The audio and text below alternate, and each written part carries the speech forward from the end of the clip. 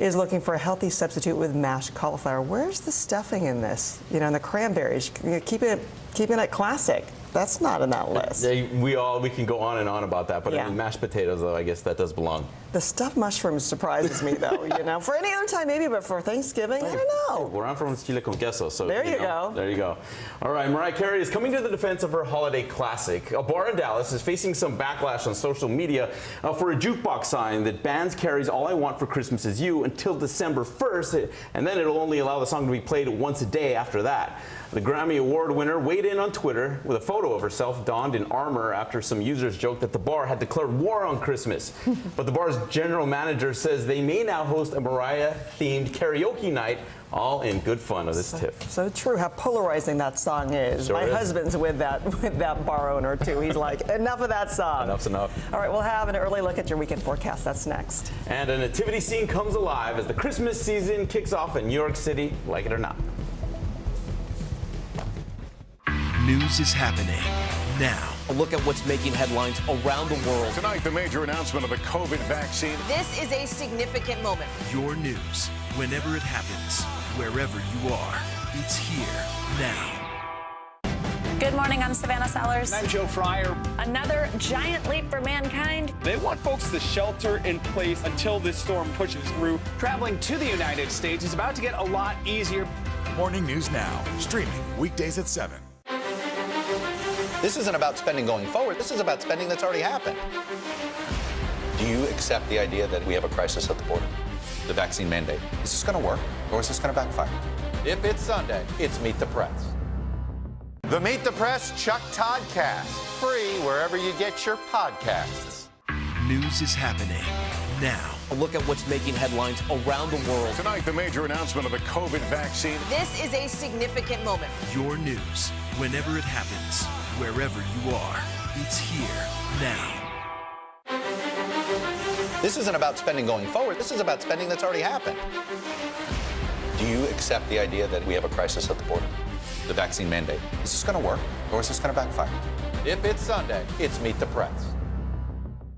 News is more than a headline. It informs, it inspires, and it still matters. To cover it, you have to be in it. And that's what we're gonna do. Every night, we take you to the front lines of the story, where it's actually happening, with NBC News journalists on the ground from all over the world. We cover what you need to know and bring your news feed to life. In prime time and streaming live, it's your news playlist every night. Top Story with Tom Llamas, weeknights at 7 on NBC News Now. Do you feel like the bad guy in this? Why should they believe you when they know that people are getting in? Has it been worth it to make this trip? Do you feel like you're giving a green light to politicians? How do you explain why your case has become so important?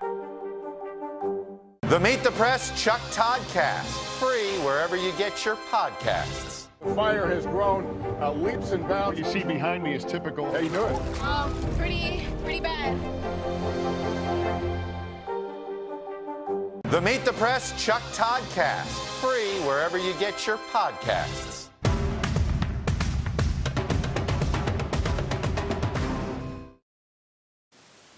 Welcome back on this Thursday. I hope it's a great one so far. Well, we're looking towards the weekend. Friday, wet weather in the Pacific Northwest, also in the Southeast, and that's going to linger towards Saturday, but looking awesome in New York on Sunday. We'll be right back. Do you feel like the bad guy in this? Why should they believe you when they know that people are getting in? Has it been worth it to make this trip? Do you feel like you're giving a green light to politicians? How do you explain why your case has become so important? Good morning, I'm Savannah Sellers. I'm Joe Fryer. Another giant leap for mankind. They want folks to shelter in place until this storm pushes through. Traveling to the United States is about to get a lot easier. Morning News Now, streaming weekdays at 7. News is happening now. A look at what's making headlines around the world. Tonight, the major announcement of the COVID vaccine. This is a significant moment. Your news, whenever it happens, wherever you are, it's here now. Sometimes the news can be difficult and overwhelming for kids to understand. Will coronavirus come back next year? So to help make sense of it all, we've created a newscast just for them. Man, you know a lot. We hope your family will watch Nightly News Kids Edition. The fire has grown leaps and bounds. You see behind me is typical. How you doing? Pretty bad.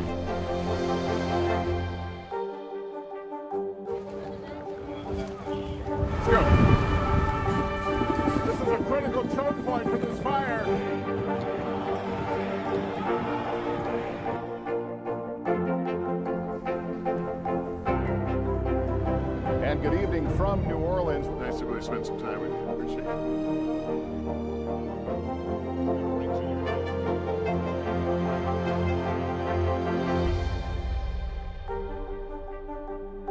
The fire has grown leaps and bounds. You see behind me is typical. How you doing? Pretty bad.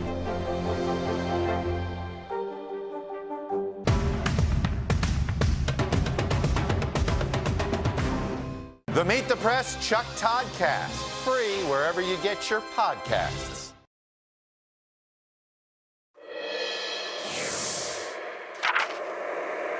We have news. There will be young children in the White House for the first time since the Kennedy generation. An African American has broken the barrier as old as the Republic. An astonishing candidate, an astonishing campaign, a seismic shift in American politics. You are looking at the 44th President of the United States. On this day in 2008, history for the nation's highest office. 13 years ago, America elected its first black president, Barack Obama. In his victory speech, he called the election a defining moment, saying change has to come to America. New York City is off to the races this weekend. The Big Apple's marathon will celebrate its 50th anniversary this year when runners hit the streets on Sunday. While the race is slightly scaled down this year, anticipation is higher than ever. WNBC's Linda Baquero has the story. The buzz of last-minute preps for this year's New York City Marathon is generating a buzz in the Big Apple. New Yorkers and tourists grateful to have a city tradition back and in person. I have a lot of friends who are running in it, and they're excited. This year's marathon will show the toughness of New York, the grit of New York, the determination of New York. COVID canceled last year's race. Safety protocols for runners this year include proof of vaccination or a negative COVID test within 48 hours of race day, face coverings at the start and in the post-finish area, more start waves to space runners apart, lots of hand sanitizing stations, and this year runners will be allowed to wear fuel and hydration belts to avoid crowding at water stations. Are you concerned at all about safety? A little bit, a little. But, hopefully everything will be, okay. The first New York City Marathon was held in 1970 with just 127 runners. In 2019, it ballooned up to more than 50,000 runners. This year, the event is scaled down to about 30,000 runners. 1, 2, 3. There was a ceremonial painting of the blue line that marks the 26-mile route. The NYPD says there are no credible threats to the race. Our thanks to Linda Baquero for that report. I'm always in awe of all of the runners. I mean, it's something that I've never attempted anybody. It takes so much hard work and determination, all the personal stories and motivation for getting them there. One of them being the guy in our ear right now, our producers, Cody Schultz. We're cheering him on all the way. I've never been out there. This year, I'm going to do it, especially after what we've been through. That's awesome. Well, good luck to Cody, Bill Cairns, and all the others out there doing it as he counts us down to 10, 9, 8. Thanks for starting your day with us. I'm Philip Mena. And I'm Frances Rivera. We leave you with this. That's New York City getting ready for the Rockettes' Christmas Spectacular. Nativity scene.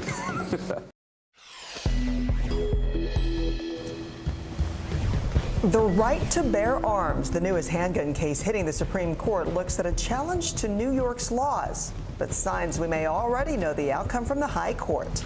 The shocking allegation from the attorney representing the Rust armorer suggesting that sabotage may have led to the Alec Baldwin fatal movie shooting. It is the murder trial of 3 white men who chased and killed Ahmaud Arbery, a black man. And before the case even begins, prosecutors are calling into question the jury selection of only 1 black person and the rest all white. The district attorney says former Raiders wide receiver Henry Ruggs III was driving his Corvette at 156 miles per hour and twice the legal alcohol limit in the deadly crash that killed a 23-year-old woman and her dog. And then our Lester Holt takes us inside a Washington, D.C. institution where trash talking is part of the game, and we're not talking politics here. Early today starts right now. Good morning. I'm Frances Rivera. And I'm Philip Mena. The Second Amendment is under fire. New York gun laws are caught in the crosshairs of the Supreme Court. Justices mulling over a series of gun control measures that imposes strict limits on who can carry a gun in public places. So will this mean that nearly 20 million New Yorkers will be packing heat? Joining us now from D.C. is Chris Pallone. Chris, good morning. So where do the justices stand on this issue? Philip, good morning. This is the biggest guns case to come before the high court in more than a decade. At the center of the dispute is whether New York's restrictive law violates the Second Amendment right to keep and bear arms. Supporters fear if the court strikes the law down, it could lead to more guns on the streets and more violence. But given the tenor of their questions, the court's conservative majority seemed inclined to overturn the law, suggesting that it goes too far in requiring people applying for gun permits to show special need for carrying a concealed weapon.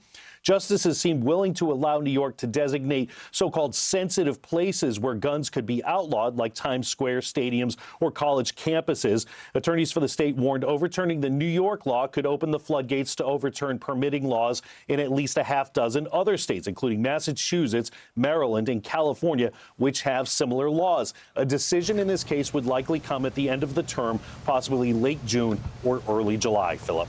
So consequential, that decision. All right, Chris, thank you. Opening arguments begin Friday in the murder trial of 3 white men accused of killing Ahmaud Arbery. And an overwhelmingly white jury will weigh the charges. The final panel of 12 jurors and 4 alternates includes just 1 person of color, a black man. Prosecutors alleged racial discrimination in jury selection yesterday, challenging 8 of the picks, but the judge rejected the argument. Arbery, a 25-year-old black man, was chased and fatally shot while jogging through a Georgia neighborhood. The 3 men charged in his murder, Greg Michael, his son Travis, and their neighbor William Roddy Bryan, are all white.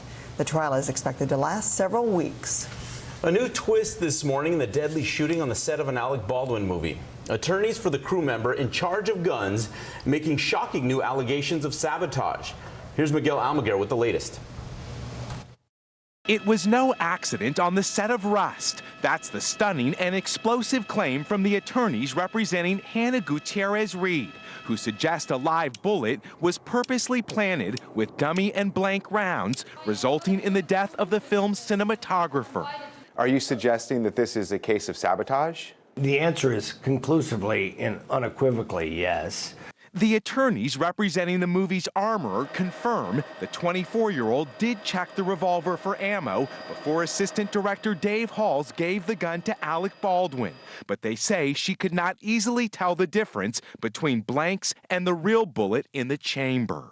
A dummy round looks very, very similar to a live, regular round. It's got a projectile tip, it's got a primer. On the set, the gun sat unattended on a cart for 2.5 hours, the attorneys allege, when someone tampered with the ammo. She tried to do her best. Now, she couldn't be around the cart 24/7. There were other assistants that were supposed to be watching the weapons when she could not be. With no proof of the new allegations and no charges filed, the sheriff says Gutierrez-Reed and Halls remain the focus of the investigation. I went to work every day unwittingly playing a game of Russian roulette. Camera assistant Lane Looper resigned hours before the fatal shooting. Everybody right now is trying to reach for answers. Allegations like that, they just seem irresponsible and short-sighted and lame and, quite frankly, offensive. The production company has not responded to the new allegations, new accounts of the deadly shooting, as those at the center of the investigation shift blame. The sheriff says the investigation into this case could take weeks, even months longer. He cites the sheer complexity of the investigation, including the number of people that still need to be witnessed. Philip? All right, Miguel, thank you. New details are emerging from the DUI arrest of former Raiders wide receiver Henry Ruggs III. Prosecutors say Ruggs was driving at 156 miles an hour seconds before slamming his car into another vehicle, killing a woman and her dog. Officials say Ruggs' blood alcohol level was twice Nevada's legal limit at the time of the crash.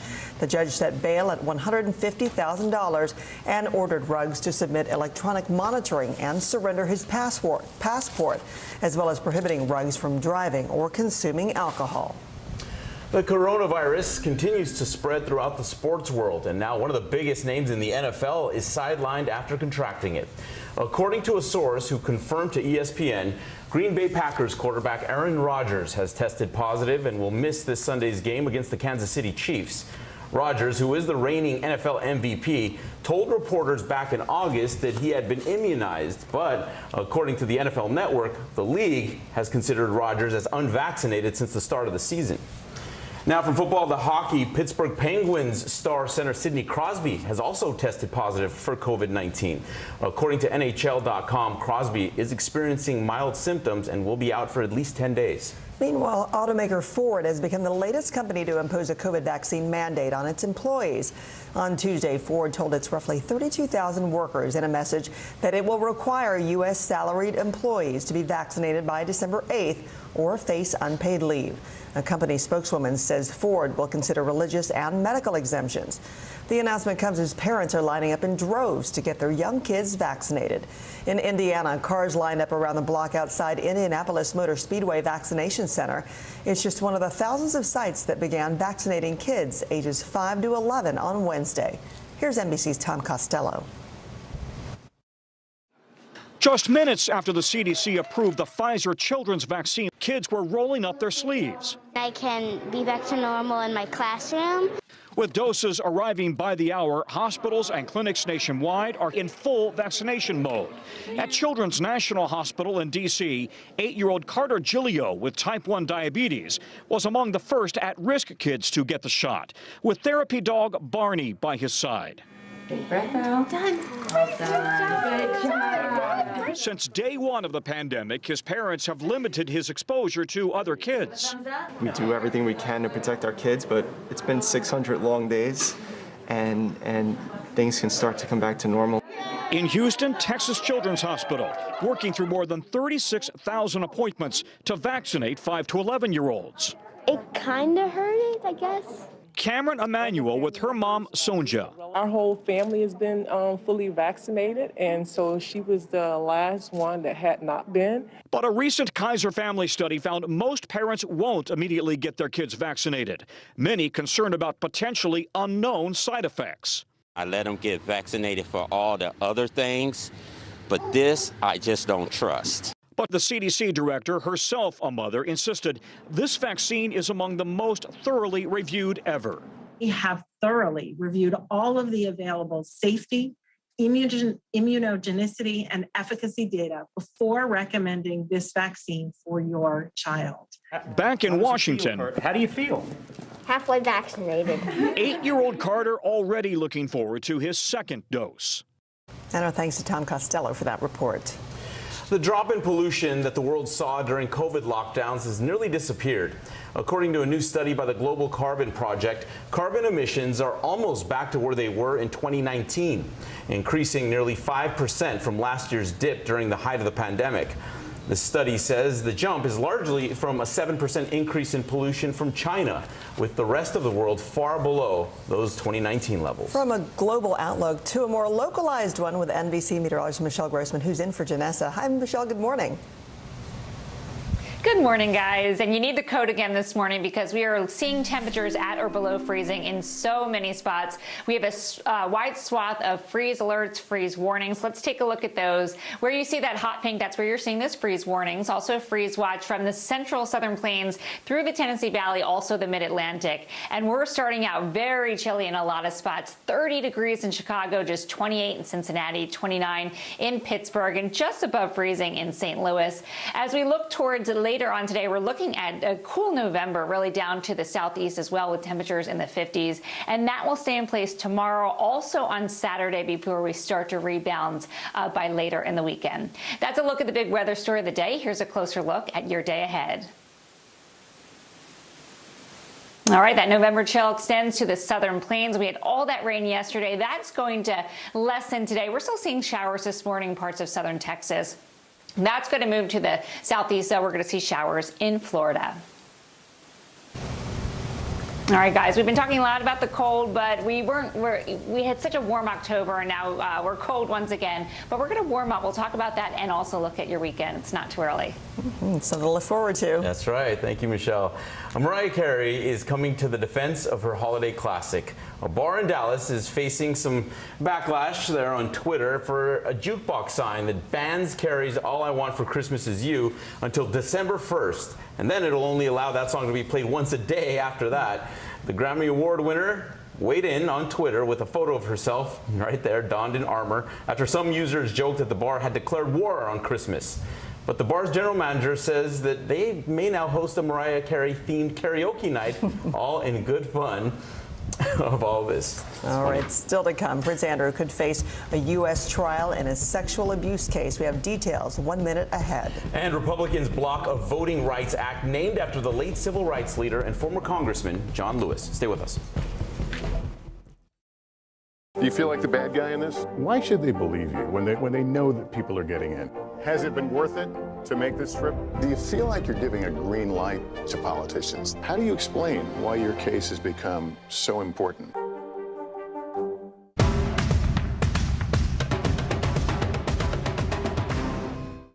Good morning, I'm Savannah Sellers. I'm Joe Fryer. Another giant leap for mankind. They want folks to shelter in place until this storm pushes through. Traveling to the United States is about to get a lot easier.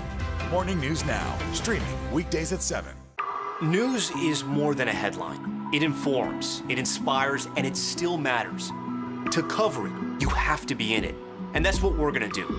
Every night, we take you to the front lines of the story, where it's actually happening, with NBC News journalists on the ground from all over the world.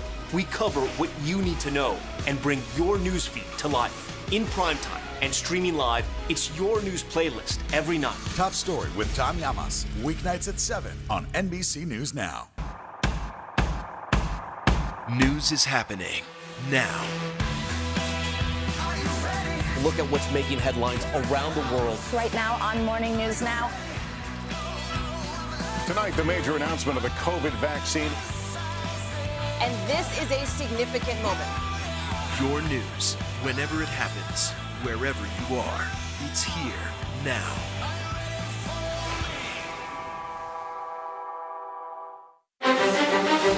This isn't about spending going forward. This is about spending that's already happened. Do you accept the idea that we have a crisis at the border? The vaccine mandate. Is this going to work, or is this going to backfire? If it's Sunday, it's Meet the Press. The Meet the Press Chuck Todd Cast. Free wherever you get your podcasts.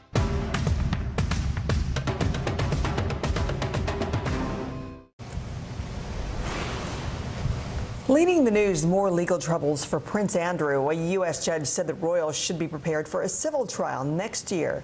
Virginia Giuffre accused Prince Andrew and Jeffrey Epstein of sexually abusing her at the home of Ghislaine Maxwell in London.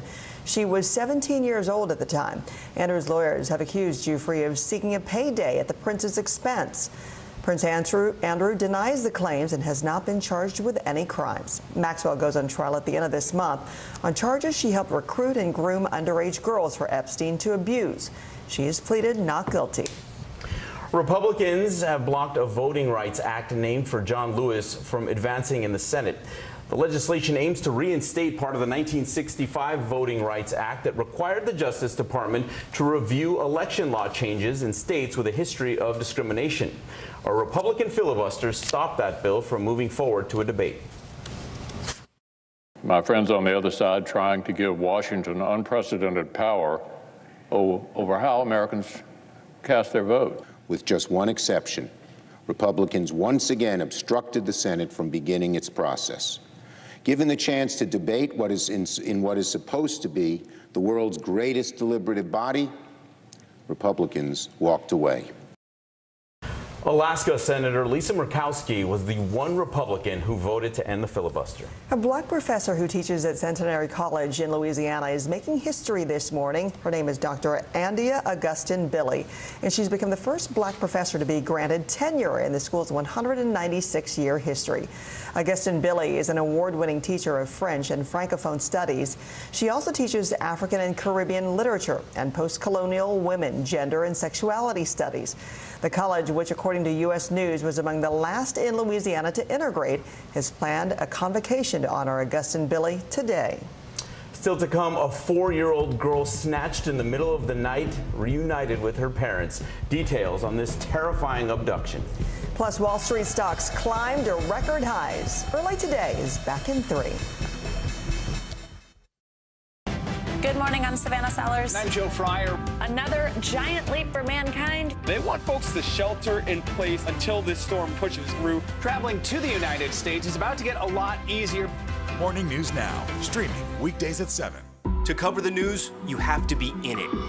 We'll take you to the front lines of the story, bringing your news feed to life. Streaming live every night. It's your news playlist. Top Story with Tom Llamas, weeknights at 7 on NBC News Now. This isn't about spending going forward. This is about spending that's already happened. Do you accept the idea that we have a crisis at the border? The vaccine mandate. Is this going to work, or is this going to backfire? If it's Sunday, it's Meet the Press.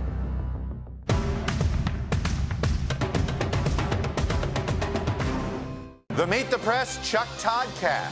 Free wherever you get your podcasts. The fire has grown leaps and bounds. You see behind me is typical. How you doing? Pretty bad. News is happening now. A look at what's making headlines around the world. Tonight, the major announcement of the COVID vaccine. This is a significant moment. Your news, whenever it happens, wherever you are. It's here now.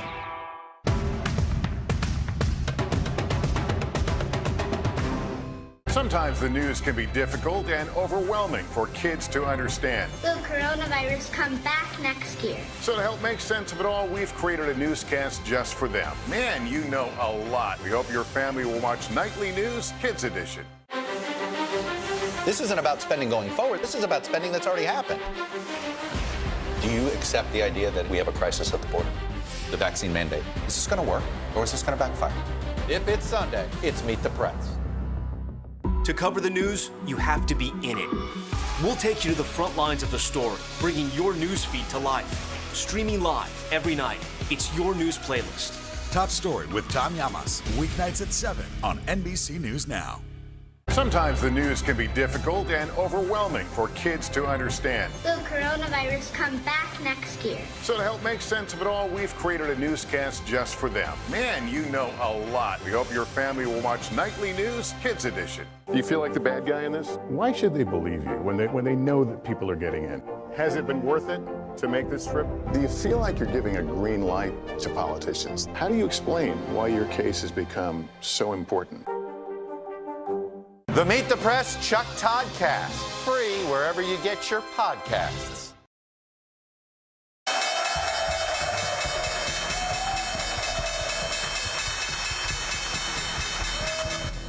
Stocks are at record highs this morning after the Federal Reserve announced plans to taper its pandemic stimulus program. The Dow climbed over 100 points, while the Nasdaq soared nearly 162 points. The S&P 500 also notched a record. Meantime, futures are pointing toward a more muted open. A 4-year-old girl has been reunited with her parents after she went missing for 18 days. Little Cleo was snatched at night during a camping trip with her parents. NBC's Isa Gutierrez is following the story for us. An amazing discovery. Video showing a 4-year-old rescued after 18 days missing. Are you okay? We're going to take you to see your mummy and daddy, okay? Is that good? It was a joyous night in Australia after the search for the girl, Cleo Smith, gripped the nation. Police say she was found inside a locked house in her hometown in Western Australia, almost 50 miles from where she was abducted. They broke in at 1 a.m. Wednesday. They found little Cleo in one of those rooms. One of the officers picked her up into his arms and asked her, "What's your name?" She said, "My name is Cleo." Cleo was reunited with her mom and dad shortly after. They'd been living every parent's worst nightmare. I love you. We miss you. And we want you home. Now her mom posting on Instagram, "Our family is whole again." Meanwhile, police arrested a man in connection to the case. They say the 36-year-old, who's from the same town as the Smiths, is in custody and being questioned by police. His name has not yet been released. Cleo went missing from a campsite in the Australian outback on October 16th. She'd been camping with her family when she disappeared in the middle of the night, along with her sleeping bag. Police determined she'd likely been abducted because she would have been too short to zip the tent back up to the height it was left at. Police were able to find, as they noted, a needle in a haystack. How common is it to find a child safe and sound after so many days missing? Leads really dry up quickly after a few hours and definitely after days. It really is remarkable. Nothing is more important than this. A smiling Cleo, alive and safe, at a hospital in her hometown. Wow, her parents can't imagine. Our thanks to Isa Gutierrez for that report. Up next, Michelle Grossman has an early look at the weekend. And our very own Lester Holt takes us on a stroll down memory lane and reveals why checkers was more than just a game. News is more than a headline. It informs, it inspires, and it still matters. To cover it, you have to be in it. And that's what we're going to do. Every night, we take you to the front lines of the story, where it's actually happening, with NBC News journalists on the ground from all over the world. We cover what you need to know and bring your newsfeed to life. In primetime and streaming live, it's your news playlist every night. Top Story with Tom Llamas, weeknights at 7 on NBC News Now. News is happening now. Look at what's making headlines around the world. Right now on Morning News Now. Tonight, the major announcement of the COVID vaccine. And this is a significant moment. Your news, whenever it happens, wherever you are, it's here now.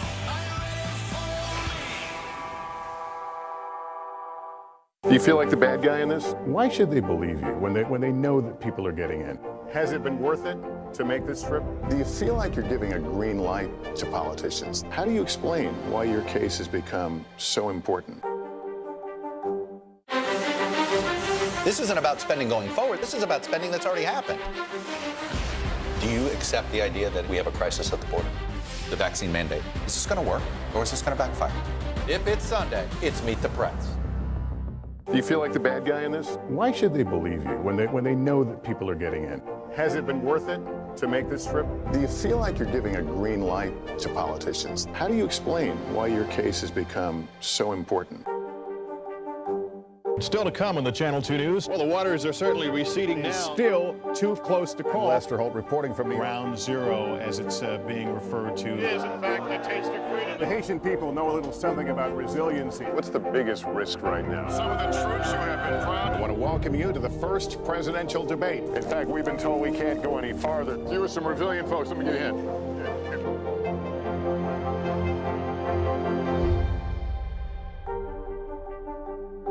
Do you feel like the bad guy in this? Why should they believe you when they know that people are getting in? Has it been worth it to make this trip? Do you feel like you're giving a green light to politicians? How do you explain why your case has become so important? Welcome back on this Thursday. I hope it's a great one so far. Well, you're going to need the umbrellas in the Pacific Northwest. We're going to see a series of storms moving in over the next several days. Also rain in the southeast. That will linger into your Saturday as well. We're looking at southeast showers, rain and snow in the Pacific Northwest, but warming up in the central and southern plains. And then, of course, Sunday, we are looking at New York City. All eyes on the New York City Marathon. And we are looking at a really great forecast. I've been texting with Bill even a week ago, and it wasn't looking so good, but looking good now. Temperatures in the low 50s, 40s to start with a mixture of sun and clouds, and will be cool in the Pacific Northwest. So you guys looking good. We're rooting for Cody and also Bill on Sunday. Yeah, we sure are. It's a great forecast there. Michelle, thanks. Yeah. When a game of checkers isn't just a game, our Lester Holt explains next.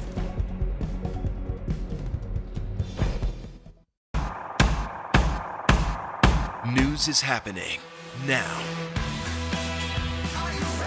Look at what's making headlines around the world. Right now on Morning News Now. Tonight, the major announcement of the COVID vaccine. And this is a significant moment. Your news, whenever it happens, wherever you are, it's here now.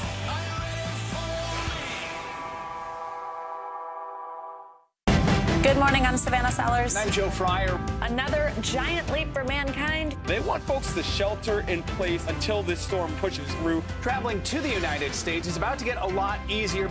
Morning News Now, streaming weekdays at 7. Sometimes the news can be difficult and overwhelming for kids to understand. Will coronavirus come back next year? So to help make sense of it all, we've created a newscast just for them. Man, you know a lot. We hope your family will watch Nightly News Kids Edition. Let's go. This is a critical choke point for this fire.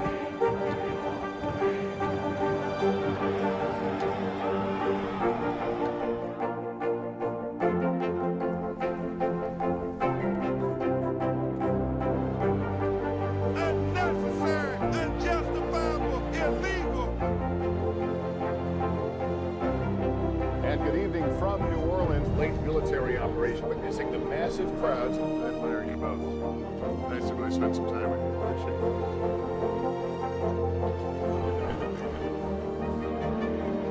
At any moment now.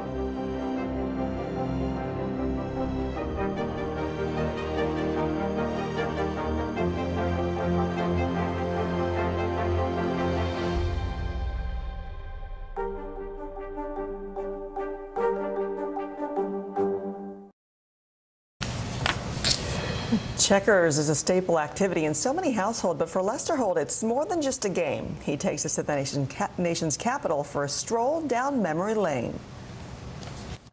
Francis, beyond the well-known symbols of power you're used to seeing in Washington, D.C. behind us, part of my journey here took me to the Adams Morgan neighborhood, where I was happy to see one of my childhood favorites, Checkers, getting some respect. They're part of the heart and soul of Washington. What's your saying? A brotherhood, a bond, over Checkers. It's a great opportunity to meet a lot of gentlemen from the 80s to the 20s. At the Capitol Pool Checkers Association, most members don't go by their real name. My nickname is Never Give Up. Lucky, the one and only. Buster the Blaster. Everybody's got a nickname in this club. Yours is Z-Man. The Z-Man. I hit all, strike all across the board. The club has been around for almost 40 years. Last year, losing their lease in their old, now gentrifying neighborhood. And then... You guys had a long tradition, and then pandemic, you know, turned the world upside down, and your world too, right? Absolutely. Around the same time, we were in danger of losing the club. And the COVID situation just complicated the matter even further. They had nowhere to go until a community group stepped in, finding them a new home in a new part of D.C. Amit Magdieli is the club's new property manager. They want to be part of the community. They want to engage with neighbors on the street. And that is what we need more of in Washington, D.C. They've already attracted a mixed group of new players. I take all these. That hurt, man. Passing on their secrets, like Z-Man, showing me it's not the substance, but often the style of your game that counts most. It's your move, but it's your last move. So is talking smack part of this? It is. It is the most important part. They know how to play it. Our thanks to Lester for that story. Wow, and Z-Man out swagging Lester Holt, too. It's about style, he said. You don't really see that. All right, so let's celebrate some birthdays today. Celebrity chef Curtis Stone is 46. TV personality Bethany Frankel is 51. Rapper producer Sean Puffy Combs is 52. And you also got actor Matthew McConaughey, who's 52. Actor Ralph Macchio is 60. Actor comedian Kathy Griffin is 61. Former First Lady Laura Bush turned 75 today. Blues singer Delbert McClinton is 81. And on this November 4th, MASH actress Loretta Swit turns 84. Thanks for waking up with us and kicking off your Friday Eve with us here early today. I'm Philip Mena. And I'm Francis Rivera. Great having you with us so early. Have a great Thursday and hope to see you back here tomorrow for Friday. Have a great one.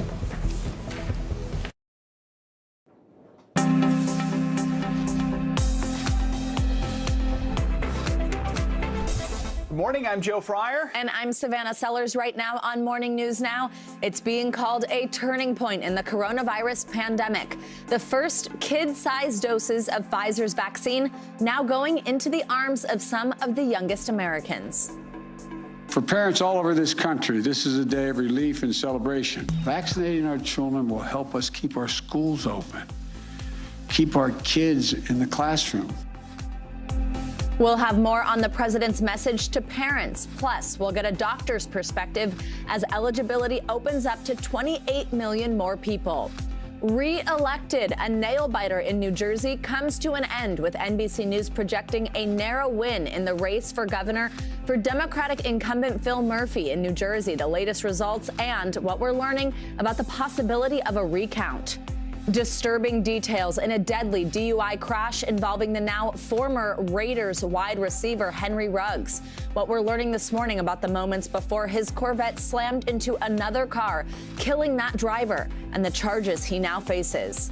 And Family Feud, a new twist in Britney Spears' conservatorship battle. The pop star is now placing some of the blame on her mother, the new accusation she made in a now deleted Instagram post. Of course, we will always bring you the back and forth there. There's a lot to cover with Britney Spears. Yes. And a lot to get to this morning, starting with the White House urging millions of parents to get their young children the COVID shot. Some are already doing just that after the CDC signed off on the Pfizer vaccine for kids as young as 5. Shots with smaller doses now going into smaller arms all across the country. President Biden says vaccinations for kids 5 to 11 will be in full swing starting next week. As soon as next week, we'll have enough vaccine and enough places, and parents will be able to schedule appointments to get their kids their first shot. And we've already secured enough vaccine supply for every single child in America ages 5 through 11. We have a team covering everything from this new vaccine rollout for kids to what researchers are learning about the impacts of long COVID. Let's begin with NBC News correspondent Ellison Barber from what may be the coolest place for a kid to get the vaccine, the American Museum of Natural History here in New York City. Ellison, kids as young as 5 already getting their first dose at places like the museum. What are you hearing from parents in New York about the Pfizer news? Unsurprisingly, it is a mixed bag of reactions. There are some parents here who have really been waiting for this moment, and they cannot sign their child up fast enough. Others, they're worried about how it will impact their child. They're not sure if it is the right choice for their children, especially the youngest ones. Here's some of what we've heard. I want to protect her, you know, keep the kids safe. So we're really excited that they're eligible. Shots, the kids are so excited to get the shot. So it's funny. What do you think about it? Have your parents talked to you about COVID and the vaccine? The thing is, when I first heard that it came out, I was actually the one to go to my mom to be like, hey mom, I want to get the vaccine at Natural History Museum. The symptoms and the soreness of the arms and stuff like that, I don't know how it will affect my child. So I feel like maybe as she get a little older, we can kind of think about maybe 12, 13 of her getting vaccinated, but not at 5, 6, 7. Nationwide, parents are pretty split on this. About 3 in 10 parents say they definitely will get their child in that 5 to 11 year range vaccinated, but a third say that they want to take a wait and see approach. And then you have about the same number of people saying they definitely won't do it, at least right now. Joe? So, Ellison, instead of those massive vaccination sites we saw earlier this year, this stage of the vaccine rollout really focuses on pediatricians. I know you spoke to one doctor who says her phone's been ringing off the hook since the CDC signed off on the vaccine this week. How's it going for her so far? Yeah, a place like this is a great option for people who want to come somewhere and just get it done here. But for a lot of people, they really want to do it with someone they trust, who they know very well, like their pediatrician. And so many parents, that's exactly what they plan to do. And when we spoke to a pediatrician here in Manhattan, she said that she does have a very pro-vaccine patient population. Those were her words. And she said that it has just been nonstop of people calling, trying to get appointments to bring their children in as soon as possible. They were vaccinating children almost up to 8 p.m. last night and had to turn some people away because they just didn't have enough vaccines open for those children last night. But she says the other thing for her, at least her group of patients, is that they, as New Yorkers, went through something very traumatic with the pandemic, and that also is driving them to get vaccinated. She thinks faster here than maybe in other places. Listen. I think we also saw the worst. We've lived through the worst of COVID. I think New York is a very different animal than a lot of other places. When we have to go in an elevator with our unvaccinated kids, we don't always want to leave our apartment. And one thing she pointed out is something that we saw when adults were first eligible to get vaccinated is you have an initial group of people who are very, very eager to get vaccinated. It's almost like a sugar rush of people coming as quickly as they can, and then it sort of levels off, and you have people who are maybe on the fence but can still be convinced, and that group is the one she says we really have to pay attention to. Joe. Right, Allison Barber from one of the coolest vaccination sites around. Thanks, Allison. Meanwhile, serious new concerns this morning about the long-term impact of COVID-19.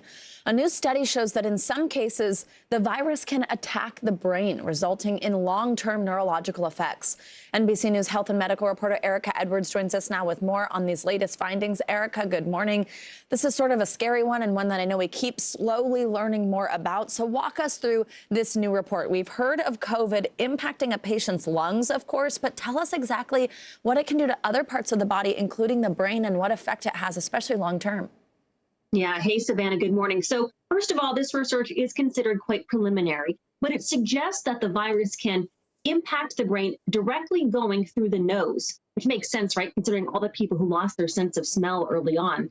But it suggests that once this SARS-CoV-2 virus infects neurons in the brain, it can then travel to other parts of the brain, regions that affect things like emotion, mood, and memory. Savannah? Now, Erica, could this explain that brain fog symptom that we've heard a lot of recovering patients experience? Is that what this is, or any other cognitive issues? Savannah, that's exactly right. And that's certainly the theory that these scientists are going on right now. Another new study found marked differences in the brain waves when they compared COVID-19 patients who were never even sick enough to be hospitalized compared with others who tested negative for COVID-19. And basically what they're thinking it meant was that their brains were not working as efficiently or as effectively as they could have. Savannah? And so now, even with this new report, with some of this information we now have, how much more research needs to be done in order to get more conclusive answers on this disease's long-term impact on people? A tremendous amount. Again, this is very early. It has not been peer-reviewed yet, but there is a sense of urgency among scientists worldwide to try to figure out what's going on with these people who are experiencing profound fatigue and brain fog, months after their initial infection. Here in the U.S., it's estimated that, that's about 11 million people just in this country alone. And there's no treatment, Savannah. They're really just left either treating their symptoms or really just dealing with their issues on their own. Savannah? All right, Erica Edwards, thank you so much. Dr. Bob Lahita joins us now, professor at the Hackensack Meridian School of Medicine and director of autoimmune and rheumatic diseases at St. Joseph Health. So, Dr. Bob, let's stay on this topic of long COVID. What have you seen in patients who are still dealing with symptoms weeks, even months after initially contracting the virus? Well, Joe, probably the worst case was a patient that we saw about 8 months after being infected, a young man in his early 20s who could not even press the gas pedal or the brake pedal in his car. He couldn't steer, and his father had to bring him to the hospital or for his appointments. We're seeing everything from loss of taste and smell to the chronic brain fog that you heard about, fibromyalgia-like symptoms, inability to sleep, headache, shortness of breath, lots and lots of joint pain, and overall fatigue in general. So it's been a real slog for these poor people who continue to suffer. Yeah, especially with so many unanswered questions still about all that. Now, doctor, we want to ask you about younger kids getting the COVID vaccine. Of course, this big news. So we just heard there a moment ago, a parent that Allison Barber spoke with. She said she's worried about the side effects her 6-year-old may get for the vaccine, and she might want to take this wait and see approach. And actually, according to these recent polls, more parents want to take that approach or definitely not get their child vaccinated than parents who plan to go right away. What's your message to parents who think their kid may be too young to get the vaccine? The younger the child is, the better the immune system and the more robust the response. The vaccine is exceedingly safe. We are giving the vaccine as of 10:30 this morning at the Hackensack Meridian Children's Hospital and the Jersey Shore Medical Center, and the phones are burning up. Everybody wants to get in with their child before the holidays, when the young children are going to be with the adults, the grandparents, etc. They want to be safe. They want to say that everybody at the Thanksgiving dinner, for example, is vaccinated. It's very safe. Go out and get your child vaccinated as soon as you can. Doctor, looking ahead, we've got one more age group that still remains, and Pfizer's CEO said earlier this week that vaccine data for kids ages 2 to 5 would likely be ready by the end of this year. I know we just got the green light for 5 to 11, but how soon could even younger kids get the vaccine? Oh, I think that will be probably after the first of the year, and I think it's, again, perfectly safe. Admittedly, children constitute about 0.08% of the infections that we know about. But there's always that rare child that gets very, very sick with multi-system inflammatory syndrome, and they wind up in the intensive care unit, the pediatric intensive care unit, and it's very, very worrisome. And there's nothing more heartbreaking than to see a little child suffering with all of the shortness of breath, the headache, the pains that we see in adults. All right, Dr. Bob, appreciate your time and expertise as always. Thank you. Now to new election results out of New Jersey and the race for governor there this morning. NBC News projects Governor Phil Murphy has won re-election. This actually makes him the first Democratic governor to win a second term in New Jersey in 44 years. Murphy defeated Republican Jack Ciattarelli after an unexpectedly tight race. Thank you for putting your trust in our team for another 4 years. Thank you for saying we need to keep moving forward on our shared journey to a stronger and fairer New Jersey.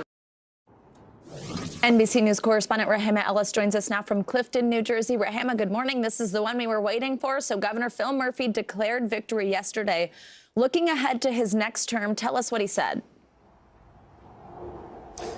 Good morning, Savannah. What he said is probably going to be a topic of discussion at this diner here, the TikTok diner in New Jersey. It's a favorite spot for people campaigning for office here in New Jersey. And what he said basically was to New Jersey's residents, I hear you. He acknowledged what you pointed out, that he made history being the first Democratic governor to win re-election in this state since 1977. And he went on to say that he wants to move forward, bringing everybody in New Jersey together. Take a listen. If you want to know what the future looks like, folks, come to New Jersey. If you want to understand where America is heading, look to New Jersey.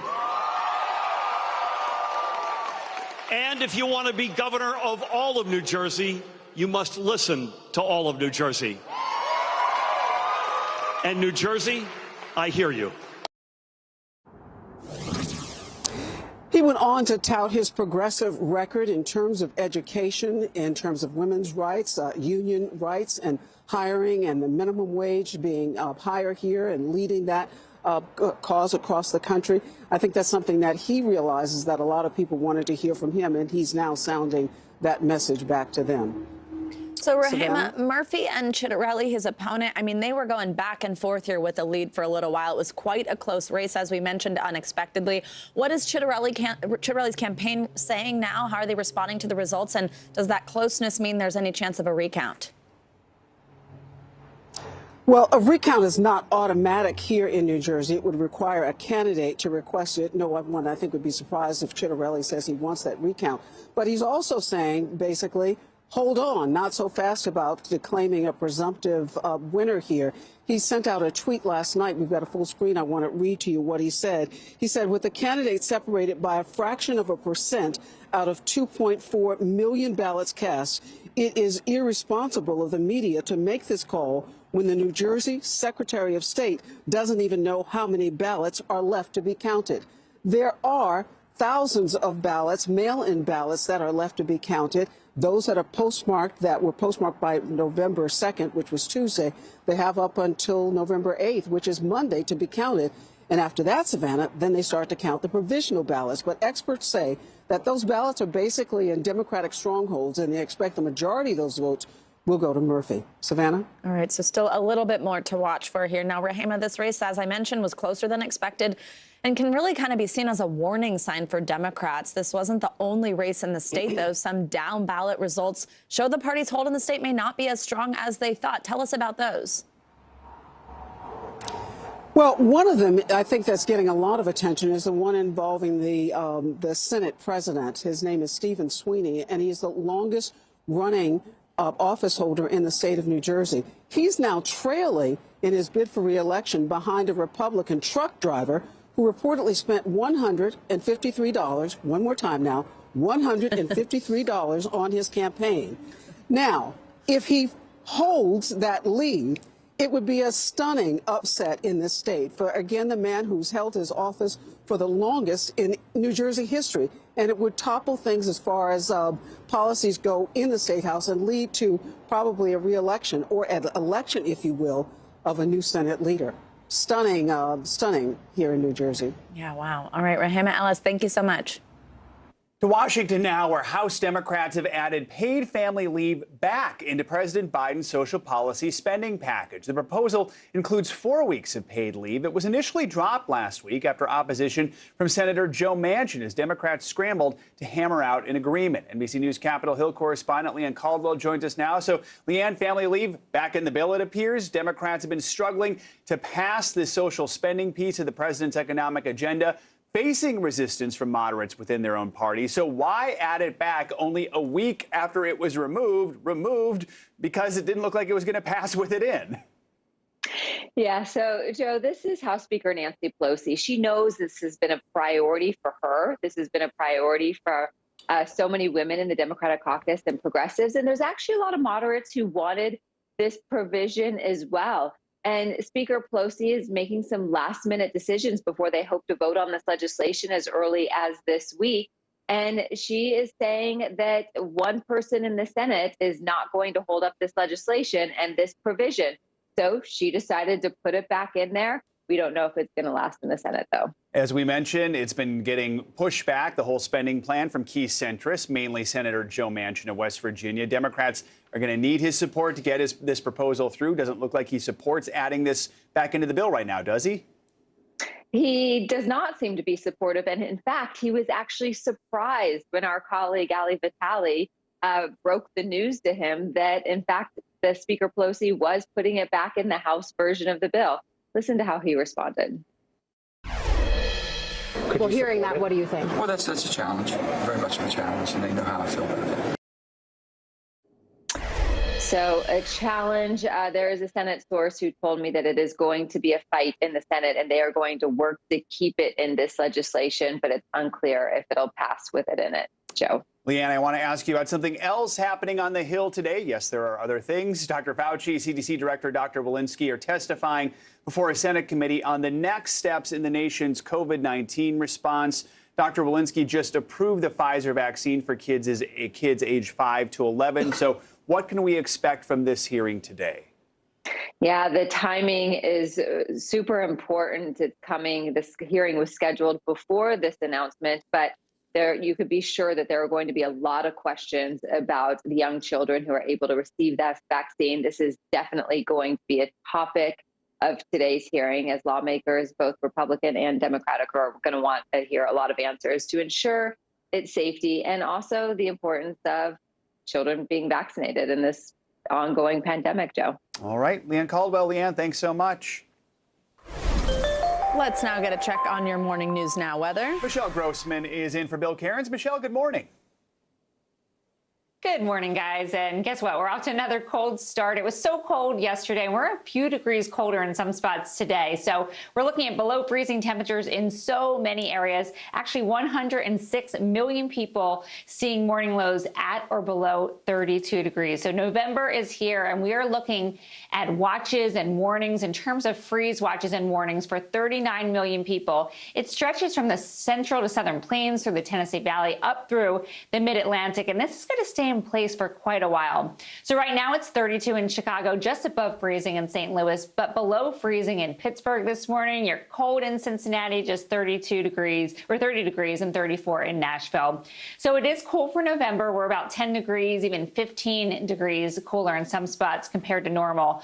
Atlanta, you're 15 degrees below what is typical for this time of year. So 53 by this afternoon, just in the 40s in Raleigh. You're supposed to be about 65 degrees. And tomorrow that chill stays in place for your Friday. So 60s in the southeast for Savannah, Myrtle Beach, also Jacksonville. And then we start to rebound. That's the good news by the weekend. So as we look towards Sunday and Monday, D.C., we're looking at 64 degrees. That's closer to normal. And we even have a projection of some 70s for the Northeast later next week. But we'll talk about that later. We're also looking at some umbrellas going up in the Southeast. We have a storm system that brought rain to Texas. It's now crossing through the Gulf of Mexico, bringing rain later today into the state of Florida. So we're going to see those showers developing throughout the day. And then it's really Friday where we're going to see some soaking rain. We could see anywhere from 1 to 3 inches. By Saturday, it kind of emerges into the Atlantic. It gets a little more energy, and it's going to bring more rain to the Carolinas. You can see where you see the colors of red and orange and yellows. That's indicating some heavier rain along the coast there. So here's your rainfall forecast, especially in the state of Florida. We're looking up to 3 inches in some spots. That includes Daytona Beach, north of Orlando as well. So if you do have some Disney plans, you may be wet on Saturday. All the way across the country, we're also looking at some umbrellas going up in the Pacific Northwest, even some higher elevation snows in the Cascades. So we have a parade of storms that's going to move through over the next several days, and we're looking at some heavy wind as well. And you guys, as we go throughout the weekend, we're going to warm it up for many of us. I'll give you the forecast for the marathon next hour, because we do have a friend, Bill Cairns, running it. And it's looking pretty good. We're looking at pretty ideal marathon conditions. Oh, that's good to hear. Yeah, You'll enjoy that. We're so excited for him. And that's a tease, your weekend forecast next hour. Thanks, Michelle. Yeah. Coming up, cause for concern, a hypersonic weapons test by China raising alarms for America's top general. We're witnessing one of the largest shifts in global geostrategic power that the world has witnessed, and it only happens once in a while. After the break here on Morning News Now, Lester Holt's exclusive interview with General Mark Milley as we enter what he calls a critical time for national security.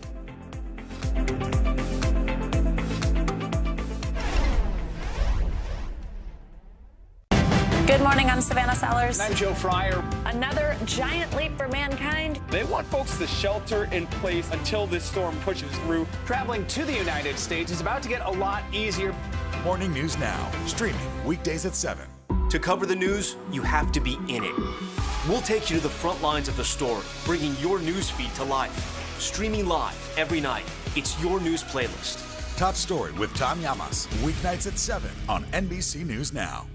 The fire has grown leaps and bounds. You see behind me is typical. How you doing? Pretty bad. To cover the news, you have to be in it. We'll take you to the front lines of the story, bringing your news feed to life. Streaming live every night. It's your news playlist. Top Story with Tom Llamas, weeknights at 7 on NBC News Now. News is happening now. Look at what's making headlines around the world. Right now on Morning News Now. Tonight, the major announcement of the COVID vaccine. And this is a significant moment. Your news, whenever it happens, wherever you are, it's here now.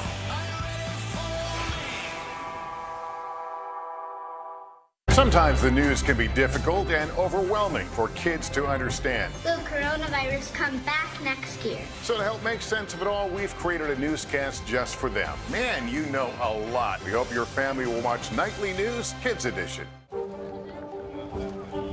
go.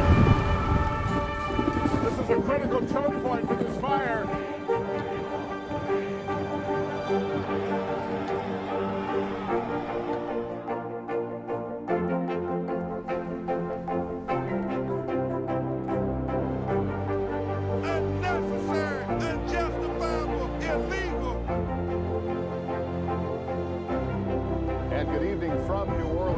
Military operation, witnessing the massive crowds. I admire you both.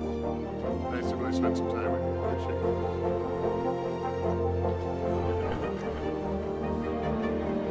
At any moment now.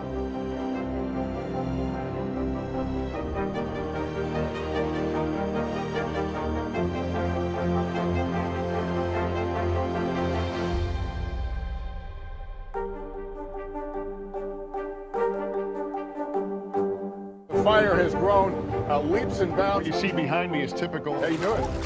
Pretty bad.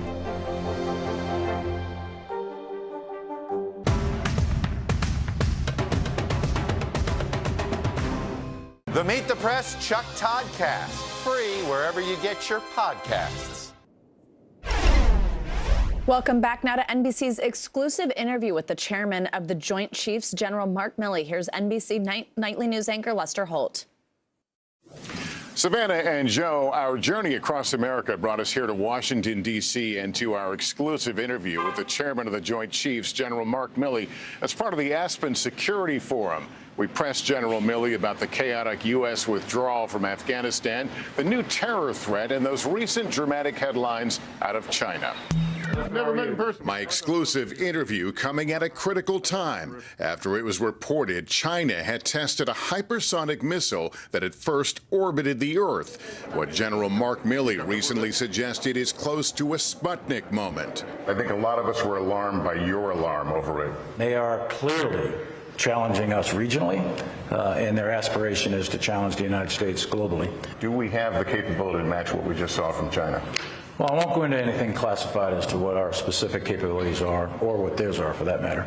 But I would just say that that test that occurred was a very significant test. We're witnessing one of the largest shifts in global geostrategic power that the world has witnessed. And if we, the United States military, don't do a fundamental change to ourselves in the coming 10 to 15 to 20 years, then we're going to be on the wrong side of a conflict. Then there's the potential U.S. clash with China over Taiwan. Is it your belief that China is preparing to make a move on Taiwan in the near future? The Chinese are clearly and unambiguously building the capability to provide those options to the national leadership if they so choose at some point in the future.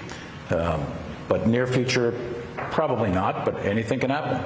U.S. officials tell NBC News in war games simulating an American defense of Taiwan, U.S. forces have not been able to win a conventional war with the Chinese. Do we have the capability to defend Taiwan? We absolutely have the capability. There's no question about that. Critics say Chinese action against Taiwan is more likely now after the chaotic and deadly U.S. withdrawal from Afghanistan, where the U.S. left Americans and thousands of Afghan allies behind.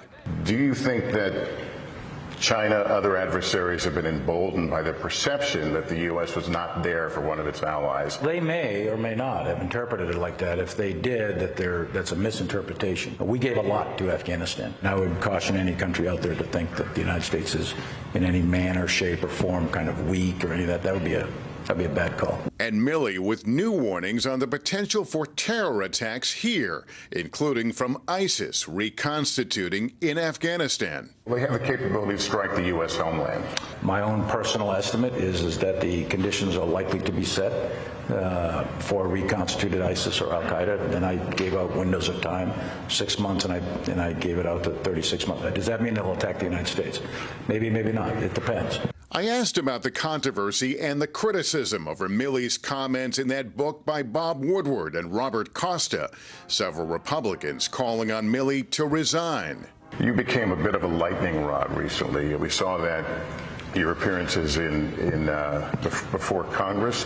Can you tell us how that has impacted your job and if you have any regrets over being as forthcoming as you were with Woodward? Well, I'm a soldier, and I serve at the pleasure of the president. And when the president no longer finds me useful, then I move on. Until that day, I just continue to serve the country and serve the Constitution and drive on. All right. Our thanks to Lester Holt for that exclusive interview. Turning overseas to Ethiopia, the country is in the throes of a violent civil war. The government declaring a state of emergency as rebel troops near the capital. This declaration comes as a UN investigation finds war crimes may have been committed by both sides. NBC News foreign correspondent Matt Bradley has the story. Ethiopia in a state of emergency, torn in two by a crippling civil war, with rebel forces closing in on the capital city. Prime Minister Abiy Ahmed vowing to quash the assault led by the Tigray People's Liberation Front, or TPLF, in a fiery speech declaring, "We will bury the enemy with our blood and bones." Under the declaration of emergency, the Prime Minister now has the sweeping authority to draft citizens over the age of 18 into military service and to detain anyone suspected of working with rebel forces. the latest escalation coming as the country marks 1 year of war in northern Ethiopia. Thousands of civilians have been killed and millions more displaced since Abiy sent troops into Tigray last November. The TPLF had ruled Ethiopia for nearly 30 years until Abiy rose to power, relations rapidly disintegrating since. Government forces launched major aerial assaults on the Tigrayan city of Mekelle last month, killing at least 3 children in one attack.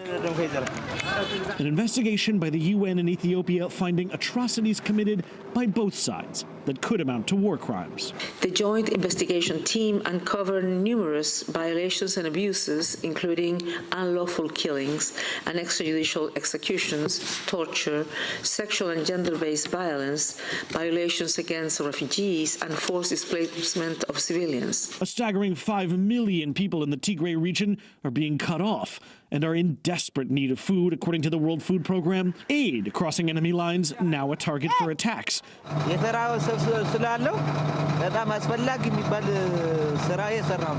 Desperate people here now caught in the crossfire. They kill us, not we kill them, they kill us.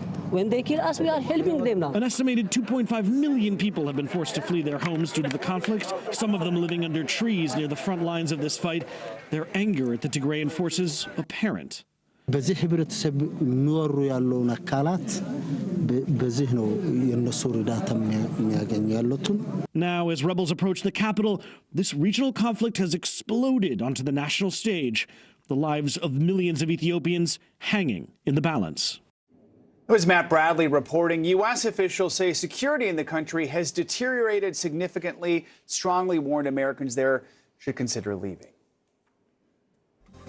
Let's now take a look at what else is making news around the world this morning. Raf Sanchez joins us now from Tel Aviv. Raf, good morning. Joe, Savannah, good morning. 2 members of Chile's indigenous Mapuche community have been shot dead in the south of the country. It's not clear right now if they were targeted or if they were caught in a crossfire, but it does come as authorities impose a state of emergency in the south of Chile in an effort to stop a series of violent attacks.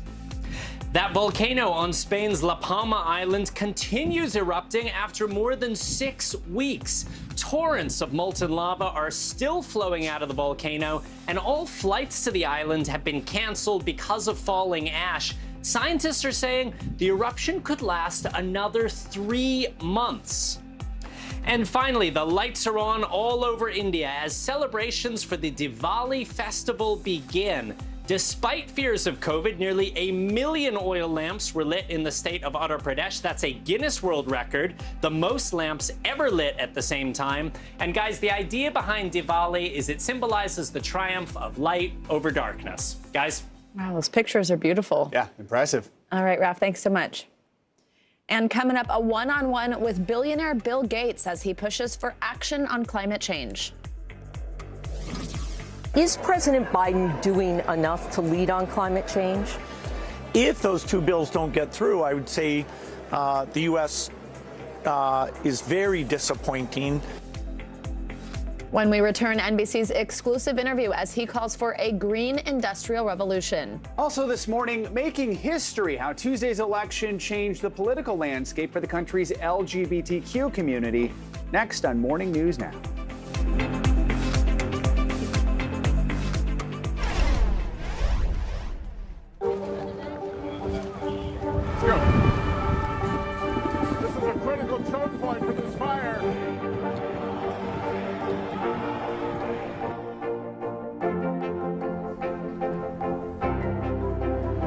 And good evening from New Orleans. Nice to really spend some time with you. Appreciate it.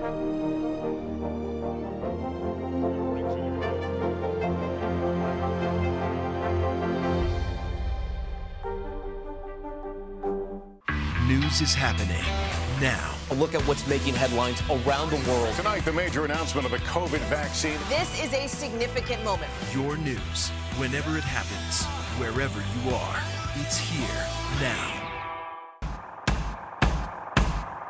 News is happening now. A look at what's making headlines around the world. Right now on Morning News Now. Tonight, the major announcement of the COVID vaccine.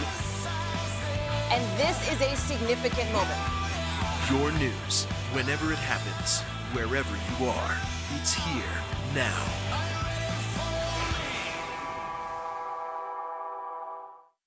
Good morning, I'm Savannah Sellers. And I'm Joe Fryer. Another giant leap for mankind. They want folks to shelter in place until this storm pushes through. Traveling to the United States is about to get a lot easier. Morning News Now, streaming weekdays at 7. The Meet the Press Chuck Toddcast, free wherever you get your podcasts.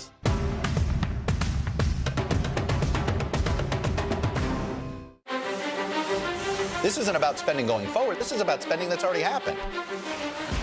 Do you accept the idea that we have a crisis at the border? The vaccine mandate. Is this going to work, or is this going to backfire? If it's Sunday, it's Meet the Press.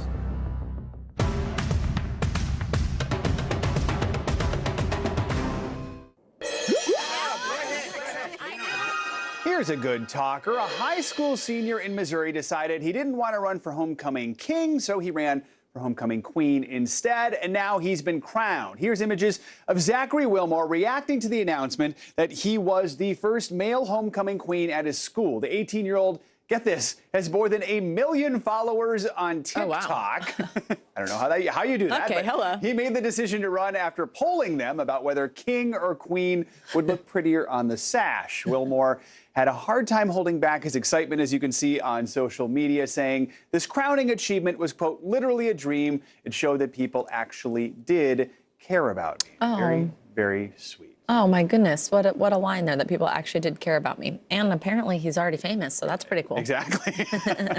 All right, thanks, Joe. Yep.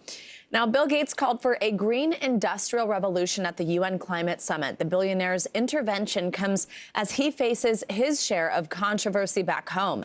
He sat down exclusively with NBC News Chief Environmental Affairs correspondent Ann Thompson. Bill Gates. At the climate change conference, Bill Gates challenging the world to act. Together, we must drive a green innovation revolution. The green industrial revolution that you spoke of 30 years from now, what does that look like?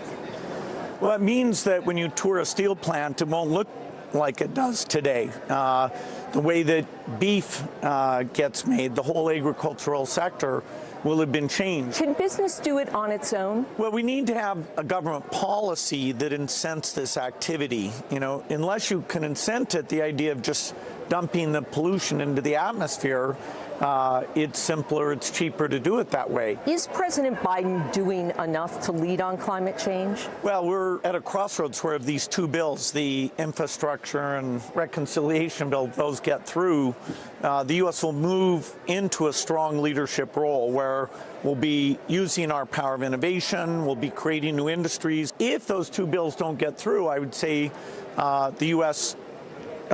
Is very disappointing.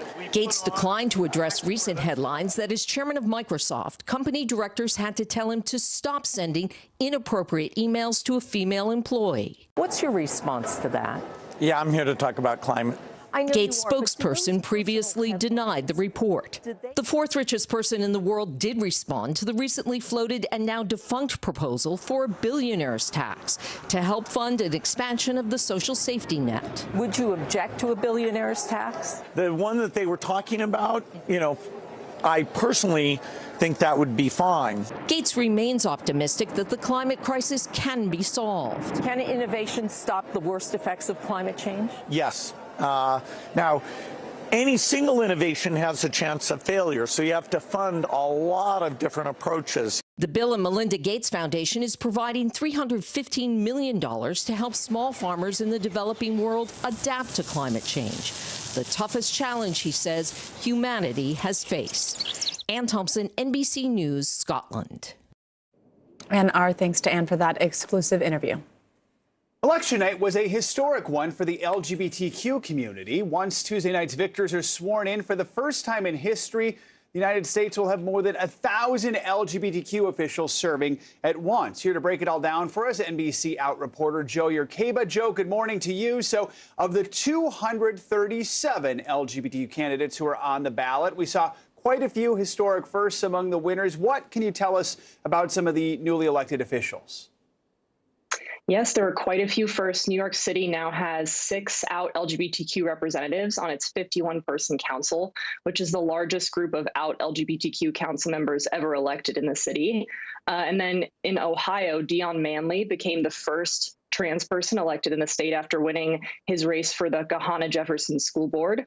And multiple states saw their first non-binary elected officials win. Tu Nguyen won a seat on the Worcester City School Board in Massachusetts, and Xander Orenstein became the first non-binary person in history elected to a judicial position after winning their race for a magisterial district court in Pennsylvania. And the list really goes on, which is amazing, but those are some of the highlights. Now, I know for your article on NBC Out, you talked to the former mayor of Houston, who was that city's first openly gay mayor. Despite the historic wins, she said she had some mixed feelings about the election night results. Tell us about some of her concerns. Sure. Yes, Mayor Anise Parker, who's now the president of and CEO of the LGBTQ Victory Fund, which helps elect LGBTQ candidates, told me that candidates in down ballot races for school board and city council, for example, had a really good night. But as you get closer to the top of the ticket in national politics, she said those outcomes are more problematic. And you saw that, for example, she said in Virginia, where a few LGBTQ candidates won re-election, but 2 also lost their races. So what did she tell you were the biggest obstacles that she thinks are facing LGBTQ candidates moving forward? Sure. Yeah. She said that many candidates were facing culture war battles. And we specifically talked about how anti-transgender rhetoric has played a significant role in elections this year. And she said many candidates don't know how to respond to that. And she said that candidates have to focus on the issues that matter most to their constituents. And she pointed to Delegate Danica Rome in Virginia, who was the first out trans person to serve in a state legislature after winning in 2017. And she actually just won re-election last night for a second time. And Parker believes that that's because Rome focuses on issues that matter most to her constituents, like infrastructure, fixing roads, bread and butter issues, things like that. All right. Joe Urqueba. Joe, thanks as always. Thank you. And coming up, the Las Vegas Raiders dropping one of their star players after a deadly drunk driving crash. And a breakthrough on a deal this morning for struggling drivers of New York City's famous yellow cabs after some of them went on a 15-day hunger strike. That's after the break here on Morning News.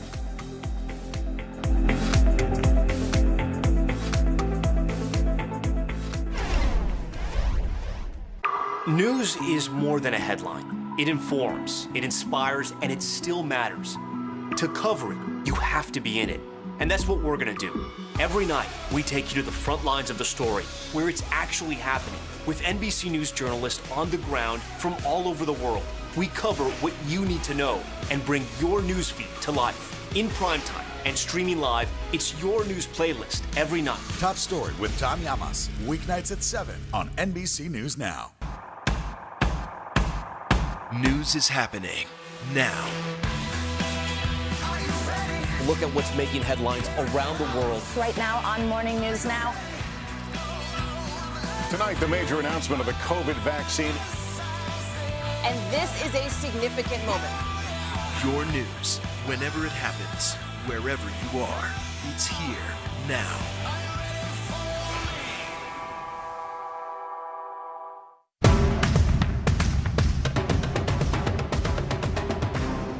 Still to come in the Channel 2 News. Well, the waters are certainly receding now. Still too close to call. Lester Holt reporting from Ground Zero, as it's being referred to. It is, in fact, the taste of freedom. The Haitian people know a little something about resiliency. What's the biggest risk right now? Some of the troops who have been proud. I want to welcome you to the first presidential debate. In fact, we've been told we can't go any farther. You are some resilient folks. Let me get in.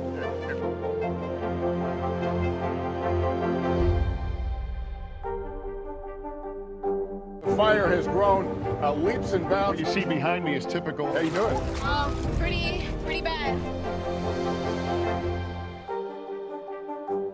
News is more than a headline. It informs, it inspires, and it still matters. To cover it, you have to be in it. And that's what we're going to do. Every night, we take you to the front lines of the story, where it's actually happening, with NBC News journalists on the ground from all over the world.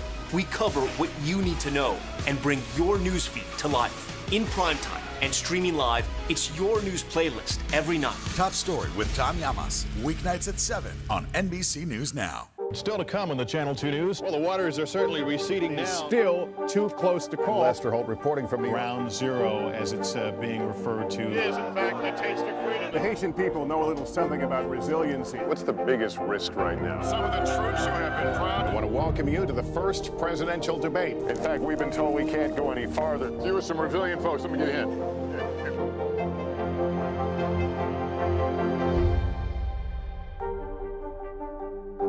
Sometimes the news can be difficult and overwhelming for kids to understand. Will coronavirus come back next year? So to help make sense of it all, we've created a newscast just for them. Man, you know a lot. We hope your family will watch Nightly News Kids Edition. We turn now to the NFL wide receiver facing felony DUI charges. Henry Ruggs appeared in court Wednesday accused of being drunk and going over 150 miles per hour when he caused a deadly crash in Las Vegas.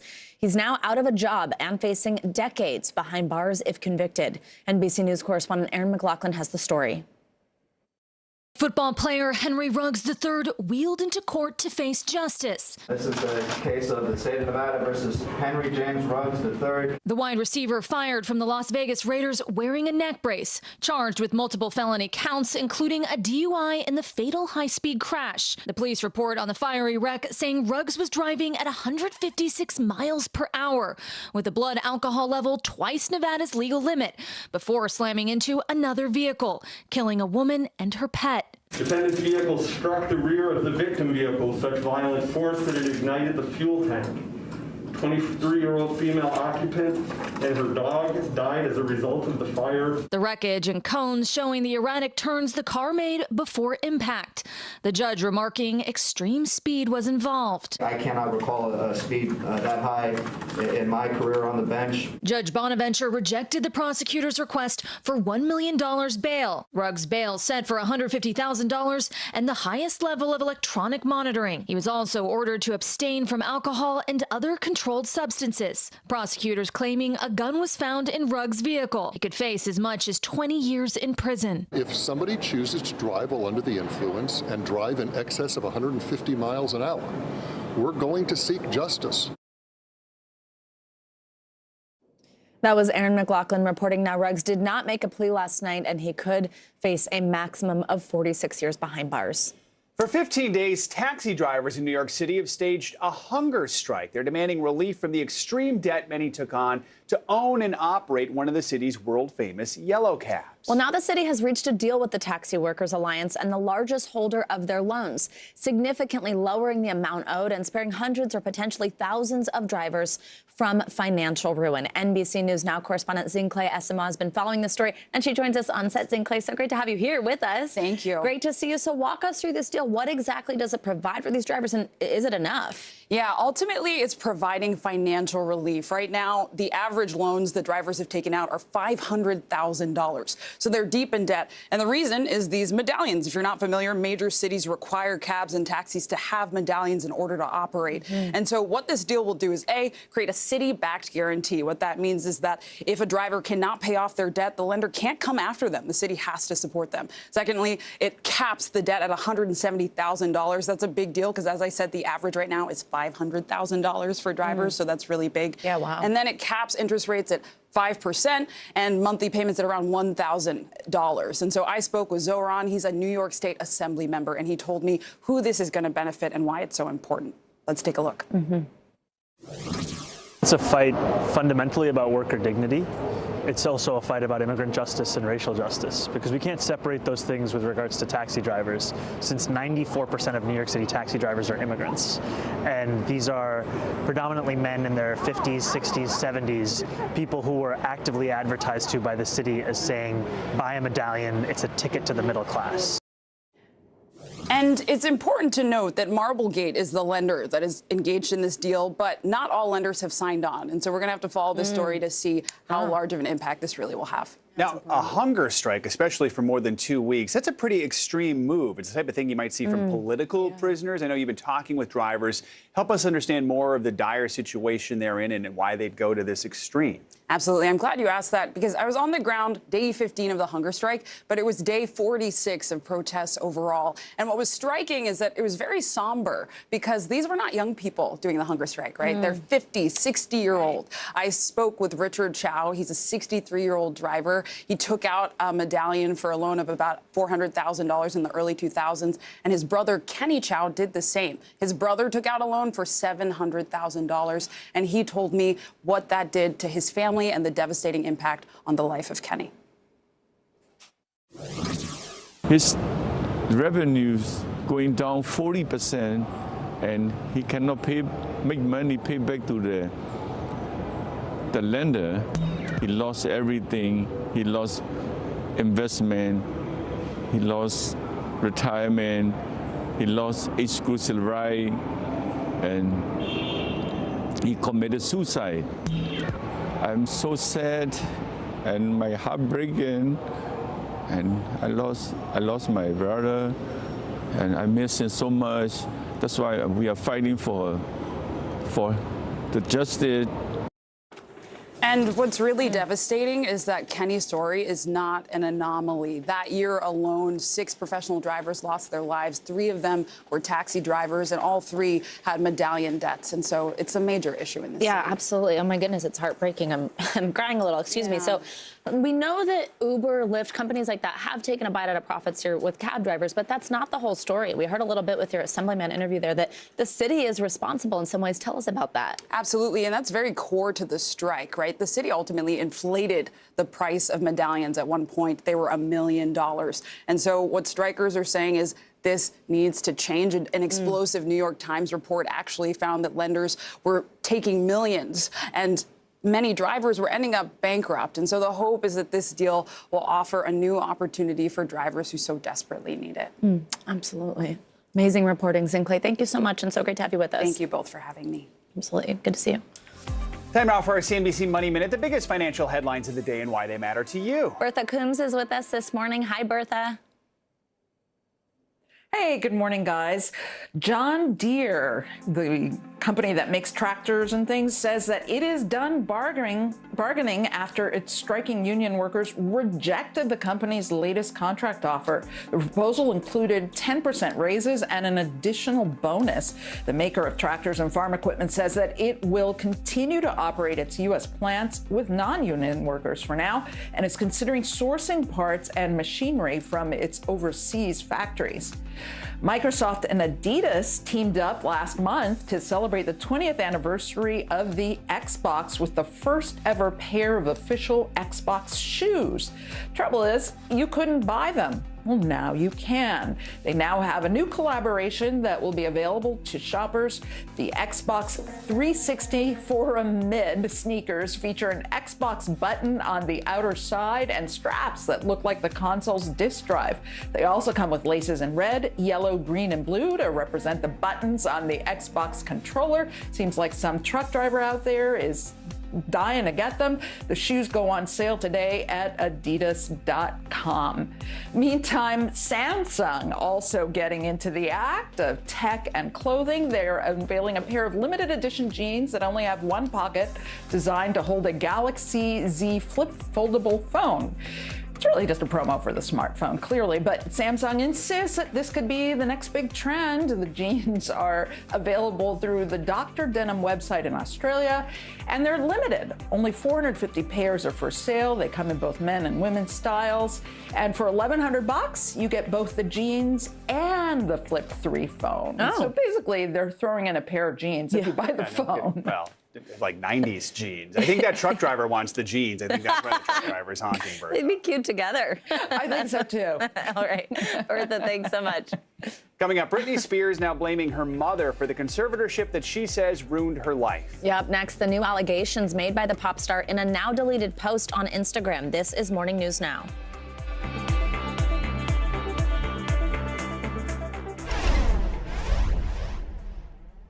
Do you feel like the bad guy in this? Why should they believe you when they know that people are getting in? Has it been worth it to make this trip? Do you feel like you're giving a green light to politicians? How do you explain why your case has become so important? News is happening now. Look at what's making headlines around the world. Right now on Morning News Now. Tonight, the major announcement of the COVID vaccine. And this is a significant moment. Your news, whenever it happens, wherever you are, it's here now.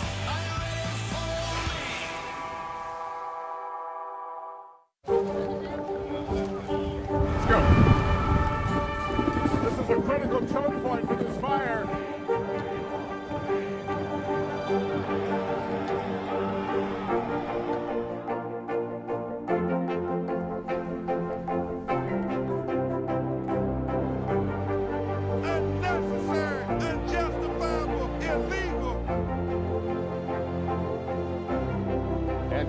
From New Orleans, late military operation, witnessing the massive crowds. I admire you both. Nice to really spend some time with you. Appreciate it.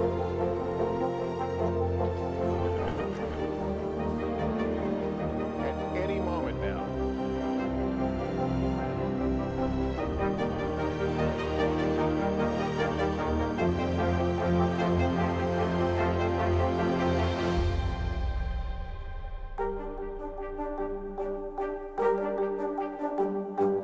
The Meet the Press Chuck Todd Cast, free wherever you get your podcasts. The fire has grown leaps and bounds. What you see behind me is typical. How you doing?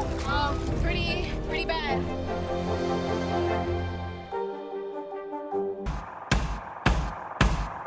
News is happening now. Look at what's making headlines around the world. Right now on Morning News Now. Tonight, the major announcement of the COVID vaccine. And this is a significant moment. Your news, whenever it happens, wherever you are, it's here now.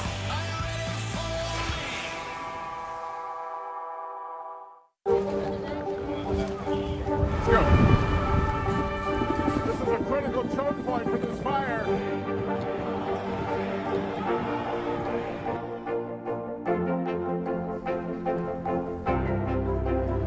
And good evening from New Orleans. Nice to really spend some time with you. Appreciate it.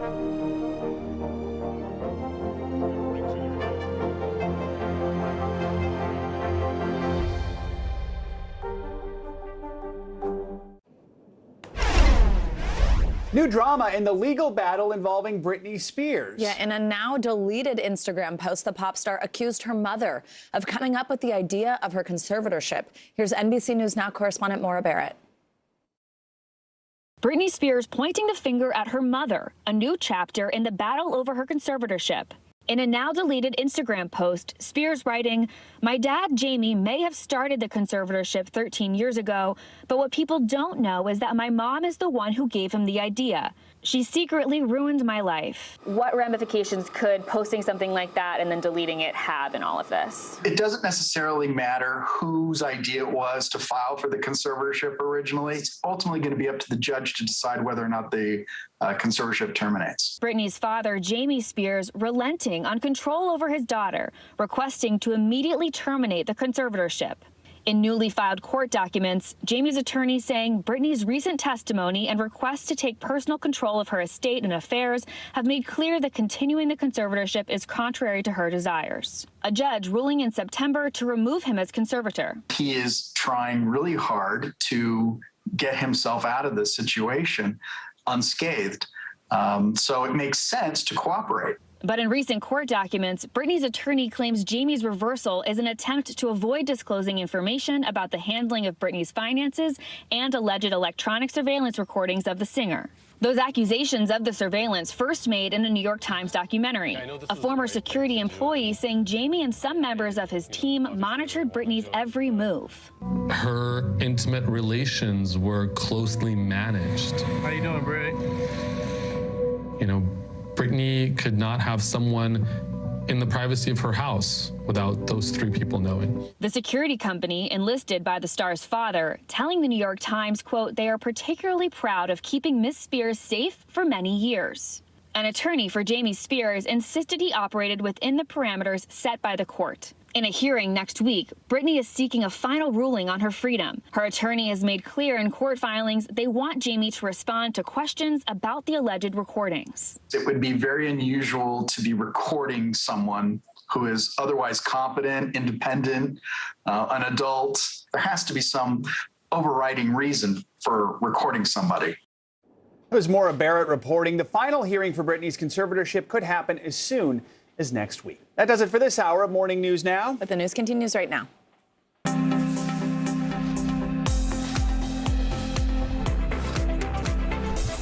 Good morning, I'm Savannah Sellers. And I'm Joe Fryer. Right now on Morning News Now, a new chapter in America's fight against COVID. Millions of school-aged children now finally eligible for Pfizer's smaller size shot, a proven form of protection against the virus. The White House doubling down on distribution, hoping to open up 20,000 vaccination sites by next week, including clinics at schools. What parents need to know this morning.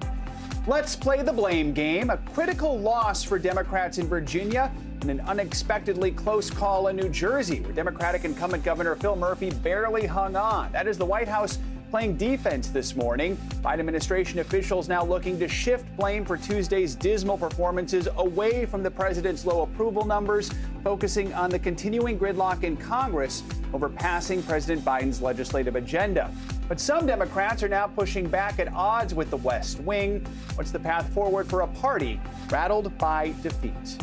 Also this morning, holiday squeeze. This season of giving now shaping up to be a season of shortages. Food banks from coast to coast are feeling the pinch from the nation's growing supply chain crunch. How you can help put food on the table for the families that need it most this year.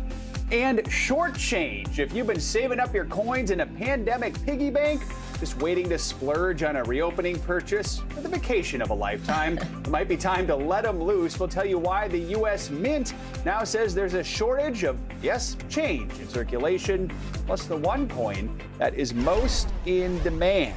You know, that made me realize I used to always go home and sort of dump the change from that day in a jar, and I don't think I've done that in the last year and a half. Yeah, I know. It's been on a credit card. Yeah, exactly. So. Lots of ordering things online rather than paying in person. Yeah, definitely. We had one of those big jars that you'd like carry to that Coinstar machine. Coinstar. Yeah, well, not me. My dad would carry it, but yeah. All right. We were so excited. And we'll reveal that mystery coin in a little bit. Right? Let's start this morning with a hopeful new sign in the pandemic battle, a new wave of school-aged children now lining up to get vaccinated against COVID-19. Yeah, the White House is announcing the children's vaccination program should be fully up and running by next week, with millions more doses making their way to providers nationwide. But as Joe just said, many kids have already gotten the shot. NBC News correspondent Morgan Chesky is following the latest on the vaccine rollout from Houston for us this morning. Hey, Morgan. Hey, Savannah, Joe, good morning. And we were inside Texas Children's to watch some of those first doses be administered into the arms of hundreds of local kids. And with the U.S. now surpassing that grim milestone of 750,000 COVID deaths, this new vaccination effort, welcome news for so many families. 7 to the left where she's waving, okay? All right. Nationwide, kids lining up for their first dose of Pfizer's COVID vaccine, hoping that very soon their lives can get back to normal. I want to have a pillow fight with my best friend. The Biden administration says it's ramping up distribution, shipping out millions of additional pediatric doses in the next 24 hours. Right there, it's 1,000 doses. The White House is planning to get 20,000 vaccination sites online by next week, including pop-up clinics at schools. Here in Texas, 2,500 kids were vaccinated on Wednesday across the Texas Children's Hospital system. Okay, good job. Including 5-year-old Dion. Dion, how was it? Thumbs up. I love it. His dad Samuel hoping this is a teaching moment. Why was it so important to bring him here today? Education. That's all it was about, making sure he knows that vaccines make people healthy, and we want to keep him healthy. Nearby, sisters Isabella, Annabella, and Juliana all showing off their Band-Aids with pride.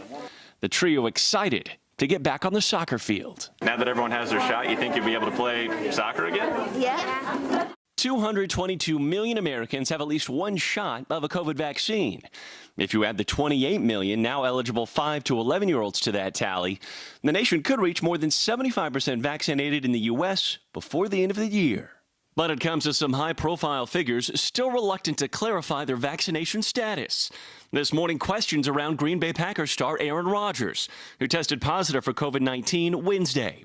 Rodgers told reporters in August that he had been, quote, immunized. Yeah, I've been immunized. I think it's a personal decision. But according to the NFL Network, the league has considered Rodgers as unvaccinated since the start of the season. The Packers have now benched Rodgers for 10 days, which fits for league protocols for unvaccinated players. Now, we did hear from parents who said that the majority of symptoms in children is mild, so they were a little hesitant before taking their child to get the vaccine. But to that, doctors say that even in those mild cases, there is about 10% of those cases that exhibit problems months after that infection ceases. And as it relates to myocarditis, that inflammation of the heart muscle that in some cases has happened following vaccinations, doctors say that not getting vaccinated puts kids and teens at risk of a more severe case of that condition than if they were to get the shot. Savannah? All right, Morgan Chesky, thanks so much. Let's bring in Dr. Megan Rani. She's an emergency physician and associate professor at Brown University, also the founder of Get Us PPE. So, Dr. Rani, we just heard from Morgan. If all 28 million children now eligible got vaccinated, we'd have 75% of the U.S. fully vaccinated by the end of the year. Now, that seems unlikely, but how hopeful are you that most kids will get vaccinated, especially when there's still millions of unvaccinated adults? I think time will tell. If a parent is unvaccinated, it's unlikely that they're going to go out and get their kid vaccinated. Unfortunately, we are seeing some concerns from parents who've gotten themselves vaccinated.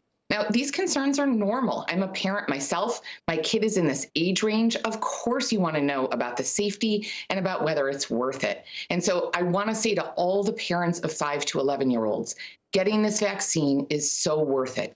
We do so much more to keep our kids safe from problems that are so much less dangerous. COVID was among the top 10 causes of death for kids in this age group this year. Getting them a shot is not a big deal and is tremendously safe. Dr. Rani, that's a great way to put it. We do less for things that are not as dangerous, and we do more for things that are less dangerous. We are just weeks away now from Thanksgiving, and with this news on kids and vaccines, I mean, what does this look for families who are trying to get together, be with people? It's really exciting. You know, this year's Thanksgiving and winter holidays are going to be totally different from last year's for many of us. Adults are now fully vaccinated. The older ones are hopefully boosted. And now we've got teens and littler kids who are going to be vaccinated. It means that those indoor get-togethers, which I know happened last year, even without vaccines, are now going to be really safe and are unlikely to drive the types of surges that we saw last year. This really just takes everything down another notch in this country in terms of the ability for COVID to spread, making it safer for all of us to get together. You said the words fully vaccinated. That sets up my next question. Now that millions of people are getting their booster shot, CDC Director Dr. Rochelle Walensky was asked now what it means. What is the actual definition of fully vaccinated? Here's her response. The definition of fully vaccinated is 1 dose of the Johnson & Johnson vaccine and 2 doses of the either Pfizer vaccine or the Moderna vaccine. And we're not examining changing that definition anytime at this point. That makes sense right now, but what do you think it will mean to be fully vaccinated perhaps down the line, especially now that we have booster shots? You know, from Dr. Walensky's voice to God's ears, what she says goes, and those are the terms. You know, we call someone fully vaccinated against the flu when they've completed their yearly flu series. We call someone fully vaccinated against tetanus when they've finished their original primary childhood series. You still have to get a tetanus booster every 10 years. And it may be that we have to get COVID boosters once or maybe twice 5 years later. We don't yet know. COVID hasn't been around that long. But the primary series for now is still those 2 doses of an mRNA vaccine, or for now 1 dose of J&J, although many of us are suspecting that J&J will become a 2-dose series as the standard. All right, and also a good reminder on the flu shot there. Got mine yesterday. Yeah, Dr. Megan Rani, as always, thanks so much.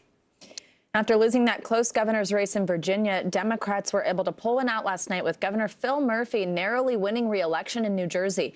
But the formidable performance by GOP candidates surprised many Democrats who are now asking whether President Biden's stalled agenda is to blame. Here's NBC News Chief White House correspondent Kristen Welker with more.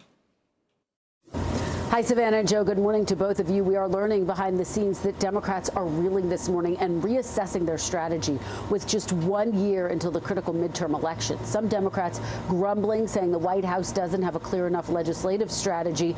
Speaking about the results for the very first time from the White House, President Biden said yesterday it's time for Democrats to act on his agenda, but not everyone in his party agrees.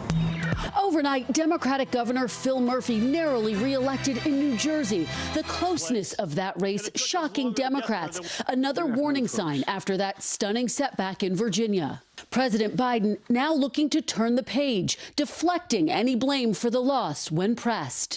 How much responsibility do you take for the dismal results in Virginia? We brought out every Democrat about there was, more votes than ever has been cast for the Democrat running for governor. Glenn Youngkin's defeat of Terry McAuliffe in the race for governor widely viewed as a rebuke of President Biden's performance so far. Maybe. You state by 10 points. I know we did, but I was running against Donald Trump. Democrats now desperate for action on the president's agenda, stalled in Congress while progressives and moderates play the blame game. Politics is about timing, and we blew it on the timing. There is no way that you can say that a 12-point swing in a state is due to Congress not passing a bill. While some Democrats quietly point the finger at the White House for not having what they say is a stronger legislative strategy, the president and his party now attempting to chart a path forward, with the House potentially voting this week on two massive spending measures, including Mr. Biden's $1.75 trillion Build Back Better bill. But that's still not a done deal, with House Democrats adding paid family and medical leave back into the measure, a move that could hurt its chances in the Senate. Well, that's a challenge, very much of a challenge. Top Republicans argue voters sent a clear message rejecting Democratic proposals. I don't think it was about the Democrats' failure to do it. I think it was because people didn't like that they were trying to do it.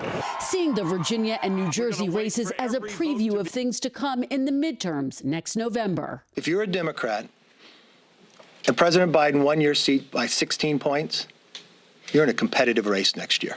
You are no longer safe. So Democrats seem to agree on just one thing, that they are failing to produce results on the issues that voters care about most. At the top of that list is the economy, those rising prices, but that's really where any agreement ends. While the president and House Speaker Nancy Pelosi are intensifying their push for Congress to vote on those two spending bills this week, other Democrats say voters were actually sending a different message to slow down, to get it right, and that the president wasn't elected to pass sweeping legislation, but rather to bring order to what they say was a chaotic Washington. Savannah and Joe. All right, Kristen Walker, thanks so much. Cold temps are blanketing a good chunk of the country this morning. Sweater weather for millions. And if you haven't gone outside yet today, well, you might want to watch this. Many in the Midwest and Northeast are waking up to their first real taste of winter. NBC News correspondent Shaquille Brewster joins us now from Chicago. Shaq, good morning. Good morning, Joe. And you said sweater weather, but be prepared if you're going outside to have that scarf and hat ready, because ready or not, those winter temperatures are coming back. Here in Chicago, we had our first freeze of the season on Tuesday, but millions of Americans, more than 100 million Americans across the country, bracing for their first freezing temperatures of the season.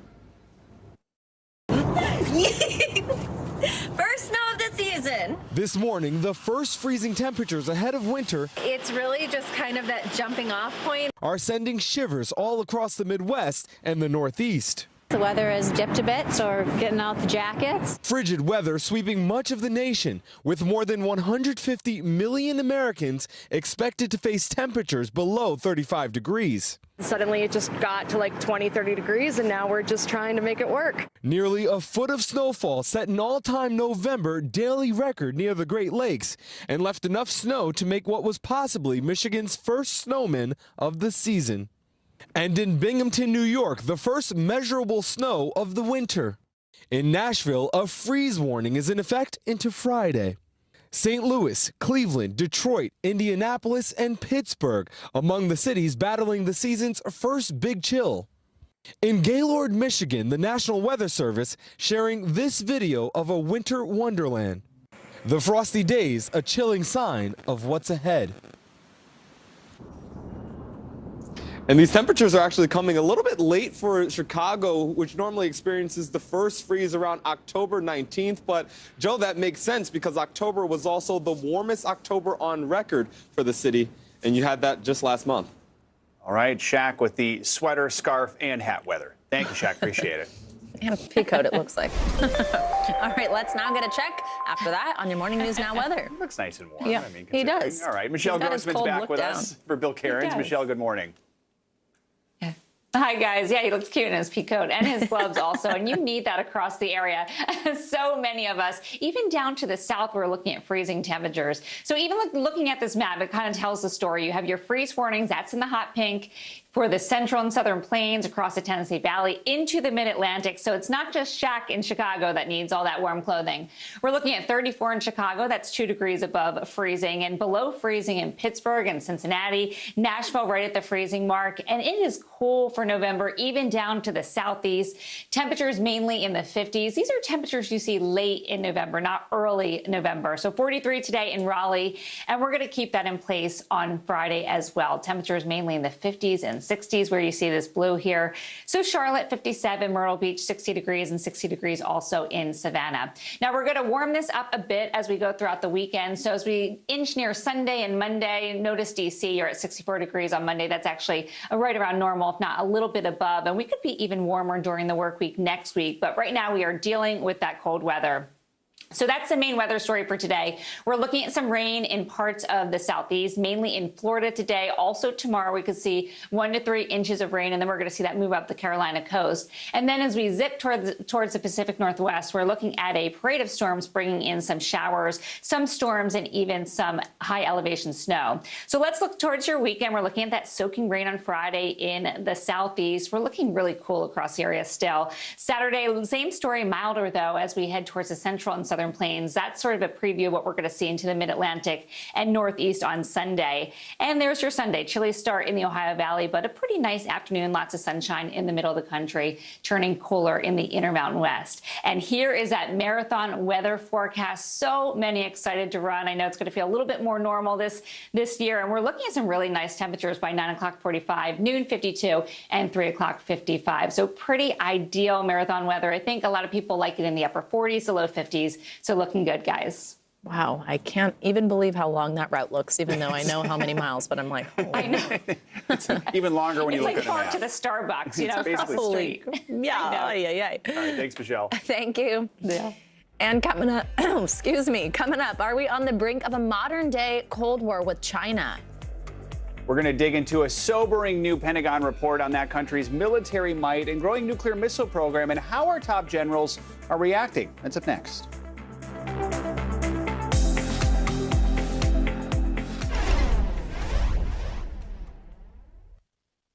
News is more than a headline. It informs, it inspires, and it still matters.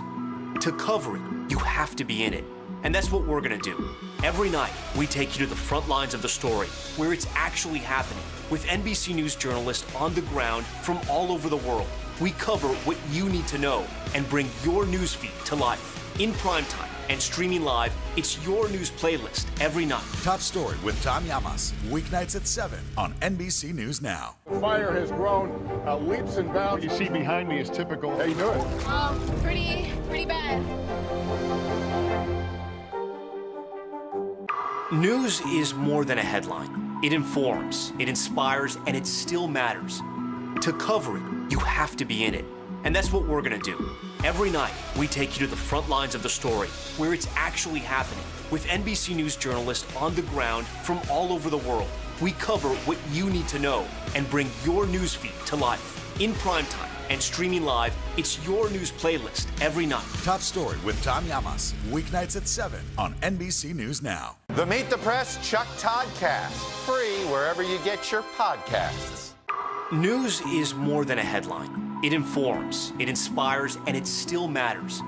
To cover it, you have to be in it. And that's what we're going to do. Every night, we take you to the front lines of the story, where it's actually happening, with NBC News journalists on the ground from all over the world. We cover what you need to know and bring your newsfeed to life. In primetime And streaming live, it's your news playlist every night. Top Story with Tom Llamas, weeknights at 7 on NBC News Now. Do you feel like the bad guy in this? Why should they believe you when they know that people are getting in? Has it been worth it to make this trip? Do you feel like you're giving a green light to politicians? How do you explain why your case has become so important?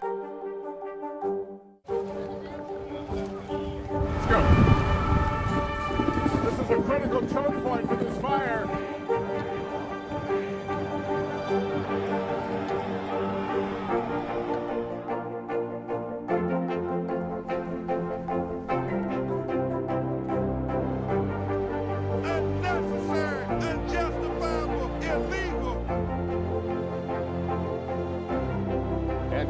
From New Orleans, late military operation, witnessing the massive crowds. I admire you both. Nice to really spend some time with you. Appreciate it.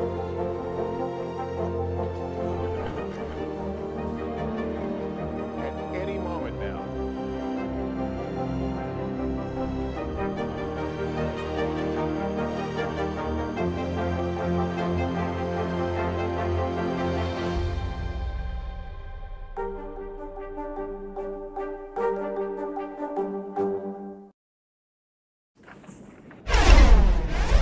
Prosecutors in the murder case of Ahmaud Arbery are questioning the makeup of the jury after all but one black juror was stricken during jury selection. The judge did agree with prosecutors that intentional discrimination by defense attorneys appeared to have shaped jury selection, but declined to make any changes. He says defense attorneys were able to give reasons not related to race for their decisions to strike potential black jurors from the panel. Greg McMichael, his son Travis McMichael, and a neighbor, William Bryan Jr., are accused of killing 25-year-old Arbery while he was going for a jog in their neighborhood. They face charges of aggravated assault and murder. Opening statements are expected to begin tomorrow. The battle for congressional control doesn't just lie in voters' hands. Redistricting after the 2020 census could play a key role in the next election. Yeah, that's right. And Texas sends more Republicans to Congress than any other state. The Lone Star State's new congressional districts are drawn to keep it that way for the next 10 years. NBC News Capitol Hill correspondents Garrett Hake and Leanne Caldwell teamed up for a report on the map makers who could determine which party controls the legislature this time next year. So what Republicans have done is taken a map where they had 23 seats, 8 of which were vulnerable, and they've created a new map where they're going to have 24 seats, only 1 of which is vulnerable. They built a fortress around their incumbents. They did, yeah. Facing a booming Latino population and slipping support in the suburbs, Texas Republicans took advantage of the state's sheer size to shore up their members. Take, for example, Michael McCall's 10th district. After a couple of close races, mapmakers lopped off a section of diverse and fast-growing Harris County and replaced it with vast swaths of land in conservative and rural areas north and west of Houston. State Republicans say their maps are fair, and of Texas's 2 new districts, one is drawn to be safely Democratic in Austin, the other safely Republican near Houston. We did not consider race in drawing the maps. Activist groups have already filed multiple lawsuits. They're afraid of the minority demographic growth in population of the state and the tendency for them to vote Democrats. Texas Democrats know they've got their work cut out for them. A very difficult decade ahead. That means for congressional Democrats, they've got to make up the difference somewhere else. And that's why I'm in Albany, New York. New York is one of 18 states with a Democratic majority legislature. This year, they're using an independent commission to redraw the maps, but ultimately, it's up to the Democrats in the building behind me to decide. New York is losing one of its 27 congressional seats due to population loss. Like here in Utica, a city in the center of the state, it's currently a swing district and represented by Republican Claudia Tenney. It's also surrounded by mostly Republican districts, including Elise Stefanik to the north, John Katko to the west, and Tom Reed to the southwest. A bipartisan commission is tasked with drawing the new map. Right now, they have 2 maps, and Utica is critical. The Republican proposal would solidify this as a Republican seat, taking swaths of Stefanik's large rural district. The Democrats' plan would make this a Democratic stronghold, folding in the college towns of Syracuse and Ithaca. This process will only work because of your help. The commission has 3 months to come up with a consensus map, and then the legislature could still discard it. Is the commission working? Oh, absolutely. I think that we have been doing a stupendous job of going out there, getting public input, getting people to talk about their communities. Do you have faith that the legislature will accept the work of the commission? Well, I don't, frankly. I think, the legislature is there to try and maximize their own partisan advantage. All right, a fascinating look there, and our thanks to Capitol Hill correspondents Leanne Caldwell and Garrett Haake for that report. To the Pentagon now, where a new report takes a close look at the growing military power of the Chinese government. Among the findings that are causing concern, China's expanding nuclear arsenal. NBC News Chief Foreign Affairs correspondent Andrea Mitchell has details. Hi there, Savannah and Joe. This report is a sobering assessment of China's military might and comes on the heels of a recently disclosed test of China's hypersonic missile. Joint Chiefs Chairman Mark Milley says that China's rise as a great power, joining the U.S. and Russia, means we are entering a world that is potentially more unstable than at any time in the last 70 years. Could the U.S. be headed for a new Cold War, this time with China? A new Pentagon report underscoring the growing threat posed by Beijing, saying China is accelerating its nuclear weapons program. A 2020 assessment found China had about 200 nuclear warheads. The new report warns that could grow to 700 by 2027 and 1,000 by the end of the decade. China views having a much larger nuclear force and deterrent as part of cementing its standing as a truly global power. Let's hope it's not more than that. The report also says China is expanding its ballistic missile arsenal and making rapid advances, like its recently disclosed test of a new hypersonic missile, a missile capable of traveling at least 5 times faster than the speed of sound and evading U.S. defense systems. A technological advance Joint Chiefs Chairman Mark Milley has said could be the next Sputnik moment, referring to the Soviet satellite launch in 1957 that accelerated the arms race with the U.S. Do we have the capability to match what we just saw from China? Well, I won't go into anything classified, but I would just say that that test that occurred was a very significant test. In my view, we're witnessing one of the largest shifts in global geostrategic power that the world is witnessing. The report also confirms Pentagon concerns that China feared a U.S. military strike last fall by President Trump, leading to Milley's controversial calls to reassure China there would be no surprise attack, first reported in Bob Woodward and Robert Costa's book Peril, prompting Republicans to call for Milley to be fired. The new Pentagon report says Milley was told to make those calls by Trump Defense Secretary Mark Esper. Milley is also warning that China's recent advances in artificial intelligence and other technologies could leave the U.S. behind in the coming decades if we fail to adapt. Savannah and Joe. Right, Andrea, thank you. Let's now take a look at what else is making news around the world this morning. Raf Sanchez is back with us from Tel Aviv. Raf, good morning. Joe, Savannah, good morning. The International Criminal Court is opening an investigation into alleged crimes against humanity committed in Venezuela under the rule of President Nicolas Maduro. The probe was announced after the court's chief prosecutor visited Caracas and met with Maduro. It's not clear right now exactly what the investigation will focus on. Iran has agreed to return to the negotiating table over the 2015 nuclear deal after a 5-month pause. President Biden hopes to rejoin the nuclear agreement, which Donald Trump pulled the U.S. out of. But there are tough negotiations ahead in Vienna to see if the deal can be revived. And finally, after a year when a lot of us stayed home and ate cheese, a winner in the World Cheese Award 2021, a soft Spanish goat cheese, came top of more than 4,000 entries. One judge said it had a rich, seductive, creamy texture and added, "I just wanted to go to bed with it." So guys, No. Cheese there. No.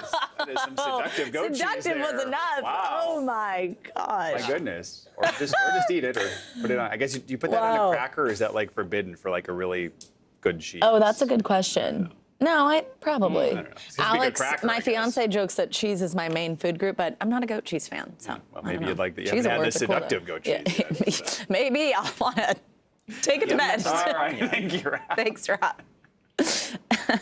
Coming up, more on the extraordinary new sabotage allegations surrounding the tragic movie set death in New Mexico. Yeah, why lawyers for the film's Armorer are now suggesting that story. That's up next.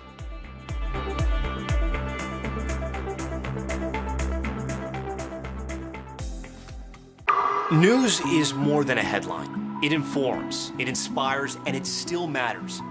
To cover it, you have to be in it. And that's what we're gonna do. Every night, we take you to the front lines of the story, where it's actually happening, with NBC News journalists on the ground from all over the world. We cover what you need to know and bring your newsfeed to life. In primetime and streaming live, it's your news playlist every night. Top Story with Tom Llamas, weeknights at 7 on NBC News Now. The fire has grown leaps and bounds. What you see behind me is typical. How you doing? Pretty bad. To cover the news, you have to be in it. We'll take you to the front lines of the story, bringing your newsfeed to life. Streaming live every night, it's your news playlist. Top Story with Tom Llamas, weeknights at 7 on NBC News Now. News is more than a headline. It informs, it inspires, and it still matters. To cover it, you have to be in it. And that's what we're gonna do. Every night, we take you to the front lines of the story, where it's actually happening, with NBC News journalists on the ground from all over the world. We cover what you need to know and bring your newsfeed to life. In primetime and streaming live, it's your news playlist every night. Top Story with Tom Llamas, weeknights at 7 on NBC News Now. Sometimes the news can be difficult and overwhelming for kids to understand. Will coronavirus come back next year? So to help make sense of it all, we've created a newscast just for them. Man, you know a lot. We hope your family will watch Nightly News Kids Edition.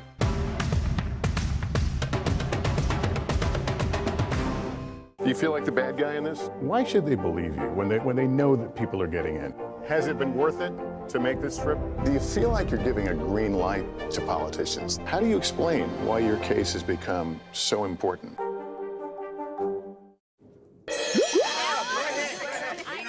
All right, welcome back. If you're a Sex and the City fan, I think Joe and I both are, you can now have the ultimate night away by staying in Carrie Bradshaw's apartment. Look at this. Airbnb announced it is renting out a recreation of the Upper East Side brownstone from the show. It comes with a fully equipped walk-in closet, of course. That was something that Carrie had filled with all her amazing clothes.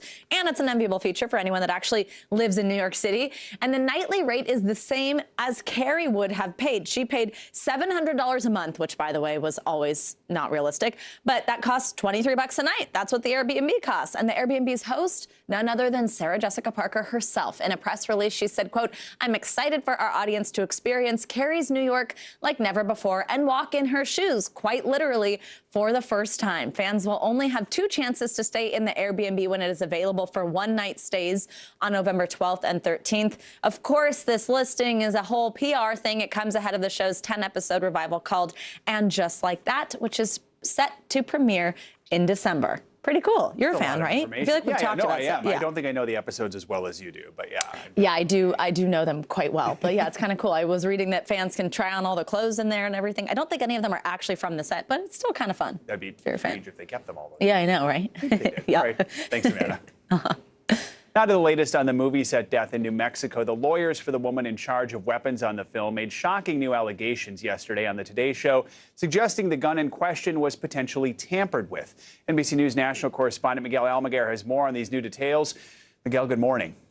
Joe, good morning. There's 2 people at the center of this investigation. Dave Halls, he's the assistant director who handed Alec Baldwin that gun and said it was safe to use. And also Hannah Gutierrez Reed, who's the armorer in charge of the weapons. Now her attorneys are speaking out.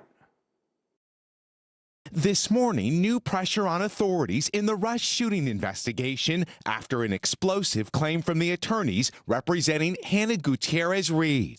In an exclusive interview with Savannah on Wednesday, lawyers for the film's Armorer suggesting the deadly shooting may have been sabotage, speculating a live bullet was purposely planted on set and accidentally loaded into the gun that killed cinematographer Helena Hutchins. We're assuming somebody put the live round in that box, which if you think about that, The person who put the live round in the box of dummy rounds had to have the purpose of sabotaging this set. Well, let me just stop you right there. Is that your theory of the case, that someone intentionally placed a live round into a box of dummies? We are investigating, and we were trying to get all the facts. That's one of the possibilities. Overnight, adding to the firestorm, Gutierrez-Reed repeating the claim in a new statement, adding no one could have anticipated that someone would have introduced live rounds into this set. Sheriff investigators are not addressing the new allegations, saying their investigation remains open and that they're focusing on those who had custody of the weapons,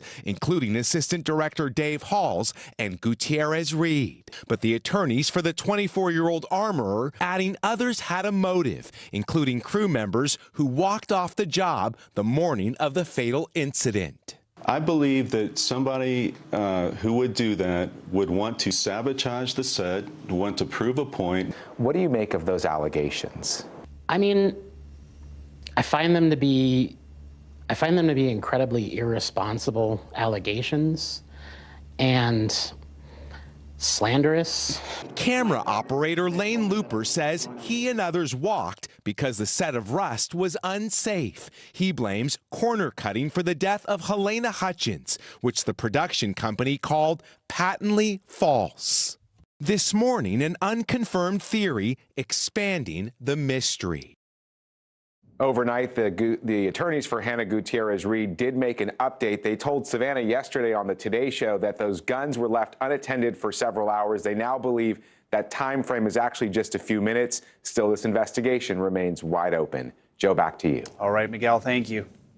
Now, a 4-year-old girl who disappeared from her family's campsite in the Australian outback over 2 weeks ago has been found alive and well. The stunning rescue of Cleo Smith is being called nothing short of a miracle. NBC News correspondent Sarah James has more.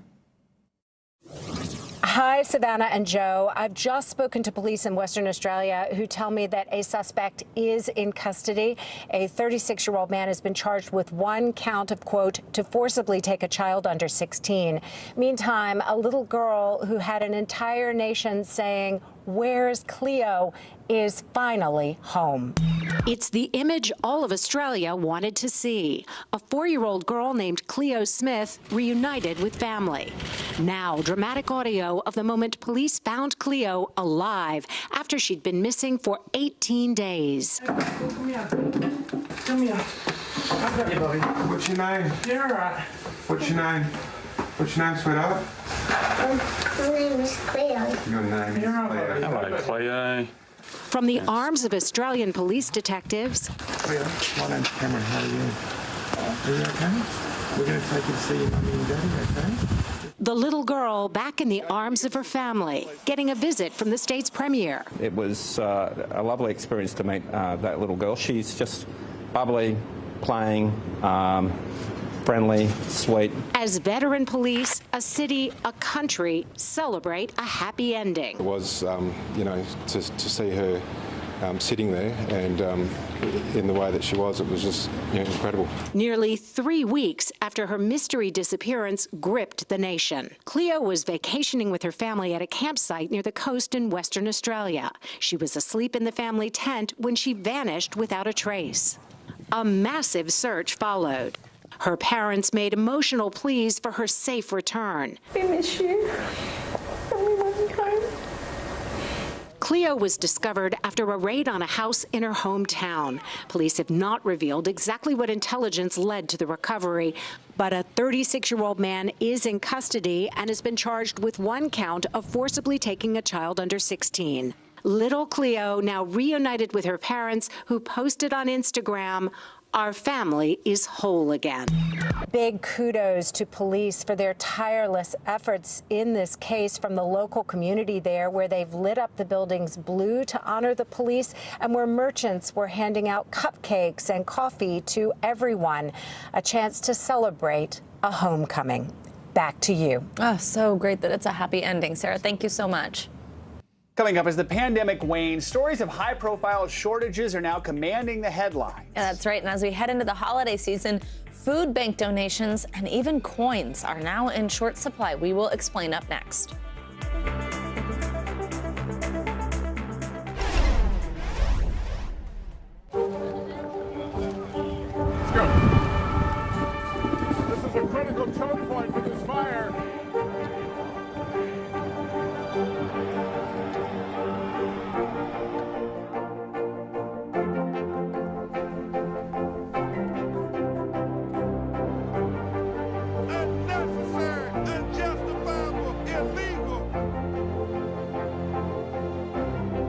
And good evening from New Orleans. Late military operation witnessing the massive crowds. I admire you both. Nice to really spend some time with you. Appreciate it.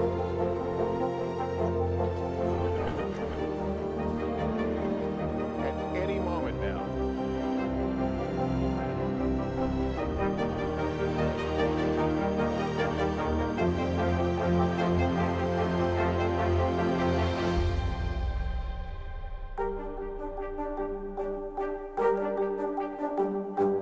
The fire has grown leaps and bounds. What you see behind me is typical. How you doing? Pretty bad.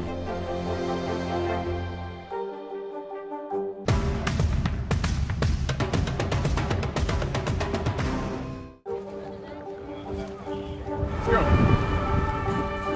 This is a critical choke point for this fire.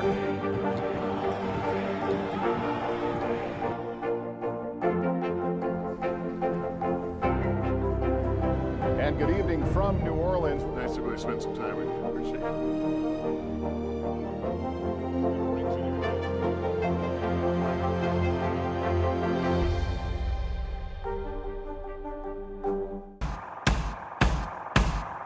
News is happening now.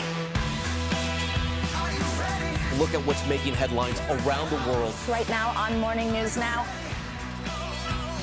Tonight, the major announcement of the COVID vaccine. And this is a significant moment. Your news, whenever it happens, wherever you are, it's here now.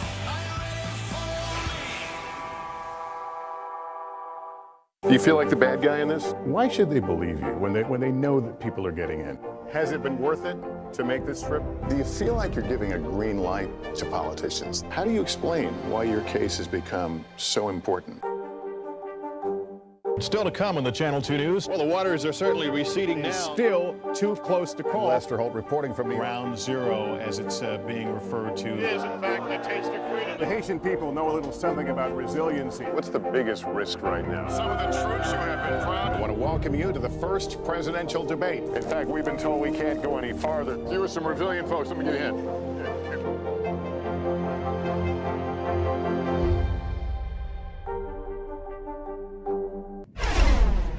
The COVID pandemic has led to shortages around the country, including a shortage of coins in circulation. That's causing all kinds of problems. NBC News correspondent Carrie Sanders in Fort Lauderdale, Florida, with more. Carrie, good morning. Well, good morning. You've probably seen these Coinstar machines in grocery stores around the country. I happen to be in a Winn-Dixie here this morning, and I guess I'm part of the problem here, because since the pandemic, dumping coins into a jar like this, we're going to go ahead and start counting the coins here and see how much we have. Let's take a little look at some of the shots we got earlier as I put some coins in here, and now consider the problem of what's going on all over the country. As the pandemic wanes, in-store cash registers are ringing again.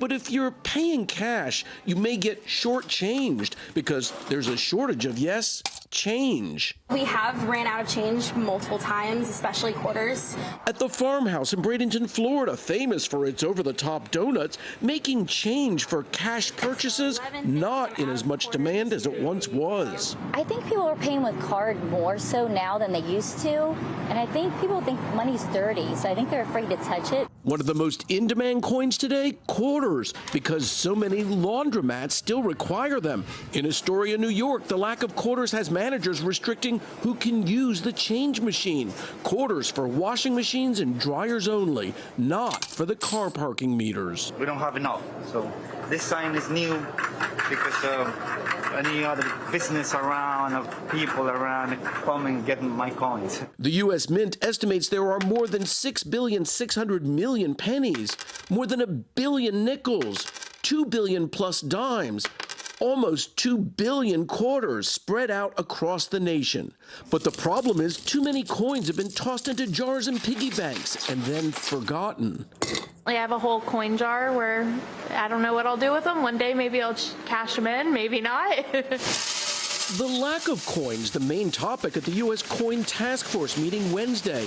One big driver, according to the task force, it had been routine for folks to exchange coins for bills as extra spending cash, at least once a year. Customers would save coins for a period of 6 months or a year and then cash it in before they went on a large vacation and use it for their spending money on their trip. It's picking up here in recent months, but for the better part of the last year and a half, people just haven't been traveling.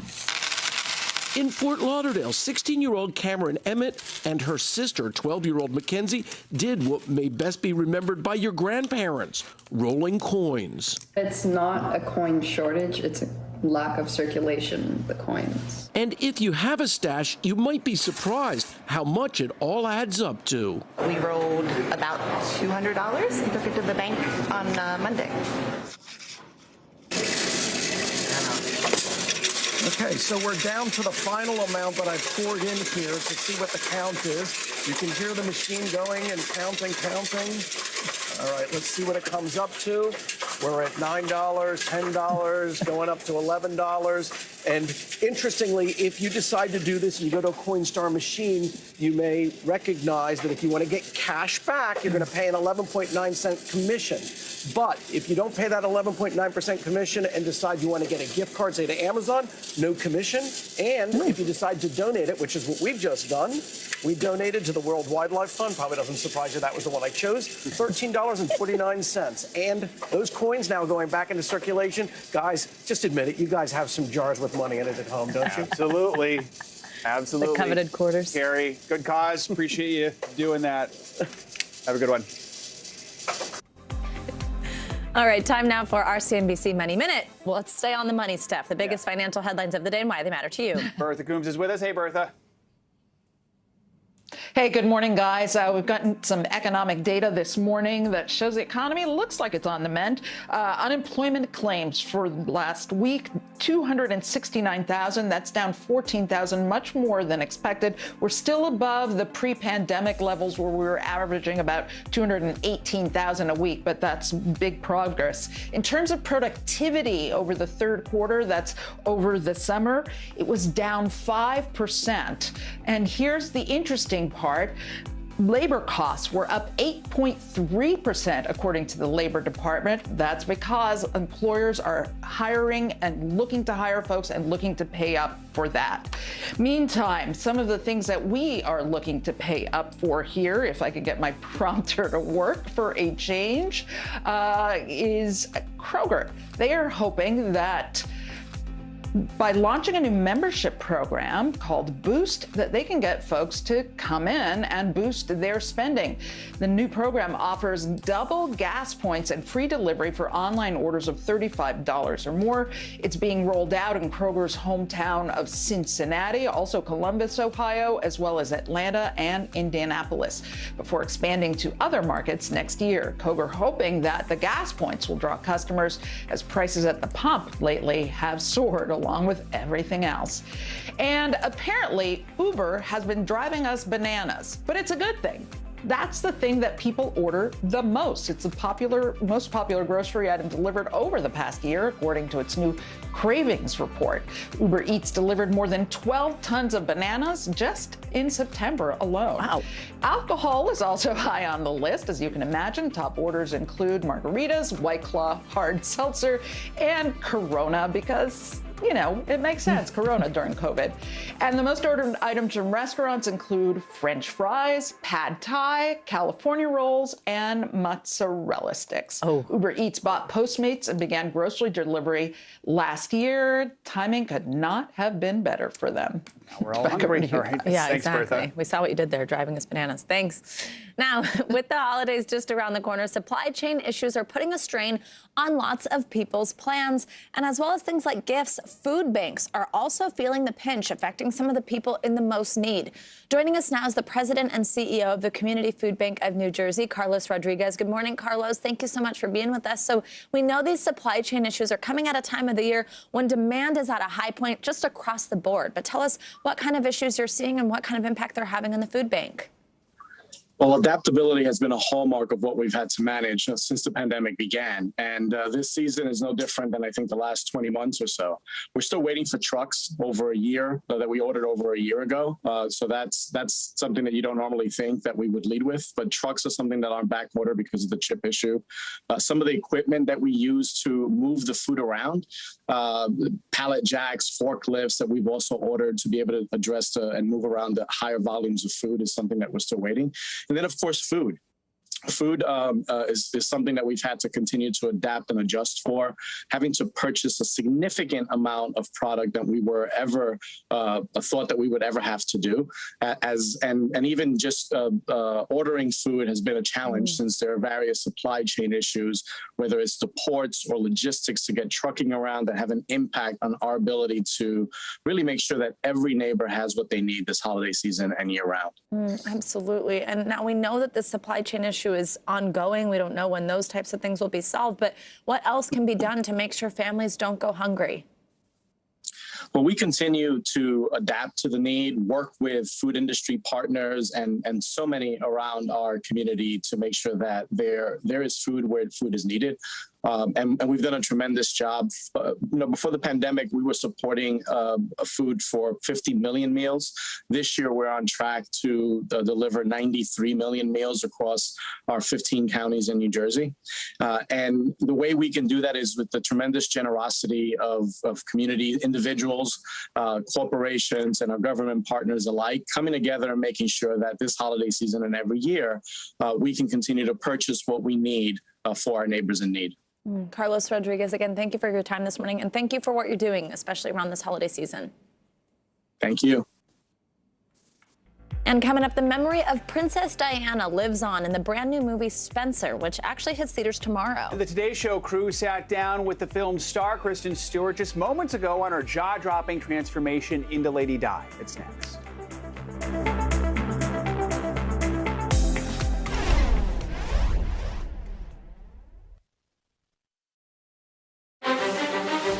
This isn't about spending going forward. This is about spending that's already happened.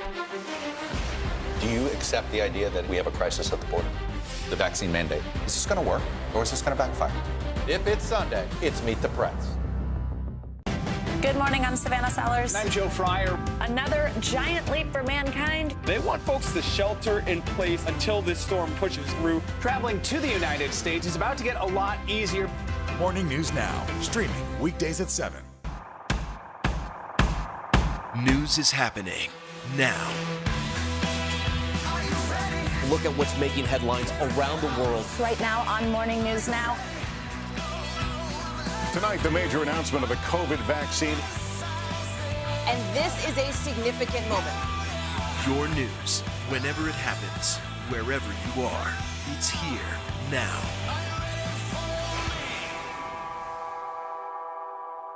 The Meet the Press Chuck Todd Cast, free wherever you get your podcasts. Still to come on the Channel 2 News. Well, the waters are certainly receding now. Still too close to call. Lester Holt reporting from Ground Zero, as it's being referred to. It is, in fact, the taste of freedom. The Haitian people know a little something about resiliency. What's the biggest risk right now? Some of the troops who have been proud. I want to welcome you to the first presidential debate. In fact, we've been told we can't go any farther. You are some resilient folks. Let me get a hand.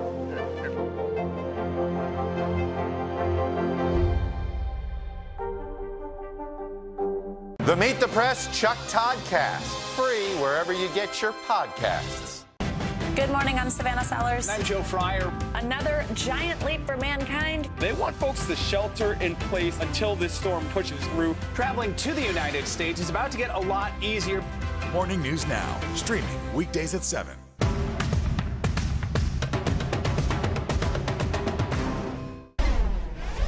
A decades-old Checkers Club in Washington, D.C. was on the verge of falling apart until they received a helping hand.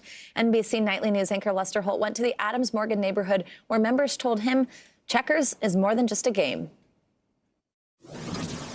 Savannah and Joe, beyond the well-known symbols of power you're used to seeing in Washington, D.C., part of my journey here took me to the Adams Morgan neighborhood, where I was happy to see one of my childhood favorites, Checkers, getting some respect. They're part of the heart and soul of Washington. What's your saying? A brotherhood, a bond, over checkers. It's a great opportunity to meet a lot of gentlemen from the 80s to the 20s. At the Capital Pool Checkers Association, most members don't go by their real name. My nickname is Never Give Up. Lucky, the one and only. Buster the Blaster. Everybody's got a nickname in this club. Yours is Z-Man. The Z-Man. I hit all, strike all across the board. The club has been around for almost 40 years. Last year, losing their lease in their old, now gentrifying neighborhood. And then... You guys had a long tradition, and then pandemic, turned the world upside down, and your world too, right? Absolutely. Around the same time, we were in danger of losing the club, and the COVID situation just complicated the matter even further. They had nowhere to go until a community group stepped in, finding them a new home in a new part of D.C. Amit Magdieli is the club's new property manager. They want to be part of the community. They want to engage with neighbors on the street. And that is what we need more of in Washington, D.C. They've already attracted a mixed group of new players. I didn't take all these. That hurt, man. Passing on their secrets, like Z-Man, showing me it's not the substance, but often the style of your game that counts most. It's your move, but it's your last move. So is talking smack part of this? It is. It is the most important part. That part I think we could handle. And we need some cool nicknames. Yeah, I like that. Like Z-Man. All right, Lester, thank you so much. What a great story. All right, a new movie about Princess Diana opens in theaters tomorrow. It's called Spencer, and it's already creating Best Actress buzz for star Kristen Stewart. Yeah, here's NBC News correspondent Kelly Kobayea first with a look at the enduring interest in Princess Diana's story. More than 2 decades on from her tragic death at 36 in a car crash in Paris, the fascination with Princess Diana is as strong as ever.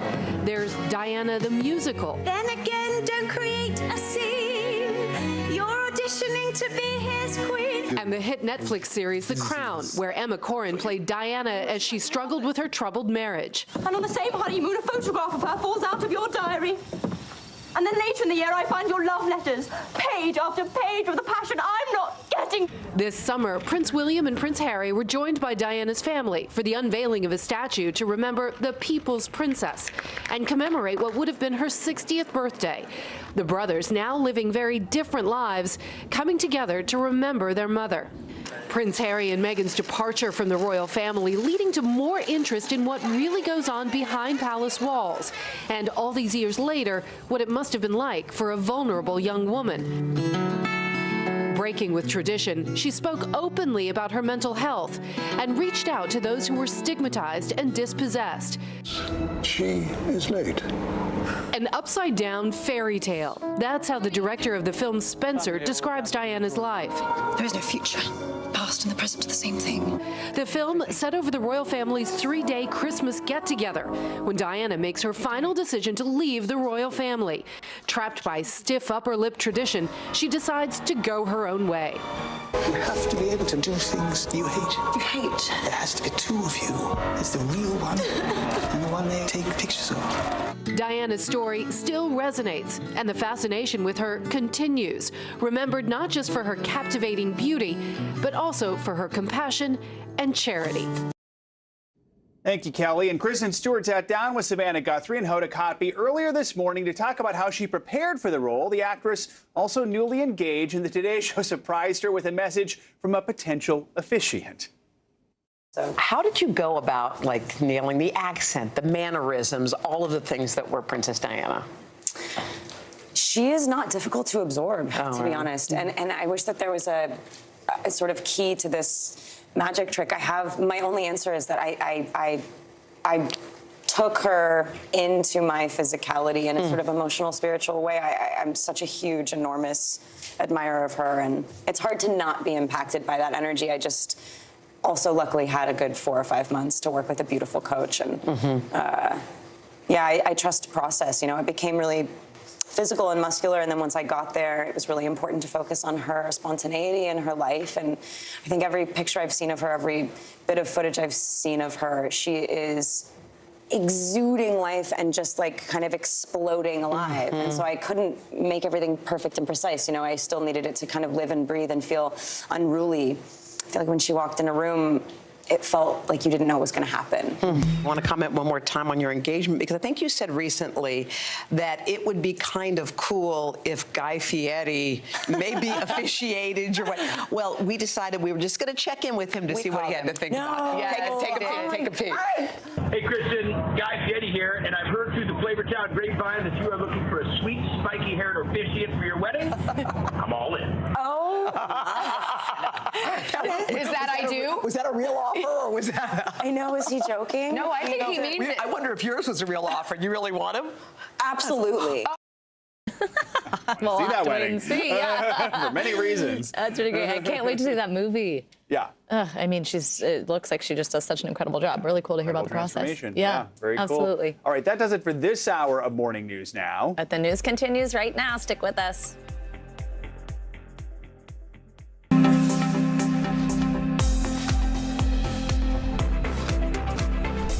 Good morning, I'm Joe Fryer. And I'm Savannah Sellers. Right now on Morning News Now, it's being called a turning point in the coronavirus pandemic. The first kid-sized doses of Pfizer's vaccine now going into the arms of some of the youngest Americans. For parents all over this country, this is a day of relief and celebration. Vaccinating our children will help us keep our schools open, keep our kids in the classroom. We'll have more on the president's message to parents. Plus, we'll get a doctor's perspective as eligibility opens up to 28 million more people. Re-elected, a nail-biter in New Jersey comes to an end, with NBC News projecting a narrow win in the race for governor for Democratic incumbent Phil Murphy in New Jersey. The latest results and what we're learning about the possibility of a recount. Disturbing details in a deadly DUI crash involving the now former Raiders wide receiver Henry Ruggs. What we're learning this morning about the moments before his Corvette slammed into another car, killing that driver, and the charges he now faces. And Family Feud, a new twist in Britney Spears' conservatorship battle. The pop star is now placing some of the blame on her mother, the new accusation she made in a now deleted Instagram post. Of course, we will always bring you the back and forth there. There's a lot to cover with Britney Spears. Yes. And a lot to get to this morning, starting with the White House urging millions of parents to get their young children the COVID shot. Some are already doing just that after the CDC signed off on the Pfizer vaccine for kids as young as 5.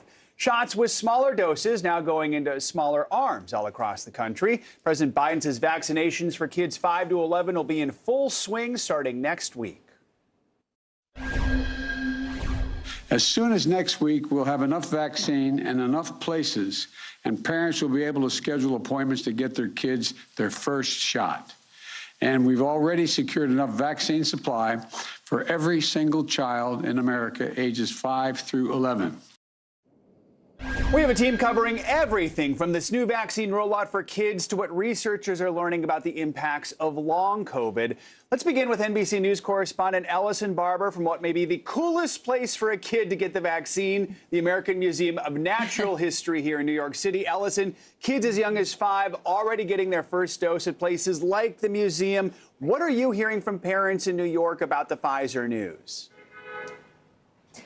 Unsurprisingly, it is a mixed bag of reactions. There are some parents here who have really been waiting for this moment, and they cannot sign their child up fast enough. Others, they're worried about how it will impact their child. They're not sure if it is the right choice for their children, especially the youngest ones. Here's some of what we've heard. I want to protect her, you know, keep the kids safe. So we're really excited that they're eligible. Shots, the kids are so excited to get the shot. So it's funny. What do you think about it? Have your parents talked to you about COVID and the vaccine? The thing is, when I first heard that it came out, I was actually the one to go to my mom to be like, hey mom, I want to get the vaccine at Natural History Museum. The symptoms and the soreness of the arms and stuff like that, I don't know how it will affect my child. So I feel like maybe as she get a little older, we can kind of think about maybe 12, 13 of her getting vaccinated, but not at 5, 6, 7. Nationwide, parents are pretty split on this. About 3 in 10 parents say they definitely will get their child in that 5 to 11-year range vaccinated, but a third say that they want to take a wait and see approach. And then you have about the same number of people saying they definitely won't do it, at least right now. Joe? So, Ellison, instead of those massive vaccination sites we saw earlier this year, this stage of the vaccine rollout really focuses on pediatricians. I know you spoke to one doctor who says her phone's been ringing off the hook since the CDC signed off on the vaccine this week. How's it going for her so far? Yeah, a place like this is a great option for people who want to come somewhere and just get it done here. But for a lot of people, they really want to do it with someone they trust, who they know very well, like their pediatrician. And so many parents, that's exactly what they plan to do. And when we spoke to a pediatrician here in Manhattan, she said that she does have a very pro-vaccine patient population. Those were her words. And she said that it has just been nonstop of people calling, trying to get appointments to bring their children in as soon as possible. They were vaccinating children almost up to 8 p.m. last night and had to turn some people away because they just didn't have enough vaccines open for those children last night. But she says the other thing for her, at least her group of patients, is that they, as New Yorkers, went through something very traumatic with the pandemic, and that also is driving them to get vaccinated. She thinks faster here than maybe in other places. Listen. And I think we also saw the worst. We've lived through the worst of COVID. I think New York is a very different animal than a lot of other places. When we have to go in an elevator with our unvaccinated kids, we don't always want to leave our apartment. And one thing she pointed out is something that we saw when adults were first eligible to get vaccinated, is you have an initial group of people who are very, very eager to get vaccinated. It's almost like a sugar rush of people coming as quickly as they can, and then it sort of levels off, and you have people who are maybe on the fence but can still be convinced, and that group is the one she says we really have to pay attention to. Joe? Right, Ellison Barber from one of the coolest vaccination sites around. Thanks, Ellison. Meanwhile, serious new concerns this morning about the long-term impact of COVID-19. A new study shows that in some cases, the virus can attack the brain, resulting in long-term neurological effects. NBC News health and medical reporter Erica Edwards joins us now with more on these latest findings. Erica, good morning. This is sort of a scary one, and one that I know we keep slowly learning more about. So walk us through this new report. We've heard of COVID impacting a patient's lungs, of course, but tell us exactly what it can do to other parts of the body, including the brain, and what effect it has, especially long-term. Yeah. Hey, Savannah, good morning. So first of all, this research is considered quite preliminary, but it suggests that the virus can impact the brain directly going through the nose, which makes sense, right, considering all the people who lost their sense of smell early on. But it suggests that once this SARS-CoV-2 virus infects neurons in the brains, it can then travel to other parts of the brain, regions that affect things like emotion, mood, and memory. Savannah?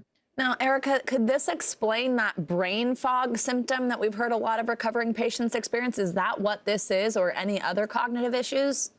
Savannah, that's exactly right. And that's certainly the theory that these scientists are going on right now. Another new study found marked differences in the brain waves when they compared COVID-19 patients who were never even sick enough to be hospitalized compared with others who tested negative for COVID-19. And basically what they're thinking it meant was that their brains were not working as efficiently or as effectively as they could have. Savannah? And so now, even with this new report, with some of this information we now have, how much more research needs to be done in order to get more conclusive answers on this disease's long-term impact on people? A tremendous amount. Again, this is very early. It has not been peer reviewed yet, but there is a sense of urgency among scientists worldwide to try to figure out what's going on with these people who are experiencing profound fatigue and brain fog, months after their initial infection. Here in the U.S., it's estimated that, that's about 11 million people just in this country alone. And there's no treatment, Savannah. They're really just left either treating their symptoms or really just dealing with their issues on their own. Savannah? All right, Erica Edwards, thank you so much. Dr. Bob Lahita joins us now, professor at the Hackensack Meridian School of Medicine and director of autoimmune and rheumatic diseases at St. Joseph Health. So, Dr. Bob, let's stay on this topic of long COVID. What have you seen in patients who are still dealing with symptoms weeks, even months after initially contracting the virus? Well, Joe, probably the worst case was a patient that we saw about 8 months after being infected, a young man in his early 20s who could not even press the gas pedal or the brake pedal in his car. He couldn't steer, and his father had to bring him to the hospital or for his appointments. We're seeing everything from loss of taste and smell to the chronic brain fog that you heard about, fibromyalgia-like symptoms, inability to sleep, headache, shortness of breath, lots and lots of joint pain, and overall fatigue in general. So it's been a real slog for these poor people who continue to suffer. Yeah, especially with so many unanswered questions still about all that. Now, doctor, we want to ask you about younger kids getting the COVID vaccine. Of course, this big news. So we just heard there a moment ago, a parent that Ellison Barber spoke with. She said she's worried about the side effects her 6-year-old may get for the vaccine, and she might want to take this wait and see approach. And actually, according to these recent polls, more parents want to take that approach or definitely not get their child vaccinated than parents who plan to go right away. What's your message to parents who think their kid may be too young to get the vaccine? The younger the child is, the better the immune system and the more robust the response. The vaccine is exceedingly safe. We are giving the vaccine as of 10:30 this morning at the Hackensack Meridian Children's Hospital and the Jersey Shore Medical Center, and the phones are burning up. Everybody wants to get in with their child before the holidays, when the young children are going to be with the adults, the grandparents, etc. They want to be safe. They want to say that everybody at the Thanksgiving dinner, for example, is vaccinated. It's very safe. Go out and get your child vaccinated as soon as you can. Doctor, looking ahead, we've got one more age group that still remains, and Pfizer's CEO said earlier this week that vaccine data for kids ages 2 to 5 would likely be ready by the end of this year. I know we just got the green light for 5 to 11, but how soon could even younger kids get the vaccine? Oh, I think that will be probably after the first of the year, and I think it's, again, perfectly safe. Admittedly, children constitute about 0.08% of the infections that we know about. But there's always that rare child that gets very, very sick with multi-system inflammatory syndrome, and they wind up in the intensive care unit, the pediatric intensive care unit, and it's very, very worrisome. And there's nothing more heartbreaking than to see a little child suffering with all of the shortness of breath, the headache, the pains that we see in adults. All right, Dr. Bob, appreciate your time and expertise as always. Thank you. Now to new election results out of New Jersey and the race for governor there this morning. NBC News projects Governor Phil Murphy has won re-election. This actually makes him the first Democratic governor to win a second term in New Jersey in 44 years. Murphy defeated Republican Jack Ciattarelli after an unexpectedly tight race. Thank you for putting your trust in our team for another 4 years.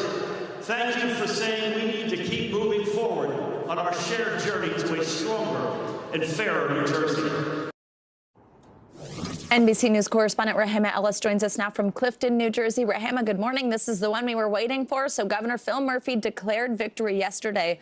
Looking ahead to his next term, tell us what he said.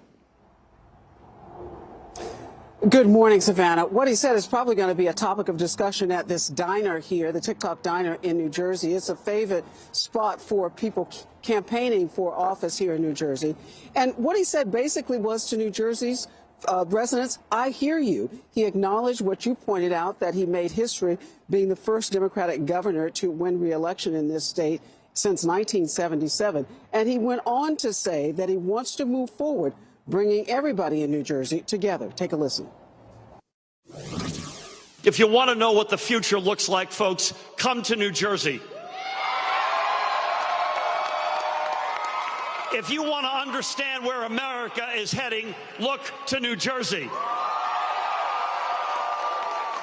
And if you want to be governor of all of New Jersey, you must listen to all of New Jersey. And New Jersey, I hear you. He went on to tout his progressive record in terms of education, in terms of women's rights, union rights, and hiring, and the minimum wage being higher here and leading that cause across the country. I think that's something that he realizes that a lot of people wanted to hear from him, and he's now sounding that message back to them. So Rahima, Murphy and Chitterelli, his opponent, I mean, they were going back and forth here with the lead for a little while. It was quite a close race, as we mentioned, unexpectedly. What is Chitterelli's campaign saying now? How are they responding to the results? And does that closeness mean there's any chance of a recount? Well, a recount is not automatic here in New Jersey. It would require a candidate to request it. No one, I think, would be surprised if Chitterelli says he wants that recount. But he's also saying, basically, hold on, not so fast about declaiming a presumptive winner here.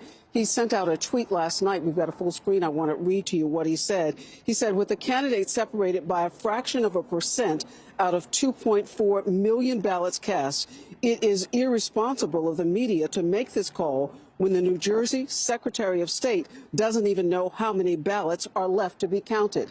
There are thousands of ballots, mail-in ballots, that are left to be counted. Those that are postmarked, that were postmarked by November 2nd, which was Tuesday, they have up until November 8th, which is Monday, to be counted. And after that, Savannah, then they start to count the provisional ballots. But experts say that those ballots are basically in Democratic strongholds, and they expect the majority of those votes will go to Murphy. Savannah? All right, so still a little bit more to watch for here. Now, Rahima, this race, as I mentioned, was closer than expected and can really kind of be seen as a warning sign for Democrats. This wasn't the only race in the state, though. Some down ballot results show the party's hold in the state may not be as strong as they thought. Tell us about those. Well, one of them, I think, that's getting a lot of attention is the one involving the Senate president. His name is Stephen Sweeney, and he's the longest running office holder in the state of New Jersey. He's now trailing in his bid for re-election behind a Republican truck driver who reportedly spent $153, one more time now, $153 on his campaign. Now, if he holds that lead, it would be a stunning upset in this state for, again, the man who's held his office for the longest in New Jersey history. And it would topple things as far as policies go in the State House and lead to probably a re-election or an election, if you will, of a new Senate leader. Stunning, stunning here in New Jersey. Yeah, wow. All right, Rahima Ellis, thank you so much. To Washington now, where House Democrats have added paid family leave back into President Biden's social policy spending package. The proposal includes 4 weeks of paid leave. It was initially dropped last week after opposition from Senator Joe Manchin as Democrats scrambled to hammer out an agreement. NBC News Capitol Hill correspondent Leanne Caldwell joins us now. So, Leanne, family leave back in the bill, it appears. Democrats have been struggling to pass this social spending piece of the president's economic agenda, facing resistance from moderates within their own party. So why add it back only a week after it was removed because it didn't look like it was going to pass with it in? Yeah, so, Joe, this is House Speaker Nancy Pelosi. She knows this has been a priority for her. This has been a priority for so many women in the Democratic caucus and progressives. And there's actually a lot of moderates who wanted this provision as well. And Speaker Pelosi is making some last-minute decisions before they hope to vote on this legislation as early as this week. And she is saying that one person in the Senate is not going to hold up this legislation and this provision. So she decided to put it back in there. We don't know if it's going to last in the Senate, though. As we mentioned, it's been getting pushed back, the whole spending plan, from key centrists, mainly Senator Joe Manchin of West Virginia. Democrats are going to need his support to get this proposal through. Doesn't look like he supports adding this back into the bill right now, does he? He does not seem to be supportive. And in fact, he was actually surprised when our colleague Ali Vitale broke the news to him that, in fact, the Speaker Pelosi was putting it back in the House version of the bill. Listen to how he responded. Well, hearing that, what do you think? Well, that's a challenge, very much of a challenge, and they know how I feel about it.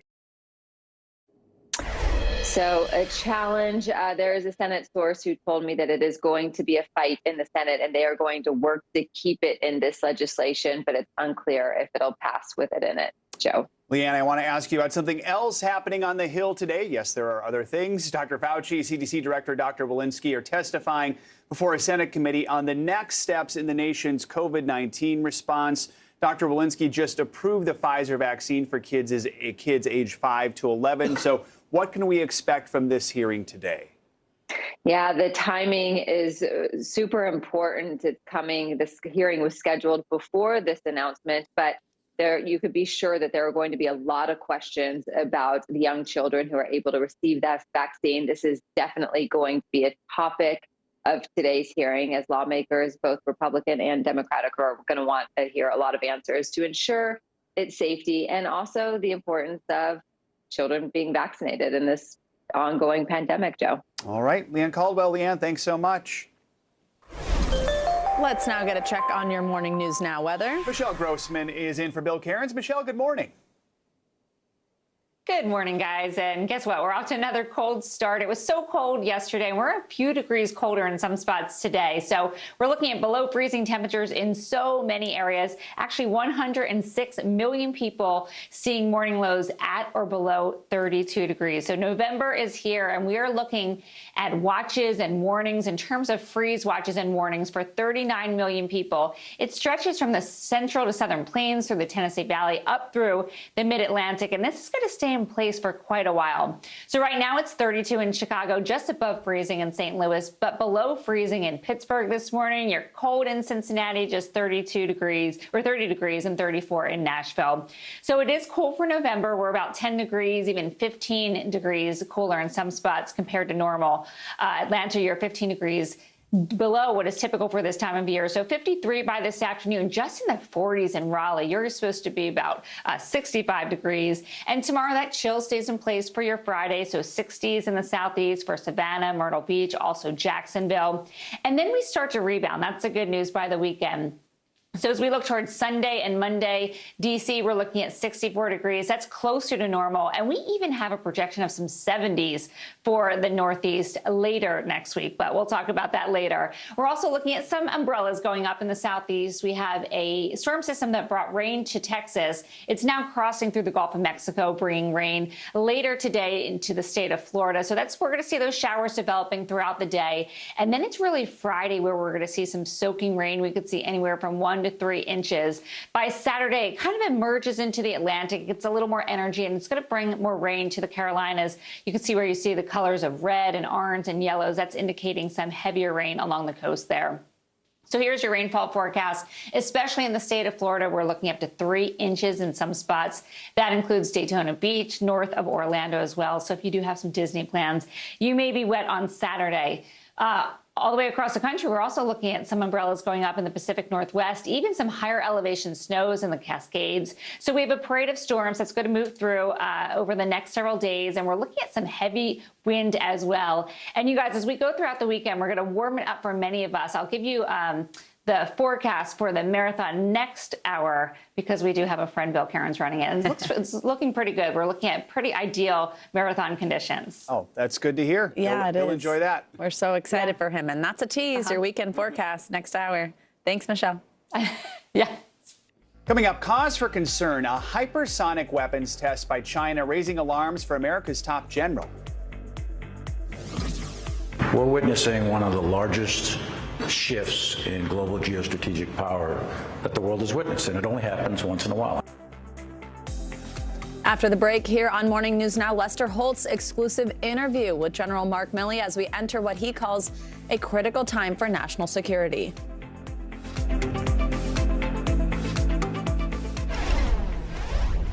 Still to come on the Channel 2 News. Well, the waters are certainly receding now. Still too close to call. Lester Holt reporting from Ground Zero, as it's being referred to. It is, in fact, the taste of freedom. The Haitian people know a little something about resiliency. What's the biggest risk right now? Some of the troops who have been proud. I want to welcome you to the first presidential debate. In fact, we've been told we can't go any farther. You are some resilient folks. Let me get a hint.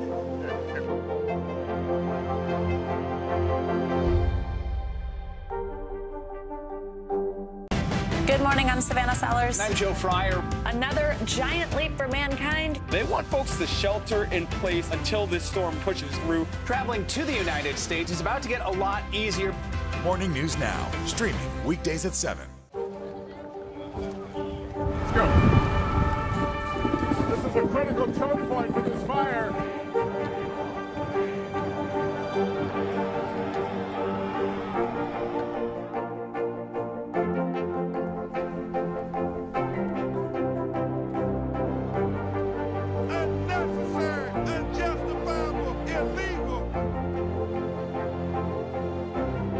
And good evening from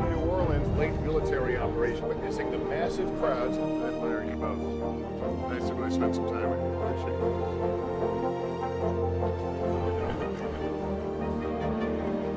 At any moment now.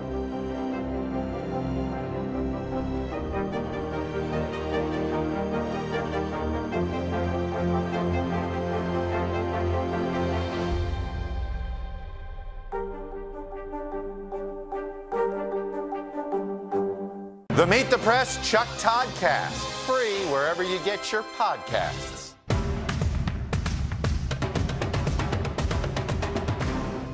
To cover the news, you have to be in it.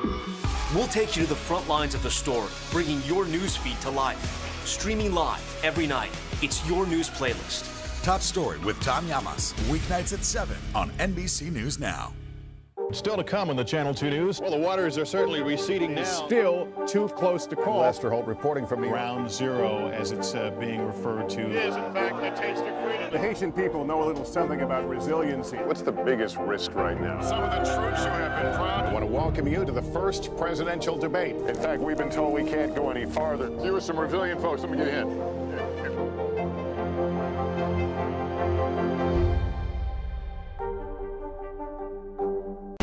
Good morning, I'm Savannah Sellers. I'm Joe Fryer. Another giant leap for mankind. They want folks to shelter in place until this storm pushes through. Traveling to the United States is about to get a lot easier.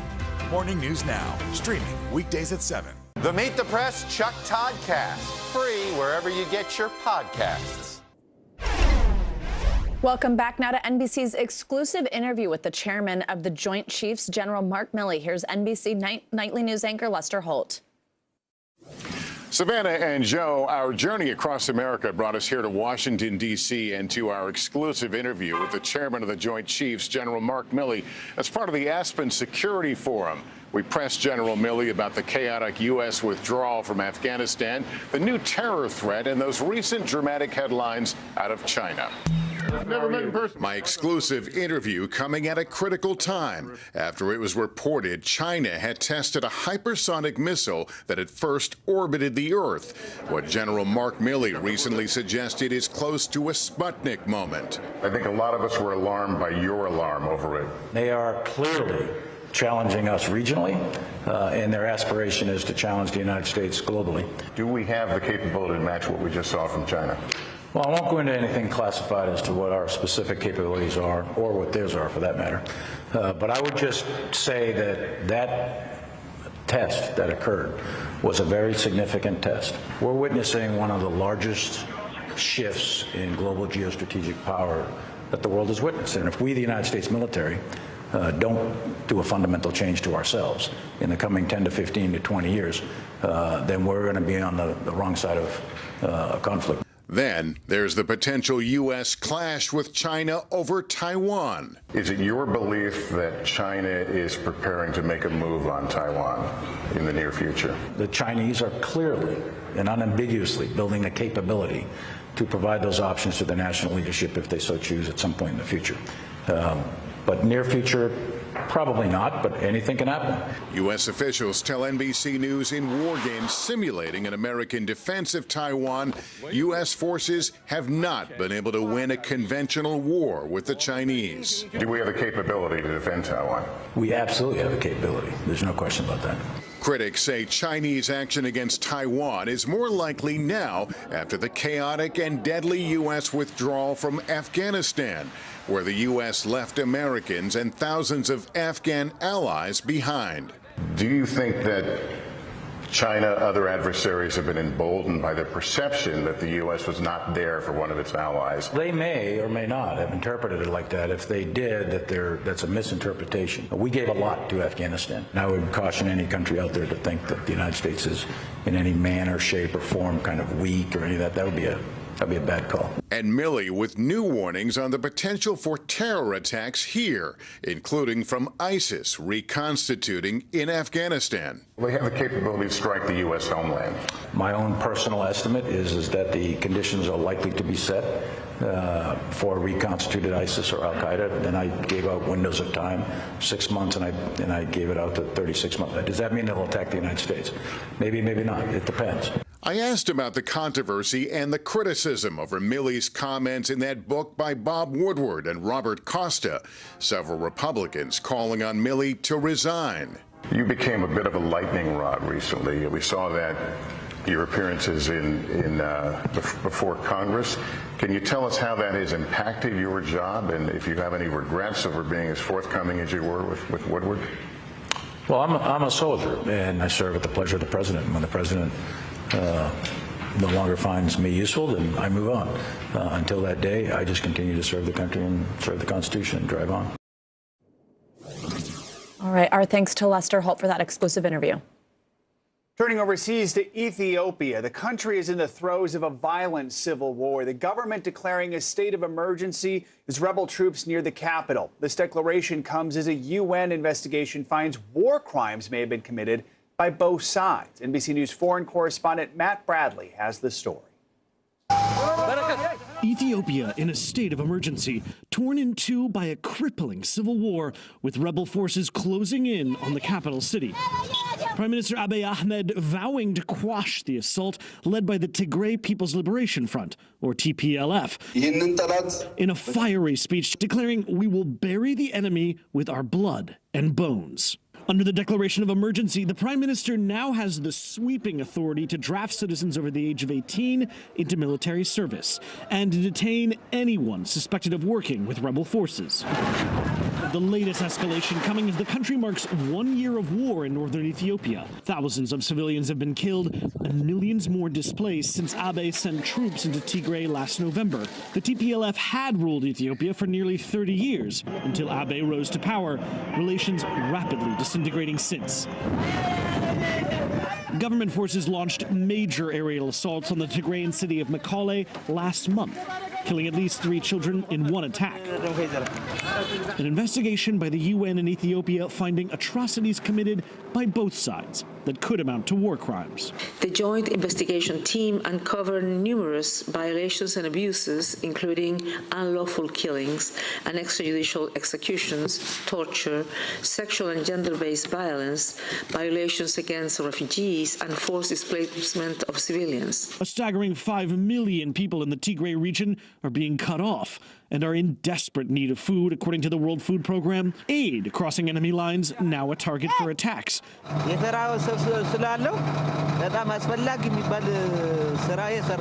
Desperate people here now caught in the crossfire. They kill us, not we kill them, they kill us. When they kill us, we are helping them now. An estimated 2.5 million people have been forced to flee their homes due to the conflict, some of them living under trees near the front lines of this fight. Their anger at the Tigrayan forces apparent. በዚህ ህብረተሰብ የሚወሩ ያለውን አካላት በዚህ ነው የነሱ እርዳታ የሚያገኙ ያሉትን. Now, as rebels approach the capital, this regional conflict has exploded onto the national stage, the lives of millions of Ethiopians hanging in the balance. It was Matt Bradley reporting. U.S. officials say security in the country has deteriorated significantly, strongly warned Americans there should consider leaving. Let's now take a look at what else is making news around the world this morning. Raf Sanchez joins us now from Tel Aviv. Raf, good morning. Joe, Savannah, good morning. 2 members of Chile's indigenous Mapuche community have been shot dead in the south of the country. It's not clear right now if they were targeted or if they were caught in a crossfire, but it does come as authorities impose a state of emergency in the south of Chile in an effort to stop a series of violent attacks. That volcano on Spain's La Palma Island continues erupting after more than 6 weeks. Torrents of molten lava are still flowing out of the volcano, and all flights to the island have been canceled because of falling ash. Scientists are saying the eruption could last another 3 months. And finally, the lights are on all over India as celebrations for the Diwali festival begin. Despite fears of COVID, nearly 1 million oil lamps were lit in the state of Uttar Pradesh. That's a Guinness World Record, the most lamps ever lit at the same time. And guys, the idea behind Diwali is it symbolizes the triumph of light over darkness. Guys? Wow, those pictures are beautiful. Yeah, impressive. All right, Raf, thanks so much. And coming up, a one-on-one with billionaire Bill Gates as he pushes for action on climate change. Is President Biden doing enough to lead on climate change? If those two bills don't get through, I would say the U.S. Is very disappointing. When we return, NBC's exclusive interview as he calls for a green industrial revolution. Also this morning, making history, how Tuesday's election changed the political landscape for the country's LGBTQ community. Next on Morning News Now.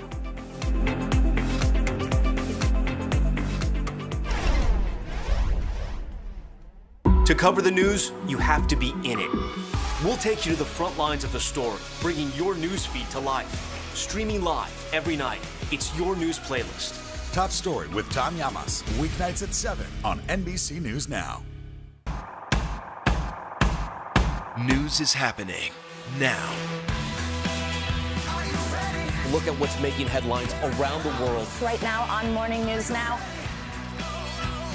Tonight, the major announcement of the COVID vaccine. And this is a significant moment. Your news, whenever it happens, wherever you are, it's here now.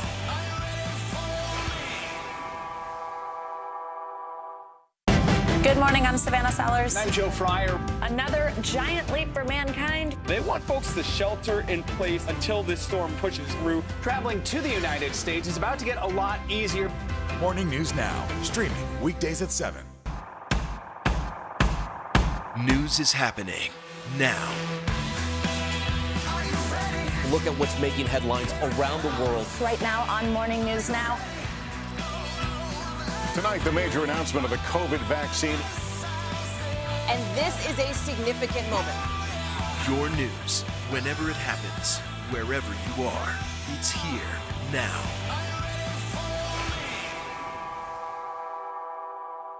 Sometimes the news can be difficult and overwhelming for kids to understand. Will coronavirus come back next year? So to help make sense of it all, we've created a newscast just for them. Man, you know a lot. We hope your family will watch Nightly News Kids Edition. The Meet the Press Chuck Toddcast, free wherever you get your podcasts. The fire has grown leaps and bounds. What you see behind me is typical. How you doing? Pretty bad.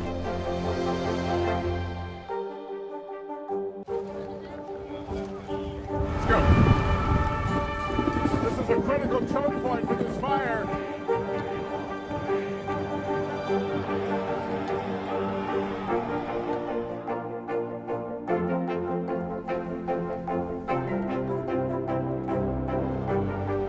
Unnecessary, unjustifiable, illegal. And good evening from New Orleans. Late military operation witnessing the massive crowds. I admire you both.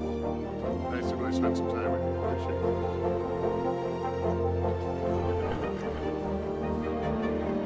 At any moment now.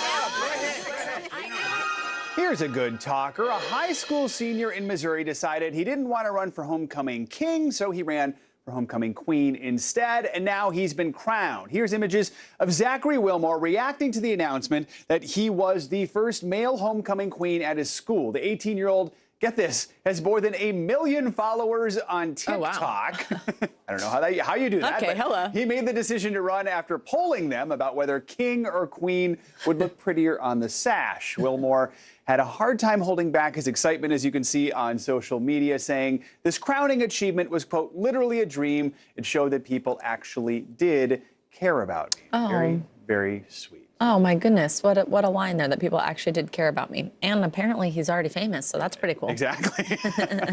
All right, thanks, Joe. Yep. Now, Bill Gates called for a green industrial revolution at the UN Climate Summit. The billionaire's intervention comes as he faces his share of controversy back home. He sat down exclusively with NBC News Chief Environmental Affairs correspondent Ann Thompson. Bill Gates. At the climate change conference, Bill Gates challenging the world to act. Together, we must drive a green innovation revolution. The green industrial revolution that you spoke of 30 years from now, what does that look like? Well, it means that when you tour a steel plant, it won't look like it does today. The way that beef gets made, the whole agricultural sector will have been changed. Can business do it on its own? Well, we need to have a government policy that incents this activity. You know, unless you can incent it, the idea of just dumping the pollution into the atmosphere, it's simpler, it's cheaper to do it that way. Is President Biden doing enough to lead on climate change? Well, we're at a crossroads where these two bills, the infrastructure and reconciliation bill, those get through, the U.S. will move into a strong leadership role where we'll be using our power of innovation, we'll be creating new industries. If those two bills don't get through, I would say the U.S. Is very disappointing. Gates declined to address recent headlines that as chairman of Microsoft, company directors had to tell him to stop sending inappropriate emails to a female employee. What's your response to that? Yeah, I'm here to talk about climate. Gates' spokesperson previously denied the report. The fourth richest person in the world did respond to the recently floated and now defunct proposal for a billionaire's tax to help fund an expansion of the social safety net. Would you object to a billionaire's tax? The one that they were talking about, you know, I personally think that would be fine. Gates remains optimistic that the climate crisis can be solved. Can innovation stop the worst effects of climate change? Yes. Now, any single innovation has a chance of failure, so you have to fund a lot of different approaches. The Bill and Melinda Gates Foundation is providing $315 million to help small farmers in the developing world adapt to climate change. The toughest challenge, he says, humanity has faced. Ann Thompson, NBC News, Scotland. And our thanks to Ann for that exclusive interview. Election night was a historic one for the LGBTQ community. Once Tuesday night's victors are sworn in for the first time in history, the United States will have more than 1,000 LGBTQ officials serving at once. Here to break it all down for us, NBC Out reporter Joe Yerkeba. Joe, good morning to you. So, of the 237 LGBTQ candidates who are on the ballot, we saw quite a few historic firsts among the winners. What can you tell us about some of the newly elected officials? Yes, there are quite a few firsts. New York City now has 6 out LGBTQ representatives on its 51-person council, which is the largest group of out LGBTQ council members ever elected in the city. And then in Ohio, Dion Manley became the first trans person elected in the state after winning his race for the Gahanna-Jefferson School Board. And multiple states saw their first non-binary elected officials win. Tu Nguyen won a seat on the Worcester City School Board in Massachusetts, and Xander Orenstein became the first non-binary person in history elected to a judicial position after winning their race for a magisterial district court in Pennsylvania. And the list really goes on, which is amazing, but those are some of the highlights. Now, I know for your article on NBC Out, you talked to the former mayor of Houston, who was that city's first openly gay mayor. Despite the historic wins, she said she had some mixed feelings about the election night results. Tell us about some of her concerns. Sure. Yes, Mayor Anise Parker, who's now the president of and CEO of the LGBTQ Victory Fund, which helps elect LGBTQ candidates, told me that candidates in down ballot races for school board and city council, for example, had a really good night. But as you get closer to the top of the ticket in national politics, she said those outcomes are more problematic. And you saw that, for example, she said in Virginia, where a few LGBTQ candidates won re-election, but 2 also lost their races.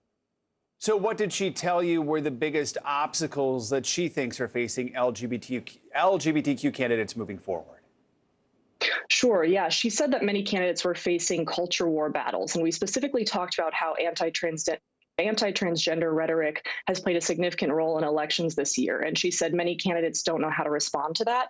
And she said that candidates have to focus on the issues that matter most to their constituents. And she pointed to Delegate Danica Rome in Virginia, who was the first out trans person to serve in the state legislature after winning in 2017. And she actually just won re-election last night for a second time. And Parker believes that that's because Rome focuses on issues that matter most to her constituents, like infrastructure, fixing roads, bread and butter issues, things like that. All right. Joe Yerkeba. Joe, thanks as always. Thank you.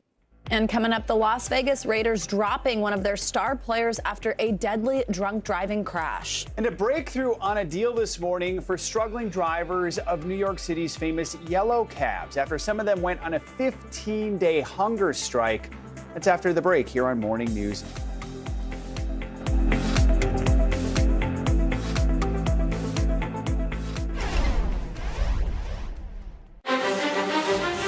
isn't about spending going forward. This is about spending that's already happened.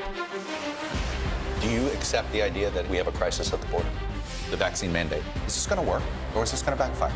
If it's Sunday, it's Meet the Press. News is happening now. A look at what's making headlines around the world. Tonight, the major announcement of the COVID vaccine. This is a significant moment. Your news, whenever it happens, wherever you are, it's here now. This isn't about spending going forward. This is about spending that's already happened. Do you accept the idea that we have a crisis at the border? The vaccine mandate. Is this going to work, or is this going to backfire? If it's Sunday, it's Meet the Press. The Meet the Press Chuck Toddcast, free wherever you get your podcasts. Sometimes the news can be difficult and overwhelming for kids to understand. Will coronavirus come back next year? So to help make sense of it all, we've created a newscast just for them. Man, you know a lot. We hope your family will watch Nightly News Kids Edition. The fire has grown leaps and bounds. You see behind me is typical. How you doing? Pretty bad. Do you feel like the bad guy in this? Why should they believe you when they know that people are getting in? Has it been worth it to make this trip? Do you feel like you're giving a green light to politicians? How do you explain why your case has become so important? Let's go. This is a critical choke point for this fire.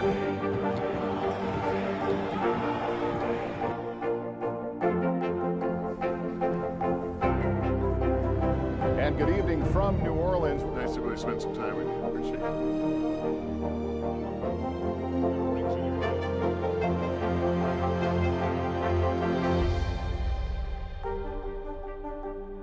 The fire has grown leaps and bounds. What you see behind me is typical. How you doing? Pretty bad.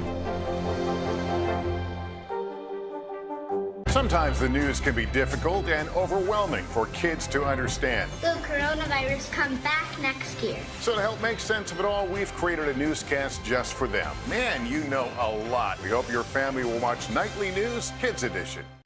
Good morning, I'm Savannah Sellers. I'm Joe Fryer. Another giant leap for mankind. They want folks to shelter in place until this storm pushes through. Traveling to the United States is about to get a lot easier.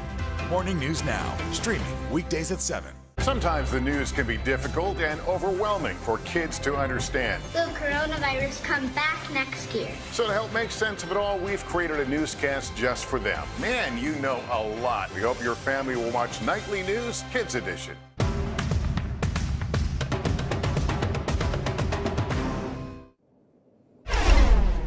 We turn now to the NFL wide receiver facing felony DUI charges. Henry Ruggs appeared in court Wednesday accused of being drunk and going over 150 miles per hour when he caused a deadly crash in Las Vegas. He's now out of a job and facing decades behind bars if convicted. NBC News correspondent Aaron McLaughlin has the story.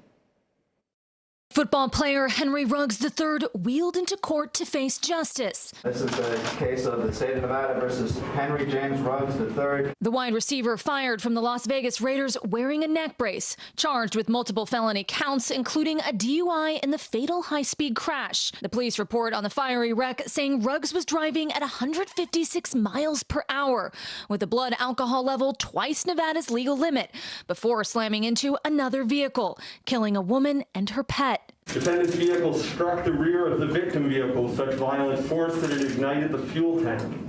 23-year-old female occupant and her dog died as a result of the fire. The wreckage and cones showing the erratic turns the car made before impact.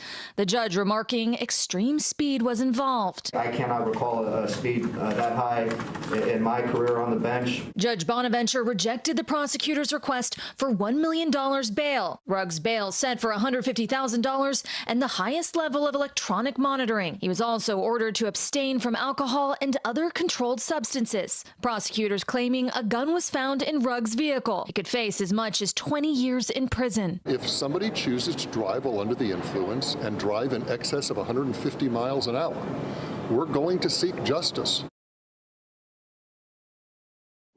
That was Aaron McLaughlin reporting. Now, Ruggs did not make a plea last night, and he could face a maximum of 46 years behind bars. For 15 days, taxi drivers in New York City have staged a hunger strike. They're demanding relief from the extreme debt many took on to to own and operate one of the city's world-famous yellow cabs. Well, now the city has reached a deal with the Taxi Workers Alliance and the largest holder of their loans, significantly lowering the amount owed and sparing hundreds or potentially thousands of drivers from financial ruin. NBC News Now correspondent Zincle Esima has been following this story, and she joins us on set. Zincle, so great to have you here with us. Thank you. Great to see you. So walk us through this deal. What exactly does it provide for these drivers, and is it enough? Yeah, ultimately, it's providing financial relief. Right now, the average loans that drivers have taken out are $500,000. So they're deep in debt. And the reason is these medallions. If you're not familiar, major cities require cabs and taxis to have medallions in order to operate. And so what this deal will do is, A, create a city-backed guarantee. What that means is that if a driver cannot pay off their debt, the lender can't come after them. The city has to support them. Secondly, it caps the debt at $170,000. That's a big deal because, as I said, the average right now is $500,000 for drivers. So that's really big. Yeah, wow. And then it caps interest rates at 5% and monthly payments at around $1,000. And so I spoke with Zoran. He's a New York State Assembly member, and he told me who this is going to benefit and why it's so important. Let's take a look. It's a fight fundamentally about worker dignity. It's also a fight about immigrant justice and racial justice, because we can't separate those things with regards to taxi drivers, since 94% of New York City taxi drivers are immigrants. And these are predominantly men in their 50s, 60s, 70s, people who were actively advertised to by the city as saying, buy a medallion, it's a ticket to the middle class. And it's important to note that Marblegate is the lender that is engaged in this deal, but not all lenders have signed on. And so we're going to have to follow this story to see how large of an impact this really will have. Now, a hunger strike, especially for more than 2 weeks, that's a pretty extreme move. It's the type of thing you might see from political prisoners. I know you've been talking with drivers. Help us understand more of the dire situation they're in and why they'd go to this extreme. Absolutely. I'm glad you asked that, because I was on the ground day 15 of the hunger strike, but it was day 46 of protests overall. And what was striking is that it was very somber, because these were not young people doing the hunger strike, right? They're 50, 60-year-old. I spoke with Richard Chow. He's a 63-year-old driver. He took out a medallion for a loan of about $400,000 in the early 2000s, and his brother Kenny Chow did the same. His brother took out a loan for $700,000, and he told me what that did to his family and the devastating impact on the life of Kenny. His revenues going down 40%, and he cannot make money pay back to the lender.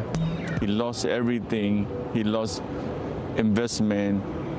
He lost retirement. He lost exclusive right, and he committed suicide. I'm so sad, and my heart breaking, and I lost my brother, and I miss him so much. That's why we are fighting for the justice. And what's really devastating is that Kenny's story is not an anomaly. That year alone, 6 professional drivers lost their lives. 3 of them were taxi drivers, and all 3 had medallion debts. And so it's a major issue in this city. Absolutely. Oh, my goodness, it's heartbreaking. I'm crying a little. Excuse me. So we know that Uber, Lyft, companies like that have taken a bite out of profits here with cab drivers, but that's not the whole story. We heard a little bit with your Assemblyman interview there that the city is responsible in some ways. Tell us about that. Absolutely. And that's very core to the strike, right? The city ultimately inflated the price of medallions. At one point, they were $1 million. And so what strikers are saying is this needs to change. An explosive New York Times report actually found that lenders were taking millions, and many drivers were ending up bankrupt. And so the hope is that this deal will offer a new opportunity for drivers who so desperately need it. Absolutely. Amazing reporting, Zincle. Thank you so much, and so great to have you with us. Thank you both for having me. Absolutely. Good to see you. Time now for our CNBC Money Minute, the biggest financial headlines of the day and why they matter to you. Bertha Coombs is with us this morning. Hi, Bertha. Hey, good morning, guys. John Deere, the company that makes tractors and things, says that it is done bargaining after its striking union workers rejected the company's latest contract offer. The proposal included 10% raises and an additional bonus. The maker of tractors and farm equipment says that it will continue to operate its U.S. plants with non-union workers for now, and is considering sourcing parts and machinery from its overseas factories. Microsoft and Adidas teamed up last month to celebrate the 20th anniversary of the Xbox with the first ever pair of official Xbox shoes. Trouble is, you couldn't buy them. Well, now you can. They now have a new collaboration that will be available to shoppers. The Xbox 360 Forum Mid sneakers feature an Xbox button on the outer side and straps that look like the console's disk drive. They also come with laces in red, yellow, green, and blue to represent the buttons on the Xbox controller. Seems like some truck driver out there is dying to get them. The shoes go on sale today at adidas.com. Meantime, Samsung also getting into the act of tech and clothing. They're unveiling a pair of limited edition jeans that only have one pocket, designed to hold a Galaxy Z flip foldable phone. It's really just a promo for the smartphone, clearly, but Samsung insists that this could be the next big trend. The jeans are available through the Dr. Denim website in Australia, and they're limited. Only 450 pairs are for sale. They come in both men and women's styles. And for $1,100, you get both the jeans and the Flip 3 phone. Oh. So basically, they're throwing in a pair of jeans if you buy the phone. Well, like 90s jeans. I think that truck driver wants the jeans. I think that's why the truck driver's honking bird. They'd be cute together. I think so too. All right. Bertha, thanks so much. Coming up, Britney Spears now blaming her mother for the conservatorship that she says ruined her life. Yeah, up next, the new allegations made by the pop star in a now deleted post on Instagram. This is Morning News Now.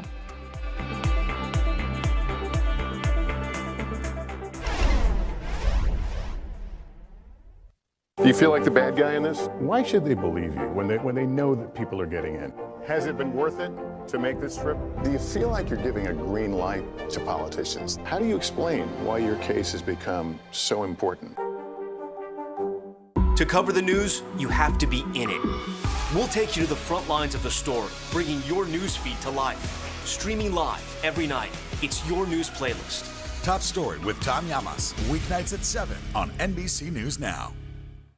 Good morning, I'm Savannah Sellers. I'm Joe Fryer. Another giant leap for mankind. They want folks to shelter in place until this storm pushes through. Traveling to the United States is about to get a lot easier. Morning News Now, streaming weekdays at 7. To cover the news, you have to be in it. We'll take you to the front lines of the story, bringing your news feed to life. Streaming live every night. It's your news playlist. Top Story with Tom Llamas, weeknights at 7 on NBC News Now. The Meet the Press Chuck Toddcast, free wherever you get your podcasts. The fire has grown leaps and bounds. What you see behind me is typical. How you doing? Pretty bad. News is more than a headline. It informs, it inspires, and it still matters. To cover it, you have to be in it. And that's what we're gonna do. Every night, we take you to the front lines of the story, where it's actually happening, with NBC News journalists on the ground from all over the world. We cover what you need to know and bring your newsfeed to life. In primetime and streaming live, it's your news playlist every night. Top Story with Tom Llamas, weeknights at 7 on NBC News Now. Sometimes the news can be difficult and overwhelming for kids to understand. Will coronavirus come back next year? So to help make sense of it all, we've created a newscast just for them. Man, you know a lot. We hope your family will watch Nightly News Kids Edition. The fire has grown leaps and bounds. What you see behind me is typical. How you doing? Pretty bad.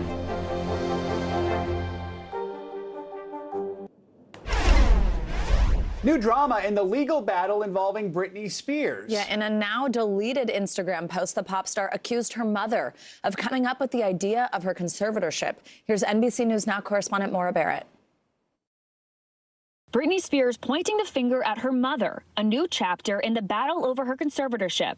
In a now deleted Instagram post, Spears writing, "My dad, Jamie, may have started the conservatorship 13 years ago, but what people don't know is that my mom is the one who gave him the idea. She secretly ruined my life." What ramifications could posting something like that and then deleting it have in all of this? It doesn't necessarily matter whose idea it was to file for the conservatorship originally. It's ultimately going to be up to the judge to decide whether or not the conservatorship terminates. Britney's father, Jamie Spears, relenting on control over his daughter, requesting to immediately terminate the conservatorship. In newly filed court documents, Jamie's attorney saying Britney's recent testimony and request to take personal control of her estate and affairs have made clear that continuing the conservatorship is contrary to her desires. A judge ruling in September to remove him as conservator. He is trying really hard to get himself out of this situation unscathed. So it makes sense to cooperate. But in recent court documents, Britney's attorney claims Jamie's reversal is an attempt to avoid disclosing information about the handling of Britney's finances and alleged electronic surveillance recordings of the singer. Those accusations of the surveillance first made in a New York Times documentary. A former security employee saying Jamie and some members of his team monitored Britney's every move. Her intimate relations were closely managed. How you doing, Britney? You know, Britney could not have someone in the privacy of her house without those three people knowing. The security company enlisted by the star's father, telling the New York Times, quote, they are particularly proud of keeping Miss Spears safe for many years. An attorney for Jamie Spears insisted he operated within the parameters set by the court. In a hearing next week, Britney is seeking a final ruling on her freedom. Her attorney has made clear in court filings they want Jamie to respond to questions about the alleged recordings. It would be very unusual to be recording someone who is otherwise competent, independent, an adult. There has to be some overriding reason for recording somebody. There's Maura Barrett reporting. The final hearing for Britney's conservatorship could happen as soon as next week. That does it for this hour of Morning News Now. But the news continues right now.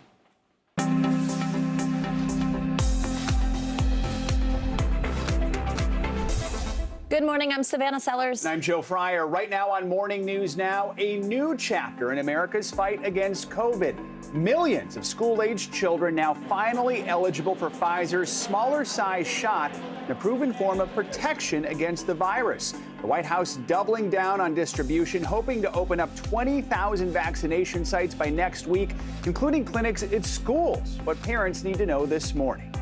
Let's play the blame game. A critical loss for Democrats in Virginia and an unexpectedly close call in New Jersey, where Democratic incumbent Governor Phil Murphy barely hung on. That is the White House playing defense this morning. Biden administration officials now looking to shift blame for Tuesday's dismal performances away from the president's low approval numbers, focusing on the continuing gridlock in Congress over passing President Biden's legislative agenda.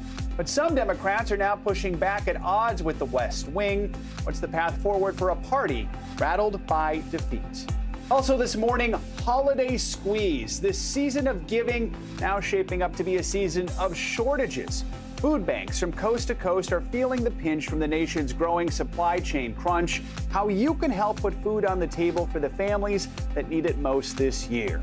And short change. If you've been saving up your coins in a pandemic piggy bank, just waiting to splurge on a reopening purchase or the vacation of a lifetime, it might be time to let them loose. We'll tell you why the U.S. Mint now says there's a shortage of, yes, change in circulation, plus the one coin that is most in demand. You know, that made me realize I used to always go home and sort of dump the change from that day in a jar, and I don't think I've done that in the last year and a half. Yeah, I know. It's been on a credit card. Yeah, exactly. So. Lots of ordering things online rather than paying in person. Yeah, definitely. We had one of those big jars that you'd like carry to that Coinstar machine. Coinstar. Yeah, well, not me. My dad would carry it, but yeah. All right. We were so excited. And we'll reveal that mystery coin yes. in a little bit. Right? Let's start this morning with a hopeful new sign in the pandemic battle, a new wave of school-aged children now lining up to get vaccinated against COVID-19. Yeah, the White House is announcing the children's vaccination program should be fully up and running by next week, with millions more doses making their way to providers nationwide. But as Joe just said, many kids have already gotten the shot. NBC News correspondent Morgan Chesky is following the latest on the vaccine rollout from Houston for us this morning. Hey, Morgan. Hey, Savannah, Joe, good morning. And we were inside Texas Children's to watch some of those first doses be administered into the arms of hundreds of local kids. And with the U.S. now surpassing that grim milestone of 750,000 COVID deaths, this new vaccination effort, welcome news for so many families. 7 to the left where she's waving, okay? All right. Nationwide, kids lining up for their first dose of Pfizer's COVID vaccine, hoping that very soon their lives can get back to normal. I want to have a pillow fight with my best friend. The Biden administration says it's ramping up distribution, shipping out millions of additional pediatric doses in the next 24 hours. Right there. It's 1,000 doses. The White House is planning to get 20,000 vaccination sites online by next week, including pop-up clinics at schools. Here in Texas, 2,500 kids were vaccinated on Wednesday across the Texas Children's Hospital system, Okay, good job. including 5-year-old Dion. Dion, how was it? Thumbs up. I love it. His dad Samuel hoping this is a teaching moment. Why was it so important to bring him here today? Education. That's all it was about, making sure he knows that vaccines make people healthy, and we want to keep him healthy. Nearby, sisters Isabella, Annabella, and Juliana all showing off their Band-Aids with pride. The trio excited to get back on the soccer field. Now that everyone has their shot, you think you'll be able to play soccer again? Yeah. 222 million Americans have at least one shot of a COVID vaccine. If you add the 28 million now eligible 5 to 11-year-olds to that tally, the nation could reach more than 75% vaccinated in the U.S. before the end of the year. But it comes to some high-profile figures still reluctant to clarify their vaccination status. This morning, questions around Green Bay Packers star Aaron Rodgers, who tested positive for COVID-19 Wednesday. Rodgers told reporters in August that he had been, quote, immunized. Yeah, I've been immunized. I think it's a personal decision. But according to the NFL Network, the league has considered Rodgers as unvaccinated since the start of the season. The Packers have now benched Rodgers for 10 days, which fits for league protocols for unvaccinated players. Now, we did hear from parents who said that the majority of symptoms in children is mild, so they were a little hesitant before taking their child to get the vaccine. But to that, doctors say that even in those mild cases, there is about 10% of those cases that exhibit problems months after that infection ceases. And as it relates to myocarditis, that inflammation of the heart muscle that in some cases has happened following vaccinations, doctors say that not getting vaccinated puts kids and teens at risk of a more severe case of that condition than if they were to get the shot. Savannah? All right, Morgan Chesky, thanks so much. Let's bring in Dr. Megan Ranney. She's an emergency physician and associate professor at Brown University, also the founder of Get Us PPE. So, Dr. Ranney, we just heard from Morgan. If all 28 million children now eligible got vaccinated, we'd have 75% of the U.S. fully vaccinated by the end of the year. Now, that seems unlikely, but how hopeful are you that most kids will get vaccinated, especially when there's still millions of unvaccinated adults? I think time will tell. If a parent is unvaccinated, it's unlikely that they're going to go out and get their kid vaccinated. Unfortunately, we are seeing some concerns from parents who've gotten themselves vaccinated.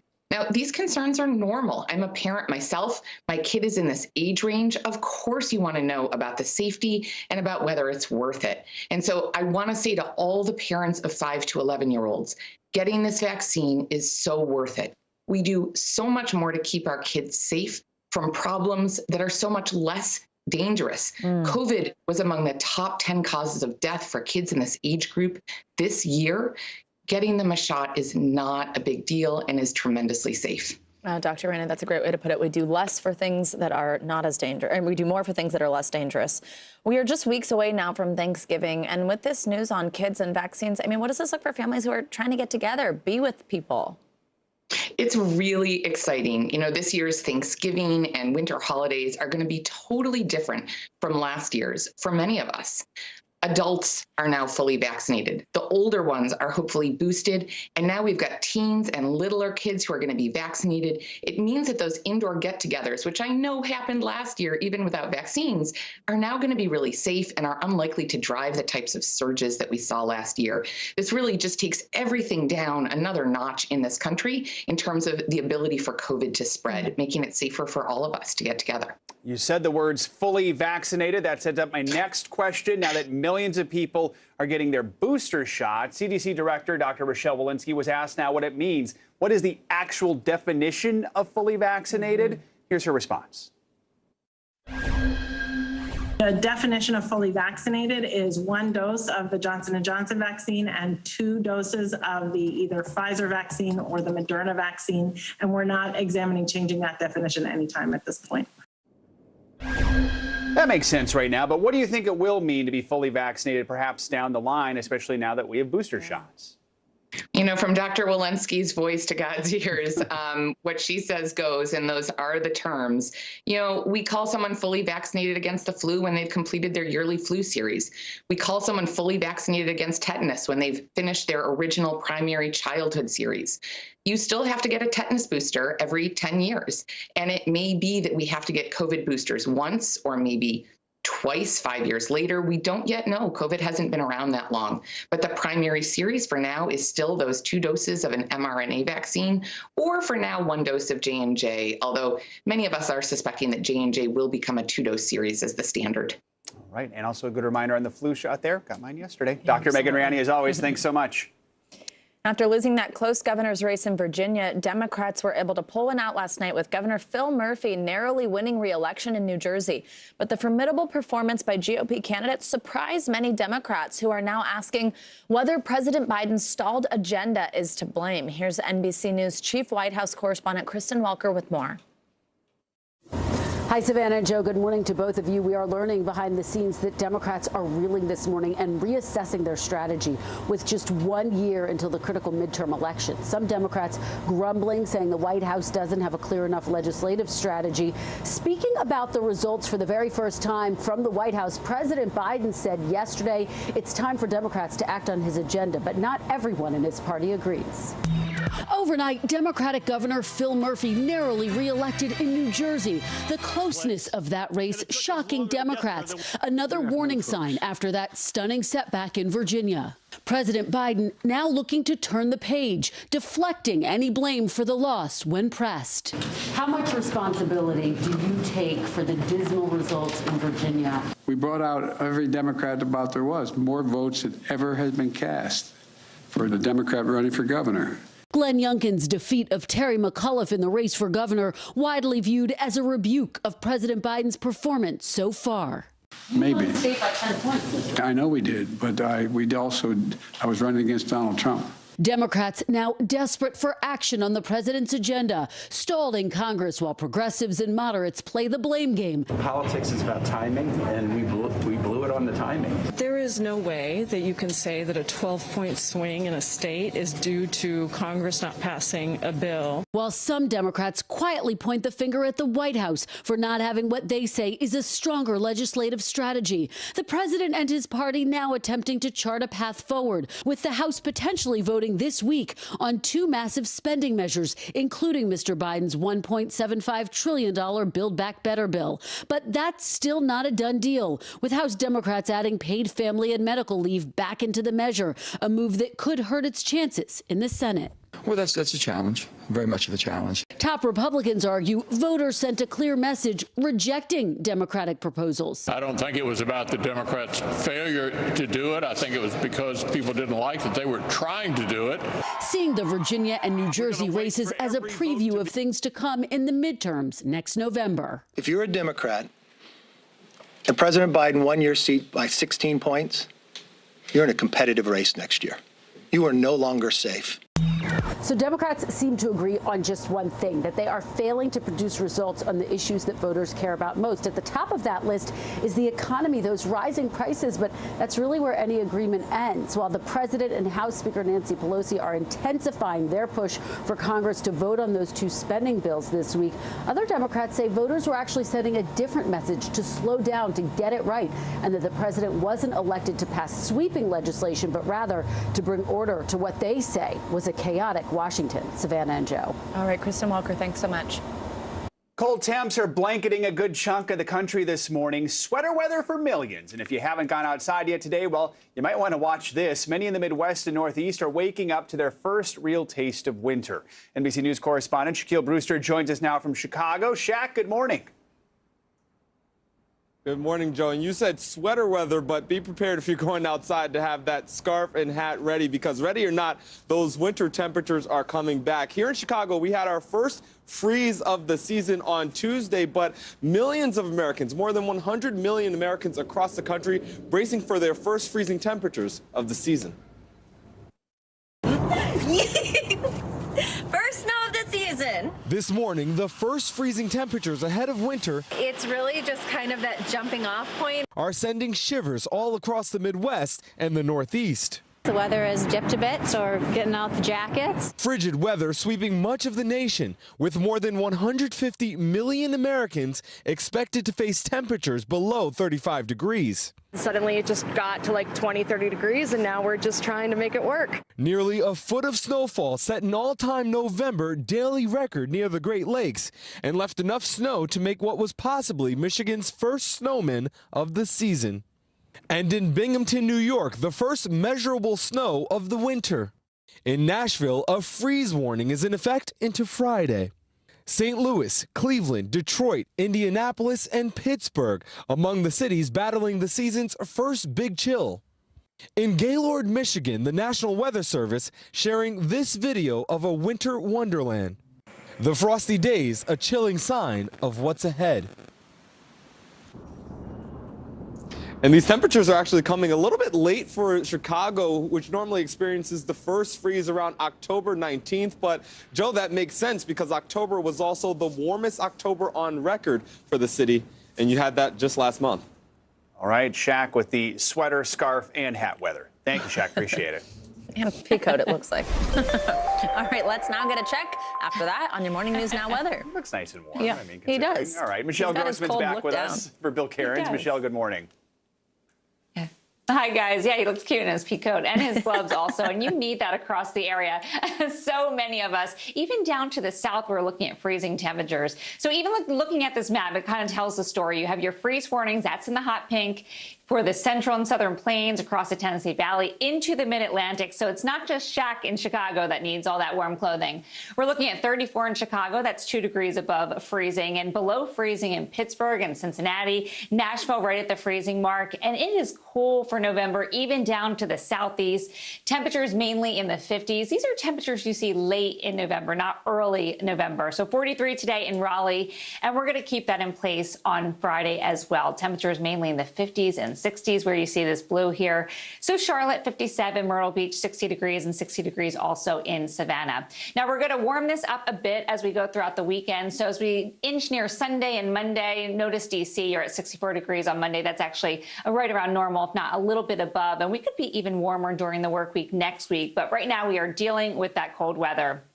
So that's the main weather story for today. We're looking at some rain in parts of the southeast, mainly in Florida today. Also tomorrow, we could see 1 to 3 inches of rain, and then we're going to see that move up the Carolina coast. And then as we zip towards the Pacific Northwest, we're looking at a parade of storms bringing in some showers, some storms, and even some high elevation snow. So let's look towards your weekend. We're looking at that soaking rain on Friday in the southeast. We're looking really cool across the area still. Saturday, same story, milder though, as we head towards the central and southern plains. That's sort of a preview of what we're going to see into the mid-Atlantic and northeast on Sunday. And there's your Sunday. Chilly start in the Ohio Valley, but a pretty nice afternoon. Lots of sunshine in the middle of the country, turning cooler in the Intermountain West. And here is that marathon weather forecast. So many excited to run. I know it's going to feel a little bit more normal this year. And we're looking at some really nice temperatures by 9 o'clock 45, noon 52, and 3 o'clock 55. So pretty ideal marathon weather. I think a lot of people like it in the upper 40s to low 50s.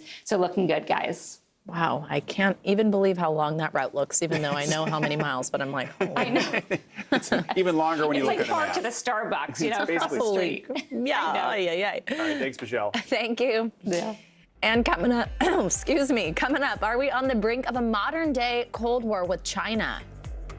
We're going to dig into a sobering new Pentagon report on that country's military might and growing nuclear missile program and how our top generals are reacting. That's up next.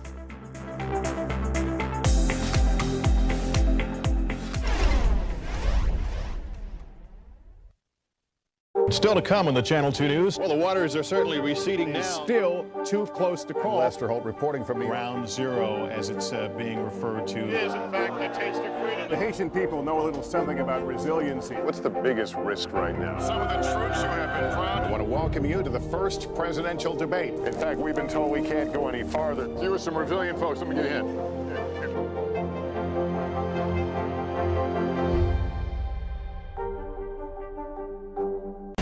Good morning, I'm Savannah Sellers. I'm Joe Fryer. Another giant leap for mankind. They want folks to shelter in place until this storm pushes through. Traveling to the United States is about to get a lot easier.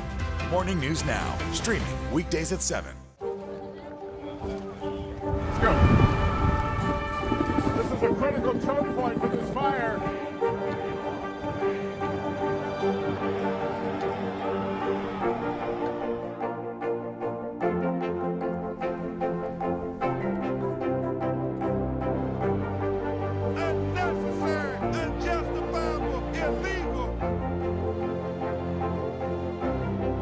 And good evening from New Orleans. Late military operation witnessing the massive crowds. I'm admiring you both.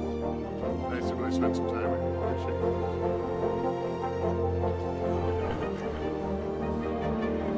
it. At any moment now.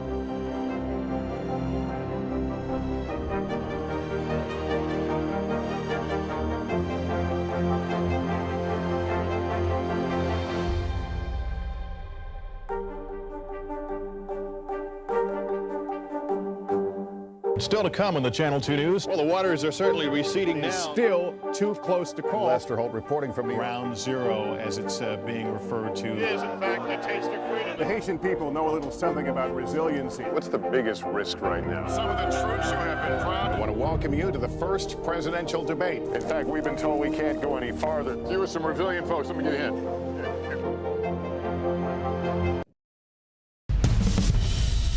The nation's top doctors are set to testify on Capitol Hill in just a few moments. Dr. Anthony Fauci, chief medical advisor to the president, Dr. Rochelle Walensky, director of the CDC, and other federal officials will be asked about the Biden administration's coronavirus response. Yeah, this comes, of course, during a major week in the fight against COVID, because on Tuesday night, the CDC authorized the Pfizer vaccine for kids as young as 5, and shots are already going into arms across the country. New this morning, the White House is now setting a deadline for companies to ensure their workers are fully vaccinated or tested for COVID weekly. Biden administration says any employer who fails to meet the requirements by January 4th will be fined for every employee not in compliance. This mandate impacts more than 2/3 of the country's workforce. Let's listen now. Dr. Walensky is speaking. Hospitalizations and deaths around the nation, largely fueled by the Delta variant. The Delta variant reminded us we need to be humble in our response to this virus and to follow the science as we modify guidance and address the pandemic. Here are a few things we've learned over the last 4 months. First, the Delta variant is notably more contagious and spreads faster than previous variants. Second, though breakthrough infections are infrequent, vaccinated individuals who are infected with Delta are able to transmit the virus. And third, while we have seen waning vaccine-induced immunity in certain populations, leading us to recommend the rollout of booster shots, COVID-19 vaccines are still highly effective and provide strong protection, particularly against severe disease, hospitalization, and death. While we are once again pleased to see downward trends in cases, this decline seems to be slowing, and deaths are not falling nearly as fast as we would like. On average, we still see over 1,000 deaths every day. And tragically, there have been more than 138,000 deaths since I last spoke here. As we look towards the coming weeks and months with some optimism, we must remember what the Delta variant did to this country, erasing weeks of prior progress and long downward trends, and reminding us that this novel coronavirus is unpredictable. In addition, we're entering the winter season, where we are predicting an increase in influenza and other respiratory viruses. We are concerned about this year's flu season has the potential to be severe. It's just as important as ever to get vaccinated for COVID and for influenza. We've made incredible strides in vaccinating the U.S. population against COVID-19. As of November 3rd, we have vaccinated about 85% of the United States population 65 years and older, 70% of those 18 years and older, 68% of those 12 years and older, and nearly 58% of the entire United States population. Some of our latest data only reinforce why vaccination is so very important, showing that unvaccinated people have 6 times greater risk of testing positive for COVID-19 and 11 times greater risk of dying from COVID-19 than people who are fully vaccinated. Importantly, we now have data showing that the Pfizer vaccine is nearly 91% effective in preventing COVID-19 infection in children ages 5 to 11 who did not have COVID-19 infection previously. Why is this such important news? Case surveillance data indicate that there have been 9,000 hospitalizations among children ages 5 to 11 since the beginning of the pandemic. Mortality data have recorded more than 97 deaths in this age group. There are now well over 5,000 children diagnosed with MIS-C and living with complications of this disease. As a mother, I know that no parent should have to see their child face long-term complications of an infection or be hospitalized. And we now have a highly effective tool to prevent this disease in our children. Following FDA's authorization, I endorsed CDC's Advisory Committee on Immunization Practices recommendation that children ages 5 and up should receive a COVID-19 vaccine. I strongly encourage parents and their children to get vaccinated. And if you have any questions about the vaccine, please talk to your child's pediatrician, a school nurse, your local pharmacist, or a trusted medical professional. In addition to the critical work to get out of this pandemic through vaccination and other prevention strategies, we need to better prepare for future outbreaks and pandemics.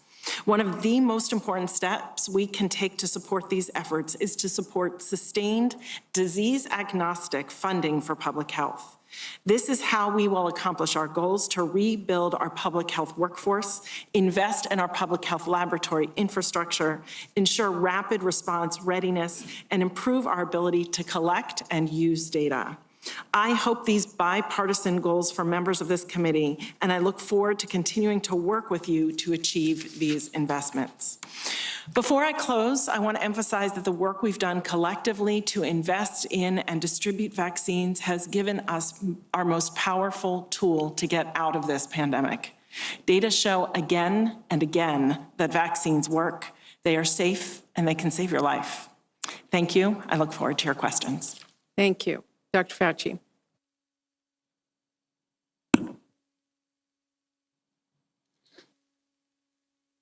This doesn't seem to work. It works. We can hear you.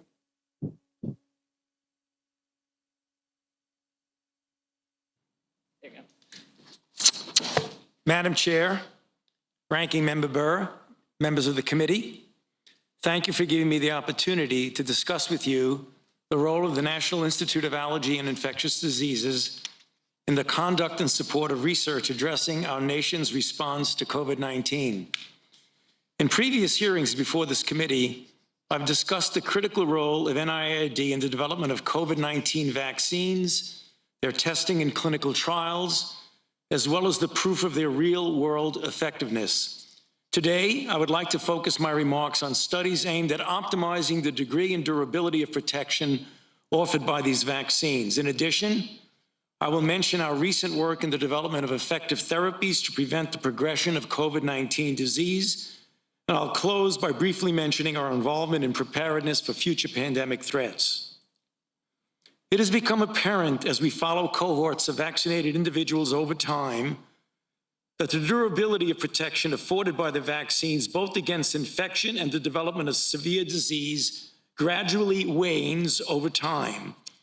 This has led to a considerable amount of activity aimed at optimizing protection by boosting with an additional dose of vaccine several months after the primary regimen. One can gauge the effect of these booster shots by measuring the induction of high levels of neutralizing antibody, as well as the clinical effect of enhanced protection. And in this regard, it has become clear that giving a third boost of an mRNA vaccine approximately 6 months or more following the original primary regimen provides a dramatic enhancement of protection against infection as well as severe disease. And in the studies from Israel, this is beginning to be seen across all age groups. In this regard, certain subsets of individuals who have received any of the 3 vaccines available in this country are now eligible for booster shots. Importantly, to increase the flexibility of the administration of boosters, NIAID has conducted a critical study, which is called Mix and Match, in which individuals are divided into 3 groups representing each of the 3 available products. These individuals were then boosted with a product other than the original one with which they were vaccinated. Data clearly indicated that boosting with a different product than the original was both safe and indeed induced a robust immune response. Thus, although we recommend that people boost with the original product of their vaccination, this study adds a degree of flexibility by allowing a choice of booster shots if it is difficult, for one reason or another, to receive the original product. Let me now move on to a brief discussion of the NIAID research approach to therapeutics particularly in the context of treating an individual early in the course of infection to prevent progression to severe disease. The NIAID has initiated a program called the Antiviral Program for Pandemics, which is aimed at catalyzing the development of new medications to combat COVID-19 as well as to prepare for future pandemic threats. The program has two pillars. One takes existing drugs and accelerates their clinical testing and advanced development, and the other pursues the discovery of new molecules aimed at various vulnerable components of the SARS-CoV-2 replication cycle. One compound in particular, molnupiravir, developed by Merck and Ridgeback companies, has shown considerable promise in a recently conducted clinical trial in which the drug was administered early in the course of infection, and it decreased hospitalization and death by 50% in the treated individuals compared to the placebo group. I bring this to your attention because the very early work on this molecule was the result of NIH grant support to academic institutions for the fundamental basic research which led to the discovery and the development of this molecule. Finally, I would like to close by looking forward to how we might best enhance our preparedness for what will be the inevitable future pandemics. In this regard, the NIH has already initiated its plans for the rapid development and implementation of successful countermeasures against several prototype pathogen families of viruses that threaten the health and safety not only of our nation, but of the entire world. I look forward to describing these plans to you in more detail. Thank you for your attention, and I would be happy to answer your questions following the presentation. Thank you. Dr. Woodcock.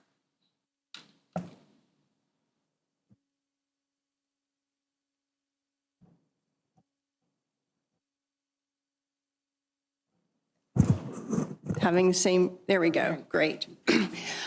Good morning, Chair Murray, Ranking Member Burr, and members of the committee. Thanks for the opportunity to testify here today and for the continued bipartisan efforts of your committee to address the COVID-19 pandemic. FDA appreciates the productive discussions, and we look forward to continuing our partnership on these legislative efforts. FDA has achieved some of the most impressive scientific-based regulatory advances I've seen during my entire career at the agency during this pandemic, driven by our mission to protect public health. I know the American public has been eager to hear about getting their children vaccinated, what they can do if they get sick with COVID-19, and how they can further protect themselves and their loved ones against the virus.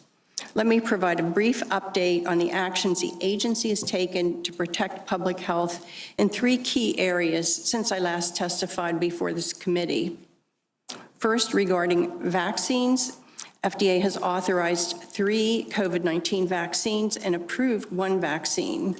These have met FDA's expectations for safety and effectiveness appropriate either for authorization or approval in preventing COVID-19. In the last few weeks, the agency's made additional critical decisions about the use of these vaccines.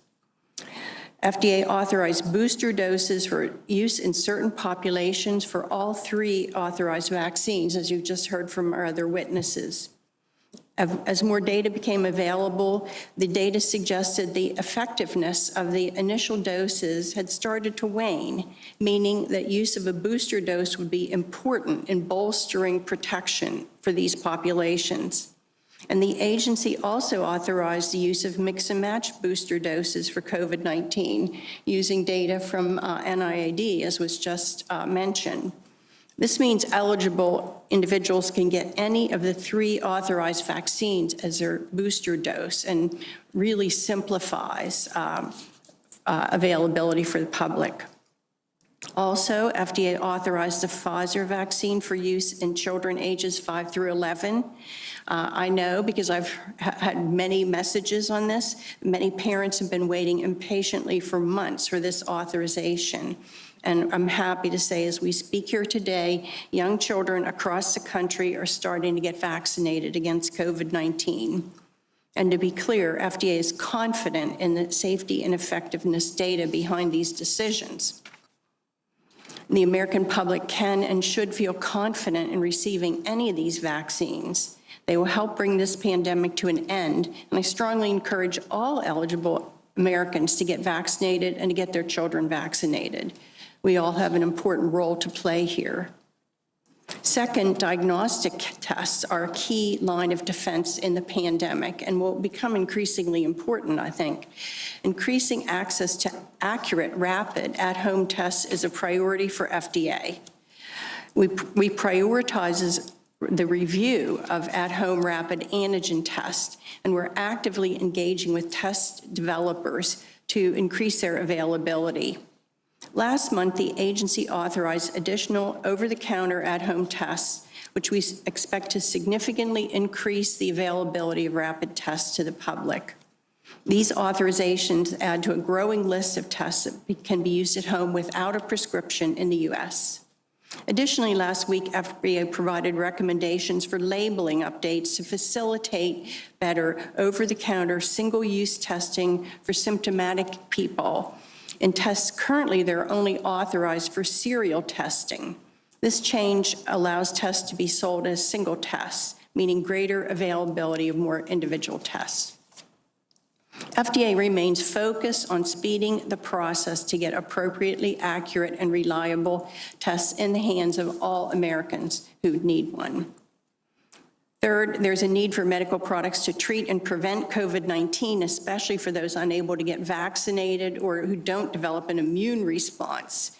We continue to carefully evaluate the data on any promising therapeutics, and our priority is to have fast discussions between FDA and drug sponsors. We are hoping that we will see more therapeutics authorized soon to treat COVID-19 in the future as another weapon in our arsenal. And finally, I want to stress that all of FDA's work and effort is toward the goal of protecting the public. It's a responsibility we take seriously, and we rely on science. This is what allows us to expedite development and availability of medical products to address COVID-19. Thank you, and I look forward to your questions. Thank you. Assistant Secretary O'Connell.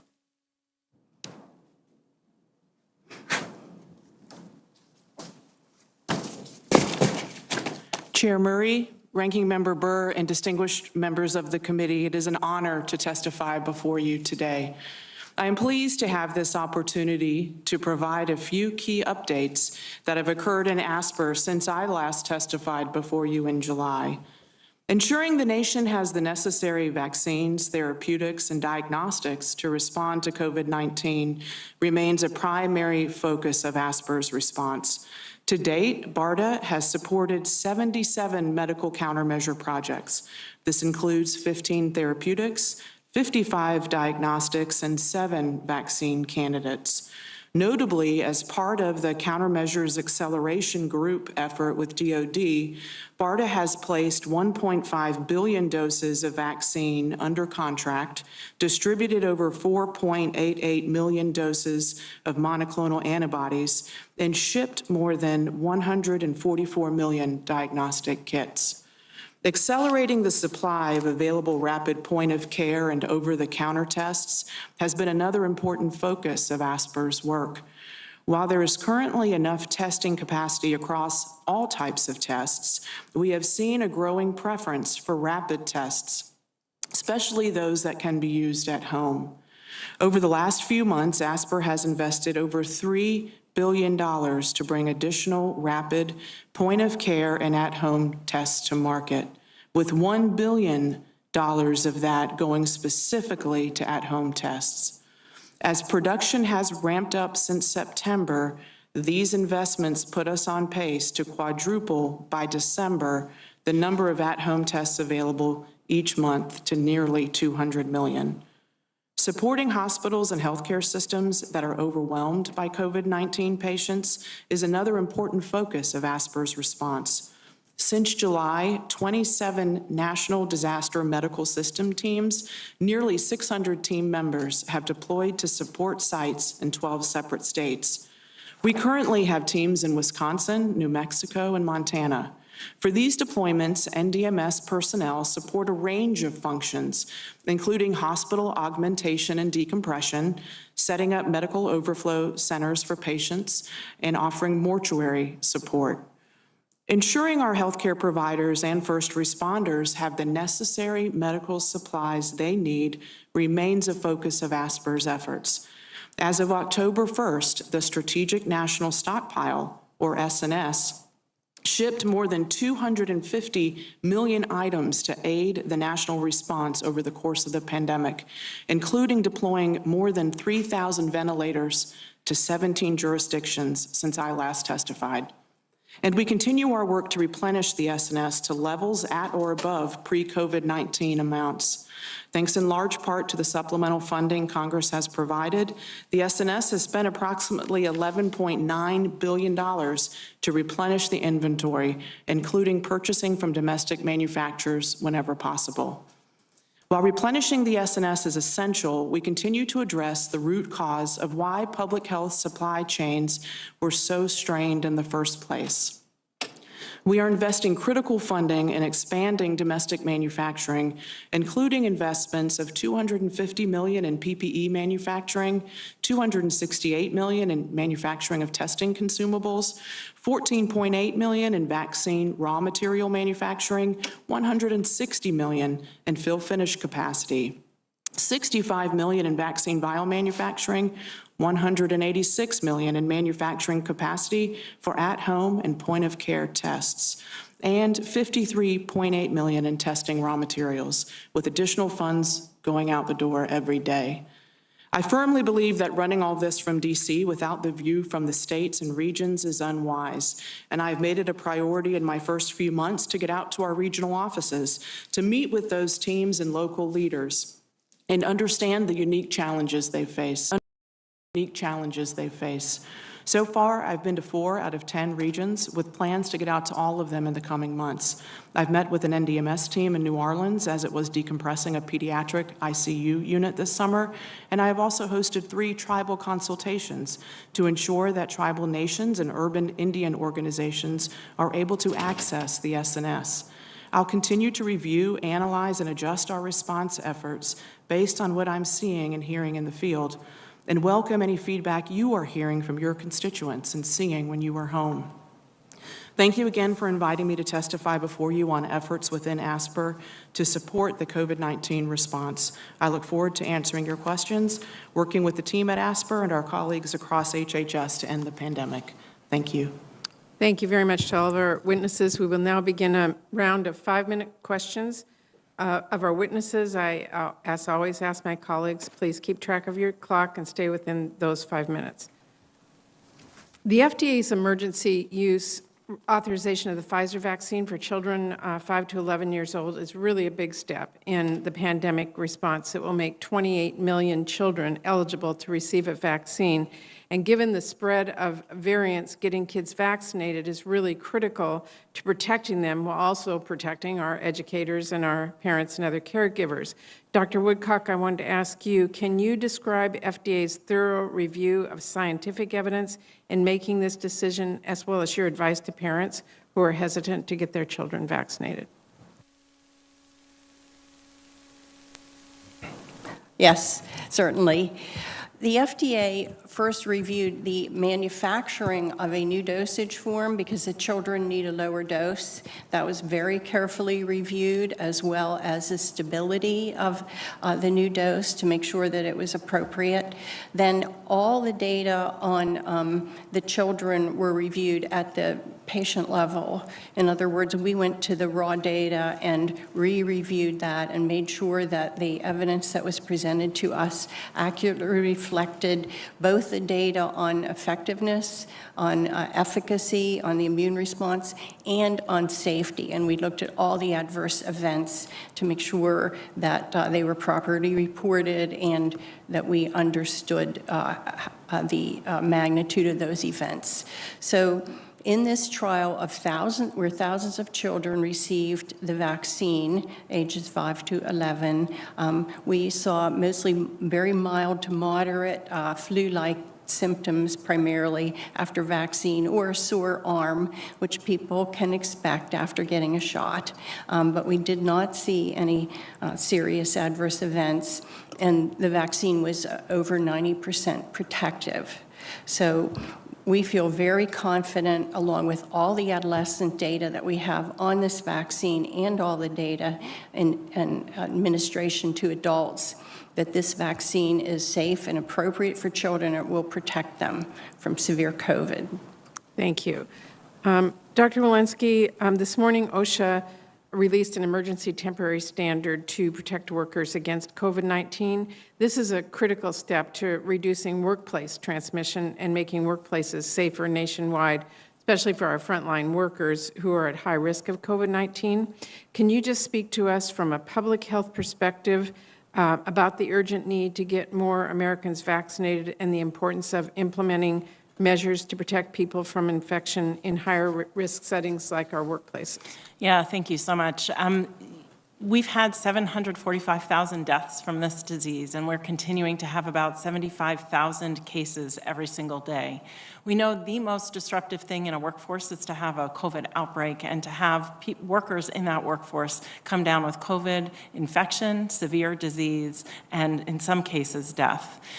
Vaccination, as we have seen, decreases your risk of infection by 6-fold, decreases your risk of hospitalization and death by 10-fold, even during this Delta surge. So there is absolutely a public health priority to get people vaccinated and to continue the important prevention and mitigation strategies, including masking, to keep them safe. Thank you. Thank you. This is a question for the whole panel, and I don't have much time left, but I would use my chair prerogative to ask all of you because it's an issue we are all concerned about. Senator Burr mentioned it, and that is the issue of testing. We know diagnostic testing is critical. But we've continued to experience critical challenges with testing, shortage of rapid tests, not enough locations to get tested, supply chain issues, and more. So I'd like to ask all of you quickly to respond. What is your agency doing to make sure our country is well equipped to handle current and future testing needs? And I will begin with Dr. Walensky. Yes, thank you so much. So we are working with states and jurisdictions to make sure we can provide technical assistance on how best to utilize these tests. This is important in the school districts as well. $10 billion in school districts to utilize testing. We provide technical assistance as to how to utilize it and peer-to-peer, school-to-school advice on how best to utilize the testing program, as well as the hiring of school nurses in order to use the testing program. Thank you. Dr. Woodcock? We have streamlined recently our standards and approach for over-the-counter tests. So we, as I said in my testimony, so that we hope they should get out more quickly. We prioritize testing where there's a public health need, which right now is the over-the-counter tests. And we also try to move very quickly those manufacturers that can make large supply of tests, because there is still an unmet need there. And so we think between that, we have authorized 11 over-the-counter tests and expect more to come. Between that and what ASPR is doing, that the supply should increase rapidly. Ms. O'Connell? Thank you, Chair Murray. We've invested $3 billion in the last 2 months on increasing production and supply of rapid point-of-care and at-home tests. $1 billion of that focused exclusively on at-home tests. So we continue to try to get those out. We also, through HRSA, started a pilot program which would provide free at-home tests through their federally qualified health centers. So for those families that aren't able to afford the tests in the pharmacies, this would allow free access. Dr. Fauci? Yes, thank you, Madam Chair. The NIH is prioritizing the development of affordable at-home tests through a program called the Independent Test Assessment Program, or ITAP, which we will provide reliable, independent laboratory and clinical tests to the FDA for the manufacturers so that they can scale up quickly And if the tests meet the FDA's performance and quality standards, the FDA hopefully will then give an emergency use authorization. So we're providing data for the companies to be able to expedite the availability of tests that are rapid, efficient, and point of care. Thank you. Senator Burr. Thank you, Chairman. This question is directed to Drs. Fauci and Walensky. In January, an NIH study found that 95% of people who had recovered from COVID had at least 3 out of 5 components needed to recognize the virus up to 8 months after infection. In August, Israeli researchers found that natural immunity can confer longer-lasting and stronger protections against infection, severe disease, and hospitalization resulting from the Delta variant. Rockefeller University found that while vaccination induces memory B cells to evolve over the course of a few weeks, natural infection produces memory B cells that improve for up to 1 year after infection. This is likely because remnants of the virus remain in the body for longer than a vaccine would, which gives the body more time to adapt to it. I understand that it's not all black and white. UK researchers released studies results suggesting that fully vaccinated individuals who had COVID-19 have the highest immunity. Additionally, last week, CDC published a new report that found unvaccinated people who had previously been infected were 5 times more likely to test positive for COVID-19 than people who were fully vaccinated with an mRNA vaccine. My question is simple. What does the science say about the durability of natural immunity, and when can we expect answers on its benefit? Thank you so much, Senator Burr. The CDC did publish a 96-page paper review in a scientific brief on Friday. I want to be very clear that the CDC continues to recommend that people, after review of that scientific brief, that CDC continues to recommend that people who have been previously infected get their COVID-19 vaccine. We know in our vaccine studies, our vaccine effectiveness studies, with date certain when people were vaccinated, and we can prospectively follow them through our effectiveness studies and our effectiveness cohorts. Through that, we can see the durability with a date certain in vaccines. The data on the infection-induced immunity, some of which you quoted, are murkier. They rely on retrospective studies, observational studies, and studies where we can't do a prospective study.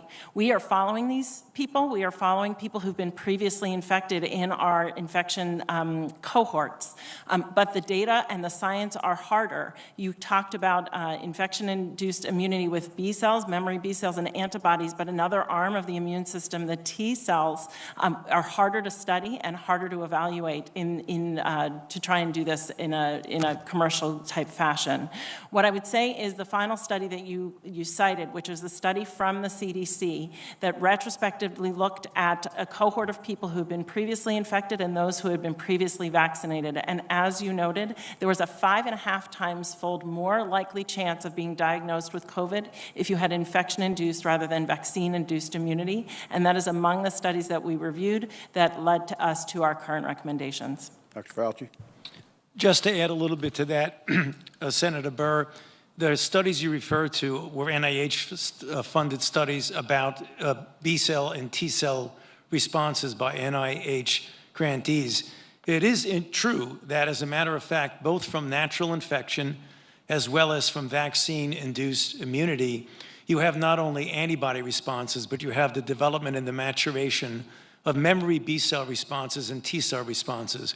One of the goals over the next several months, which are currently being done by our grantees, is to determine the clinical correlation between the development and maturation of B-cell and T-cell responses and clinical effect. And we're looking at that both post-vaccination, post-boost, and in individuals who've been infected. Hopefully we'll get more definitive information over the next several months. Should an individual who has recovered from COVID be exempt from the mandate to be vaccinated, given that they have natural immunity? CDC recommendations suggest that you have both more durable and robust and known immune response if you are vaccinated after you've been previously infected, and those are our recommendations. Do children 5 to 11 who have recovered from COVID, should they be vaccine exempt? Our guidance continues to recommend that children who've been previously infected actually get vaccine. Data are emerging on the impact of natural infection in adults, our data are still even sparser among children. How does the concentration of antibodies in a recovered COVID-positive patient compare to an individual 6 months after they've had a vaccination? It really varies from study to study. The one thing that we do know that's very important when you talk about post-infection immunity is that when you vaccinate a person following recovery from infection, the level of antibodies are considerably higher than post-infection alone and higher than vaccination alone. So the best combination of high degree of laboratory-related protectiveness is if a person who gets infected and recovers ultimately gets vaccinated, and that looks like the most powerful of the protective responses. Clearly, I understand that from the data. My question on whether a COVID-positive recovered patient should be mandated to take a vaccine. If they've not had COVID, then you take a vaccine to boost your immunity level to a certain degree. COVID-positive patients have already done that. And I'm just telling you, it's a hard sale to tell people who have had COVID that they're now under a mandate by the federal government, to be vaccinated. I think you've got an extremely tough sale to a healthcare professional, doctor, nurse, who had COVID, might have a hesitancy about the vaccine, and I look at what ASPR is required to do to fill in for the healthcare vacancies that exist out there and surge people to it. You start doing this to people, Medicare, Medicaid providers, community health centers, we're not going to have the people to surge, Dawn, from the healthcare professionals that make a decision. I had a natural immunity, I've got some protection, but I don't yet believe I need to be vaccinated. I think we need to think about this. Thank you, Chair. Senator King. Thank you, Chair Murray, and thank you to the witnesses, the ranking member. I'm going to ask about two topics, supporting the mental health of our frontline healthcare workers that has been such a challenge in this time, and long COVID. So to Dr. Walensky, I'll address you first. We've talked about this before. The pandemic has taken a huge toll on frontline healthcare workers. This committee has come together in a bipartisan way to help pass the Lorna Breen Healthcare Provider Protection Act, passed the Senate in August, and it's actually being marked up in the House today, the Health Subcommittee. I'm happy about that. We're proud to have worked together with folks in this body to get $140 million of funding for this initiative in the American Rescue Plan. Dr. Walensky, we worked closely with Dr. Breen's family for over a year to build support for the work, introduce the legislation, get funding in the American Rescue Plan, and we're encouraged by progress that's being made on this bipartisan initiative. As the CDC works to implement this bill and use these funds to promote education and awareness campaigns, what can those of us who have worked on this bill, who care very much about this issue, do to help the CDC effectively communicate with our frontline healthcare workers that there are resources and help available for them? Thank you so much, Senator Kaine, and thank you so much for your leadership in this very much needed bill and these resources. First, let me just give you a sense of the scope of the challenges and the problems that we face. CDC published an MMWR several weeks ago, not just in healthcare, but also in our public health workforce. Half of the people surveyed had more than one mental health challenge in the year prior. A third reported depression, a third reported anxiety. 8% of our public health workforce reported suicidal ideation in the past year. When we talk about our healthcare workers, yes, we're hearing about our places that are stressed with COVID surges, but we're not hearing about our healthcare workers who are left after those surges, who are taking care of people where amputations are higher rates than we've ever had before, missed cancer diagnoses because of missed care. This is what is impacting our healthcare workers, and these resources are now, some of these resources are now with NIOSH so that we can provide them for mental health, for resources resources, for support, to research what it is that they need so that we can provide this healthcare workforce as well as our public health workforce the resources that they desperately need. I'm very grateful. Thank you. Thank you. Dr. Fauci, on long COVID, I've had COVID and I'm still dealing with nerve tingling issues, 18 months after having had it. They're mild, thank goodness. But others who are dealing with long COVID effects, they aren't so mild. Fatigue, respiratory, cardiac, other issues. What updates can you provide about NIH research on efforts to better understand the symptoms of long COVID and how to expand treatment options for patients who have this condition?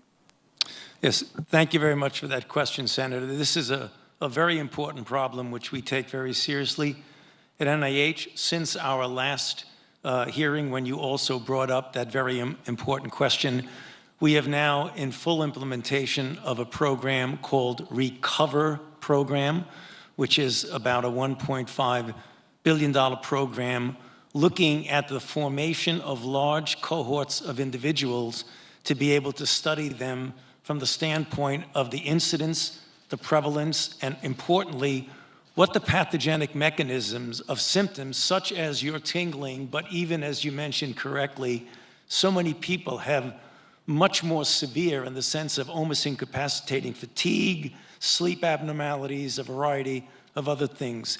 There's 3 components to the program that we've just recently awarded. One is a significant amount of resources to the NYU Langone Center in New York, which takes the scientific lead for the program. The data collection will be led by Massachusetts General Hospital and Harvard Medical School, and the repository for specimens will be led by Mayo Clinic. Since we last spoke, all 3 of those have now become operable, and hopefully the next time we speak in a situation like this, I'll be able to give you some scientific data that resulted from those studies. Thank you. Thank you very much for that answer. I yield back, Chair Murray. Senator Paul. Dr. Fauci, I don't expect you today to admit that you approved of NIH funding for gain-of-function research in Wuhan, but your repeated denials have worn thin, and a majority of Americans, frankly, don't believe you. Even the NIH now admits that EcoHealth Alliance did perform experiments in Wuhan that created viruses not found in nature that actually did gain in lethality. The facts are clear. The NIH did fund gain-of-function research in Wuhan, despite your protestations. You can deny it all you want, but even the Chinese authors of the paper, in their paper, admit that viruses not found in nature were created, and yes, they gained in infectivity. Your persistent denials, though, are not simply a stain on your reputation, but are a clear and present danger to the country and to the world. As Professor Kevin Esfelt of MIT has written, gain-of-function research looks like a gamble that civilization can't afford to risk. And yet here we are again, with you steadfast in your denials. Why does it matter? Because gain-of-function research with laboratory-created viruses not found in nature could cause a pandemic even worse the next time. We're suffering today from one that has a mortality of approximately 1%. They're experimenting with viruses that have mortalities of between 15 and 50%. Yes, our civilization could be at risk from one of these viruses. Experiments that combine unknown viruses with known pandemic-causing viruses are incredibly risky. Experiments that combine unknown viruses with coronaviruses that have as much as 50% mortality could endanger civilization as we know it. And here you sit, unwilling to accept any responsibility for the current pandemic and unwilling to take any steps to prevent gain-of-function research from possibly unleashing an even more deadly virus. You mislead the public by saying that the published viruses could not be COVID. Well, exactly no one is alleging that. No one is alleging that the published viruses by the Chinese are COVID. What we are saying is that this was risky type of research, gain-of-function research. It was risky to share this with the Chinese, and that COVID may have been created from a not yet revealed virus. We don't anticipate the Chinese are going to reveal the virus if it came from their lab. You know that, but you continue to mislead. You continue to support NIH money going to Wuhan. You continue to say you trust the Chinese scientists. You appear to have learned nothing from this pandemic. Will you today finally take some responsibility for funding gain-of-function research in Wuhan? Senator, with all due respect, I disagree with so many of the things that you've said. First of all, gain of function is a very nebulous term. We have spent, not us, but outside bodies, a considerable amount of effort to give a more precise definition to the type of research that is of concern that might lead to a dangerous situation. You are aware of that.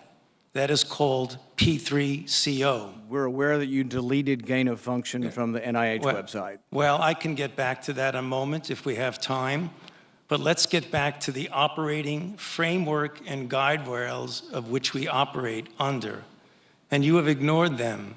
The guidelines are very, very clear that you have to be dealing with a pathogen that clearly is shown and very likely to be highly transmissible in an uncontrollable way in humans and to have a high degree of morbidity and mortality, and that you do experiments to enhance that, hence the word EPPP,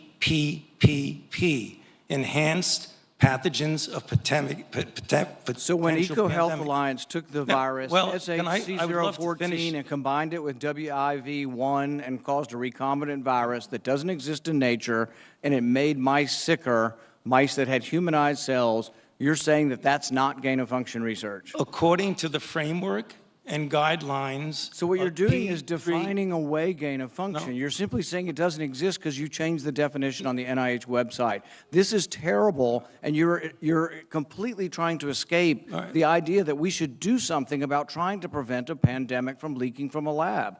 The preponderance of evidence now points towards this coming from the lab, and what you've done is change the definition on your website to try to cover your ass, basically. That's what you've done. You've changed the website to try to have a new definition that doesn't include the risky research that's going on. Until you admit that it's risky, we're not going to get anywhere. You have to admit that this research was risky. The NIH has now rebuked them. Your own agency has rebuked them. But the thing is you're still unwilling to admit that they gained in function when they say they became sicker. They gained in lethality. It's a new virus. That's not gain of function? According to the definition that is currently operable, you know, Senator, let's make it clear for the people who are listening.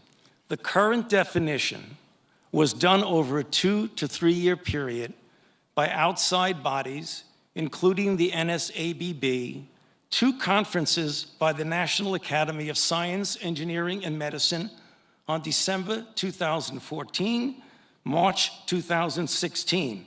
We commissioned external risk-benefit assessment, and then on January of 2017, the Office of Science and Technology Policy of the White House issued the current policy. And coincidentally, I have not changed the definition any appeared definition. On the same day the NIH said that, yes, there was a gain of function in Wuhan, the same day the definition appeared, the new definition, to try to define away what's going on in Wuhan. Until you accept it, until you accept responsibility, we're not going to get anywhere close to trying to prevent another lab leak of this dangerous sort of experiment. You won't admit that it's dangerous, and for that lack of judgment, I think it's time that you resign. Thank you, Senator Paul, and I would like to give the time to Dr. Fauci. Yeah, well, there were so many things that are egregious misrepresentation here, Madam Chair, that I don't think I'd be able to refute all of them, but just a couple of them for the listeners to hear for. You have said that I am unwilling to take any responsibility for the current pandemic. I have no responsibility for the current pandemic. The current pandemic, okay? Number 2, you said the overwhelming amount of evidence indicates that's a lab leak. I believe most card-carrying viral phylogenists and molecular virologists would disagree with you that it is much more likely, even though we leave open all possibilities, it's much more likely that this was a natural occurrence. Third, you say we've tested 80,000 animals and no animals have been found with COVID. Senator Paul, the time is for And third, you made a statement just a moment ago that's completely incorrect, where you say we continue to support research at the Wuhan Institute of Virology. You approved it in August of last year. No, your statement says, quote, I wrote it down as you were writing, you continue to support research at the Wuhan Institute of Virology. You were in committee a month ago and said you still trust the completely- Chinese scientists and you still support the research over there. You said it a month ago Senator in committee. Paul, I have allowed Dr. Fauci to respond. You've had your time. I'm going to give him. If he's going to be dishonest, he ought to be challenged. Senator Paul, we will allow Dr. Fauci to respond after you've given accusations like that. Dr. Fauci.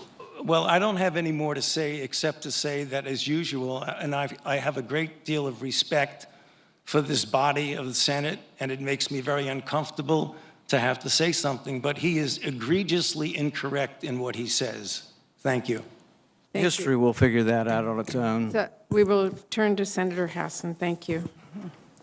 Thank you, Madam Chair and Ranking Member Burr. I want to thank all the witnesses, too, for being here today and for your work. I want to start with a question to Assistant Secretary O'Connell. Last month, I sent a letter to Health and Human Services Secretary Becerra highlighting the difficulty that some Granite Staters have faced in accessing COVID-19 rapid tests and urging the Secretary to take action. These tests are essential tools to help ensure that people can stay safe, kids can stay in school, and we can keep our economy open. So, Assistant Secretary O'Connell, what will the department do to address the issues raised by my constituents in New Hampshire about access to COVID-19 rapid tests? Senator Hassan, thank you so much for the question, and of course, thank you for the letter. Your letter raised two key points. One, the amount of time it was taking for some of your constituents to get the results, and the other was the lack of the over-the-counter tests in New Hampshire. So we responded to both. The ASPR testing team reached out to the state health official to understand the delay and learned that the average turnaround time right now is about 1.1 days, though it sounds like your constituents had some different experiences. We'll continue to watch that. The second issue was about the lack of over-the-counter tests. The team reached out to Abbott, and they have now secured the 60,000 tests that New Hampshire has ordered. They will come in 10,000 increments for 6 weeks, so you should have 60,000 tests in New Hampshire by Christmas. Thank you very much. I appreciate that. I know my constituents do too, especially parents of school-aged children who want to get those results quickly so the kids can get back into the classroom. Dr. Fauci, as I think probably some colleagues have already noted, but I wanted to talk about the availability of vaccines for younger children. I think all families in New Hampshire were relieved when the Food and Drug Administration and the Centers for Disease Control signed off on Pfizer's COVID vaccine for children ages 5 to 11 last week.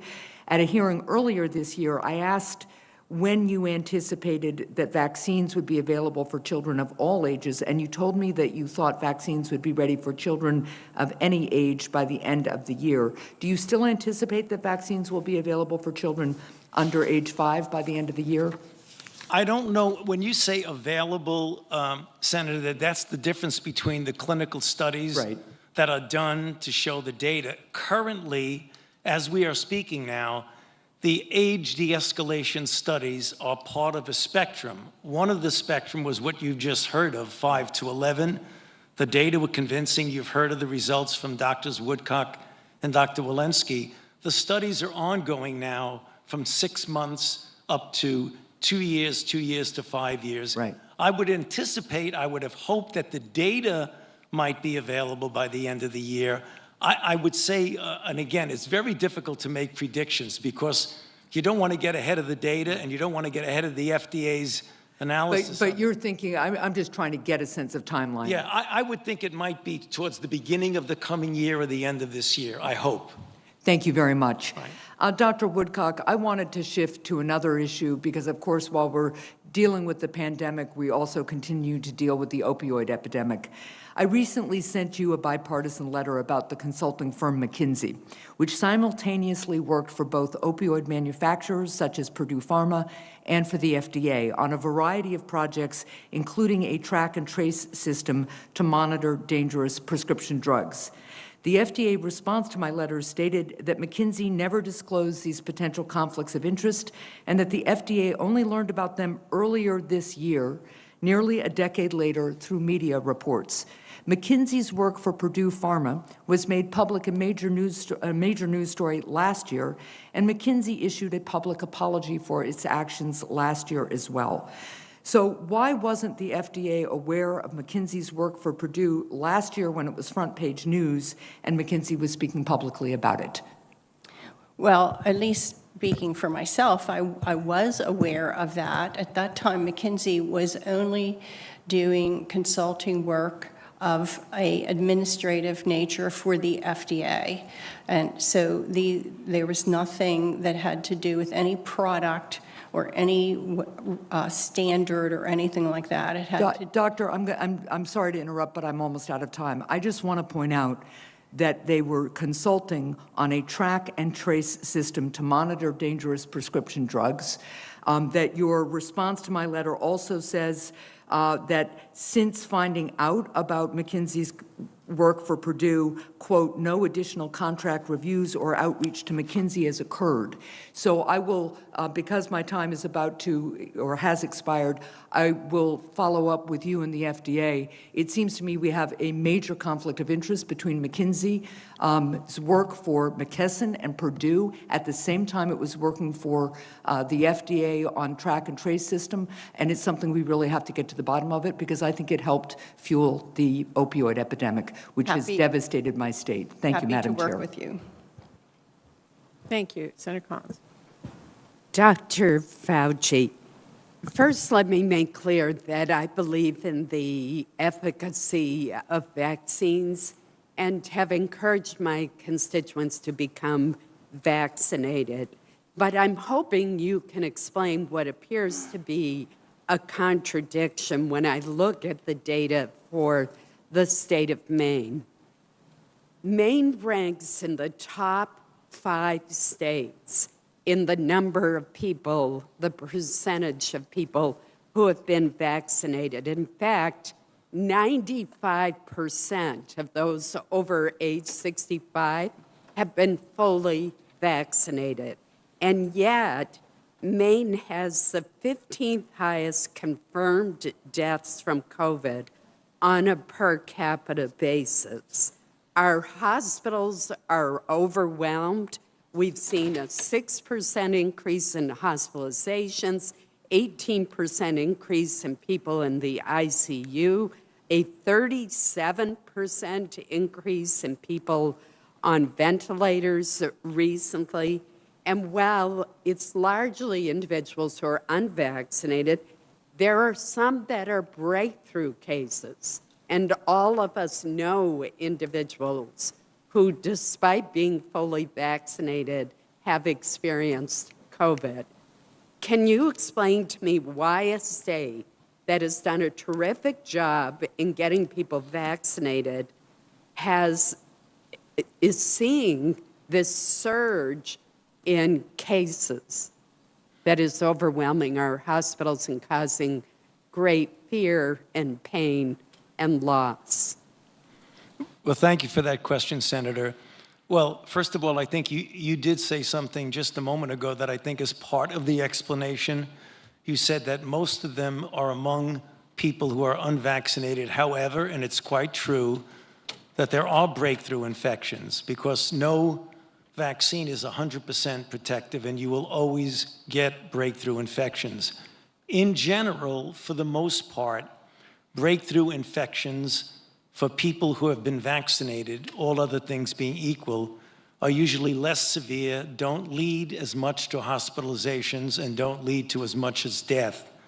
The data, though, in general, as was mentioned, I think specifically the numbers that were given by Dr. Walensky are incontrovertible, that a vaccinated compared to an unvaccinated person has a multifold less likelihood of being infected, a multifold less likelihood of being hospitalized or dying. So I think there are probably confounding multiple factors going into the difficult situation that your citizens in your state are going through. But there's no doubt that the vaccines clearly much, much better in the sense of protecting you from infection, hospitalizations, or death compared to the unvaccinated. Dr. Walensky, Parents, teachers, and pediatricians have all talked to me about the learning loss, the emotional and behavioral health problems that have occurred among children due to their not being in school. And in contrast to the quarantining option, the test-to-stay approach allows asymptomatic students who test negative for COVID to remain in school rather than quarantining after another student or staff member has tested positive for the virus.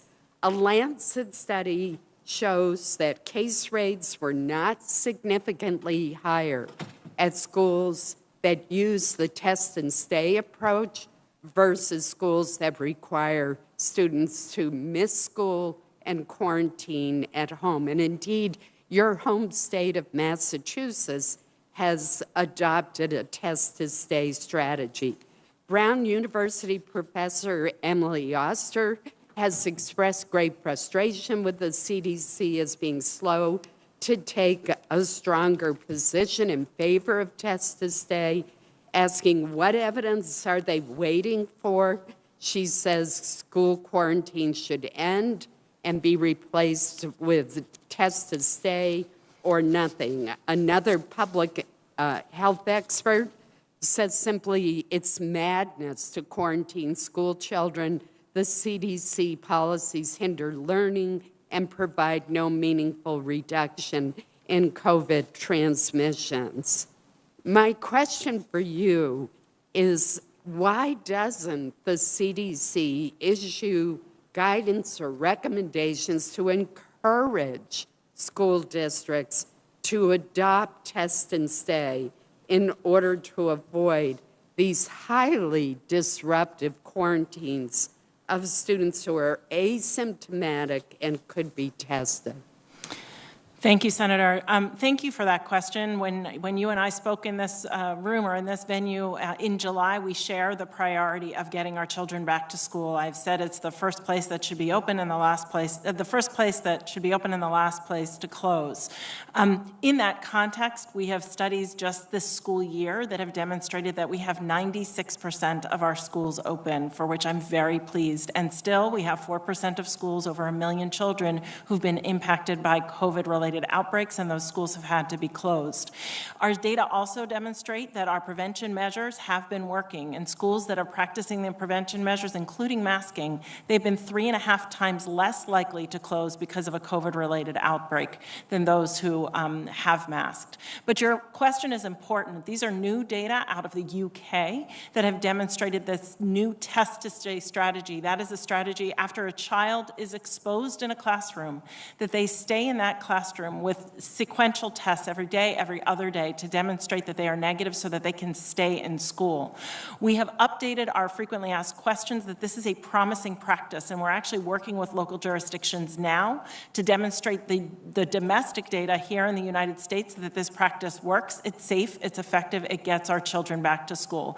And importantly, we recognize that jurisdictions are actually doing this, and other jurisdictions may want to. And in that context, we're doing peer-to-peer matching of schools that are interested in doing the test-to-stay practice and having them talk to schools that are also doing it so they can use the implementation strategies that a school has already used. So we're actively studying this so that we can provide the data on it working, and we're actively encouraging it as a promising practice. Thank you. Thank you. Thank you. Senator Smith. Thank you, Madam Chair and Ranking Member Burr, and thank you so much to our panelists for being with us today. So I just want to start by highlighting that we have made major steps forward in getting Americans vaccinated. Vaccine requirements are working, I believe, to encourage people to get these highly effective vaccines. We're also seeing progress with children. It is great news and a big deal that children age 5 to 11 can now get their shots. So clearly we have more work to do, but this is progress. So I'd like to spend my time focusing on the trajectory of this pandemic and what normal is going to look like going forward. Starting out, it seems to me that people thought of COVID-19 as something like polio, for example, where we could develop a vaccine and then we could control or even potentially eradicate this disease. Now it seems that COVID-19 will be more like an influenza, an infection that will recur for the foreseeable future, though hopefully with less and less severity. So Dr. Fauci and Dr. Walensky, can you help us understand how we should be thinking about the path of this pandemic over the next couple of years? Dr. Fauci, understanding that we don't have crystal balls and this is an unpredictable virus, what do you think the next 6 months to 2 years are going to look like? And do you expect that COVID is going to become more endemic and less pandemic as we move forward? And what does this mean for how people are going to be living their lives? So let me just put a very brief perspective of it, Senator. When you think about pandemics, you're in the pandemic phase, and then you have a deceleration phase, then you have a control phase, then hopefully you'll have elimination and maybe eradication. I think eradication is out. We've only eradicated one virus in history for humans, and that's smallpox. We've eliminated certain infections by very good vaccination programs, such as eliminating polio from the United States, eliminating measles, except for some pockets of under-vaccinated group. So what we're really talking about is control. And control has a wide bracket. You could have it under control where you have enough infections in the community where it isn't a pandemic phase, but it still is interfering with what we would like to get back to what we used to know as normal. What we hope to get it is at such a low level that even though it isn't completely eliminated, it doesn't have a major impact on public health or on the way we run our lives. We would hope that as we get people more vaccinated, not only in this country, but throughout the world, that the level of viral dynamics will be so low. I can't predict for you today when that will be, because as we see, we now have a situation, we're entering the winter. The good news is we're continuing to come down, and hopefully we'll go further and further down. But what happens globally will impact us. So if we get more people vaccinated globally and more people vaccinated now, hopefully within a reasonable period of time, we will get to that point where it might occasionally be up and down in the background, but it won't dominate us the way it's doing right now. Thank you for that. I appreciate you bringing in the issue of global vaccination rates and how that affects our health here at home. And I hope, Madam Chair, that this is a topic that we can devote a little bit more time to in this committee, because I think it is very salient to our work to protect Americans. Dr. Walensky, let me turn to the question of data and metrics. You and I had a great discussion last week about what is the most useful data to track the course of this pandemic as it evolves, and how difficult it is for people to assess their own relative risk, especially now that we have a vaccine that provides such strong protection against serious disease. So, Dr. Walensky, in this phase of the pandemic, what are the best metrics for us to pay attention to? For example, should we be paying more or less attention to positivity rates, case rates, or should we be paying more attention to breakthrough infections that cause serious illness and hospitalization, more like we track influenza outbreaks, for example? Yeah, thank you for that question and for that conversation earlier this week. We've been thinking a lot about what an endemic phase looks like and with the data that we're needed to collect during that phase. Certainly right now we are collecting data on cases, hospitalizations, deaths. We know that not all of our case data is 100% because not every rapid test is being reported. And importantly, as we do with flu, we collect death data, we collect hospitalization data. We absolutely need to know how our healthcare systems are doing, and we absolutely need to know how deadly a flu season is. We also collect data on influenza-like illness, what is presenting, and we're currently collecting data now on COVID-like illness. So we are working towards those metrics of what we need. Some of them were already, in fact, all of them we're already collecting, and the question is, what are going to be our best metrics moving forward, and probably modeling it on flu. The other metric that I think is critically important is vaccination rates, and one thing that we haven't really touched on just in this conversation, but we are absolutely working on and doing much better, is our race and ethnicity data, our equity data, because if we are not following how we are doing in these communities with racial and ethnic minorities, we are not going to understand the impact of this pandemic on all of the communities in this nation. We've actively worked on making sure that those are up to speed as well. Thank you. Well, thank you. Thank you very much. As we move forward, I think it is crucial that we are tracking the right metrics so that Americans have a useful understanding of relative risk and better understand the steps that they can take to limit their own risk, just as you say, including these vaccines that work, that are safe, and that save lives. Thank you. Thank you. Senator Braun. Thank you, Madam Chair. First question will be for Dr. Fauci. I was watching the interchange between you and Senator Paul. That is always entertaining. And I think what I'm interested in today, because it was back on May 26, we had a hearing. And what's happened at the Wuhan Institute of Virology, you know, there's a debate out there, and it's not clear what happened. And the thing I remember at the tail end of our conversation, because the merits of the case either way, Senator Paul makes it one way, you make it the other way. EcoHealth comes into play in terms of what happened there. You know, transparency, and you were on record as saying you like it, you love it, you believe in it. I pressed you that day, well, on something I'll get to in a moment, but what about releasing all the information that you do have under your control? Because I think as long as the American public can't see it, with all the mystery surrounding what happened in terms of its origin, and I think then you said, well, you could maybe suggest it to President Biden on declassifying information when it comes to the subject I'm going to get to in a moment. Will you agree, liking transparency, to get all of the information out there as it relates to the origin so we can all see it here in the Senate, across the country?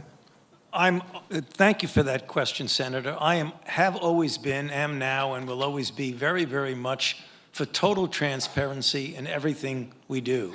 So as far as I'm concerned, what you're saying resonates very strongly with me. I do want to make one point, because it gets confusing to people. One of the things that's very, very clear, irrefutable, that the NIH funding of grants in Wuhan and the viruses that were discussed, including the viruses that Senator Paul mentioned, would be molecularly impossible to have resulted in SARS-CoV-2. And that sometimes gets conflated when they talk about you're funding research there, where people can argue about the definition of gain of function or not. I gave you the process whereby that definition was established. But what gets confused and conflated is that any of the card-carrying molecular virologists will tell you that notwithstanding the debates about definitions, the funding by the NIH of the grant and the viruses that were worked on could not possibly have turned into SARS-CoV-2 because they are evolutionarily so distant that nothing anybody could have done that. And I really feel I need to say that. But getting back to your question, I'm all for transparency. I'm talking about, so has all the information, period, been released that pertains to that subject? Because that looks like it would be under your control to do that. So is it out there publicly? You know, I'm not sure exactly what you mean by all the information, but I can tell you anything that is under my control that is legally able to be released, I am all for 100% releasing. I promise you that. Well, we're going to make sure that all of that is out there, because one of the most difficult things about this whole navigation is that there are varying opinions. Not everybody is going to agree with you. We'd like to see it so we can sort through it where other experts look at it and the American public. Now, let's get back to the whole housing that we have within our own departments. Josh Hawley and I had a bill that passed by unanimous consent through the Senate to declassify that information. And again, you said you were for transparency. You were hesitant about that not being your bailiwick. Is that something you would want to go on record with to advise the president to get that declassified so that we can see it, the American public can see it? And that was discussed, and you thought you might be willing to do it back on May 26. Do you want to publicly say, do it? So, Senator, to be quite honest with you, I don't really know when you say classified information. What information are you referring to? Because the NIH, the information that we involve with, is not classified at all. Now, this would be stuff that we hold within our intelligence departments. Senators have been able to look at it. It's not been released. Department of Homeland Security, that's not what you house within the NIH. And that is you being the main advisor to the president on this issue.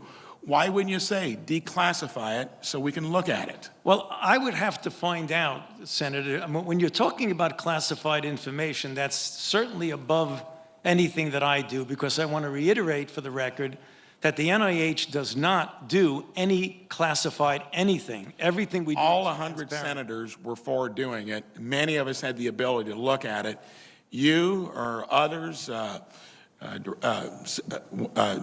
Walensky, it may be a big deal to do it. Real quickly, thank you for those answers. I got a question about, and this is aimed at Dr. Walensky. What about the importance of therapeutics? And I asked you this back on May 26. Where is that in the whole journey in terms of having another tool and prophylactics as well? Because there's a lot, all of us acknowledge that a vaccine was a miracle to get. You're seeing where you're running into some that simply won't get it. It's hard for me to imagine that you'll vaccine the rest of the world. When do you put the same amount of enthusiasm on the other two tripods of the stand to actually put every tool in the tool chest aimed at getting rid of this or at least treating it? Thank you, Senator. I'm absolutely for using therapeutics, but I think they should be used after we use vaccination, because vaccination, certainly we have seen that the therapeutics that are out there, the remdesivir, dexamethasone, the molnupiravir is a promising new therapeutic that Dr. Fauci just mentioned a few minutes ago. All of those would be after you're infected. They work to prevent severe disease and death. They're not foolproof. So certainly my first tool in the toolbox would be for vaccination. And then, of course, we would need testing, because most of these therapeutics actually work best after you have, especially the oral one, the molnupiravir, work best if you can give them early. So I do think we need as many tools in this toolbox as possible. I would also say that the best public health intervention here would be vaccines. And you've said that before, and thanks for reiterating it. I just ask you to put that same enthusiasm and speed behind the other things that might be out there to help us. Thank you. Thank you. I'm going to go vote as the senators know. A vote is open. The next two senators will be Senator Murphy and Senator Murkowski. I hope to be back by the end of that. Thank you very much, Madam Chair. Thank you to all of you for your service to this country during an incredibly trying time. I thought that Senator Collins' line of questioning deserved a follow-up. She asks a good question. She says we've got high vaccination rates in Maine, and so why do we still have so many deaths? But I think it's important to sort of step back and look at the national data here. I'll direct this to you, Dr. Walensky. I was looking at a survey of national data that was published now back in the spring, so it's a few months old. But in it, it suggested that if you look at the 10 states with the lowest rates of vaccination versus the 10 states with the highest rates of vaccination, it's black and white. You are 4 times more likely to be hospitalized if you live in one of those states with the lowest rates of vaccination. You are 5 times more likely to die if you live in those states. And so, you know, each individual senator will have their own experience, but tell us what the story is now that we have lots of variation amongst states when it comes to vaccination rates, and what that tells us about your likelihood to ultimately end up in the hospital or end up dying from COVID. Thank you for that question, Senator. So yes, we have about 75,000 cases a day right now, and there are states that are highly vaccinated, and they're still having cases, as Senator Collins has commented on. This is going to be very local, very community-based. This virus is an opportunist. It is rapidly transmissible, and if you have communities that are under-vaccinated, even if a state average is at 70%, this virus is going to go to those communities.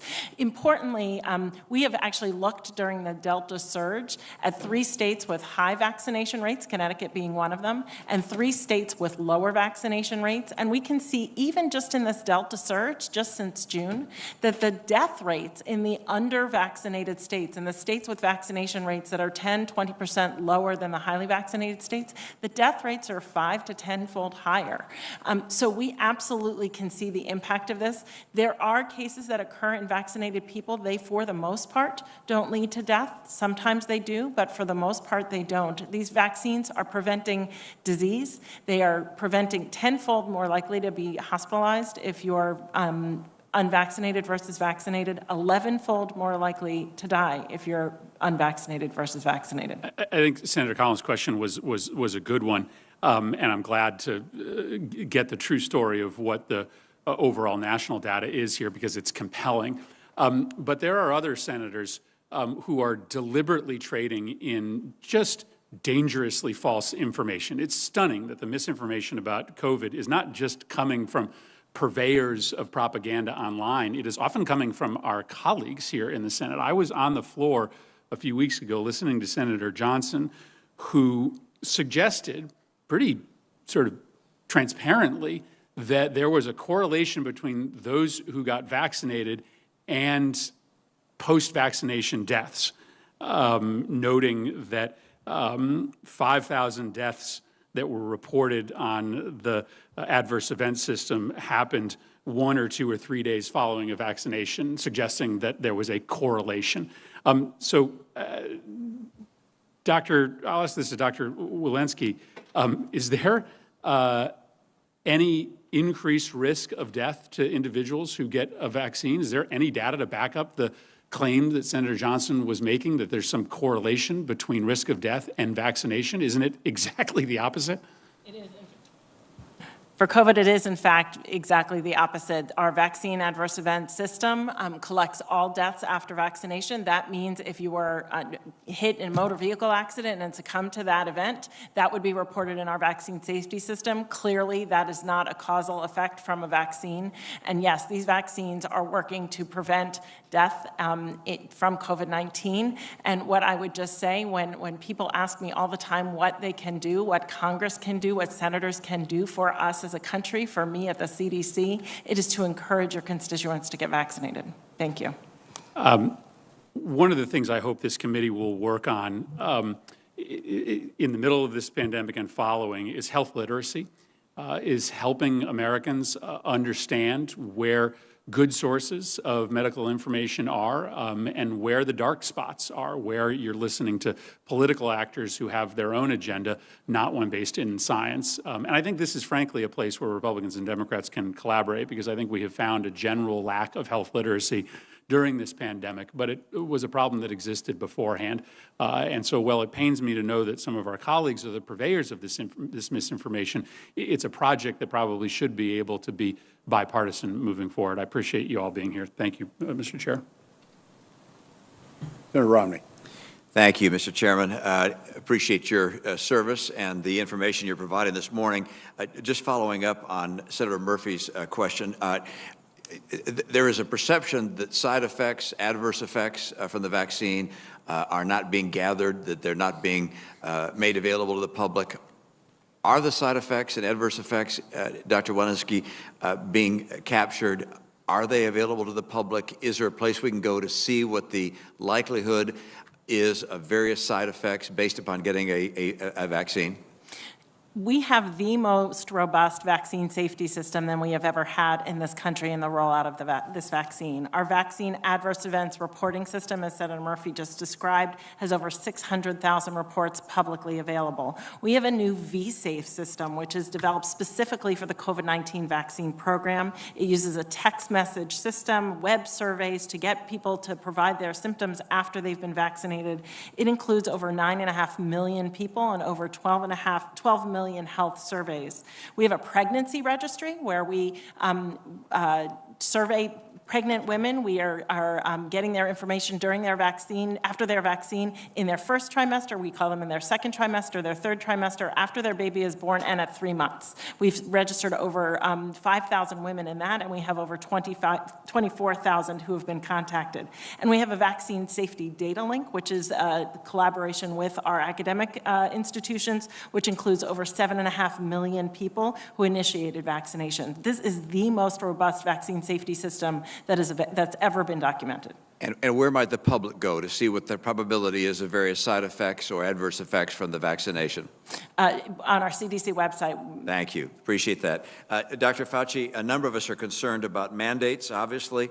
The question, and I sent you a text just to prep you for the question, but the question in this regard is, if we do have a mandate, and I'm thinking now of the mandate for private companies, if we do have a mandate, will it save lives, and is there an estimate of the number of lives that might be saved by virtue of having our private companies that have over 100 employees, either having their employees receive a vaccination or get a weekly test? If that occurs, will it save lives, and do you have an estimate of the number of lives it might save?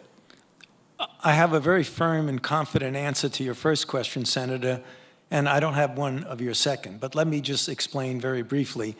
We know that vaccines absolutely save lives, and we know that mandates work. If you look at, for example, the percentage of people in United Airlines or in the Houston Medical Association or in other organizations that have mandated, it works 99+%, for example, with United Airlines. So if you take the fact that mandates work and vaccines absolutely save lives, the answer to your question is yes, it does save lives. What that number is, you'd have to do modeling, Senator, that I don't have in front of me right now to determine when people get vaccinated in a certain area, what is the chance of their having gotten infected, and given their underlying condition, what's the chances of their having died or not? That information can likely be modeled, but I don't have that for you right now. Yeah, I would think that given the information you do have, if you extrapolate from the information you have as to where mandates have been imposed, such as United Airlines, and you apply it, you can calculate what the number of lives saved might be. I would think that would be helpful for me and for others who are concerned about mandates. We're also concerned about lives lost and protecting human life. We also had a question from Senator Kaine about the long haulers, if you will, the long COVID. How serious are these long haul cases, and what proportion of those that have COVID? Do you have a sense? Do we know the number? What proportion of those that have had COVID are subject to, if you will, serious long COVID conditions? A very good question, Senator, that we are now actually finding out more definitive data. There have been a number of published papers from different smaller cohorts. We're now putting a massive cohort study, and among the smaller cohorts, it ranges from 10 to up to 35% of people have varying degrees of prolonged symptomatology following the so-called resolution of the acute disease. Some of them can be relatively minor, but some of them can be incapacitating. For example, there are some individuals who have truly incapacitating fatigue, where they were pretty healthy, athletic, and then following COVID, they never get back to their baseline. There are sleep disturbances. There are a thing called brain fog, which can be very disturbing to people where they can't focus or concentrate. So the spectrum is wide. It can go from something that just is modestly bearable to something that incapacitates you. And that's the reason why we have this study right now looking at it. That's about a $1.5 billion investment to try and sort that out. I would just note, I know my time is up, but I would just note that it would be helpful for those of us that are concerned about our children or grandchildren to have a sense not just of the number of deaths associated with COVID in children, but also the number of long COVID cases, severe long COVID cases, because it would be my estimate that that probably substantially exceeds the number of deaths among young people. And that information, I think, would be helpful for parents and grandparents like myself. Thank you. Senator Hickenlooper.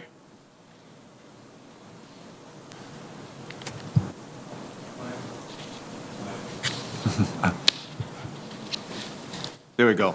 Sorry about that. Once again, I want to thank each of you for your, not just for your testimony today, but for all the work that you have done over this entire, and it is a campaign. It's very similar to a war. We're seeing a COVID surge right now in Colorado that has led to emergency capacity issues in our hospitals, and that's not just in certain parts, it's pretty much across the state. Just about 80% of those in the hospitals are unvaccinated. And Dr. Fauci, I guess my first question would be, in a state like Colorado where we have made real progress, I mean, great strides in vaccination rates, how should we be thinking about this recent surge? Just that it's still the tail of the unvaccinated? Yeah. That is not unexpected when you get into, for example, the situation where the weather starts to get colder and people do things more indoor. But as you said quite correctly, when you see surges, they are very, very heavily weighted towards the unvaccinated, not only in the incidence of infection, but also in the incidence of severe disease that might lead to hospitalization. I believe that's a pretty obvious type of an explanation for that, which is the reason why we continue to push to get as many people vaccinated as we possibly can. Right. And Dr. Walensky, I thought that Senator Romney's comments about his children and grandchildren, and I think soon, if not already, his great-grandchildren, that is an issue. That's what we're seeing more questions every day. And so this week's vaccine approval for 5 to 11-year-olds, I think one question we've heard is how is that going to affect this increase in infection rates? How are we going to be? How do we do everything we can to make sure these kids get vaccinated? Those who want to be vaccinated. Yeah, so thank you, Senator. First, let me go back to Senator Romney's question on percent of children who get long COVID. We've had about 1.9 million children between the ages of 5 to 11. We've seen a long COVID rate in those children of about 4.5%. It's less than adults, but it's still high, and it's still, we should note it. We've also seen in that demographic 5,000 cases of MIS-C, that's multisystem inflammatory syndrome, that can be devastating. We've had 46 deaths from MIS-C alone, and nearly 100 children in the demographic between ages 5 to 11. We have a lot of work to do to reach out to our pediatricians, to reach out to our parents, to make sure that we have the communication, the education, the information that parents need. This is a new vaccine to them. They've perhaps received the same Pfizer vaccine themselves, but for their children, it's a new vaccine. One thing I think is really important and is probably worth grounding people on is we have a lot of vaccine preventable diseases for our children now. Varicella, hepatitis A, meningococcus, just to name a few. The death rates from varicella are about 16 per year before vaccination. For hepatitis A, about 3 per year. For meningococcus, about 8 per year. The death rate for COVID in this age demographic was 66. Wow, very sobering. And I am fully aware of the high levels of unvaccinated kids in certain, especially in certain geographic areas. My son, Teddy, who's now off at college, but when he had just turned 4 months, he was about to get his second whooping cough shot, and he got infected by a unvaccinated kid who it's about the most terrified, it's the most terrifying experience I think I've ever been in, where you just can't stop him from coughing, and you're in a hospital and you have to blow oxygen on his face to try and to shake him out of the coughing. It's absolutely terrifying. And it was amazing. It took us a long time to get a doctor to diagnose it, because at that point we were just beginning to see whooping cough again, because everyone had was in the habit of getting their children vaccinated, and suddenly that changed. Ms. O'Connell, I also worry that the recent surge is further stretching the situations around our frontline workers. after already the last couple of years tremendously difficult. We hear that in Colorado, and is that happening across the country as well? Senator, yes, thank you for that question. We have sent 27 different teams out to augment hospitals that were overrun by COVID patients, about 600 team members to 12 different states. So we are seeing that. Great. And how do we address burnout among healthcare workers? What advice can you provide? Well, we've been happy, of course, to go in and help where we can, but we know that we're not the sustainment.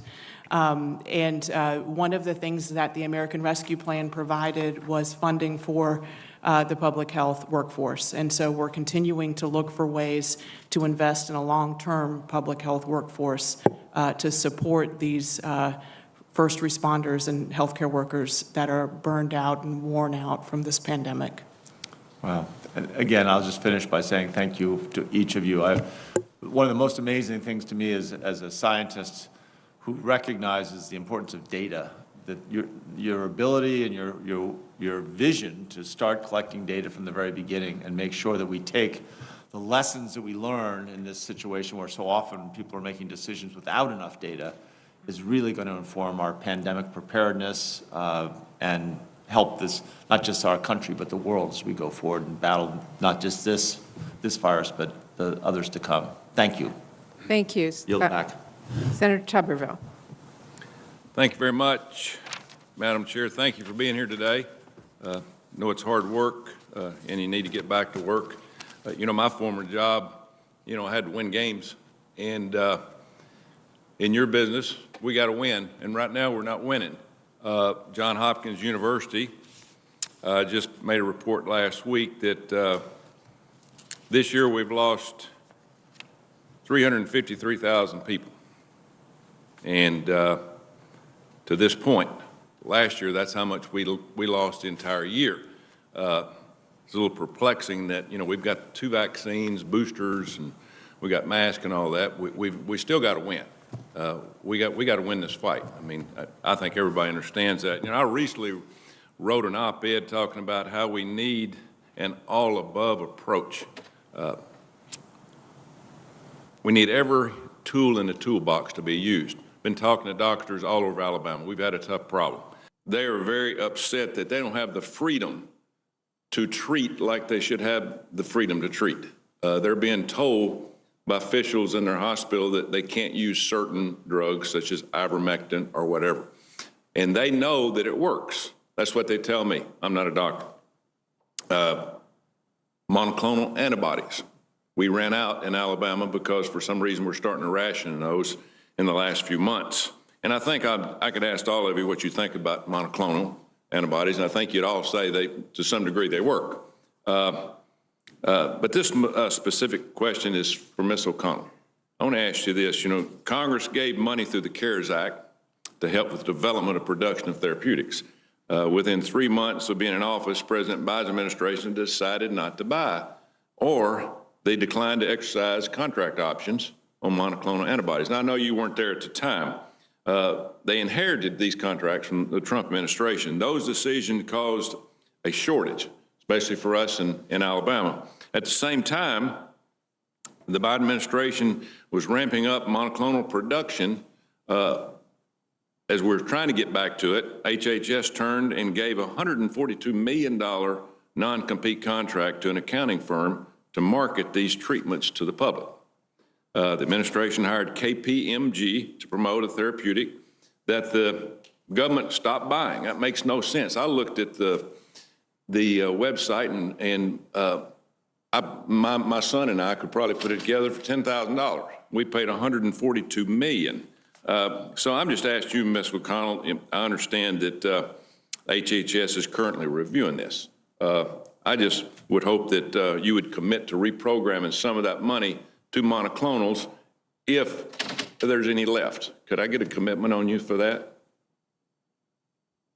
Senator, thank you so much for the question. We have seen a change in the monoclonal landscape. When the ASPR therapeutics team began looking at the distribution models in February, a lot different than we experienced during the Delta surge, 20-fold increase in demand for monoclonals. And we went to a state distribution system. And so you're absolutely right. It's time to reevaluate whether we need this distribution help to get to the harder hit communities. And that review is underway right now. I'm expecting a memo any day with the team's recommendations on whether to keep that funding going. Thank you. And, you know, we just need to get more of them. I know we're trying to do that, and we're all trying to do our best. But, you know, we just got to try to do it the right way. Dr. Fauci, you talked a lot about gain-of-function research and whether or not U.S. funded it. I'm not a doctor. I'm not a scientist, so I'm going to just ask you straightforward here. You know, what kind of biological research is China actually conducting as we speak that we know of? Yeah. Well, right now, when you say China, China is well beyond the Wuhan situation. There's research that goes on collaboratively with the United States, not only with NIH, but with any of a number of organizations, including the CDC, where we have Chinese researchers. The funding that goes on right now, that was just mentioned with Dr. Paul, we are not funding the Wuhan Institute anymore, that's for sure. But I can't testify to the scope of research that goes on beyond what the NIH. So the WHO, they don't communicate with us because we're paying them $400 or $500 million. Yeah. Surely to goodness they have something to do with what China's doing. Yeah. For the most part, the research that comes out of China, if you look at the things over the years, I'm talking not in this capsule of period where it's all focus on China, anti-China. I'm talking about decades of collaboration, particularly in the arena of influenza and other diseases. There's a lot of research going on. I don't think I can tell you what all the research is going on because I don't have eyes on all the research. The only thing. Are we communicating with them, though, somehow, some way with China? Well, yeah, we communicate a lot with them. Certainly, there's been a lot of stress and strain right now when you talk about the Wuhan situation. But our colleagues in Shanghai... You have been watching top U.S. health officials testifying before Congress today on the federal response to the COVID-19 pandemic. We will continue to follow this story all throughout the day and across the platforms of NBC News, and NBC News Now continues.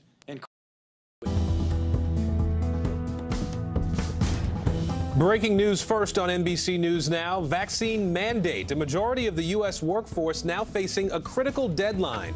When they need to be vaccinated and the consequences for employers when workers don't comply. Historic election. New Jersey's governor projected to win a second term, becoming the first Democrat to do so since the 1970s. We'll tell you about his message to supporters and how voters are reacting.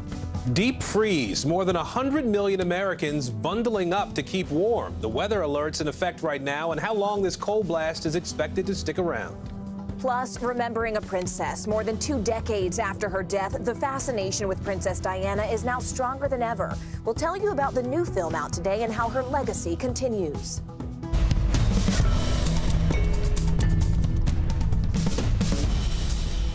And good Thursday, everybody. I'm Aaron Gilchrist. And I'm Morgan Radford on assignment here in Washington, D.C. We begin with breaking news in the coronavirus pandemic and strict new rules from the White House. The Biden administration announcing 2 major vaccination policies that will eventually impact more than 80 million people. So let's go ahead and break down some of the main takeaways. First off, companies with more than 100 employees need to ensure that everyone is vaccinated or at least get tested every week. All employers must provide paid leave for employees to get the vaccine and possibly a sick day if they need to recover from the side effects. And all unvaccinated employees must wear a mask at all times.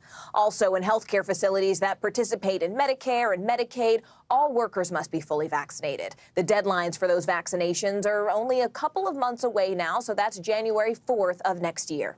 Meanwhile, New York City is starting to ramp up vaccinations for young kids. City-run sites started administering the vaccine today. Mayor Bill de Blasio also revealed starting next week, the city's public schools will have a designated vaccination day for newly eligible students. We have a team of correspondents covering all of the pandemic news at this hour. Let's begin with NBC News correspondent Ellison Barber. She is here in New York City, where young children are lining up to get their first dose of Pfizer's COVID vaccine today. Ellison, there are still a lot of parents who are conflicted about whether to get their kids vaccinated. What are you hearing from parents there today? Well, look, I mean, if you have to get a shot, you might as well do it somewhere cool. The American Museum of Natural History is one of many vaccination sites in New York City now offering shots for 5 to 11-year-olds. But as you said, for some parents, this is not an easy decision. We have talked to a lot of people, a lot of parents who say they are really excited about this in this moment. It couldn't come soon enough, but others say they still have apprehension. Listen. Do you plan to get your 6-year-old back? Yeah, of course, we're going to do it. The symptoms and, like, you know, the soreness of the arms and stuff like that, I don't know how it will affect my child. So I feel like maybe, like, as she get a little older, we can kind of, like, think about maybe, like, 12, 13 of her getting vaccinated, but not at, like, 5, 6, 7. Did you have any apprehensions about it for your age group? None, not at all. Really none. I mean, I feel like Pfizer I trust it. I feel really good about it. So New York City is opening vaccination sites at public schools starting next week, and eligible children can get vaccinated there with parental consent. Mayor Bill de Blasio also says in the city, if parents take their 5 to 11-year-old to get vaccinated at a city-run site, they'll get $100. Aaron? Ellison, you've been talking to doctors, too. These are the folks who have been in the trenches all along. They're dealing with the families on a daily basis. They're talking about this new vaccine for young kids, too. What are they saying? Yeah, I mean, and this time compared to when adults first became eligible and we all went to mass vaccination sites, pediatricians are really kind of the front line here for so many people. And we spoke to a pediatrician here in New York. She said that her patients, they were very eager to get vaccinated, and really they have just filled up appointments as soon as it became available. But she also said that New Yorkers, it's a little bit different because they had so much trauma when the pandemic first began. Listen. The phones are ringing off the hook. It's been a crazy day. We've lived through the worst of COVID. I think New York is a very different animal than a lot of other places. When we have to go in an elevator with our unvaccinated kids, we don't always want to leave our apartment. Nationwide, parents are still pretty split on this. Polls suggest about a third of parents are going to take a wait-and-see approach when it comes to vaccinating this age group. Dr. Hess, who we just heard from there, she says that she hopes people in other parts of New York and around the country will look at patients like hers and that they will see how well they do with this vaccine and then make the decision to get their children vaccinated as well. Aaron? All right, Ellison Barber for us in Manhattan today. Ellison, thanks. An antiviral pill found to be effective at treating COVID-19 has been approved in the UK, and it's a potentially game-changing way in treating the virus. NBC News foreign correspondent Matt Bradley joins us now live. Matt, first off, just talk to us a little bit about what actually led to the approval of this drug, but also how it works and what kind of access people will eventually have to it. Well, I mean, what led to it? I mean, it shouldn't be a surprise because the UK was the first to approve that vaccine, the first country to approve a vaccine back last year. And so they're really kind of ahead of the curve when it comes to approving these new medications. That doesn't mean that they're reckless or that they're doing things too quickly. It means that they really are expediting this. And actually in the US, and this is the question everybody wants to know, especially our audience, when is it going to be approved in the US? Well, the FDA is going to be meeting on November 30th. And they're probably, well, we don't know, but it's quite likely that if Britain has already given their approval, that they're going to be approving it as well. Now, how does it work? Well, it's just a pill. You take it twice a day for 5 days. And normally you take it, the idea is you take it right after you've tested positive, before you've gotten a severe illness, because it's not really supposedly effective for people who have a severe case of COVID already. Now, we've already heard from scientists from Merck that this is going to reduce the rate of hospitalization and death by about half. So that's a pretty staggering amount. And that's a really good thing for here in Britain, because this country is seeing something on the order of about 40,000 new cases a day, but hospitalizations and deaths here haven't really risen that high. So this is a good staging ground for this new therapy. So, Matt, you would take this pill twice a day, and I have to say the burning question, I imagine, on everyone's mind, including my own, when could we likely get a decision on whether this drug could actually be used here in the United States? Yeah, well, the FDA is going to be meeting on November 30th, as I just mentioned. Whether or not they approve it then, we've heard from Merck and others that they're expecting that it's going to be approved before the end of the year. These sorts of things, of course, can be strung out for a while, but the fact that Britain approved it, the medical authorities here gave it the green light, that's a pretty good sign that it's going to be approved in the U.S. And there's no time to lose as winter is approaching. Especially here in Britain, we're starting to see those cases going up, even if the deaths and hospitalizations are staying steady. This is going to be really important to keeping this pandemic from going into year 3. Guys? All right, Matt Bradley for us there. Matt, thank you. 1 in 3 people infected with COVID here in the U.S. has developed what's known as long COVID. Symptoms include fatigue, brain fog, and other cognitive problems, which could last indefinitely. Well, now researchers are taking a hard look at what long COVID is caused by. NBC News medical reporter Erica Edwards joining us now. Erica, tell us about this new research. Hey, Aaron, good afternoon. So this research is considered preliminary, but what it suggests is that SARS-CoV-2, the virus, of course, that causes COVID-19, can infect the brain directly by getting up someone's nose. Now, that really makes sense, right, considering all the people who lost their sense of smell. But once that virus can infect the neurons in the brain, what this research suggests is that that virus then has free range around different areas of the brain, including that regulate mood, emotion, even memory. Aaron? Erica, I know the research is still in the early stages here on all this, but can you talk a little bit about how this new information might actually help doctors when they have to start treating long COVID going forward? Yeah, you bring up a really excellent point, Aaron. It is really important to note that this research is preliminary, it's early, it has not been peer-reviewed yet, but there is such an urgency among scientists worldwide to really try to figure out what's going on in the brains, in the bodies of people suffering from long COVID. We're talking about people in their 20s and 30s, 40s and 50s who are suffering from profound fatigue, brain fog, and they're probably, raising young families or trying to hold down a job. That's an estimated 11 million people in this country alone.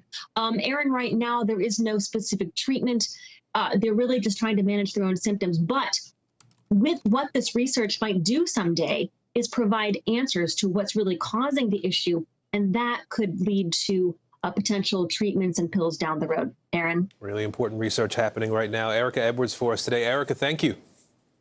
Turning now to Election Day 2021 and the history-making results from that closely watched gubernatorial race in New Jersey. NBC News Now projecting incumbent Democrat Phil Murphy as the winner, defeating Republican Jack Ciattarelli. Murphy is actually the first Democratic governor to win a second term in that state since 1970s. That's why we're covering all of your election politics this hour. We have NBC News Chief White House correspondent Kristen Welker standing by, as well as NBC News correspondent Rahema Ellis. Rahema, I know you're there in New Jersey. Let's go ahead and start with you because you have been talking to voters as well as the candidates about all the issues they're facing. What are they saying about this election and its now likely result? Well, they're saying it here at the TikTok Diner. It's a place where candidates come to hear what voters have to say. And what I'm hearing from people is some of them think that they didn't hear enough from Murphy saying that he was listening to them. He said that last night when he was projected to be the winner of this race. But others are saying that they wanted to hear him say that they understood that he was hearing them about taxes, about education, about the economy. And because they didn't hear that so much, they voted for his opponent. But people here were really divided. As one man said, New Jersey is as divided as the country is, and that's why you had this very close race. But I have to tell you, there's the other candidate, and that's Jack Ciattarelli. He said before we make Murphy the presumptive winner of this, there's more to be counted. I think we have a full screen of the tweet that he put out last night after Murphy was the projected winner, and he said, with the candidate separated by a fraction of a percent out of 2.4 million ballots cast, it's irresponsible of the media to make this call when the New Jersey Secretary of State doesn't even know how many ballots are left to be counted. Indeed, there are a number of mail-in ballots to be counted. Those that were postmarked by November 2nd, which was Tuesday, they can go into the Board of Elections office up until Monday to be counted. And then after that, they're provisional ballots to be counted. Those who are for Murphy think that it will still go in his favor because those ballots are coming from strong Democratic districts, and they think those votes primarily will go for Murphy. Aaron? All right. NBC's Rahema Ellis there for us in New Jersey. Rahema, thank you so much. Let's bring in NBC News Chief White House correspondent Kristen Welker now. Kristen, it sort of seems like there's a little bit of a blame game going on in Washington after we got these election results a couple of days ago now. Walk us through what's happening. Oh, there definitely is, Aaron. Good to be with you. We are learning that behind the scenes, Democrats are just reeling following Tuesday's election losses and reassessing their strategy with just 1 year until the critical midterm elections. Now, some Democrats are grumbling. They say the White House doesn't have a clear enough legislative strategy. Speaking about the results for the first time, President Biden said it's time for Democrats to act on his agenda, but not everyone in his party agrees. Overnight, Democratic Governor Phil Murphy narrowly reelected in New Jersey. The closeness of that race shocking Democrats. Another warning sign after that stunning setback in Virginia. President Biden now looking to turn the page, deflecting any blame for the loss when pressed. How much responsibility do you take for the dismal results in Virginia? We brought out every Democrat about there was, more votes than ever has been cast for the Democrat running for governor. Glenn Youngkin's defeat of Terry McAuliffe in the race for governor, widely viewed as a rebuke of President Biden's performance so far. Maybe. State by 10 points. I know we did, but I was running against Donald Trump.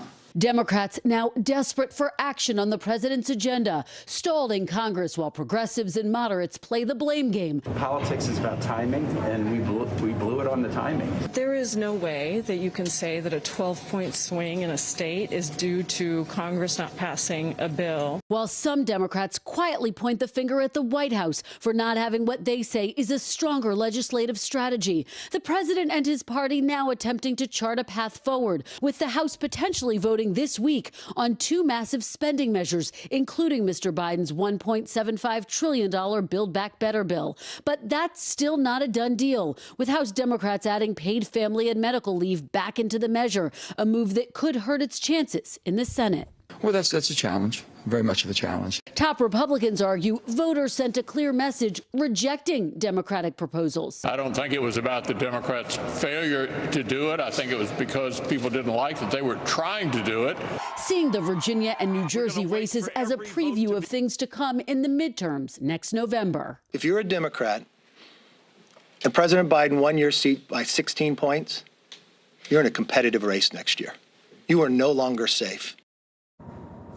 Kristen, while we have you, I do want to switch gears for a moment here. I know there's also some news from the White House on the COVID front today. Bring us up to speed.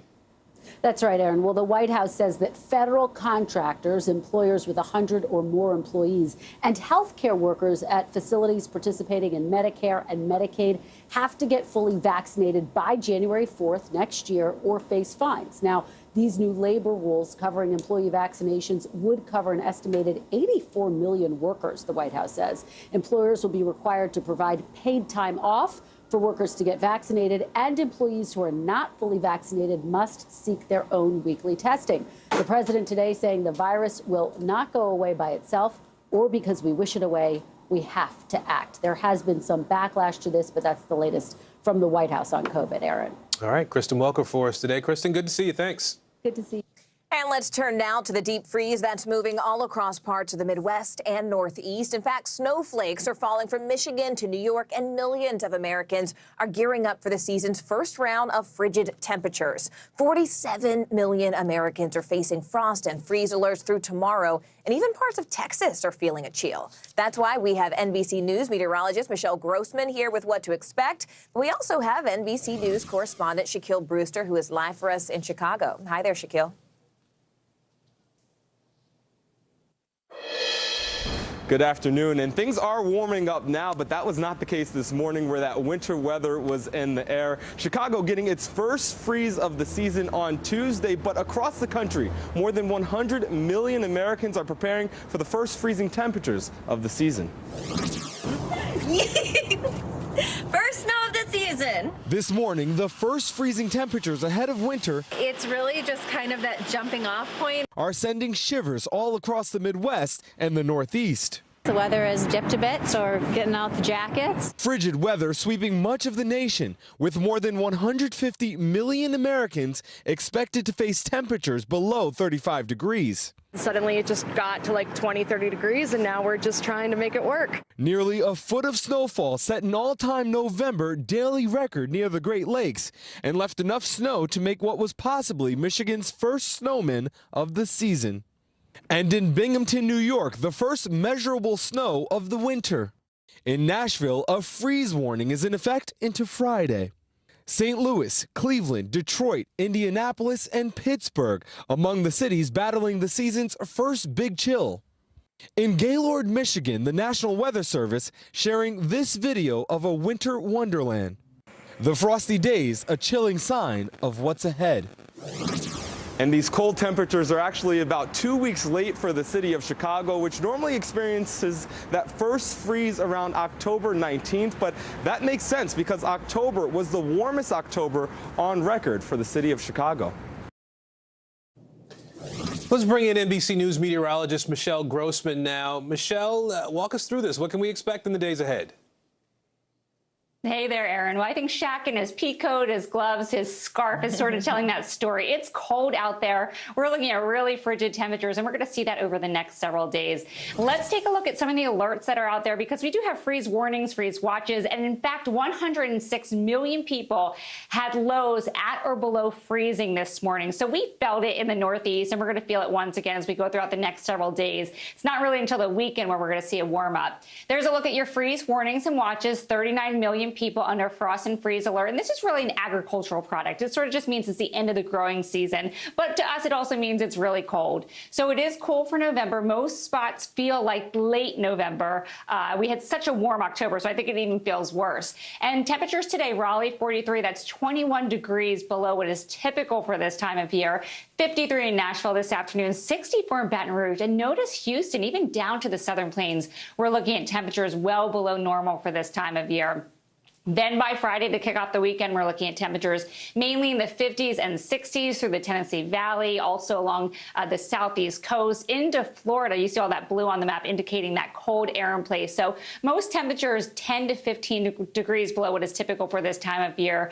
Charlotte, you're going to be at 57 tomorrow. And then we're going to warm it up a bit as we go closer to the weekend, but especially the end of the weekend. That's where we're going to get back to normal, if not a little above normal by Monday. And then a preview of next week. We're looking pretty good next week. We may even have some above average temperatures. So today's forecast, yeah, another cold start, another cold end, and we're going to see that Friday once again. That's through the middle of the country, really just east of the Rockies, everyone below average. And then we're looking at a storm system moving through parts of Florida that's going to bring some pretty heavy rain tomorrow. We'll see showers and storms developing today, but those storms really kick in tomorrow. And then the Pacific Northwest, you're going to see a parade of storms moving in. And then it's never too early to look at the weekend. Those cool conditions on Friday, also on Saturday with that soaking rain in Florida. Saturday, we're looking at those southeast showers once again and rain and mountain snow. We could see some snow in the Washington Cascades. And we'll end it here. We're looking at a chilly start on Sunday once again, so bundle up. And the New York City Marathon, let's not forget that. That's on Sunday. 53 degrees as a high on Sunday in New York City. But that's good news. I think if you're running a marathon, kudos to you, but you want temperatures in the upper 40s and low 50s. All right, Michelle Grossman, we appreciate it today. Michelle, thanks. Sure. It may be the smoking gun in the investigation into that movie set tragedy involving actor Alec Baldwin. Coming up, what this new revelation could mean for the criminal investigation.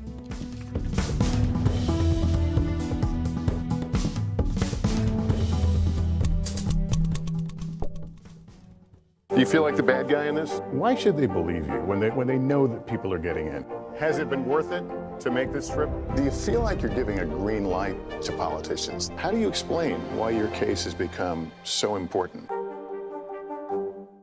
News is more than a headline. It informs, it inspires, and it still matters.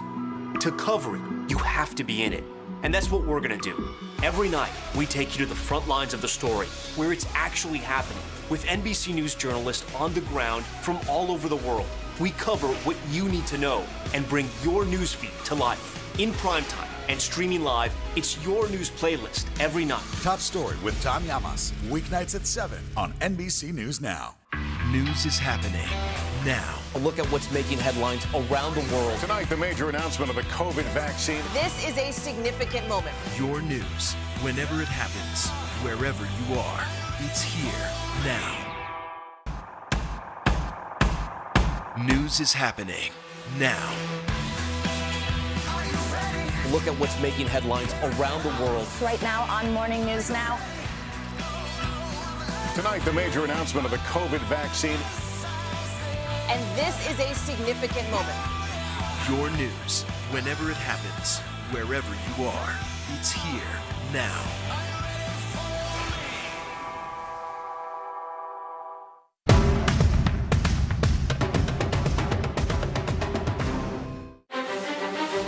This isn't about spending going forward. This is about spending that's already happened.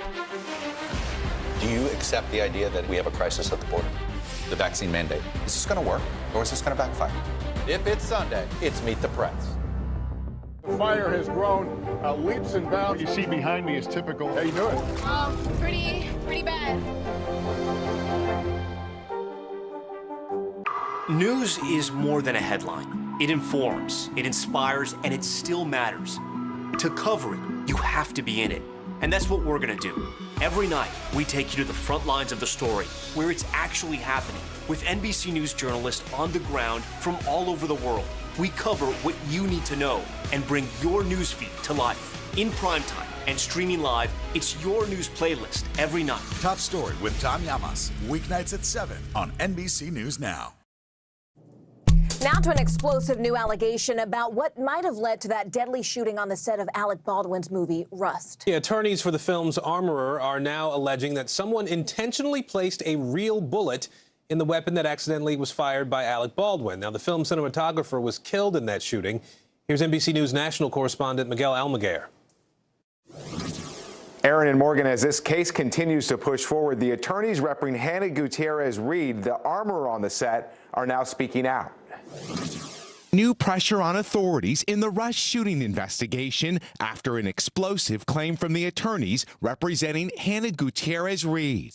In an exclusive interview with Savannah on Wednesday, lawyers for the film's Armorer suggesting the deadly shooting may have been sabotage, speculating a live bullet was purposely planted on set and accidentally loaded into the gun that killed cinematographer Helena Hutchins. We're assuming somebody put the live round in that box, which if you think about that, the person who put the live round in the box of dummy rounds had to have the purpose of sabotaging this set. Well, let me just stop you right there. Is that your theory of the case, that someone intentionally placed a live round into a box of dummies? We are investigating, and we were trying to get all the facts. That's one of the possibilities. Overnight, adding to the firestorm, Gutierrez-Reed repeating the claim in a new statement, adding no one could have anticipated that someone would have introduced live rounds into this set. Sheriff investigators are not addressing the new allegations,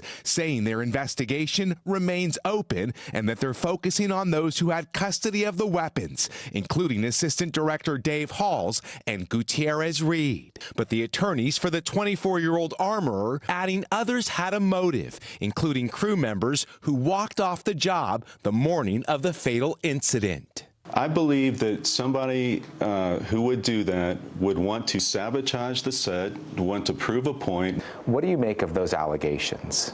I mean, I find them to be incredibly irresponsible allegations and slanderous. Camera operator Lane Looper says he and others walked because the set of Rust was unsafe. He blames corner cutting for the death of Helena Hutchins, which the production company called patently false. This morning, an unconfirmed theory expanding the mystery. Aaron and Morgan, the sheriff tells us their investigation could take weeks, if not months, to wrap up, citing the complexity of this case. Back to you guys. Was NBC's Miguel Almaguer reporting. A 4-year-old girl reunited with her parents after missing for 2 weeks. Still ahead, who police are now questioning about this. Stay with us.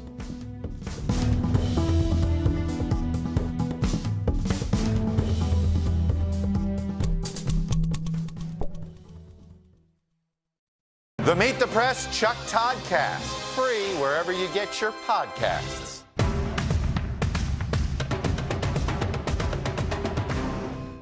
News is more than a headline. It informs, it inspires, and it still matters. To cover it, you have to be in it. And that's what we're gonna do. Every night, we take you to the front lines of the story, where it's actually happening, with NBC News journalists on the ground from all over the world. We cover what you need to know and bring your newsfeed to life. In primetime and streaming live, it's your news playlist every night. Top Story with Tom Llamas, weeknights at 7 on NBC News Now.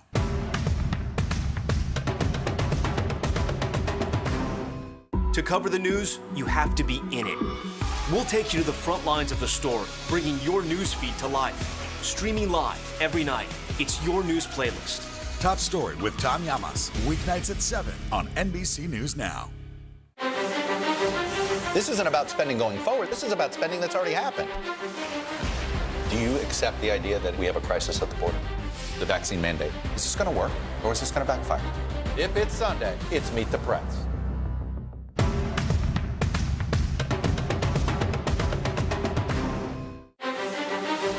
This isn't about spending going forward. This is about spending that's already happened.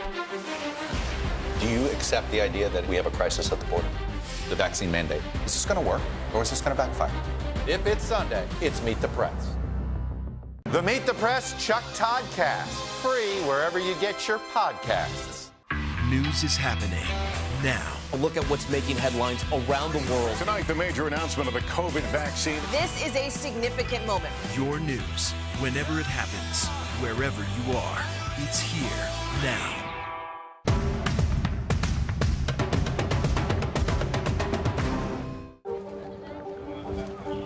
Let's go. This is a critical choke point for this fire.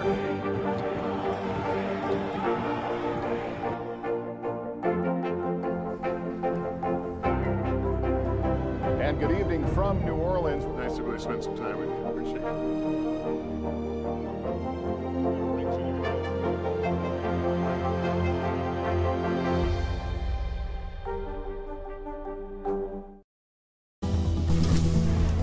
Some of the stories making news right now. A woman recovering after being hit by a falling tree in Los Angeles.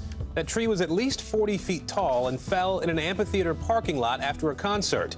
The tree also crushed 30 cars when it came down last night. The woman who was hurt was rushed to the hospital with a leg injury. Tiger King star Joe Exotic says he has an aggressive form of cancer. The former zookeeper is currently serving prison time for a murder-for-hire plot targeting Carol Baskin. His attorney confirms the diagnosis, saying both of them were in tears when they spoke last. The news comes after Baskin filed a federal lawsuit on Monday trying to stop the rollout of the next season of Tiger King. And Sex and the City fans can now have the ultimate night away by staying in Carrie Bradshaw's apartment.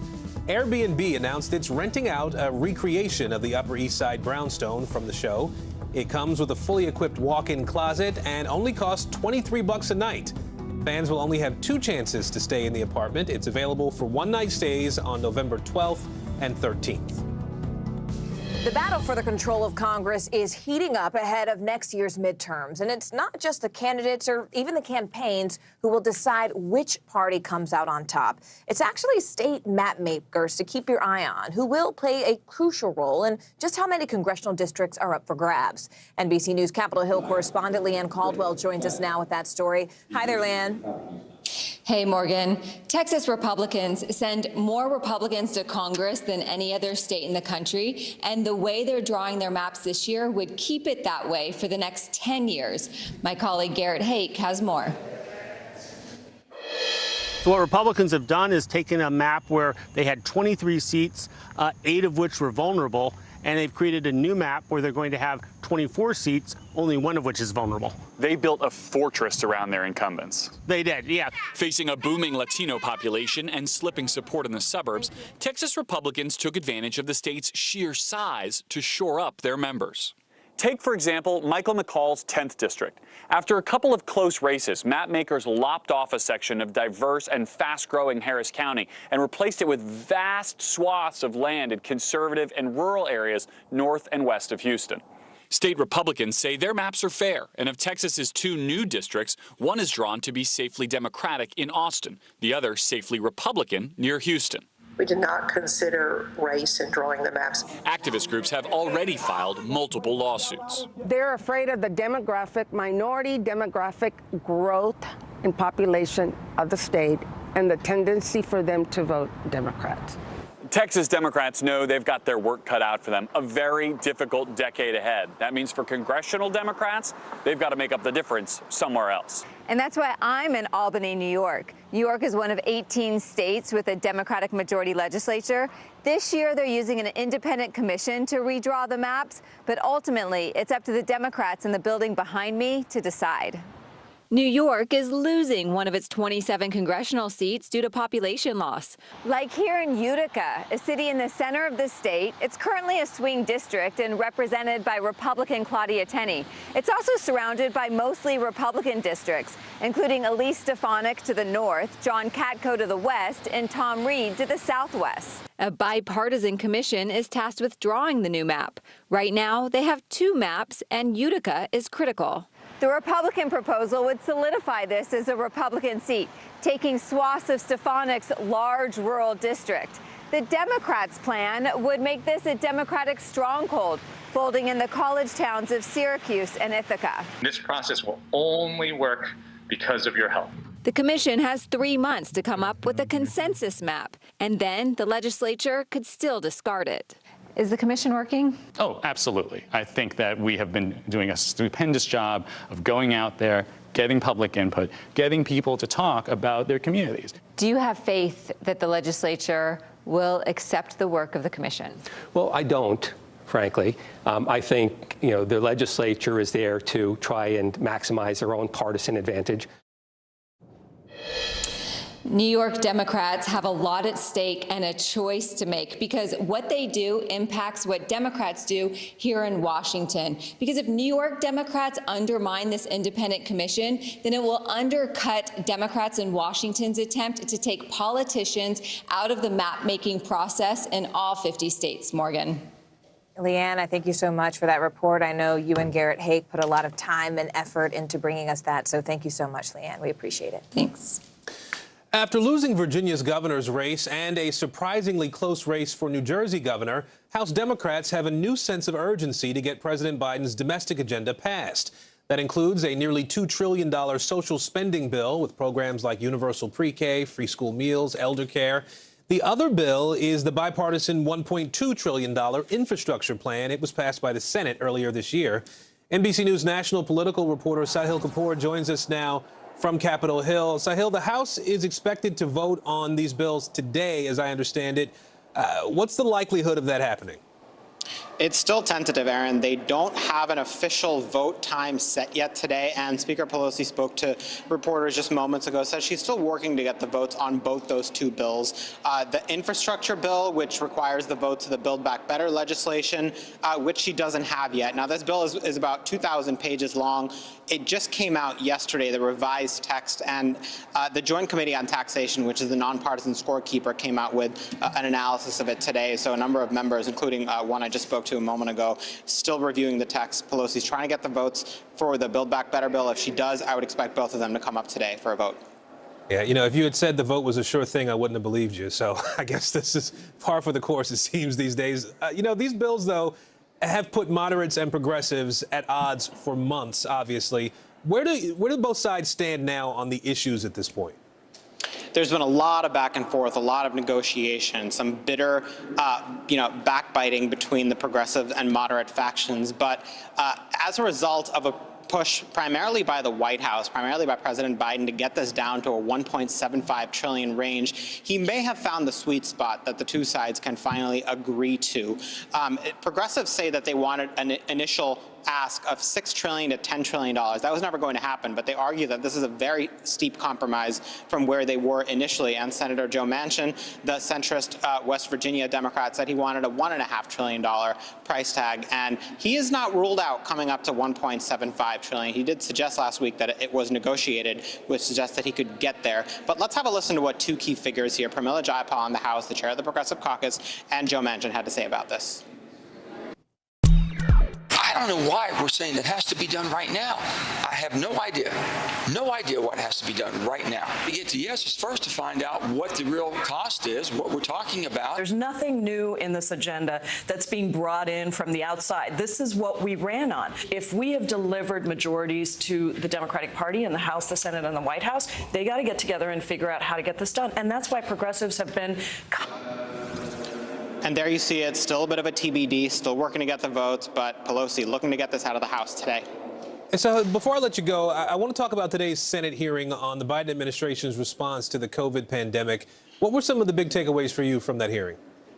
Yeah, it's all about what's next. The question of what the United States government is going to do to tackle the coronavirus crisis. And it comes at a time when there's growing optimism among experts as well as the average American voter that the worst of the pandemic is finally behind us. But there's still questions about, how the U.S. can effectively tackle this. There are some calls from Democrats and Republicans for more rapid tests and more therapeutics. There are questions that members of both parties were asking Dr. Fauci, for instance, who's on the panel, what more the government plans to do to make sure that there's not another Delta-style resurgence that caught the nation off guard. The general gist was that things are moving in the right direction, but the U.S. cannot prematurely declare victory on this again.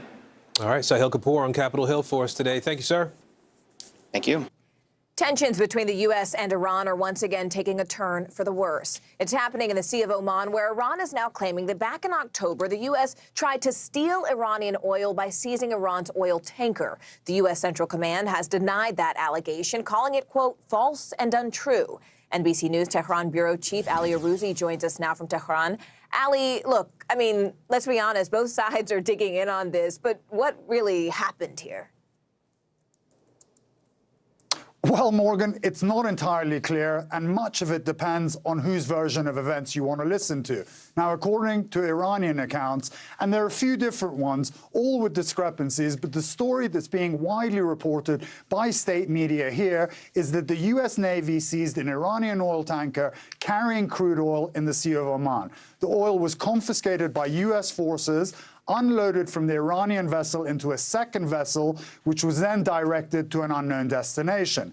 At that moment, the IRGC showed up on the scene with fast boats while its commanders rappelled down from a helicopter onto the deck of the ship and at gunpoint took control of the vessel, sailing it back into Iranian territorial waters. Now, state media then says U.S. forces gave chase using helicopters and warships, but the IRGC prevented their attempts to regain the ship. Unsurprisingly, the State Department says this is a bogus claim and that the Iranian account is untrue and there'd been no attempt by the Americans to seize a tanker. They say in reality Iranian forces had seized a Vietnamese-flagged oil tanker last month. The two U.S. Navy ships backed by air support had monitored the situation, but they didn't intervene. The U.S. say they watched Iranian forces swarming, boarding and seizing the vessel and taking it back to Iranian waters. So there's a lot of different events going on here, but at the very least, it really does underscore how volatile the waters in the Persian Gulf are and how close Iran and America could come to some sort of miscalculation that could blow up into something much bigger. Yeah, you talk about all the events that are happening simultaneously, and one of those events is the nuclear talks that are set to pick back up in Vienna just later on this month. So what is the U.S., especially given the context of what's happening right now, really hoping to accomplish during those talks? Well, Morgan, they want Iran to come back into full compliance with the original 2016 nuclear deal. They want Iran to roll back all the breaches they've made over the last 2 years, and in turn, the US says it'll drop sanctions. But the Iranians are making maximalist demands. They're saying that the US have to give them $10 billion worth of compensation, get rid of all the Trump-era sanctions. So they're going in there, guns loaded for these negotiations, and it's looking a little ominous between them. That'll all become clear on the 29th of November when they actually sit around the table, and I think the reality of the situation will become a lot more clear to us, whether this is going to move forward or backwards. November 29th, all eyes will be there, and we look forward to your reporting leading up to that moment. Ali Arouzi, thank you so much. A 4-year-old Australian girl has been found alive and well nearly 3 weeks after she vanished. At the time, she was on a camping trip with her family, and now new details about the incident are surfacing. NBC's Sarah James reports from Melbourne. It's the image all of Australia wanted to see. A 4-year-old girl named Cleo Smith reunited with family. Now, dramatic audio of the moment police found Cleo alive after she'd been missing for 18 days. Come here. Come here. I've got you, Bobby. What's your name? You're all right. What's your name? What's your name, sweetheart? My name is Cleo. Your name is Cleo. Hello, Cleo. From the arms of Australian police detectives. Cleo, my name's Cameron. How are you? Are you okay? We're going to take you to see your mummy and daddy, okay? The little girl back in the arms of her family, getting a visit from the state's premier. It was a lovely experience to meet that little girl. She's just bubbly, playing, friendly, sweet. As veteran police, a city, a country celebrate a happy ending. It was, to see her sitting there and in the way that she was, it was just incredible. Nearly 3 weeks after her mystery disappearance gripped the nation. Cleo was vacationing with her family at a campsite near the coast in Western Australia. She was asleep in the family tent when she vanished without a trace. A massive search followed. Her parents made emotional pleas for her safe return. We miss you, and we want you home. Cleo was discovered after a raid on a house in her hometown. Police have not revealed exactly what intelligence led to the recovery, but a 36-year-old man is in custody and has been charged with 1 count of forcibly taking a child under 16. Little Cleo now reunited with her parents, who posted on Instagram, "Our family is whole again." They are desperate for debt relief, and now they're taking drastic action. Up next, the extreme measures some taxi drivers are taking to ensure their voices are heard.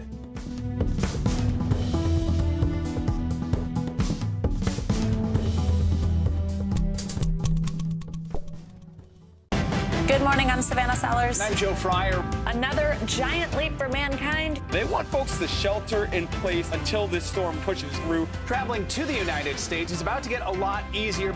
Morning News Now, streaming weekdays at 7. News is happening now. A look at what's making headlines around the world. Tonight, the major announcement of the COVID vaccine. This is a significant moment. Your news, whenever it happens, wherever you are, it's here now. This isn't about spending going forward. This is about spending that's already happened. Do you accept the idea that we have a crisis at the border? The vaccine mandate. Is this going to work, or is this going to backfire? If it's Sunday, it's Meet the Press. The fire has grown leaps and bounds. What you see behind me is typical. How you doing? Pretty bad. The Meet the Press Chuck Toddcast. Free wherever you get your podcasts. To cover the news, you have to be in it. We'll take you to the front lines of the story, bringing your news feed to life. Streaming live every night. It's your news playlist. Top Story with Tom Llamas, weeknights at 7 on NBC News Now. The Meet the Press Chuck Toddcast. Free wherever you get your podcasts. News is more than a headline. It informs, it inspires, and it still matters. To cover it, you have to be in it. And that's what we're going to do. Every night, we take you to the front lines of the story, where it's actually happening, with NBC News journalists on the ground from all over the world. We cover what you need to know and bring your newsfeed to life. In primetime and streaming live, it's your news playlist every night. Top Story with Tom Llamas, weeknights at 7 on NBC News Now.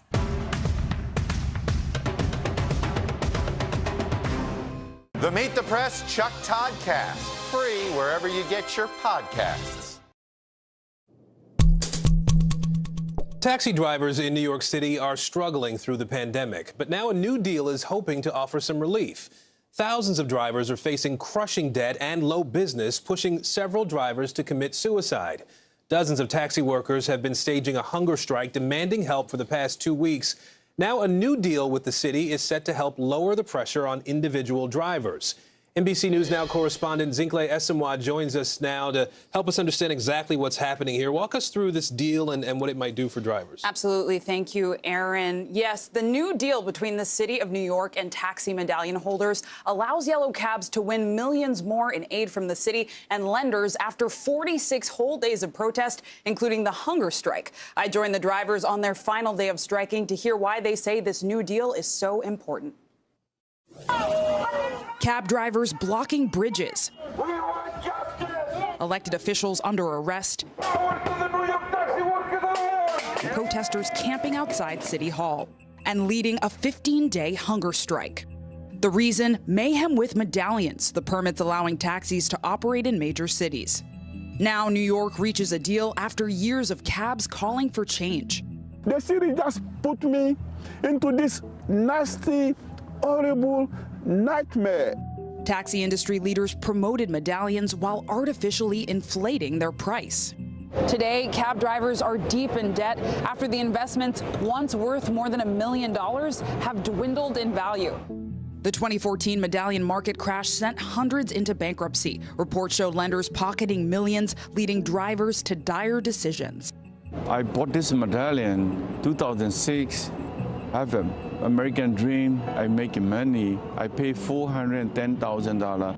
Richard, a 63-year-old immigrant driver, and his brother, Kenny, took out loans for medallions, Kenny paying over $700,000. He not make money. He lost everything. He lost investment. He lost retirement. And he committed suicide. That year, at least 3 taxi drivers took their lives. Workers now also facing stalled business with the pandemic and a surge of ride-hailing apps. I think it's a fight fundamentally about worker dignity. It's also a fight about immigrant justice and racial justice. The new deal expands a city financial relief program with Marblegate, a primary lender. It includes a city-backed taxi medallion guarantee, $170,000 maximum debt, and a 5% interest rate and capped monthly debt payments. Though not every taxi loan lender is on board, drivers like Richard feel yellow cabs, once in the red, now face a green light toward hope. Wow, Zincle, you jump in a cab and you don't really think about all these big issues that are going on in the background with these drivers who are just trying to make a living and support their families. Yeah. How are these drivers reacting to this deal? Absolutely. So when I was with them yesterday before the deal dropped, the tone was somber, right? There were 50 and 60-year-olds who hadn't eaten in 15 days. Wow. And so, yeah, when the news dropped, there was excitement. I was getting texts, I was seeing tweets, and ultimately they were saying, it's not actually just about us, but it's about our families, right? Because the debt ceiling is now $170,000 instead of the average of $500,000 that so many drivers had in loans. And so they're confident their kids will no longer have to deal with that. But they're also hoping that more lenders will come forward and support the new deal. Yeah, really important story. Thanks for bringing it to us. Zincle Esemwa. Thanks. Thanks, Aaron. Morgan? We've been following the latest on the supply chain crisis that's causing lots of empty shelves all across the country. But now let's take a look at a shortage of a different kind. That's coins. The Federal Reserve is taking action, increasing coin production by about 3 billion coins per year. That's above 2019 levels. So despite that ramp up, though, the Fed says it's still just not enough. NBC News correspondent Carrie Sanders has that story. Aaron and Morgan, you've probably seen these Coinstar machines in grocery stores around the country. I'm in Winn-Dixie here today, and if you're like me, you're probably part of the problem because since the pandemic, maybe even before, I've been just tossing coins into a jar like this, and that is part of the problem. so many Americans have coins in jars just sitting there that they need them in circulation. As the pandemic wanes, in-store cash registers are ringing again. But if you're paying cash, you may get shortchanged because there's a shortage of, yes, change. We have ran out of change multiple times, especially quarters.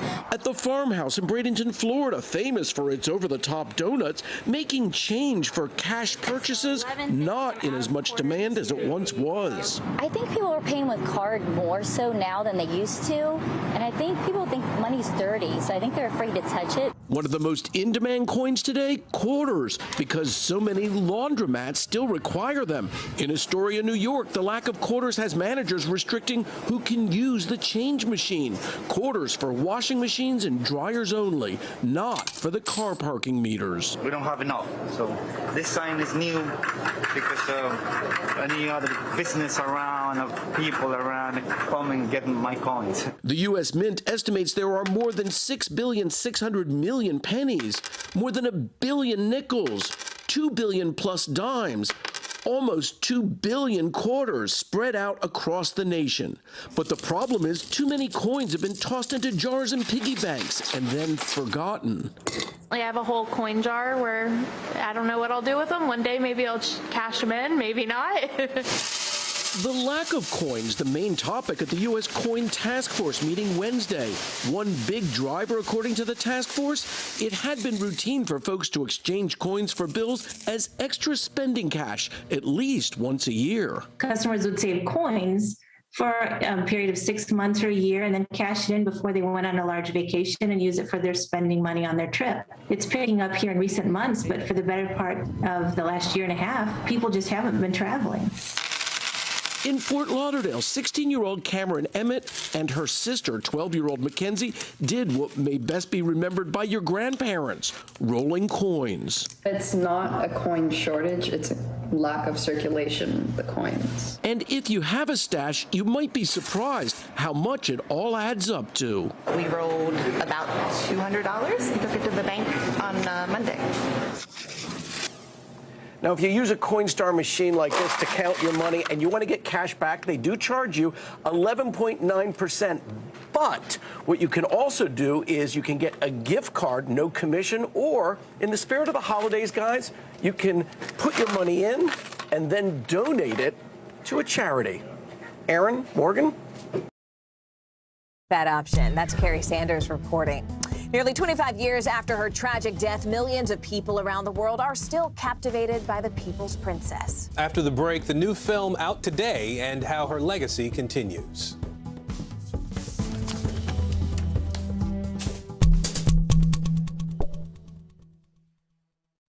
News is more than a headline. It informs, it inspires, and it still matters. To cover it, you have to be in it. And that's what we're gonna do. Every night, we take you to the front lines of the story, where it's actually happening, with NBC News journalists on the ground from all over the world. We cover what you need to know and bring your newsfeed to life. In primetime and streaming live, it's your news playlist every night. Top Story with Tom Llamas, weeknights at 7 on NBC News Now. News is happening now. Look at what's making headlines around the world. Right now on Morning News Now. Tonight, the major announcement of the COVID vaccine. And this is a significant moment. Your news, whenever it happens, wherever you are, it's here now.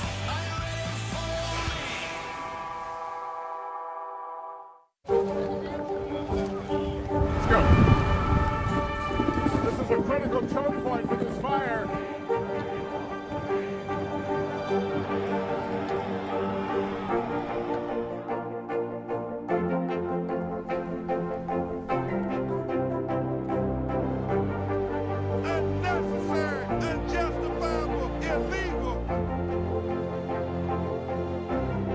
And good evening from New Orleans. Late military operation witnessing the massive crowds. I admire you both. Nice to really spend some time with you. Appreciate it.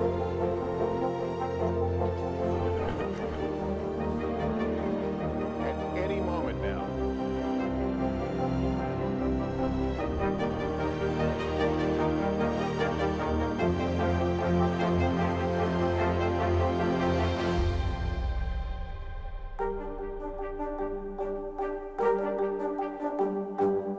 To cover the news, you have to be in it. We'll take you to the front lines of the story, bringing your news feed to life. Streaming live every night. It's your news playlist. Top Story with Tom Llamas, weeknights at 7 on NBC News Now.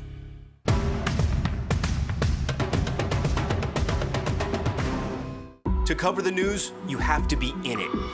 We'll take you to the front lines of the story, bringing your news feed to life. Streaming live every night.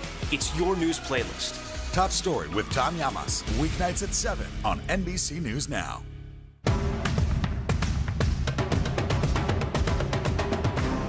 The fire has grown leaps and bounds. What you see behind me is typical. How you doing? Pretty bad.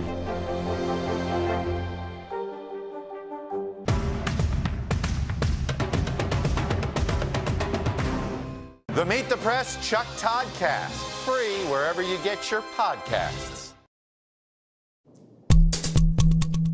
Britain's Prince Andrew is one step closer to facing a judge for alleged sexual abuse. The judge hearing the civil case brought by accuser Virginia Giuffre now says the trial will start in late 2022. Giuffre says that Prince Andrew assaulted her in London and New York City when she was a teenager with the help of Jeffrey Epstein.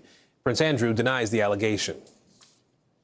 The new movie Spencer is getting a lot of buzz online ahead of it coming to theaters tomorrow. It's just the latest in a long list of shows, films, and musicals inspired by Princess Diana. NBC's Kelly Kobiea takes a look at what keeps audiences coming back for more all these years later. More than 2 decades on from her tragic death at 36 in a car crash in Paris, the fascination with Princess Diana is as strong as ever. There's Diana the musical. Then again, don't create a scene. You're auditioning to be his queen. And the hit Netflix series The Crown, where Emma Corrin played Diana as she struggled with her troubled marriage. And on the same honeymoon, a photograph of her falls out of your diary. And then later in the year, I find your love letters, page after page of the passion I'm not getting. This summer, Prince William and Prince Harry were joined by Diana's family for the unveiling of a statue to remember the People's Princess and commemorate what would have been her 60th birthday. The brothers, now living very different lives, coming together to remember their mother. Prince Harry and Meghan's departure from the royal family leading to more interest in what really goes on behind palace walls. And all these years later, what it must have been like for a vulnerable young woman. Breaking with tradition, she spoke openly about her mental health and reached out to those who were stigmatized and dispossessed. She is late. An upside-down fairy tale. That's how the director of the film Spencer describes Diana's life. There is no future. Past and the present are the same thing. The film set over the royal family's 3-day Christmas get-together when Diana makes her final decision to leave the royal family. Trapped by stiff upper lip tradition, she decides to go her own way. You have to be able to do things you hate. You hate? There has to be 2 of you. There's the real one and the one they take pictures of. Diana's story still resonates, and the fascination with her continues, remembered not just for her captivating beauty, but also for her compassion and charity. Right now on NBC News Now, second act. New Jersey's Governor Phil Murphy looking forward to another term. Why the margin of victory has some Democrats worried about the upcoming midterms. Fines are coming. The White House threatening private businesses with major penalties for not enforcing new COVID guidelines. The critical deadline now facing some employers. Going there, one of the richest men in the world calling the U.S. out on climate change. Why Bill Gates says the country is now at a crossroads. And Generation Next. A young man started working at Facebook when he was just a teenager. How he's hoping to inspire kids around the world to break into tech.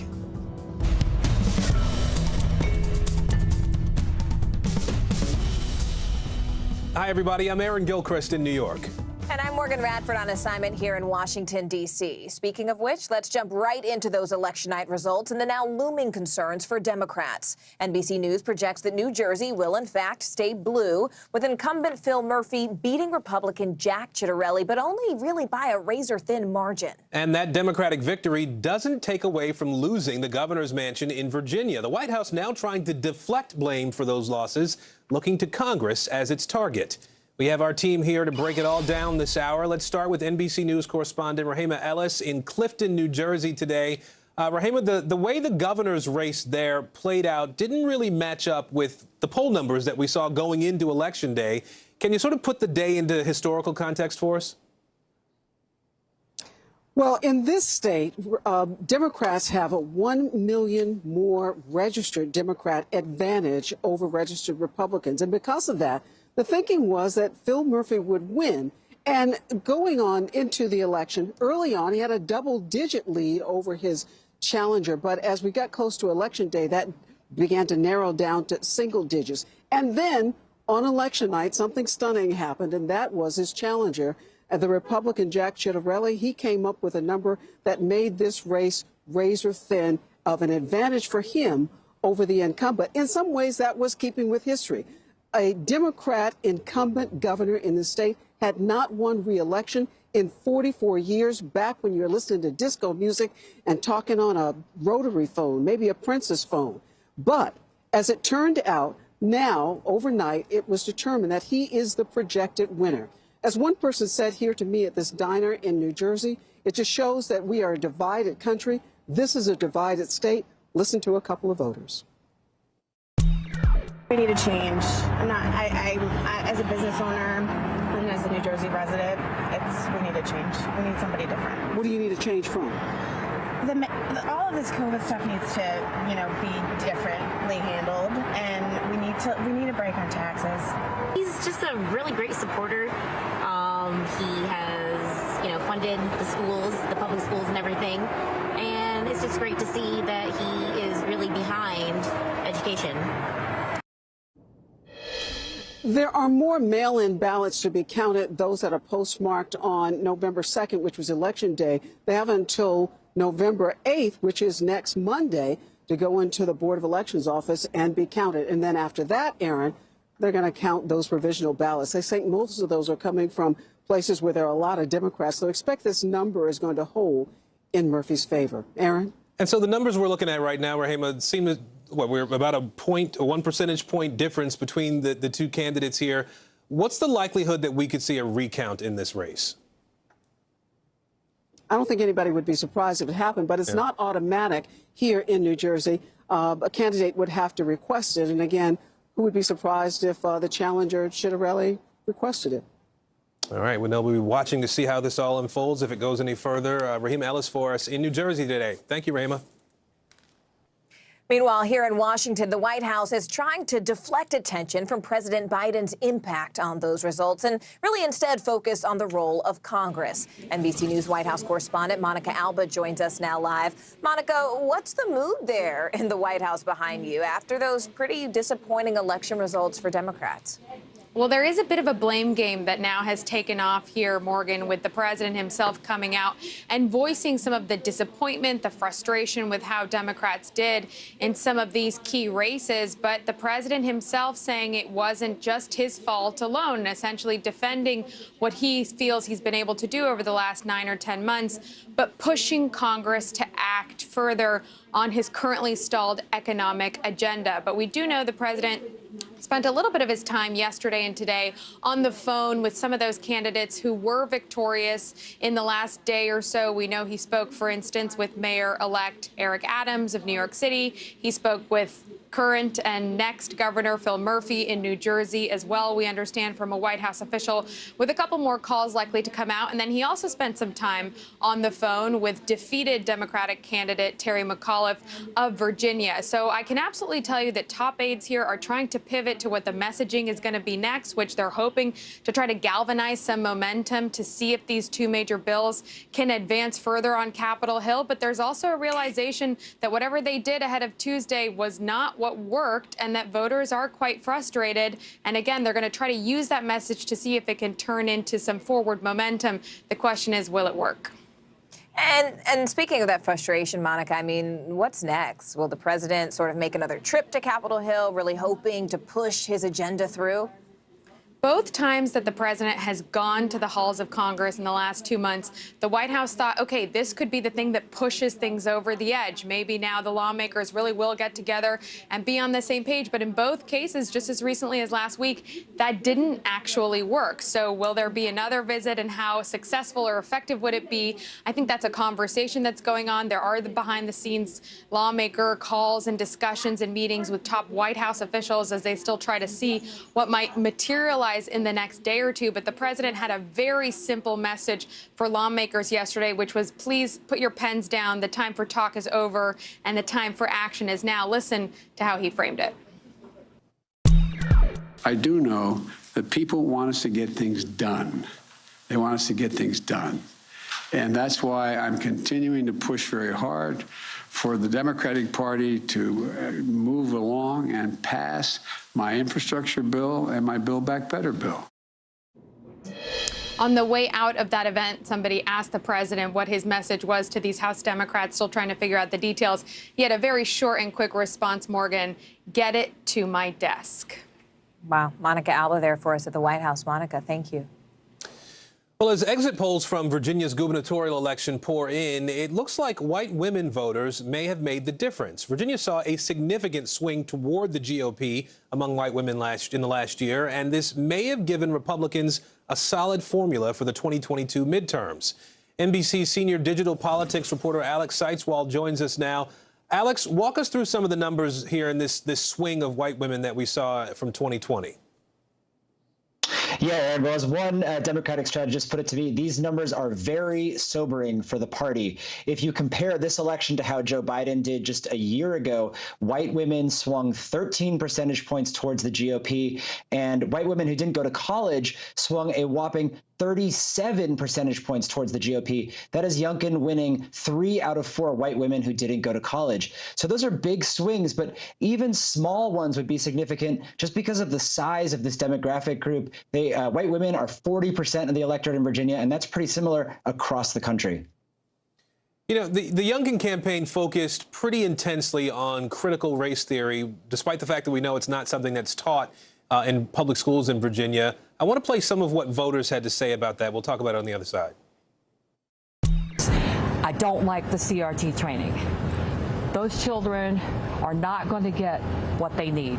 Well, it's a dog whistle. It's a racist dog whistle. We all know, everybody knows, that critical race theory is not taught in our schools. And it's unfortunate that they're using that dog whistle instead of talking about the issues. And as someone who went to school in Virginia from 2nd grade to 12th grade, I know it's not taught there from personal experience. But how effective was the Youngkin strategy around this issue, though? I think it was effective, and the numbers in the exit polls bear that out. Education ended up being the second most important issue, according to voters. But it was part of a larger package of issues that I think the Youngkin campaign tapped into. Frustration over school closures during COVID, more local issues. He basically said, the schools are bad, I'm going to fix them, and critical race theory was one issue. The Democratic response was to sort of, deny it, which was on solid factual ground, but I think didn't speak to voters where they were emotionally. And Terry McAuliffe made this big gaffe where he said he didn't want parents involved in education. That just handed Glenn Youngkin a big talking point in his favor. All right, Alex Seitzwald for us today. Alex, thank you. Thanks. Let's turn to the coronavirus pandemic now, where the Biden administration announced 2 major vaccination policies that impact more than 80 million people. Thanks so much for having me. I appreciate it. 100 employees now need to ensure that everyone is vaccinated or at least get tested every week. All employers must also provide paid leave so that employees can actually go get the vaccine and possibly even a sick day if they need to recover from some of the side effects. In addition, all unvaccinated employees must wear a mask at all times. And for those healthcare facilities that participate in Medicare and Medicaid, all of their workers must be fully vaccinated. The deadline for all of those vaccinations is only 2 months away, set for January 4th.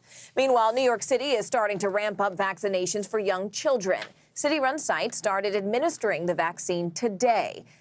Mayor Bill de Blasio also revealed that starting next week, the city's public schools will have a designated vaccination day for newly eligible students. So here to break this all down for us, we have CNBC senior health and science reporter Meg Terrell, as well as NBC News senior medical correspondent Dr. John Torres. Let's go ahead and start with you, Meg. We know that the White House policies don't really often extend to private businesses. So exactly how will this be enforced?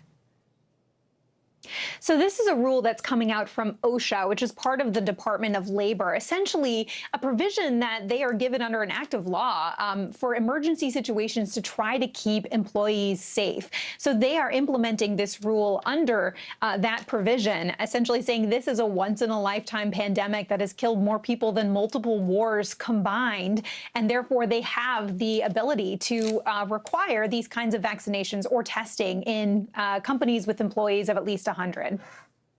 And Meg, I mean, what are the penalties if employers do not comply with these new rules? So the fines are about $13,600 per individual employee that is not complying. But the White House says if there are sort of multiple issues of noncompliance or sort of willful noncompliance, that can go up to 10 times as high for the fines. In terms of being able to enforce this, really, it's kind of dependent on self-enforcement or people blowing the whistle if this is not being enforced in the workplace. All right. CNBC's Meg Terrell for us. Meg, thank you so much. Let's bring in senior medical correspondent Dr. John Torres now. And Dr. John, I want to start with the vaccinations for young children that we're talking about. I want to show you a poll that we've been looking at. It shows a majority of parents would not get their kids vaccinated right away. Some are waiting to see what happens, as we hear so often. Others say never. As a doctor, as an MD, as an ER doc, what is the message that you would have for parents who are hesitant right now to get their little ones vaccinated?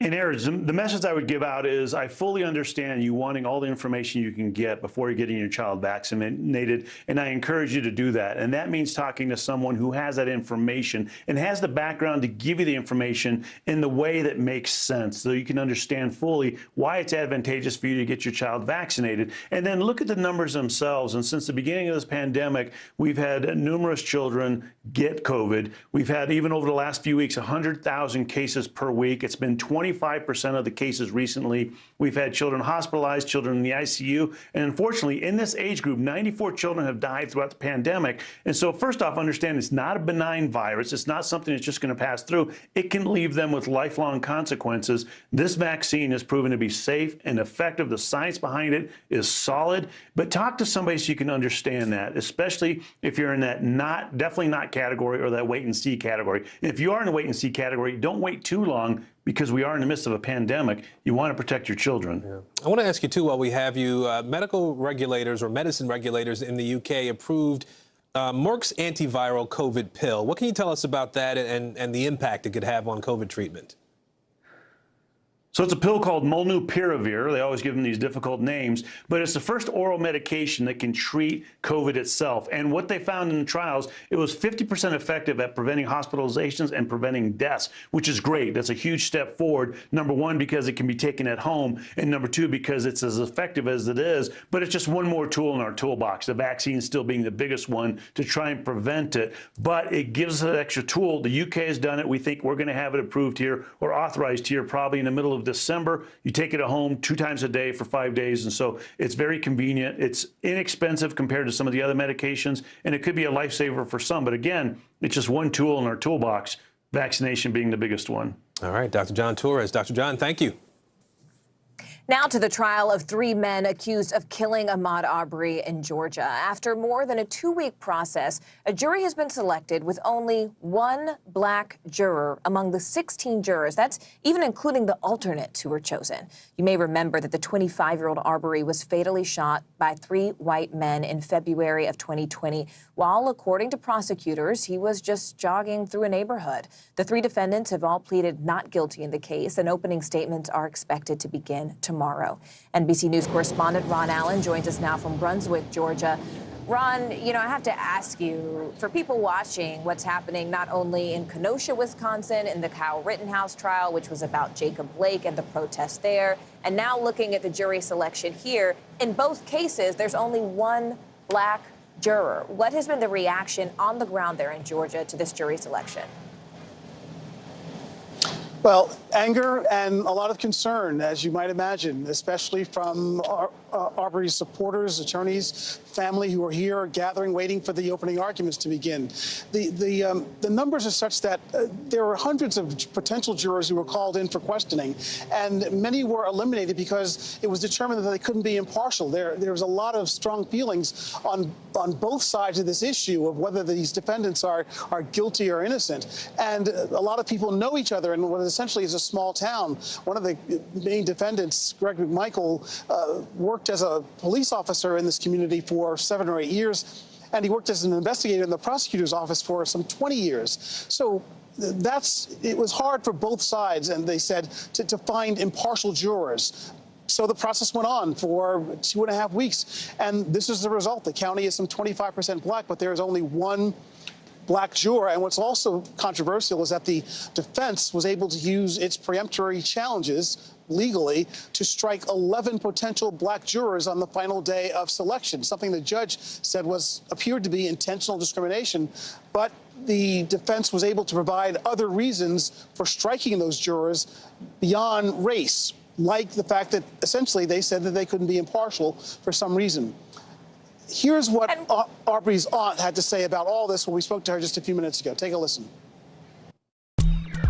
What are your thoughts about the jury? Well, honestly, it was expected. It was expected? It was expected. Because? That's just the community that we live in, and just another injustice that we face daily. And do you think you'll get justice now? I do feel honestly that we will, due to the fact that some of those people on the jury panel are mothers and fathers. And so taking a personal outlook at not just the facts and everything that's been put at hand, but to have the opportunity to think about what if it was your child. Some of Arbery's supporters have called what happened a modern-day lynching.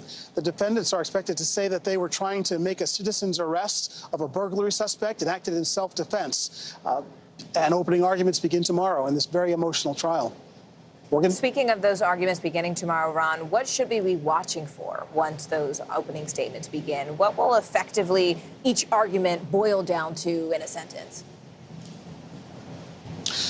The prosecutors believe that Arbery was out for a jog, that he was an innocent man who was chased, shot, and killed. The defense will say that, again, these were people in their community, the defendants in their neighborhood, who thought there was a robbery suspect, and they went out to try and make a citizen's arrest. That's the essential arguments that we expect to hear, and the jury will be left to decide whether these individuals are guilty of murder, aggravated assault, kidnapping, attempted kidnapping. There's a whole long list of charges, and they face federal charges in the months ahead, regardless of the outcome of this trial. Hate crimes, attempted kidnapping, other federal charges, civil rights violations on top of what they're facing here in this community. Morgan? All right, NBC's Ron Allen for us down there in Georgia. Ron, thank you. Day 3 of another polarizing case. The Kyle Rittenhouse homicide trial is underway. Rittenhouse is accused of shooting 3 men too fatally during protests in Wisconsin last year after the police shooting of Jacob Blake. He's facing multiple charges, including intentional homicide. NBC News correspondent Gabe Gutierrez has been following the trial. He joins us now with the latest. Gabe, can you sort of get us up to speed on the main takeaways from the proceedings so far? Hey there, Aaron. Well, this afternoon, actually for most of today, we've been hearing from a reporter for the Daily Caller. He is a digital reporter that was there the night of the shooting. You actually see some of his video right there where he actually interviewed Kyle Rittenhouse not long before the shooting unfolded. Rittenhouse had told him in that video that he was there to protect property and that he was also providing medical attention. He said he had his medical kit with him.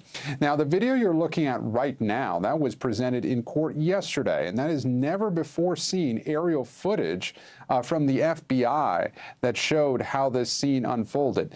Basically, Kyle Rittenhouse, and the central dispute in this case, Aaron, is whether Kyle Rittenhouse either chased after another man, Joseph Rosenbaum, who was one of the people he shot and killed. But basically, was he chasing Rosenbaum? Was Rosenbaum chasing him first? And Kyle Rittenhouse acted in self-defense. That is what his attorneys are arguing. You're looking at video there of the prosecutor, though, discussing the case. Now opening statements happened earlier this week. The jury is seated, and right there you see some of the video from earlier today with that reporter from the Daily Caller who shot some of the video that will be so critical to this case, Aaron. And Gabe, very quickly, I understand there was some drama with one of the jurors today. What happened? Yeah, actually, Aaron, one of the jurors was dismissed by the judge. The way it happened is that the prosecution actually said that one of these jurors potentially showed racial bias by telling a joke to the sheriff's deputy this week who was escorting the jurors out of the courtroom, basically attempting to make a so-called joke where he asked, why did the Kenosha police shoot Jacob Blake 7 times? And the response was, apparently, according to the joke, because they ran out of bullets. The prosecution saying that bringing up the Jacob Blake case showed some racial bias. And here's the response from the judge earlier today.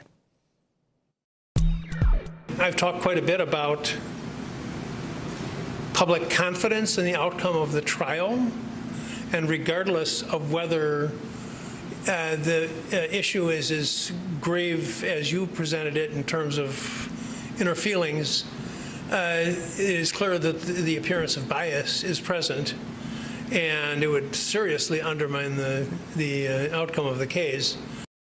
So again, that juror dismissed now. There are still 19 jurors, though.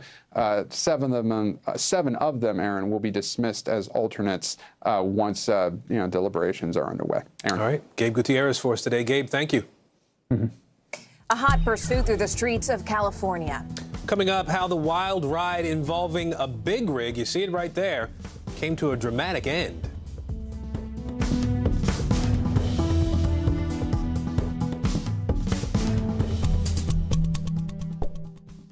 Sometimes the news can be difficult and overwhelming for kids to understand. Will coronavirus come back next year? So to help make sense of it all, we've created a newscast just for them. Man, you know a lot. We hope your family will watch Nightly News Kids Edition. Good morning, I'm Savannah Sellers. I'm Joe Fryer. Another giant leap for mankind. They want folks to shelter in place until this storm pushes through. Traveling to the United States is about to get a lot easier. Morning News Now, streaming weekdays at 7.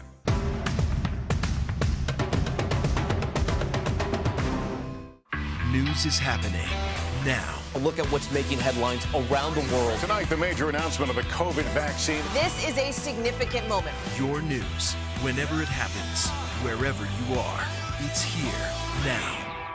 The Meet the Press Chuck Toddcast, free wherever you get your podcasts.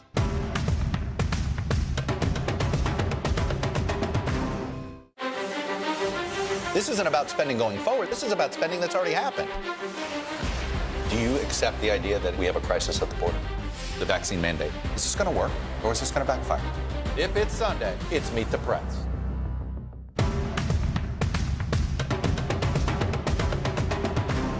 The Meet the Press Chuck Toddcast, free wherever you get your podcasts.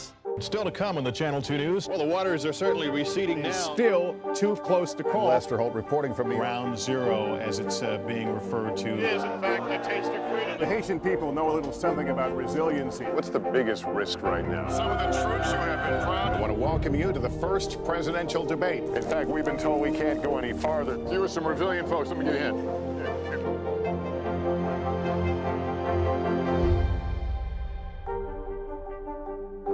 The Meet the Press Chuck Toddcast, free wherever you get your podcasts. On the money this hour, the S&P 500 and NASDAQ are both hitting record highs in trading today, just ahead of tomorrow's monthly jobs report. CNBC senior markets correspondent Dom Chu joins us now. Dom, talk to us really about what's driving these record highs right now. So Morgan, when we spoke yesterday, right, we talked about this idea that the Federal Reserve, the nation's central bank, was going to look at scaling back some of its pandemic-era financial stimulus measures.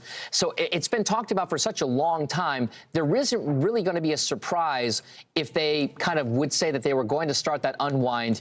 It was a big variable nonetheless. We got more clearance from that. We got the formal announcement from the Fed yesterday that they were going to start to slow down those asset purchases meant to inject cash into the financial system, and the markets took it in stride. You couple that with a little bit more positive economic data today. Jobless claims came in at 269,000. That's important because it does represent a continued pandemic-era low in terms of the number of Americans filing for first-time unemployment benefits. You get this kind of tailwind for the overall markets, indicating perhaps that the economy could still be holding on and doing a little bit more better, a little more stable, if you will. And for that reason, you're seeing a lot of the markets kind of move up. And by the way, technology is still a key factor right now.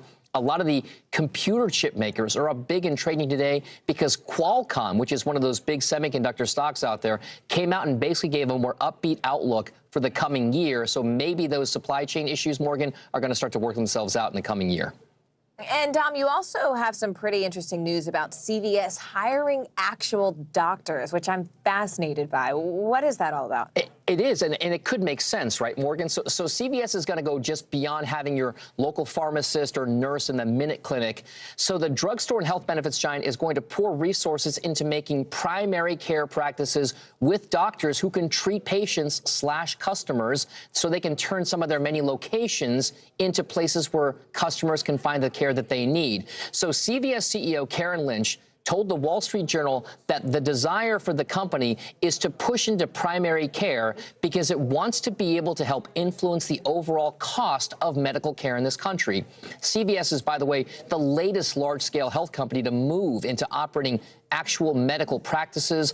Walgreens is already looking to add doctors' offices to some of its drugstore locations, and health insurance giants like United Health Group with its Optum arm and also Humana, all of those guys have been trying to get into buying practices as well. So it could be that next frontier, and it might make, Morgan, access a lot easier for a lot of people out there if they just have to go to their local CVS. Oh, 100%. All right, Dominic Chu for us there from CNBC. Dom, thank you. Billionaire Bill Gates speaking out about his efforts to combat climate change. Yeah, just ahead, we'll tell you what he says the U.S. actually needs to do right now. Stay with us.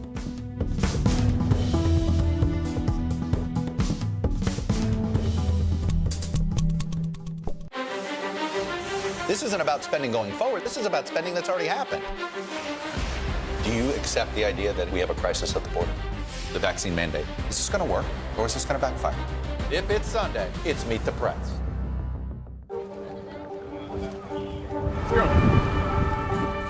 This is a critical choke point for this fire.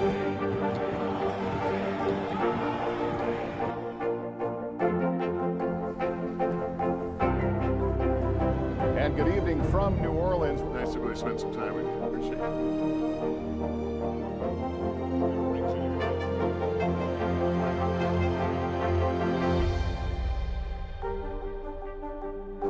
The Meet the Press Chuck Todd Cast, free wherever you get your podcasts.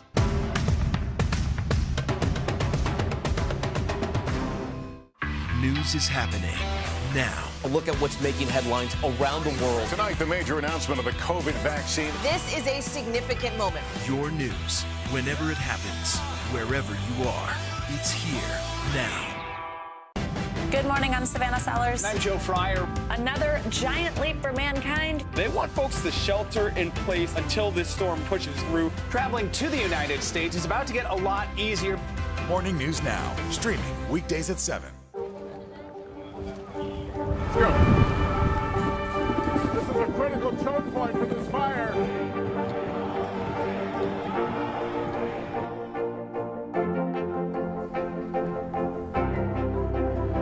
And good evening from New Orleans. Nice to really spend some time with you. Appreciate it.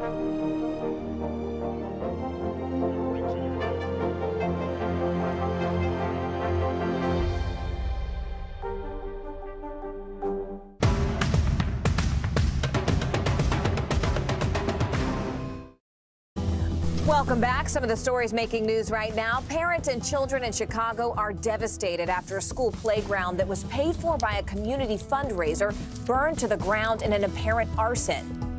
And police say the search is on for a person seen on surveillance footage starting a fire Tuesday night. Parents say the community now lacks a safe space for children to play.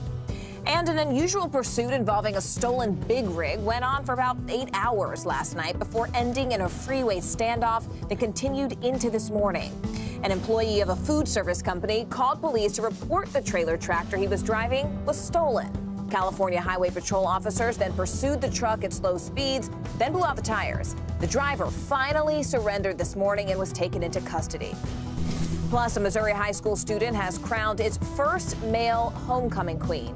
Senior Zachary Wilmore is part of a growing number of LGBTQ high school students who are defying traditional gender boundaries. He decided to run for queen instead of king after polling his social media followers. This video of his crowning went viral on TikTok with more than 3 million views. Congratulations there, Zachary. President Biden arrived at the UN Climate Summit without Congress passing legislation that included climate initiatives. He's now back in Washington after failing to get big polluters like China and Russia to agree to cut emissions. But America's climate envoy tells NBC News there is still hope of a chance for progress. It's a very tough fight. People are going to have to move in certain ways that some of them haven't yet evidenced they're prepared to or know how to. If we work together, which is what this is about, I think we do have that fighting chance. Let's bring in NBC News correspondent Josh Letterman now. He's in Scotland for us at that conference. You just spoke, Josh, with the climate envoy, John Kerry, there. Help us understand his thinking a little more. What's his message on hope for passing some legislation going forward? Yeah, Special Envoy John Kerry really downplayed concerns about the fact that Biden hasn't yet been able to clinch that deal on climate legislation, and particularly on the damage that's done to U.S. credibility on the global stage. He said, look, everyone here at COP26 understands that Biden means business, that he's serious about tackling climate change. But I also asked him about that election in Virginia, that big Republican victory, and whether he's worried that 2024 is not that far away. A Republican could win the White House and undo all of the gains that have been made under the Biden administration. Listen to what he had to say about that. I believe lots of Republicans around the country understand what's happening. Ask farmers in Iowa, Minnesota, Oklahoma. Ask people who've been flooded out or heated out. Look at the numbers of people that died in Texas during the winter. This is not some made-up political thing. This has nothing to do with politics. It has nothing to do with ideology, or shouldn't. This is about mathematics and physics. That's what's happening. Kerry also pointed to the fact that just in the last few months, major corporations like GM, Ford have had serious announcements about moving towards electric vehicles, cleaner technologies. And he said, look, even if a Republican wins office, this train has left the station. He thinks this shift towards cleaner energy is going to be irreversible, Aaron. Josh, I know that China's leader, Xi Jinping, was not at the summit, but we can't ignore the fact that China is one of the top polluters in the world. What's Kerry saying about how the world can engage China better?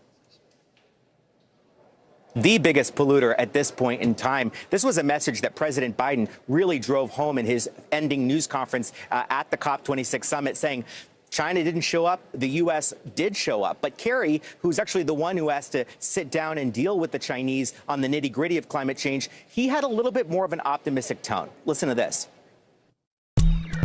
I think that it's better if everybody's here. But their team is here. I just left a conversation with them. They're in direct touch with President Xi, and I know that hopefully we can still, over these next 10 days, maybe find some cooperation in areas that would be helpful. So the door is not shut at this point in time.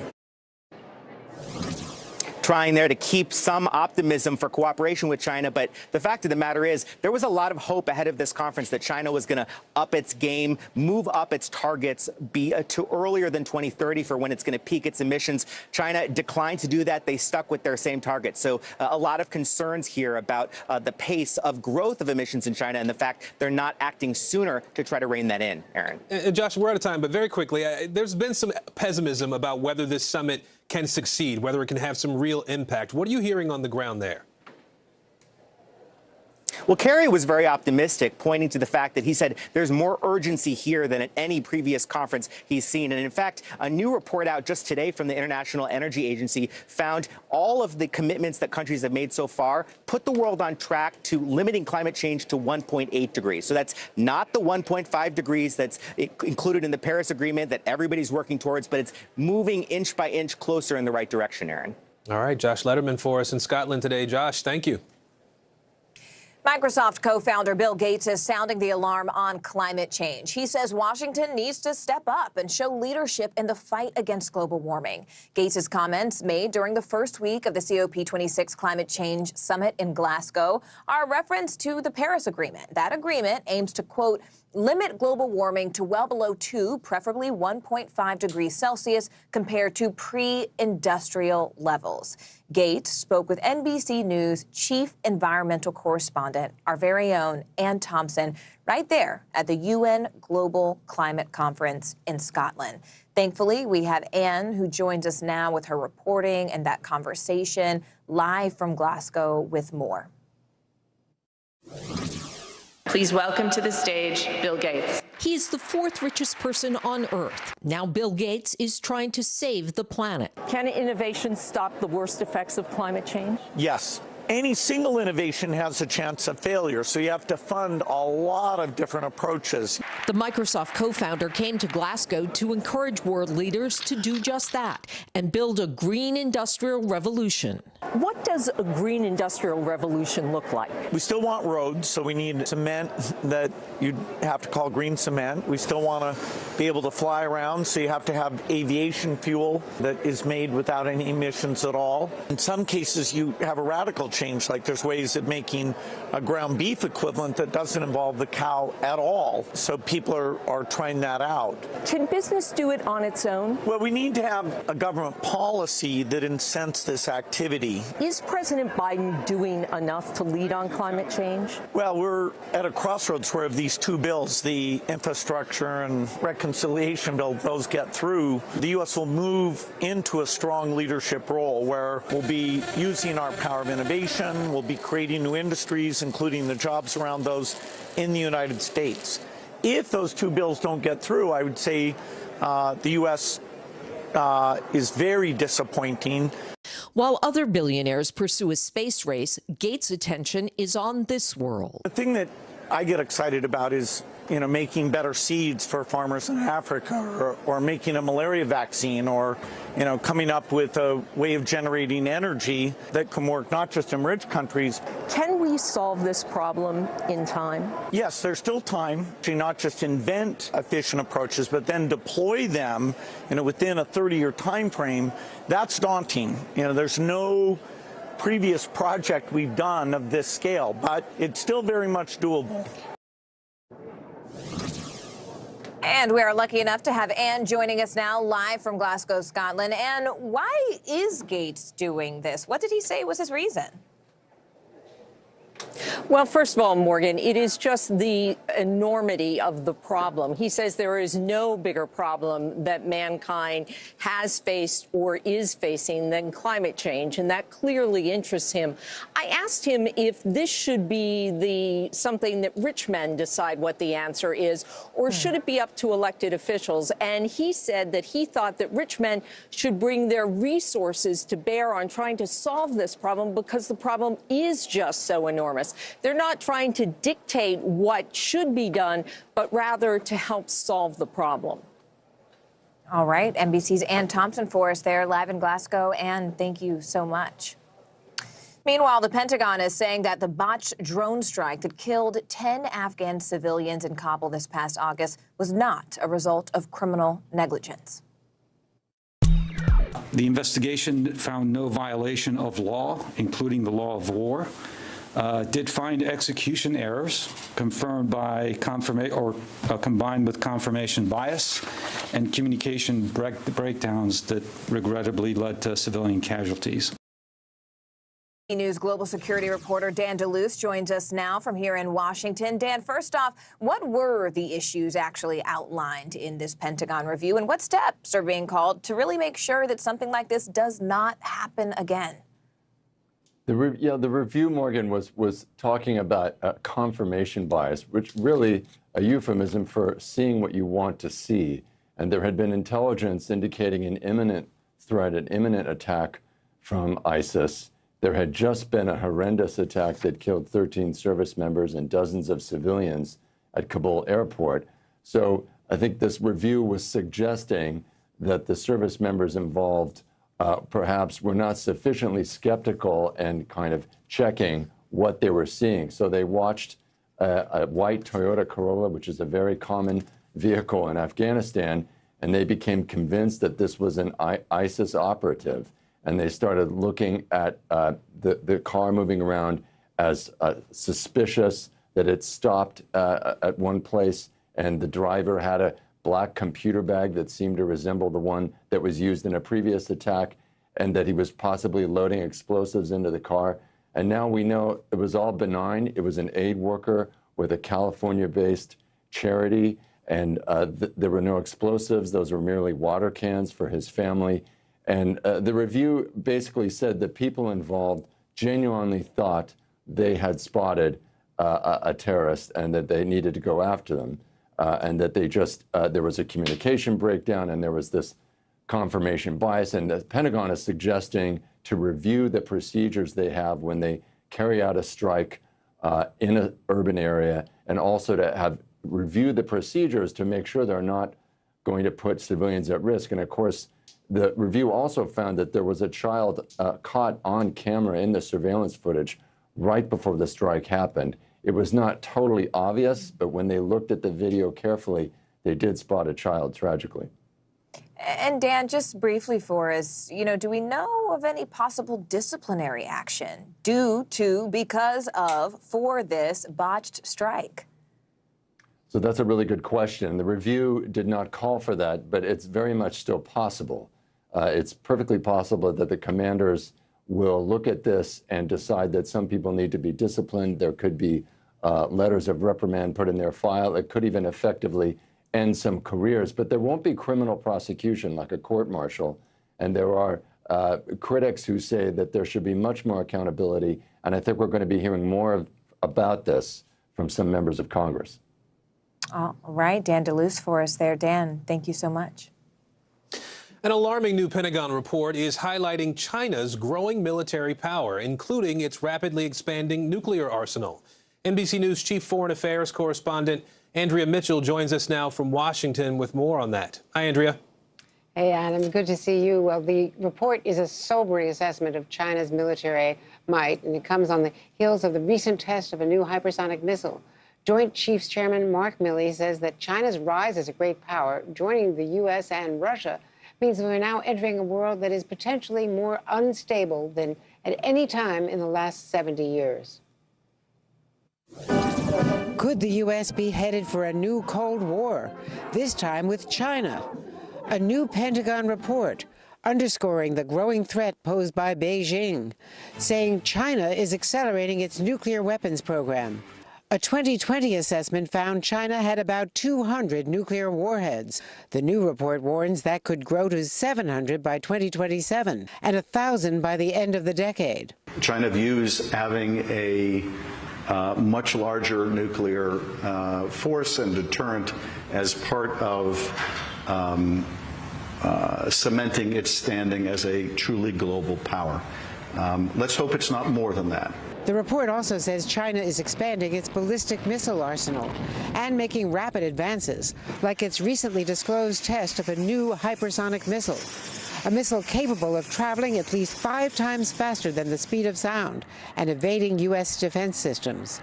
A technological advance Joint Chiefs Chairman Mark Milley has said could be the next Sputnik moment. referring to the Soviet satellite launch in 1957 that accelerated the arms race with the U.S. Do we have the capability to match what we just saw from China? Well, I won't go into anything classified, but I would just say that that test that occurred was a very significant test. In my view, we're witnessing one of the largest shifts in global geostrategic power that the world has witnessed. The report also confirms Pentagon concerns that China feared a U.S. military strike last fall by President Trump, leading to Milley's controversial calls to reassure China there would be no surprise attack, first reported in Bob Woodward and Robert Costa's book Peril, prompting Republicans to call for Milley to be fired. The new Pentagon report says Milley was told to make those calls by Trump Defense Secretary Mark Esper. And Aaron, Milley is also warning that China's recent advances in artificial intelligence and other technologies could leave the U.S. behind in the coming decades if we fail to adapt. Aaron? All right, Andrea Mitchell in Washington for us today. Andrea, thank you. Good to see you. You bet. And we'll be right back after this. Do you feel like the bad guy in this? Why should they believe you when they know that people are getting in? Has it been worth it to make this trip? Do you feel like you're giving a green light to politicians? How do you explain why your case has become so important? To cover the news, you have to be in it.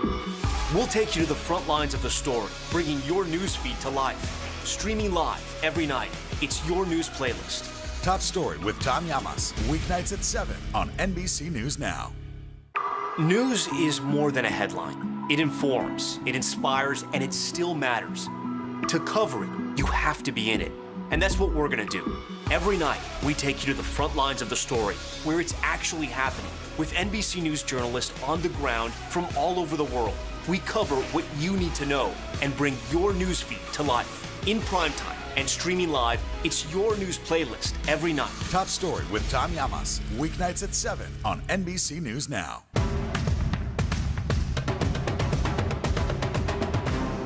Do you feel like the bad guy in this? Why should they believe you when they know that people are getting in? Has it been worth it to make this trip? Do you feel like you're giving a green light to politicians? How do you explain why your case has become so important? Good morning, I'm Savannah Sellers. I'm Joe Fryer. Another giant leap for mankind. They want folks to shelter in place until this storm pushes through. Traveling to the United States is about to get a lot easier.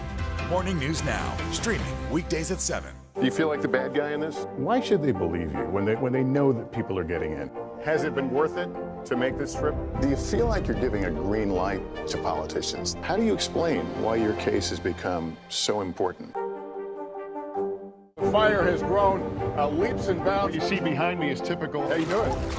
Pretty bad. Still to come on the Channel 2 News. Well, the waters are certainly receding now. Still too close to call. Lester Holt reporting from Ground Zero, as it's being referred to. It is, in fact, the taste of freedom. The Haitian people know a little something about resiliency. What's the biggest risk right now? Some of the troops who have been proud. I want to welcome you to the first presidential debate. In fact, we've been told we can't go any farther. Here are some resilient folks. Let me get a hint.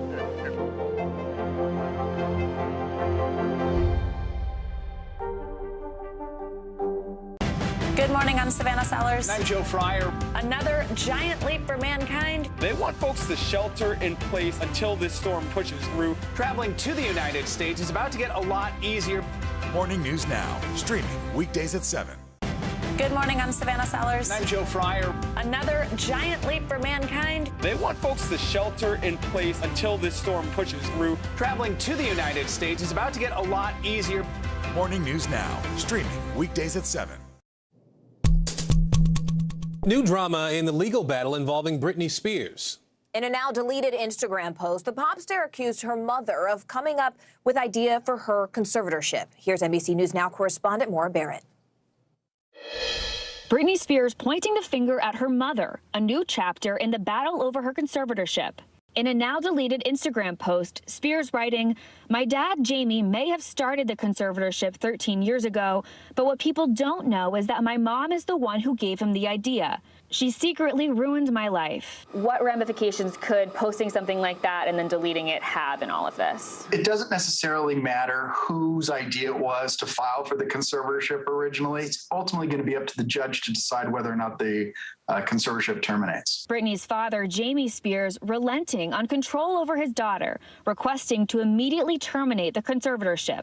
In newly filed court documents, Jamie's attorney saying Britney's recent testimony and request to take personal control of her estate and affairs have made clear that continuing the conservatorship is contrary to her desires. A judge ruling in September to remove him as conservator. He is trying really hard to get himself out of this situation unscathed. So it makes sense to cooperate. But in recent court documents, Britney's attorney claims Jamie's reversal is an attempt to avoid disclosing information about the handling of Britney's finances and alleged electronic surveillance recordings of the singer. Those accusations of the surveillance first made in a New York Times documentary. A former security employee saying Jamie and some members of his team monitored Britney's every move. Her intimate relations were closely managed. How you doing, Brittany? You know, Britney could not have someone in the privacy of her house without those three people knowing. The security company enlisted by the star's father telling the New York Times, quote, they are particularly proud of keeping Miss Spears safe for many years.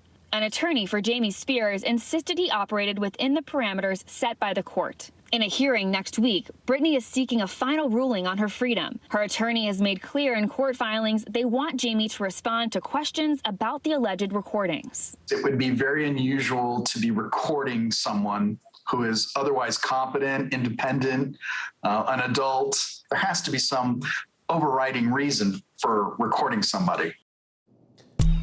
That was Maura Barrett reporting. The final hearing for Britney's conservatorship could happen as soon as next week. And he was barely old enough to drive, but was already on the Facebook payroll. After the break, what this computer prodigy has planned for his next big move.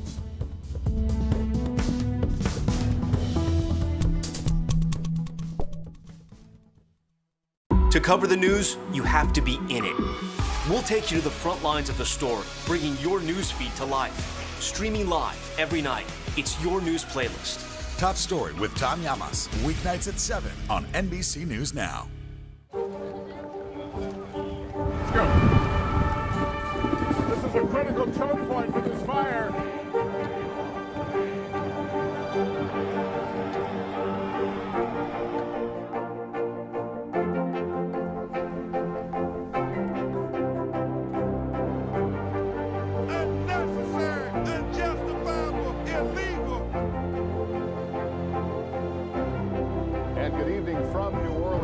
Military operation witnessing the massive crowds. I admire you both. Nice to really spend some time with you. Appreciate it.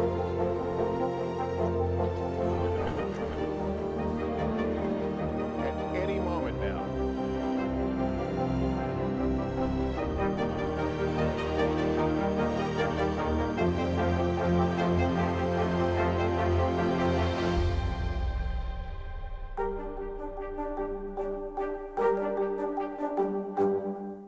News is happening now. A look at what's making headlines around the world. Tonight, the major announcement of the COVID vaccine. This is a significant moment. Your news, whenever it happens, wherever you are, it's here now.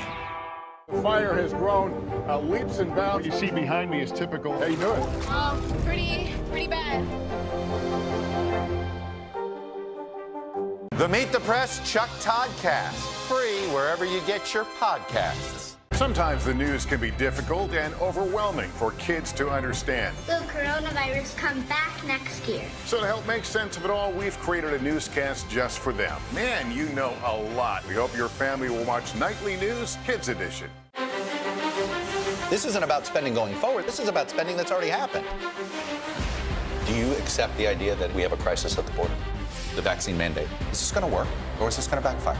If it's Sunday, it's Meet the Press. Still to come on the Channel 2 News. Well, the waters are certainly receding now. Still too close to call. Lester Holt reporting from Ground Zero, as it's being referred to. It is, in fact, a taste of freedom. The Haitian people know a little something about resiliency. What's the biggest risk right now? Some of the troops who have been proud. I want to welcome you to the first presidential debate. In fact, we've been told we can't go any farther. You with some resilient folks, let me get in.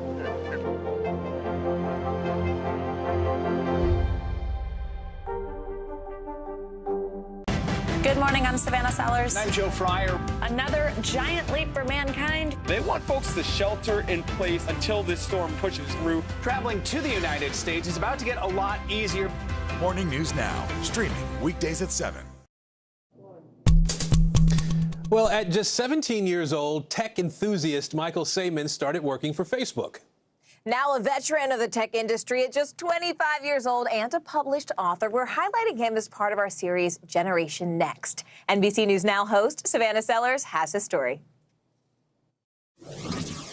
Hey, Aaron and Morgan. So as a Miami native and son of immigrants, Michael Saman grew up what feels like a world away from Silicon Valley. After teaching himself to code by literally Googling how to code, he got there quicker than anyone, even landing a job at Facebook at just 17 years old. In his new book, App Kid, he shares how behind that meteoric rise was a kid struggling to keep his dream and his family's alive. I get an email on my iPad from Mark Zuckerberg's assistant. I thought it was a fake. When Michael Saman was just 17 years old, he was hired by one of the largest tech companies in the world. For 3 years, Michael led teams with people nearly twice his age, pushing them to create features like Instagram and Facebook stories that would appeal to people his age. I always thought, well, Mark Zuckerberg and, Facebook, they're not going to listen to a kid. Then you see the products come out and you see billions of people using these things and thinking, wow. But Michael's journey to Silicon Valley success started way earlier than his senior year. Today, Apple is going to reinvent the phone. It started with the launch of the first iPhone. I watched a presentation on the internet that Steve Jobs gave about the App Store. And one of the things that he said was that anybody could make an app. I totally bought it, and I decided to go on the internet and look it up. Yes, look up how to code. And just 2 years later, this self-taught coder submitted his first app to the App Store when he was just 13 years old. When the first check from Apple came that first month for $5,000, my mom immediately turned to me and said, very concerned, where did this money come from? Yeah, then the second check was almost 8,000, and then more and more. Yeah, I was like, excuse me, let me pinch myself. Your 13-year-old is making that. Yeah, and for me it was like, this is something from God that is helping me through my son. At that time, the family finances were in a tough place. His parents' American Dream, a Peruvian restaurant they opened when Michael was 3, had been struggling, and they were worried about getting evicted from their home. So the big checks Michael was bringing in with his apps went to help keep the family and the business afloat. I remember at that point thinking, I can't rely on my parents for everything. You'd made, almost $200,000 from your apps, and your mom comes to you and says, how are you going to pay for college? Yeah, I remember that. I was shocked. I was like, wait, what do you mean? What about all the money from the apps? And she told me, what do you mean, what about the money? We needed to use it for the payments and all the things. Michael had one hope, an internship with Facebook. He'd been invited to apply after one of his apps was included in a presentation seen by Mark Zuckerberg. So instead of heading off to a college campus, Michael went to Facebook's, where he parlayed his summer internship into a full-time job and a new life in California. In college, a lot of times kids learn how to be adults with others their age. But in my situation, I did not learn that way. I had managers, directors, executives taking care of me. Now, at 25 years old, Michael's a millionaire, still working in tech and hoping his story will inspire others, especially other young Latinos. I didn't think too much about the realities and the improbabilities of the world that we live in. I kind of just was naive about it and decided, oh, well, I can do it. But I think that mentality is what helped me get there. Now, Michael's been living at home for the past few months while he's able to work remotely. And honestly, that interview was just the tip of the iceberg with his story. In his book, Michael talks more about what it was like to manage people so much older than himself, to have those tough financial conversations with his parents, and what he hopes for the future of Hispanic representation in the tech world. I also, of course, asked him about all the recent news coming out of Facebook. He said he's not surprised by all the scandals that have come out since he left in 2017, since Facebook, now called Meta, is really a first of its kind in many respects. He added that not everyone in the company is going to have the best intentions, but a lot of people there do. Aaron and Morgan, back to you. And thank you for being with us this hour. I'm Aaron Gilchrist. And I'm Morgan Radford. Your news continues right now.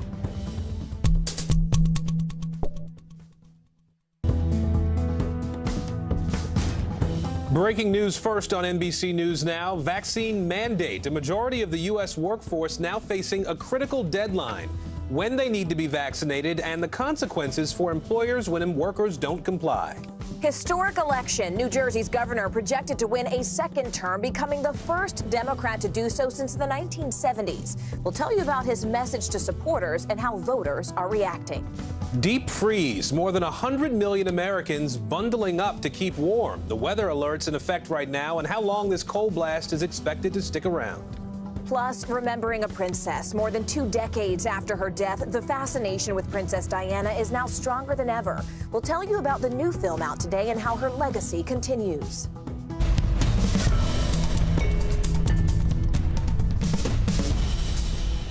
And good Thursday, everybody. I'm Aaron Gilchrist. And I'm Morgan Radford on assignment here in Washington, D.C. We begin with breaking news in the coronavirus pandemic and strict new rules from the White House. The Biden administration announcing 2 major vaccination policies that will eventually impact more than 80 million people. So let's go ahead and break down some of the main takeaways. First off, companies with more than 100 employees need to ensure that everyone is vaccinated or at least get tested every week. All employers must provide paid leave for employees to get the vaccine and possibly a sick day if they need to recover from the side effects. And all unvaccinated employees must wear a mask at all times.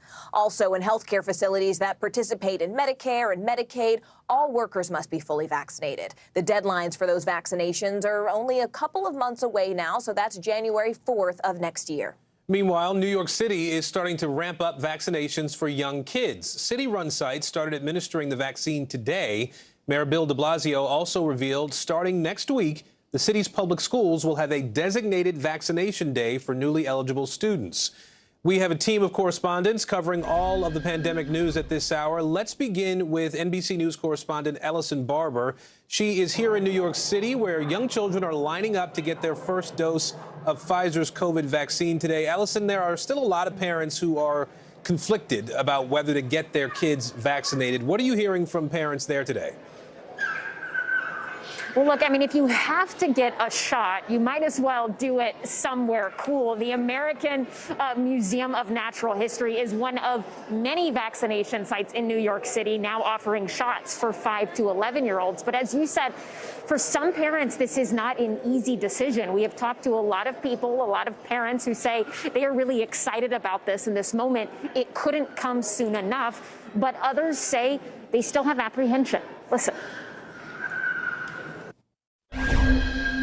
Do you plan to get your 6-year-old back? Yeah, of course. So we're going to do it. The symptoms and, like, you know, the soreness of the arms and stuff like that, I don't know how it will affect my child. So I feel like maybe, like, as she get a little older, we can kind of, like, think about maybe, like, 12, 13 of her getting vaccinated, but not at, like, 5, 6, 7. Did you have any apprehensions about it for her age group? None. Not at all. Really none. I mean, I feel like Pfizer I trust it. I feel really good about it.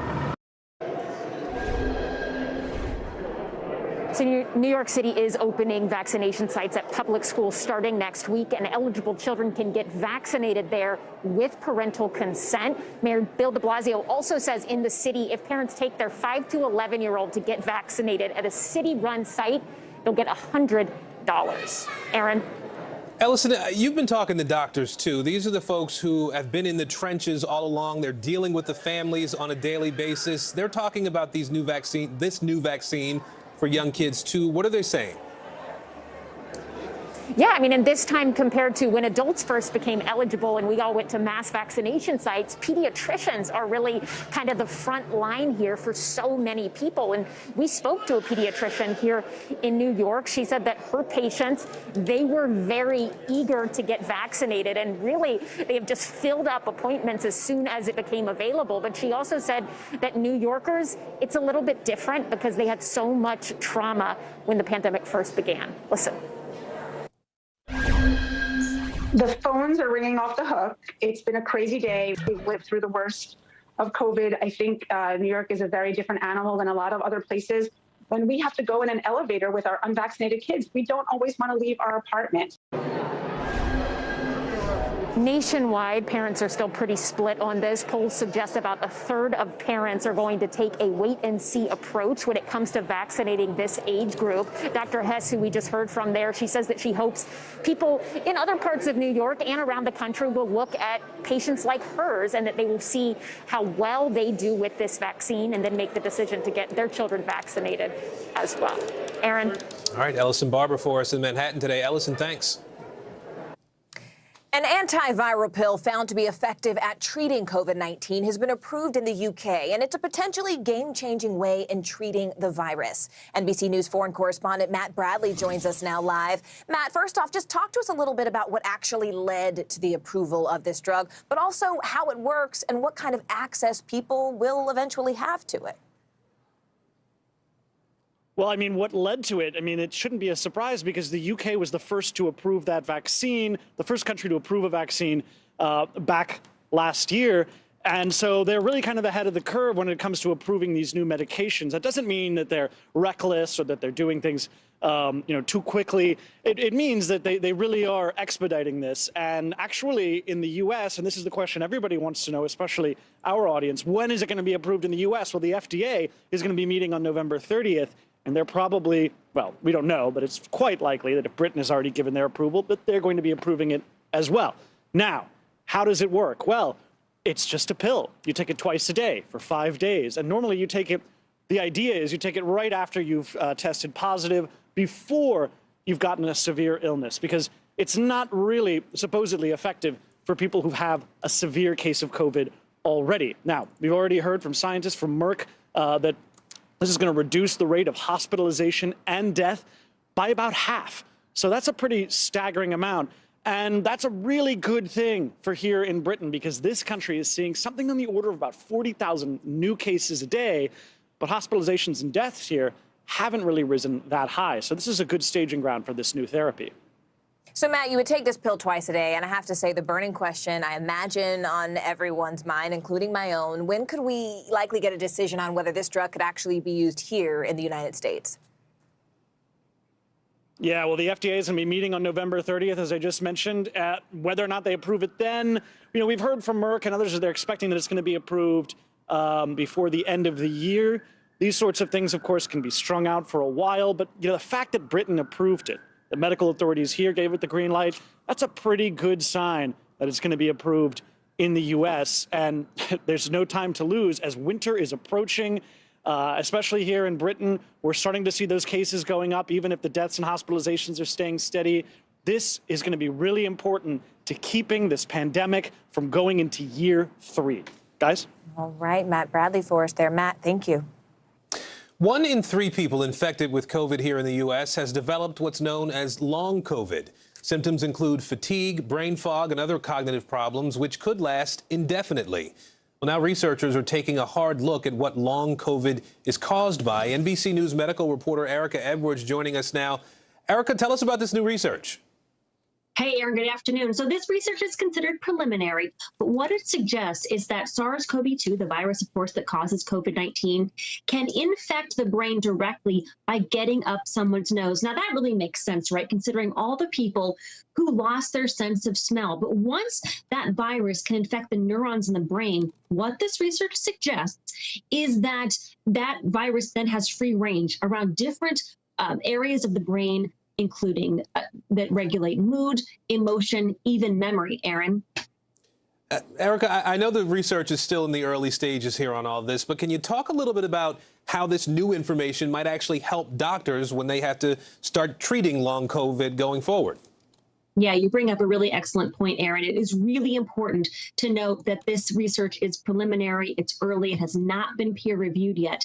But there is such an urgency among scientists worldwide to really try to figure out what's going on in the brains, in the bodies of people suffering from long COVID. We're talking about people in their 20s and 30s, 40s and 50s who are suffering from profound fatigue, brain fog, and they're probably, raising young families or trying to hold down a job. That's an estimated 11 million people in this country alone. Aaron, right now, there is no specific treatment. They're really just trying to manage their own symptoms. But with what this research might do someday is provide answers to what's really causing the issue, and that could lead to potential treatments and pills down the road. Aaron? Really important research happening right now. Erica Edwards for us today. Erica, thank you. Turning now to Election Day 2021 and the history-making results from that closely watched gubernatorial race in New Jersey. NBC News Now projecting incumbent Democrat Phil Murphy as the winner, defeating Republican Jack Ciattarelli. Murphy is actually the first Democratic governor to win a second term in that state since 1970s. That's why we're covering all of your election politics this hour. We have NBC News Chief White House correspondent Kristen Welker standing by, as well as NBC News correspondent Rahema Ellis. Rahema, I know you're there in New Jersey. Let's go ahead and start with you because you have been talking to voters as well as the candidates about all the issues they're facing. What are they saying about this election and its now likely result? Well, they're saying it here at the TikTok Diner. It's a place where candidates come to hear what voters have to say. And what I'm hearing from people is some of them think that they didn't hear enough from Murphy saying that he was listening to them. He said that last night when he was projected to be the winner of this race. But others are saying that they wanted to hear him say that they understood that he was hearing them about taxes, about education, about the economy. And because they didn't hear that so much, they voted for his opponent. But people here were really divided. As one man said, New Jersey is as divided as the country is, and that's why you had this very close race. But I have to tell you, there's the other candidate, and that's Jack Ciattarelli. He said before we make Murphy the presumptive winner of this, there's more to be counted. I think we have a full screen of the tweet that he put out last night after Murphy was the projected winner, and he said, with the candidate separated by a fraction of a percent out of 2.4 million ballots cast, it's irresponsible of the media to make this call when the New Jersey Secretary of State doesn't even know how many ballots are left to be counted. Indeed, there are a number of mail-in ballots to be counted. Those that were postmarked by November 2nd, which was Tuesday, they can go into the Board of Elections office up until Monday to be counted. And then after that, they're provisional ballots to be counted. Those who are for Murphy think that it will still go in his favor because those ballots are coming from strong Democratic districts, and they think those votes primarily will go for Murphy. Aaron? All right. NBC's Rahema Ellis there for us in New Jersey. Rahema, thank you so much. Let's bring in NBC News Chief White House correspondent Kristen Welker now. Kristen, it sort of seems like there's a little bit of a blame game going on in Washington after we got these election results a couple of days ago now. Walk us through what's happening. Oh, there definitely is, Aaron. Good to be with you. We are learning that behind the scenes, Democrats are just reeling following Tuesday's election losses and reassessing their strategy with just 1 year until the critical midterm elections. Now, some Democrats are grumbling. They say the White House doesn't have a clear enough legislative strategy. Speaking about the results for the first time, President Biden said it's time for Democrats to act on his agenda, but not everyone in his party agrees. Overnight, Democratic Governor Phil Murphy narrowly reelected in New Jersey. The closeness of that race shocking Democrats. Another warning sign after that stunning setback in Virginia. President Biden now looking to turn the page, deflecting any blame for the loss when pressed. How much responsibility do you take for the dismal results in Virginia? We brought out every Democrat about there was, more votes than ever has been cast for the Democrat running for governor. Glenn Youngkin's defeat of Terry McAuliffe in the race for governor widely viewed as a rebuke of President Biden's performance so far. Maybe. State by 10 points. I know we did, but I was running against Donald Trump. Democrats now desperate for action on the president's agenda, stalled in Congress while progressives and moderates play the blame game. Politics is about timing, and we blew it on the timing. There is no way that you can say that a 12-point swing in a state is due to Congress not passing a bill. While some Democrats quietly point the finger at the White House for not having what they say is a stronger legislative strategy, the president and his party now attempting to chart a path forward, with the House potentially voting this week on two massive spending measures, including Mr. Biden's $1.75 trillion Build Back Better bill. But that's still not a done deal, with House Democrats adding paid family and medical leave back into the measure, a move that could hurt its chances in the Senate. Well, that's a challenge, very much of a challenge. Top Republicans argue voters sent a clear message rejecting Democratic proposals. I don't think it was about the Democrats' failure to do it. I think it was because people didn't like that they were trying to do it. Seeing the Virginia and New Jersey races as a preview of things to come in the midterms next November. If you're a Democrat and President Biden won your seat by 16 points, you're in a competitive race next year. You are no longer safe. Kristen, while we have you, I do want to switch gears for a moment here. I know there's also some news from the White House on the COVID front today. Bring us up to speed. That's right, Aaron. Well, the White House says that federal contractors, employers with 100 or more employees, and healthcare workers at facilities participating in Medicare and Medicaid have to get fully vaccinated by January 4th next year or face fines. Now, these new labor rules covering employee vaccinations would cover an estimated 84 million workers, the White House says. Employers will be required to provide paid time off for workers to get vaccinated, and employees who are not fully vaccinated must seek their own weekly testing. The president today saying the virus will not go away by itself or because we wish it away. We have to act. There has been some backlash to this, but that's the latest from the White House on COVID, Aaron. All right, Kristen Welker for us today. Kristen, good to see you. Thanks. Good to see you. And let's turn now to the deep freeze that's moving all across parts of the Midwest and Northeast. In fact, snowflakes are falling from Michigan to New York, and millions of Americans are gearing up for the season's first round of frigid temperatures. 47 million Americans are facing frost and freeze alerts through tomorrow, and even parts of Texas are feeling a chill. That's why we have NBC News meteorologist Michelle Grossman here with what to expect. We also have NBC News correspondent Shaquille Brewster, who is live for us in Chicago. Hi there, Shaquille. Good afternoon, and things are warming up now, but that was not the case this morning where that winter weather was in the air. Chicago getting its first freeze of the season on Tuesday, but across the country, more than 100 million Americans are preparing for the first freezing temperatures of the season. First snow of the season. This morning, the first freezing temperatures ahead of winter It's really just kind of that jumping off point. are sending shivers all across the Midwest and the Northeast. The weather has dipped a bit, so we're getting out the jackets. Frigid weather sweeping much of the nation, with more than 150 million Americans expected to face temperatures below 35 degrees. Suddenly it just got to like 20, 30 degrees, and now we're just trying to make it work. Nearly a foot of snowfall set an all-time November daily record near the Great Lakes and left enough snow to make what was possibly Michigan's first snowman of the season. And in Binghamton, New York, the first measurable snow of the winter. In Nashville, a freeze warning is in effect into Friday. St. Louis, Cleveland, Detroit, Indianapolis, and Pittsburgh among the cities battling the season's first big chill. In Gaylord, Michigan, the National Weather Service sharing this video of a winter wonderland. The frosty days, a chilling sign of what's ahead. And these cold temperatures are actually about 2 weeks late for the city of Chicago, which normally experiences that first freeze around October 19th. But that makes sense because October was the warmest October on record for the city of Chicago. Let's bring in NBC News meteorologist Michelle Grossman now. Michelle, walk us through this. What can we expect in the days ahead?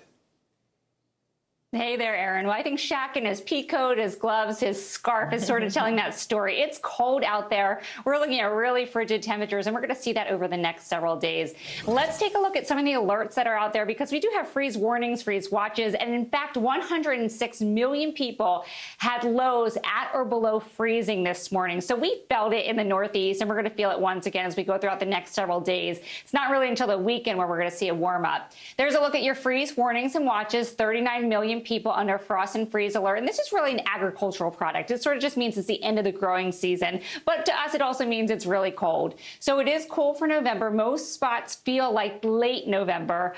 We had such a warm October, so I think it even feels worse. And temperatures today, Raleigh 43, that's 21 degrees below what is typical for this time of year. 53 in Nashville this afternoon, 64 in Baton Rouge. And notice Houston, even down to the southern plains, we're looking at temperatures well below normal for this time of year. Then by Friday, to kick off the weekend, we're looking at temperatures mainly in the 50s and 60s through the Tennessee Valley, also along the southeast coast into Florida. You see all that blue on the map indicating that cold air in place. So most temperatures 10 to 15 degrees below what is typical for this time of year.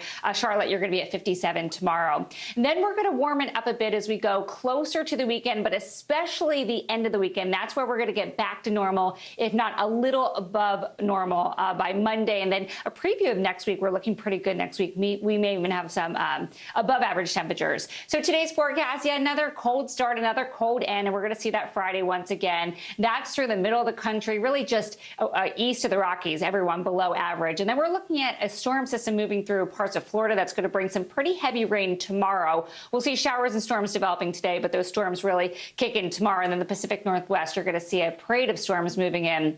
And then it's never too early to look at the weekend. Those cool conditions on Friday, also on Saturday with that soaking rain in Florida. Saturday, we're looking at those southeast showers once again, and rain and mountain snow. We could see some snow in the Washington Cascades. And we'll end it here. We're looking at a chilly start on Sunday once again, so bundle up. And the New York City Marathon, let's not forget that. That's on Sunday. 53 degrees as a high on Sunday in New York City. But that's good news. I think if you're running a marathon, kudos to you, but you want temperatures in the upper 40s and low 50s.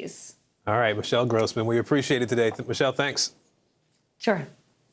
It may be the smoking gun in the investigation into that movie set tragedy involving actor Alec Baldwin. Coming up, what this new revelation could mean for the criminal investigation.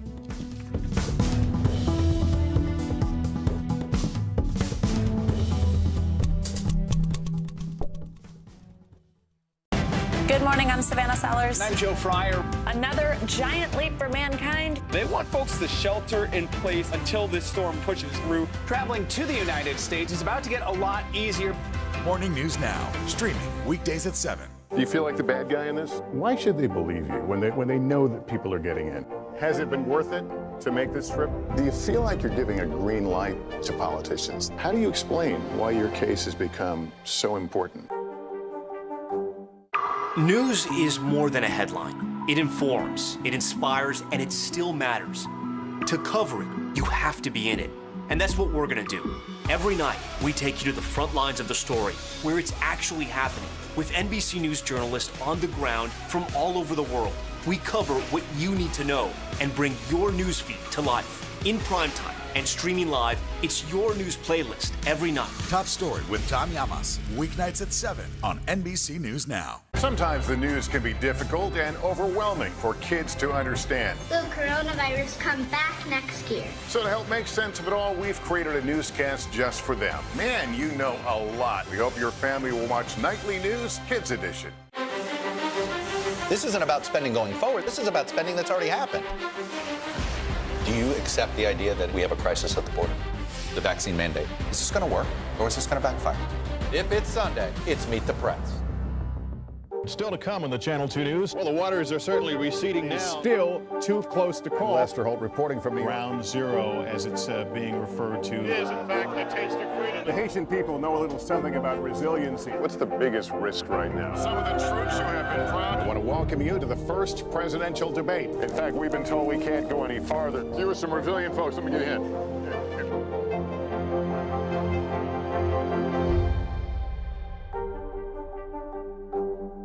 News is happening now. A look at what's making headlines around the world. Tonight, the major announcement of the COVID vaccine. This is a significant moment. Your news, whenever it happens, wherever you are, it's here now.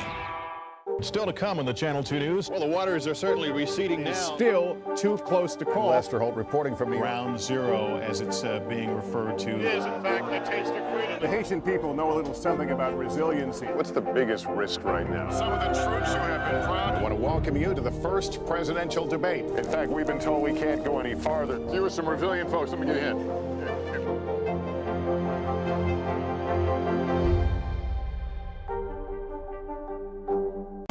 Good morning, I'm Savannah Sellers. I'm Joe Fryer. Another giant leap for mankind. They want folks to shelter in place until this storm pushes through. Traveling to the United States is about to get a lot easier. Morning News Now, streaming weekdays at 7. Now to an explosive new allegation about what might have led to that deadly shooting on the set of Alec Baldwin's movie Rust. The attorneys for the film's Armorer are now alleging that someone intentionally placed a real bullet in the weapon that accidentally was fired by Alec Baldwin. Now, the film cinematographer was killed in that shooting. Here's NBC News national correspondent Miguel Almaguer. Aaron and Morgan, as this case continues to push forward, the attorneys representing Hannah Gutierrez-Reed, the armorer on the set, are now speaking out. New pressure on authorities in the Rust shooting investigation after an explosive claim from the attorneys representing Hannah Gutierrez-Reed.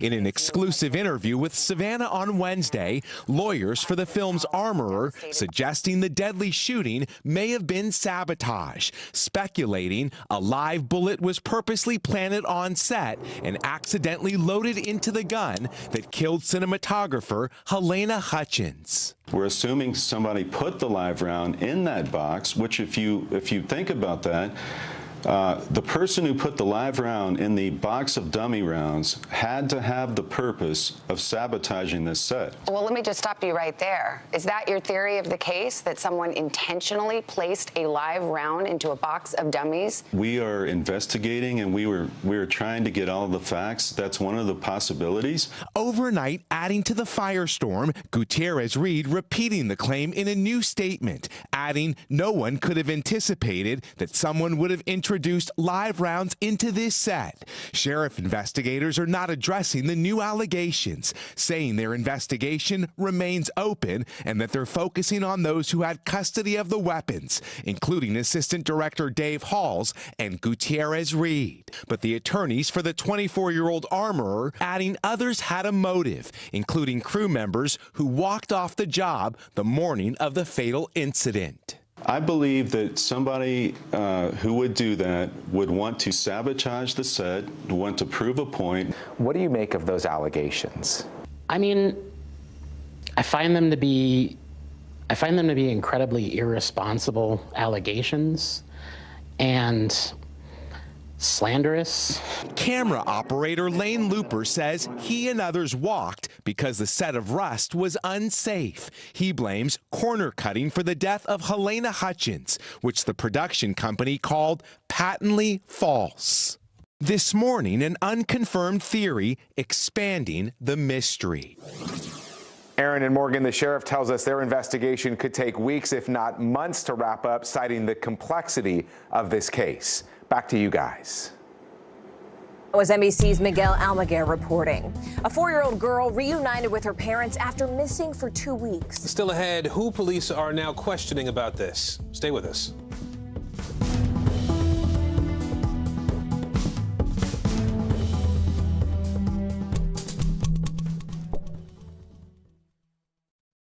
Do you feel like the bad guy in this? Why should they believe you when they know that people are getting in?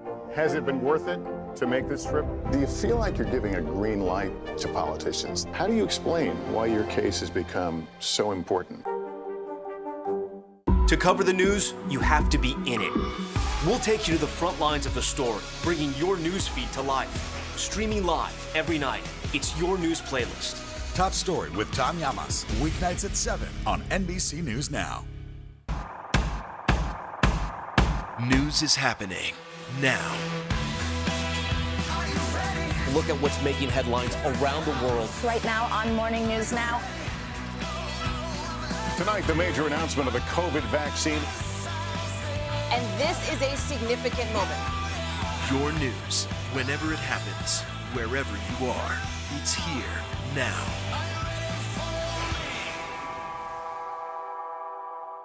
Still to come in the Channel 2 News. Well, the waters are certainly receding now. Still too close to call. Lester Holt reporting from Ground Zero, as it's being referred to. It is, in fact, the taste of freedom. The Haitian people know a little something about resiliency. What's the biggest risk right now? Some of the troops who have been proud. I want to welcome you to the first presidential debate. In fact, we've been told we can't go any farther. You are some resilient folks. Let me get in.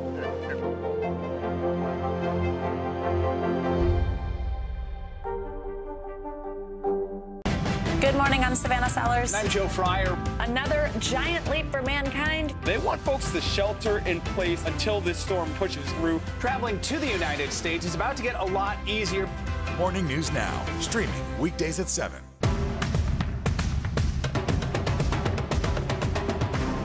The Meet the Press Chuck Toddcast, free wherever you get your podcasts.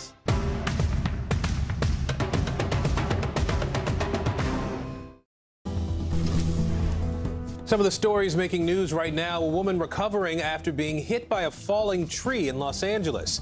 That tree was at least 40 feet tall and fell in an amphitheater parking lot after a concert. The tree also crushed 30 cars when it came down last night. The woman who was hurt was rushed to the hospital with a leg injury. Tiger King star Joe Exotic says he has an aggressive form of cancer. The former zookeeper is currently serving prison time for a murder-for-hire plot targeting Carol Baskin. His attorney confirms the diagnosis, saying both of them were in tears when they spoke last. The news comes after Baskin filed a federal lawsuit on Monday trying to stop the rollout of the next season of Tiger King. And Sex and the City fans can now have the ultimate night away by staying in Carrie Bradshaw's apartment. Airbnb announced it's renting out a recreation of the Upper East Side brownstone from the show. It comes with a fully equipped walk-in closet and only costs $23 a night. Fans will only have 2 chances to stay in the apartment. It's available for one-night stays on November 12th and 13th.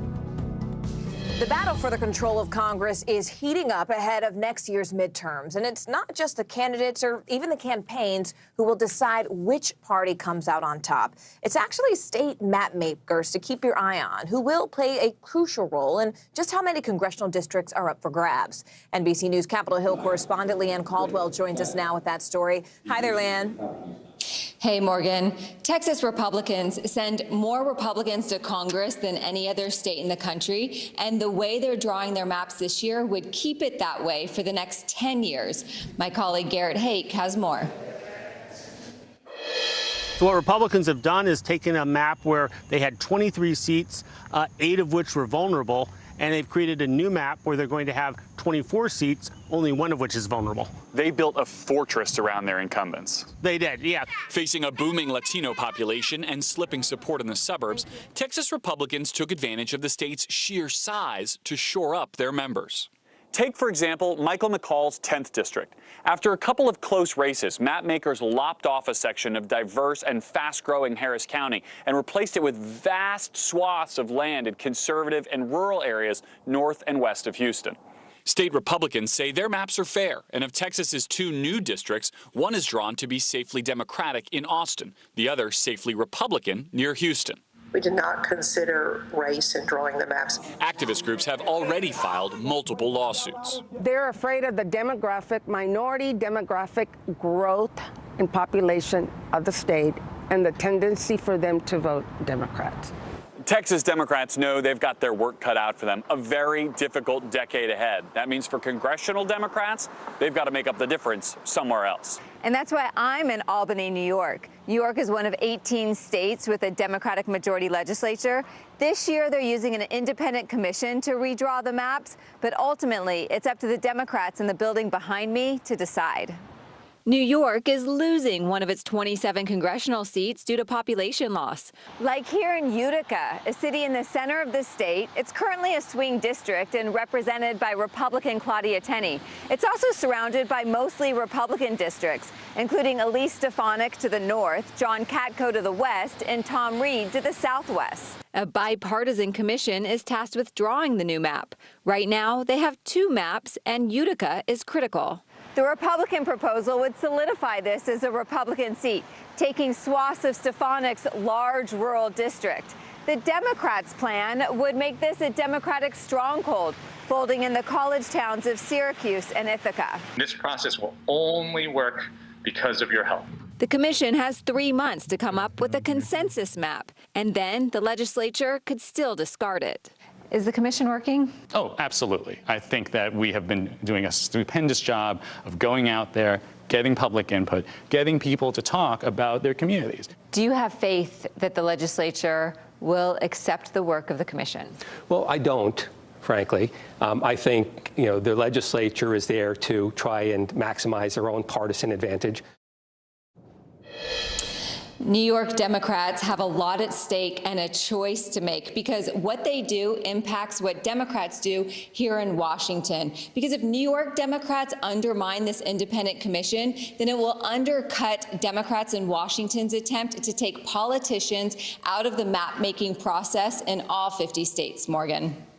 Leanne, I thank you so much for that report. I know you and Garrett Haake put a lot of time and effort into bringing us that, so thank you so much, Leanne. We appreciate it. Thanks.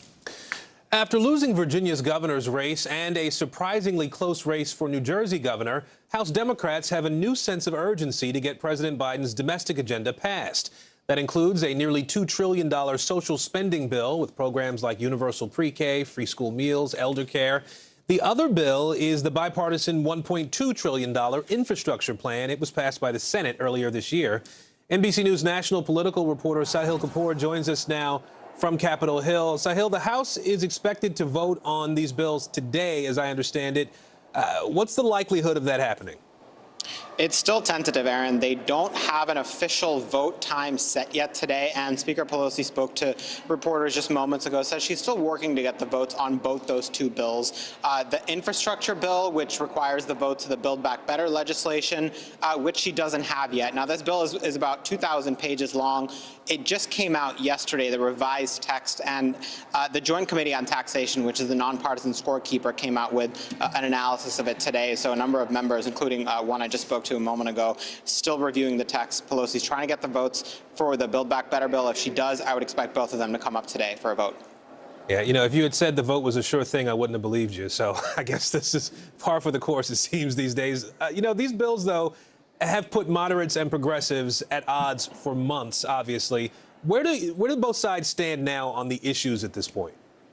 There's been a lot of back and forth, a lot of negotiation, some bitter, backbiting between the progressive and moderate factions. But as a result of a push primarily by the White House, primarily by President Biden, to get this down to a $1.75 trillion range, he may have found the sweet spot that the two sides can finally agree to.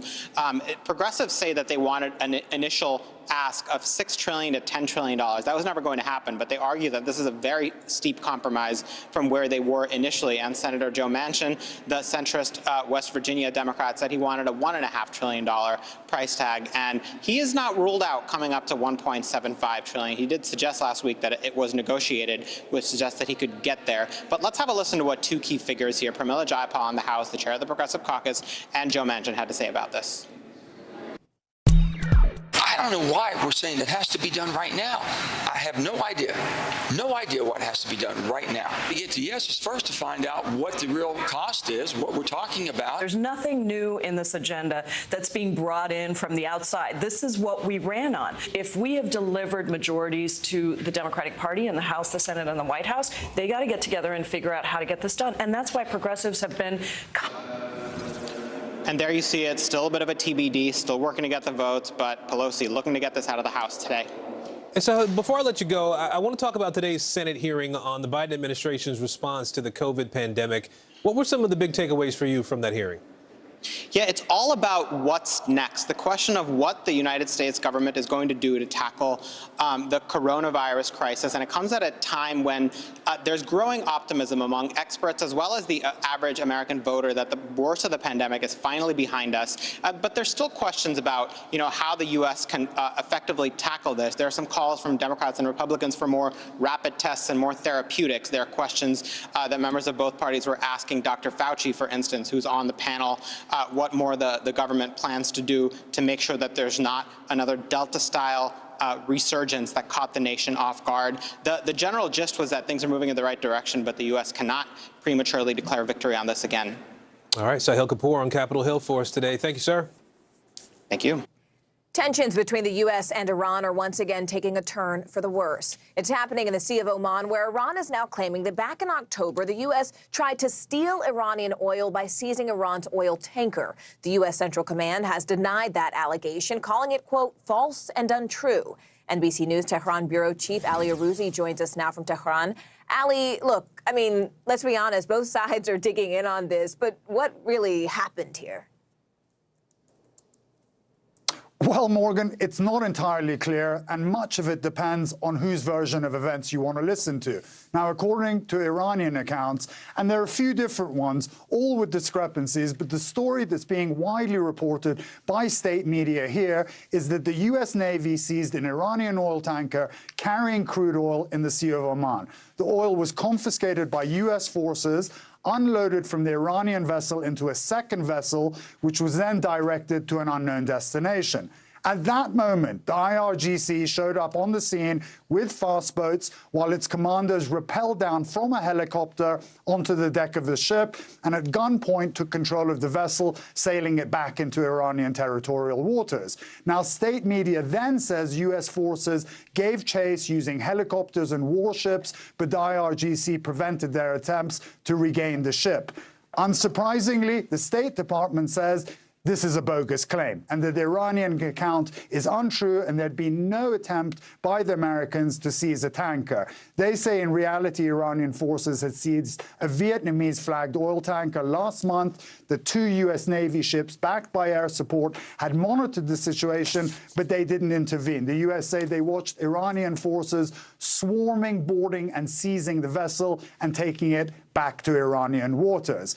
So there's a lot of different events going on here, but at the very least, it really does underscore how volatile the waters in the Persian Gulf are and how close Iran and America could come to some sort of miscalculation that could blow up into something much bigger.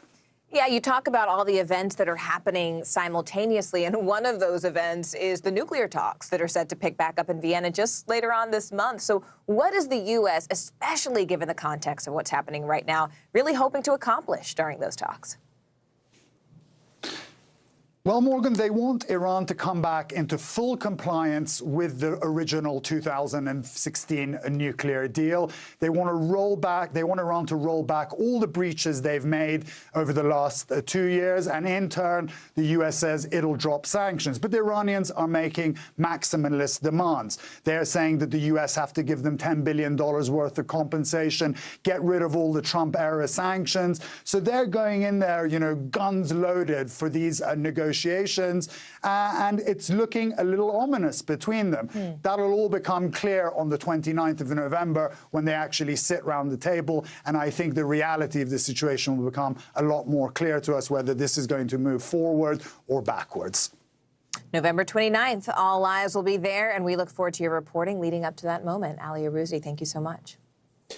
A 4-year-old Australian girl has been found alive and well nearly 3 weeks after she vanished. At the time, she was on a camping trip with her family, and now new details about the incident are surfacing. NBC's Sarah James reports from Melbourne.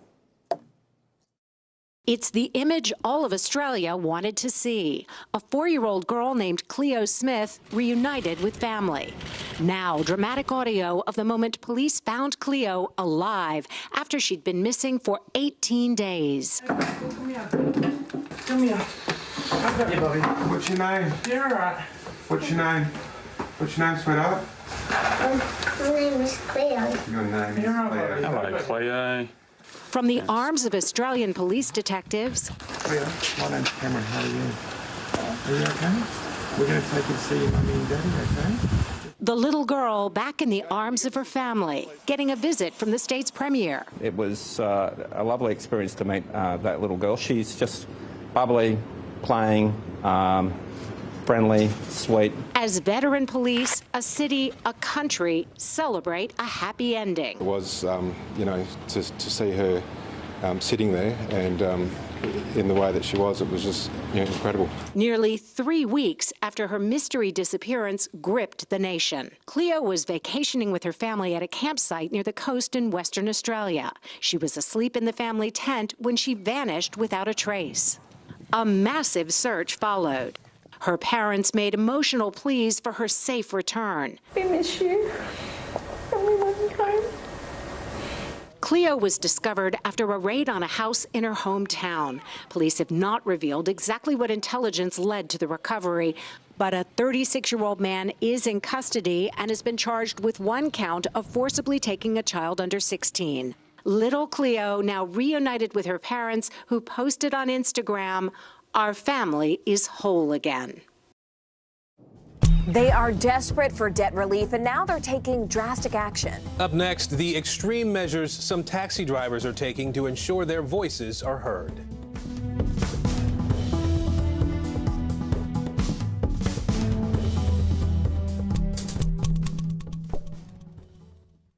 News is happening now. A look at what's making headlines around the world. Tonight, the major announcement of the COVID vaccine. This is a significant moment. Your news, whenever it happens, wherever you are, it's here now. News is more than a headline. It informs, it inspires, and it still matters. To cover it, you have to be in it. And that's what we're going to do. Every night, we take you to the front lines of the story, where it's actually happening, with NBC News journalists on the ground from all over the world. We cover what you need to know and bring your newsfeed to life. In primetime and streaming live, it's your news playlist every night. Top Story with Tom Llamas, weeknights at 7 on NBC News Now. The Meet the Press Chuck Toddcast, free wherever you get your podcasts. To cover the news, you have to be in it. We'll take you to the front lines of the story, bringing your newsfeed to life. Streaming live every night. It's your news playlist. Top Story with Tom Llamas, weeknights at 7 on NBC News Now. Let's go. This is a critical choke point for this fire.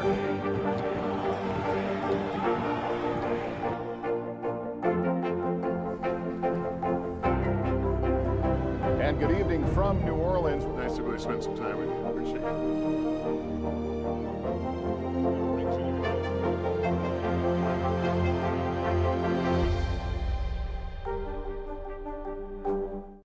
Good morning, I'm Savannah Sellers. I'm Joe Fryer. Another giant leap for mankind. They want folks to shelter in place until this storm pushes through. Traveling to the United States is about to get a lot easier.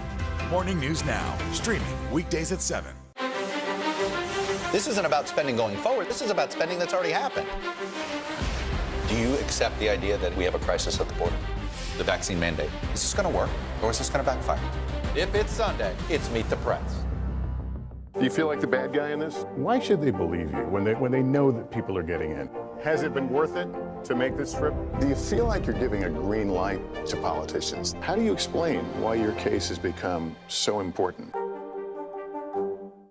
News is happening now. A look at what's making headlines around the world. Tonight, the major announcement of the COVID vaccine. This is a significant moment. Your news, whenever it happens, wherever you are, it's here now.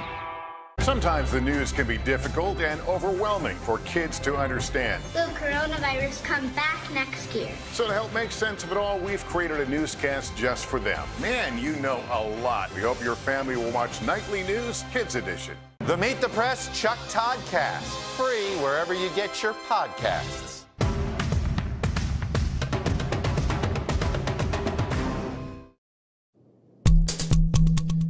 Taxi drivers in New York City are struggling through the pandemic, but now a new deal is hoping to offer some relief. Thousands of drivers are facing crushing debt and low business, pushing several drivers to commit suicide. Dozens of taxi workers have been staging a hunger strike demanding help for the past 2 weeks. Now a new deal with the city is set to help lower the pressure on individual drivers. NBC News Now correspondent Zincle Esemwa joins us now to help us understand exactly what's happening here. Walk us through this deal and what it might do for drivers. Absolutely. Thank you, Aaron. Yes, the new deal between the city of New York and taxi medallion holders allows yellow cabs to win millions more in aid from the city and lenders after 46 whole days of protest, including the hunger strike. I joined the drivers on their final day of striking to hear why they say this new deal is so important. Cab drivers blocking bridges. Elected officials under arrest. Protesters camping outside City Hall and leading a 15-day hunger strike. The reason? Mayhem with medallions, the permits allowing taxis to operate in major cities. Now New York reaches a deal after years of cabs calling for change. The city just put me into this nasty, horrible nightmare. Taxi industry leaders promoted medallions while artificially inflating their price. Today, cab drivers are deep in debt after the investments, once worth more than $1 million, have dwindled in value. The 2014 medallion market crash sent hundreds into bankruptcy. Reports show lenders pocketing millions, leading drivers to dire decisions. I bought this medallion 2006. I have an American dream. I'm making money. I pay $410,000. Richard, a 63-year-old immigrant driver, and his brother, Kenny, took out loans for medallions, Kenny paying over $700,000. He not make money.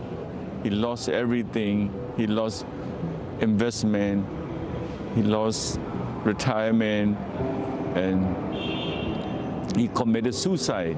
That year, at least 3 taxi drivers took their lives. Workers now also facing stalled business with the pandemic and a surge of ride-hailing apps. I think it's a fight fundamentally about worker dignity. It's also a fight about immigrant justice and racial justice. The new deal expands a city financial relief program with Marblegate, a primary lender. It includes a city-backed taxi medallion guarantee, $170,000 maximum debt, and a 5% interest rate and capped monthly debt payments. Though not every taxi loan lender is on board, drivers like Richard feel yellow cabs, once in the red, now face a green light toward hope. Wow, Zincle, you jump in a cab and you don't really think about all these big issues that are going on in the background with these drivers who are just trying to make a living and support their families. Yeah. How are these drivers reacting to this deal? Absolutely. So when I was with them yesterday before the deal dropped, the tone was somber, right? There were 50 and 60-year-olds who hadn't eaten in 15 days. Wow. And so, yeah, when the news dropped, there was excitement. I was getting texts, I was seeing tweets, and ultimately they were saying, it's not actually just about us, but it's about our families, right? Because the debt ceiling is now $170,000 instead of the average of $500,000 that so many drivers had in loans. And so they're confident their kids will no longer have to deal with that. But they're also hoping that more lenders will come forward and support the new deal. Yeah, really important story. Thanks for bringing it to us. Zincle Esemwa. Thanks. Thanks, Aaron. Morgan? We've been following the latest on the supply chain crisis that's causing lots of empty shelves all across the country. But now let's take a look at a shortage of a different kind. That's coins. The Federal Reserve is taking action, increasing coin production by about 3 billion coins per year. That's above 2019 levels. So despite that ramp up, though, the Fed says it's still just not enough. NBC News correspondent Carrie Sanders has that story. Aaron and Morgan, you've probably seen these Coinstar machines in grocery stores around the country. I'm in Winn-Dixie here today, and if you're like me, you're probably part of the problem because since the pandemic, maybe even before, I've been just tossing coins into a jar like this, and that is part of the problem. So many Americans have coins in jars just sitting there that they need them in circulation. As the pandemic wanes, in-store cash registers are ringing again. But if you're paying cash, you may get shortchanged because there's a shortage of, yes, change. We have ran out of change multiple times, especially quarters. At the farmhouse in Bradenton, Florida, famous for its over-the-top donuts, making change for cash purchases not in as much demand as it once was. I think people are paying with card more so now than they used to, and I think people think money's dirty. dirty, so I think they're afraid to touch it. One of the most in-demand coins today, quarters, because so many laundromats still require them. In Astoria, New York, the lack of quarters has managers restricting who can use the change machine. Quarters for washing machines and dryers only, not for the car parking meters. We don't have enough, so this sign is new because any other business around, of people around come and get my coins. The U.S. Mint estimates there are more than 6,600,000,000 pennies, more than 1 billion nickels, 2 billion plus dimes, almost 2 billion quarters spread out across the nation. But the problem is too many coins have been tossed into jars and piggy banks and then forgotten. I have a whole coin jar where I don't know what I'll do with them. One day maybe I'll cash them in, maybe not. The lack of coins, the main topic at the U.S. Coin Task Force meeting Wednesday. One big driver, according to the task force, it had been routine for folks to exchange coins for bills as extra spending cash, at least once a year. Customers would save coins for a period of 6 months or a year and then cash it in before they went on a large vacation and use it for their spending money on their trip. It's picking up here in recent months, but for the better part of the last year and a half, people just haven't been traveling. In Fort Lauderdale, 16-year-old Cameron Emmett and her sister, 12-year-old Mackenzie, did what may best be remembered by your grandparents, rolling coins. It's not a coin shortage, it's a lack of circulation of the coins. And if you have a stash, you might be surprised how much it all adds up to. We rolled about $200 and took it to the bank on Monday. Now, if you use a Coinstar machine like this to count your money and you want to get cash back, they do charge you 11.9%. But what you can also do is you can get a gift card, no commission, or in the spirit of the holidays, guys, you can put your money in and then donate it to a charity. Aaron, Morgan? That option. That's Carrie Sanders reporting. Nearly 25 years after her tragic death, millions of people around the world are still captivated by the People's Princess. After the break, the new film out today and how her legacy continues.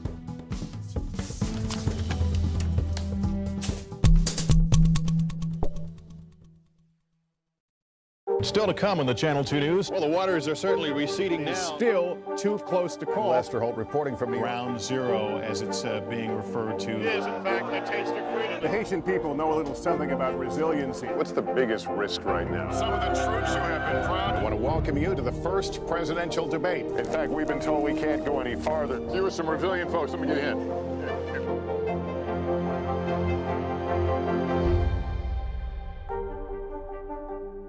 The fire has grown leaps and bounds. What you see behind me is typical. How you doing? Pretty bad. Still to come on the Channel 2 News. Well, the waters are certainly receding now. Still too close to call. Lester Holt reporting from Ground Zero, as it's being referred to. It is, in fact, a taste of freedom. The Haitian people know a little something about resiliency. What's the biggest risk right now? Some of the troops who have been proud. I want to welcome you to the first presidential debate. In fact, we've been told we can't go any farther. Here are some resilient folks. Let me get in.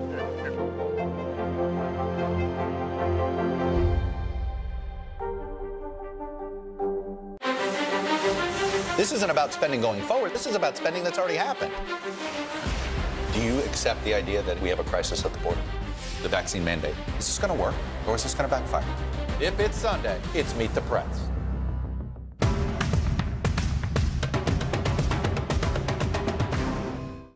News is more than a headline. It informs, it inspires, and it still matters. To cover it, you have to be in it. And that's what we're gonna do. Every night, we take you to the front lines of the story, where it's actually happening, with NBC News journalists on the ground from all over the world. We cover what you need to know and bring your newsfeed to life. In primetime and streaming live, it's your news playlist every night. Top Story with Tom Llamas, weeknights at 7 on NBC News Now. Britain's Prince Andrew is one step closer to facing a judge for alleged sexual abuse. The judge hearing the civil case brought by accuser Virginia Giuffre now says the trial will start in late 2022.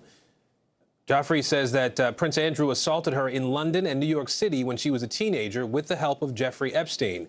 Prince Andrew denies the allegation. The new movie Spencer is getting a lot of buzz online ahead of it coming to theaters tomorrow. It's just the latest in a long list of shows, films, and musicals inspired by Princess Diana. NBC's Kelly Kobiea takes a look at what keeps audiences coming back for more all these years later. More than 2 decades on from her tragic death at 36 in a car crash in Paris, the fascination with Princess Diana is as strong as ever. There's Diana the musical. Then again, don't create a scene. You're auditioning to be his queen. And the hit Netflix series The Crown, where Emma Corrin played Diana as she struggled with her troubled marriage. And on the same honeymoon, a photograph of her falls out of your diary. And then later in the year, I find your love letters, page after page of the passion I'm not getting. This summer, Prince William and Prince Harry were joined by Diana's family for the unveiling of a statue to remember the People's Princess and commemorate what would have been her 60th birthday. The brothers, now living very different lives, coming together to remember their mother. Prince Harry and Meghan's departure from the royal family leading to more interest in what really goes on behind palace walls. And all these years later, what it must have been like for a vulnerable young woman. Breaking with tradition, she spoke openly about her mental health and reached out to those who were stigmatized and dispossessed. She is late. An upside-down fairy tale. That's how the director of the film Spencer describes Diana's life. There is no future. Past and the present are the same thing. The film set over the royal family's 3-day Christmas get-together when Diana makes her final decision to leave the royal family. Trapped by stiff upper-lip tradition, she decides to go her own way. You have to be able to do things you hate. You hate? There has to be 2 of you. There's the real one and the one they take pictures of. Diana's story still resonates, and the fascination with her continues, remembered not just for her captivating beauty, but also for her compassion and charity. Right now on NBC News Now, second act. New Jersey's Governor Phil Murphy looking forward to another term. Why the margin of victory has some Democrats worried about the upcoming midterms. Fines are coming. The White House threatening private businesses with major penalties for not enforcing new COVID guidelines. The critical deadline now facing some employers. Going there, one of the richest men in the world calling the U.S. out on climate change. Why Bill Gates says the country is now at a crossroads. And Generation Next. A young man started working at Facebook when he was just a teenager. How he's hoping to inspire kids around the world to break into tech.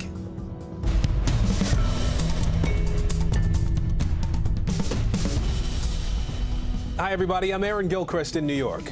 And I'm Morgan Radford on assignment here in Washington, D.C. Speaking of which, let's jump right into those election night results and the now looming concerns for Democrats. NBC News projects that New Jersey will, in fact, stay blue, with incumbent Phil Murphy beating Republican Jack Ciattarelli, but only really by a razor-thin margin. And that Democratic victory doesn't take away from losing the governor's mansion in Virginia. The White House now trying to deflect blame for those losses, looking to Congress as its target.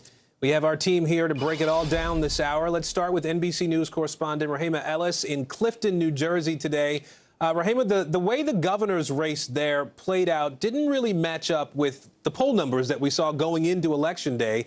Can you sort of put the day into historical context for us?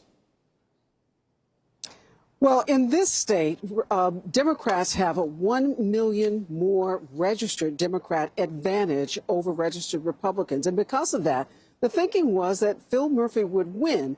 And going on into the election, early on, he had a double-digit lead over his challenger. But as we got close to Election Day, that began to narrow down to single digits. And then on election night, something stunning happened, and that was his challenger, the Republican Jack Ciattarelli. He came up with a number that made this race razor thin of an advantage for him over the incumbent. In some ways, that was keeping with history. A Democrat incumbent governor in the state had not won re-election in 44 years, back when you were listening to disco music and talking on a rotary phone, maybe a Princess phone. But as it turned out, now, overnight, it was determined that he is the projected winner.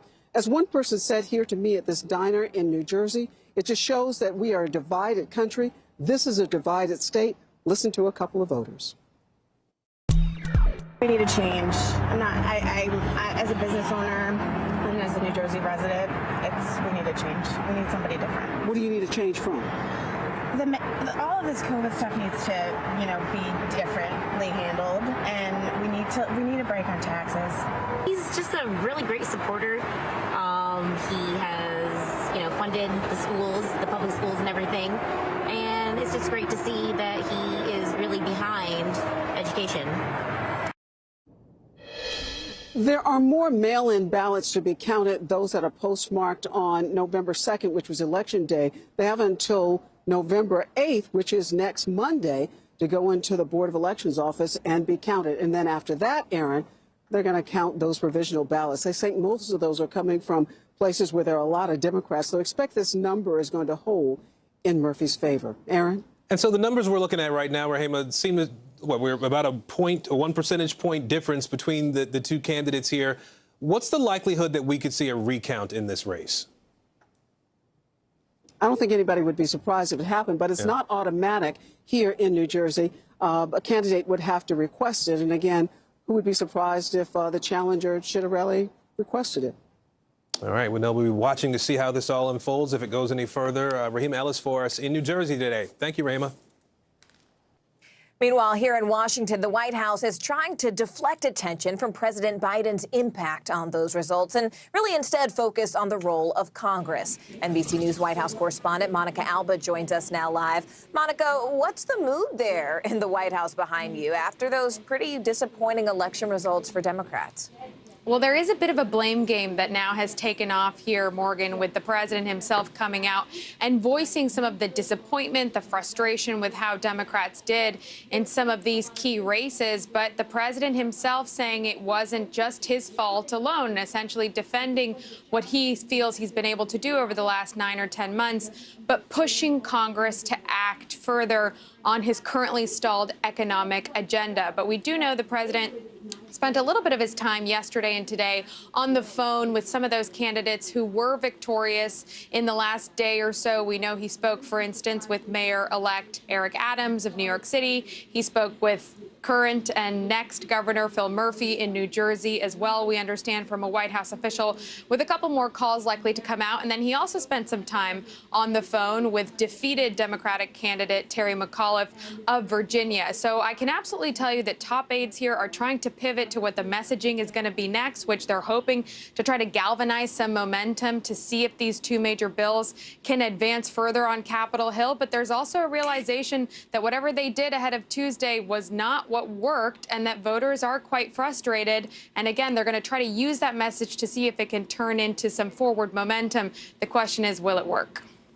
And speaking of that frustration, Monica, I mean, what's next? Will the president sort of make another trip to Capitol Hill, really hoping to push his agenda through?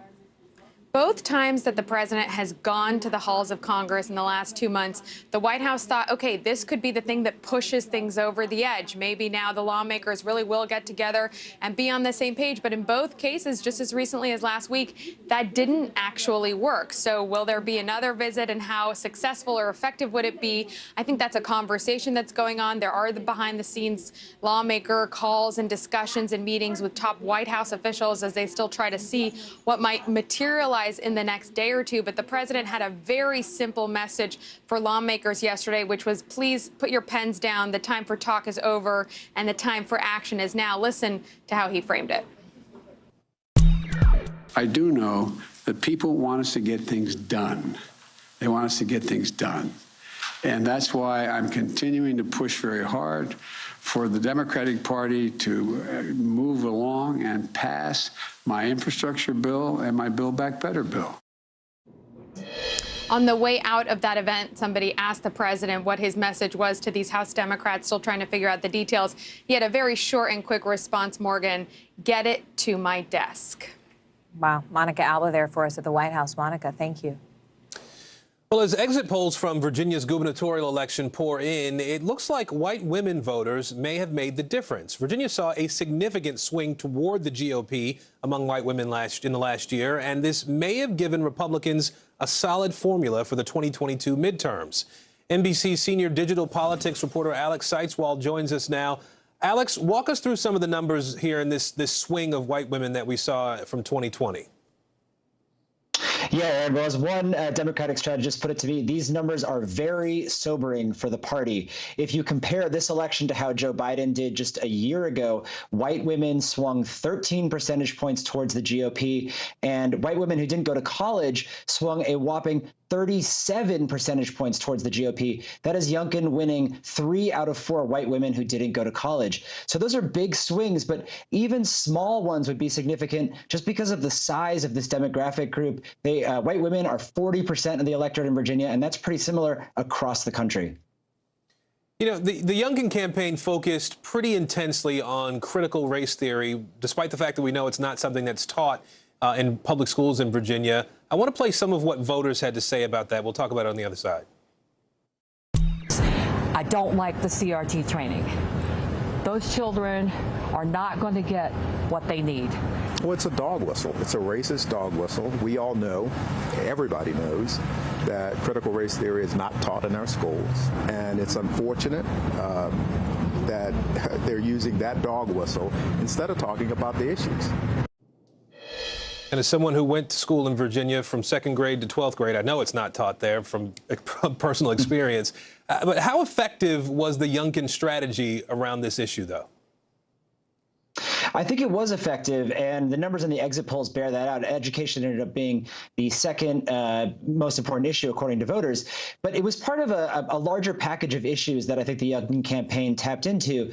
Frustration over school closures during COVID, more local issues. He basically said, the schools are bad, I'm going to fix them, and critical race theory was one issue.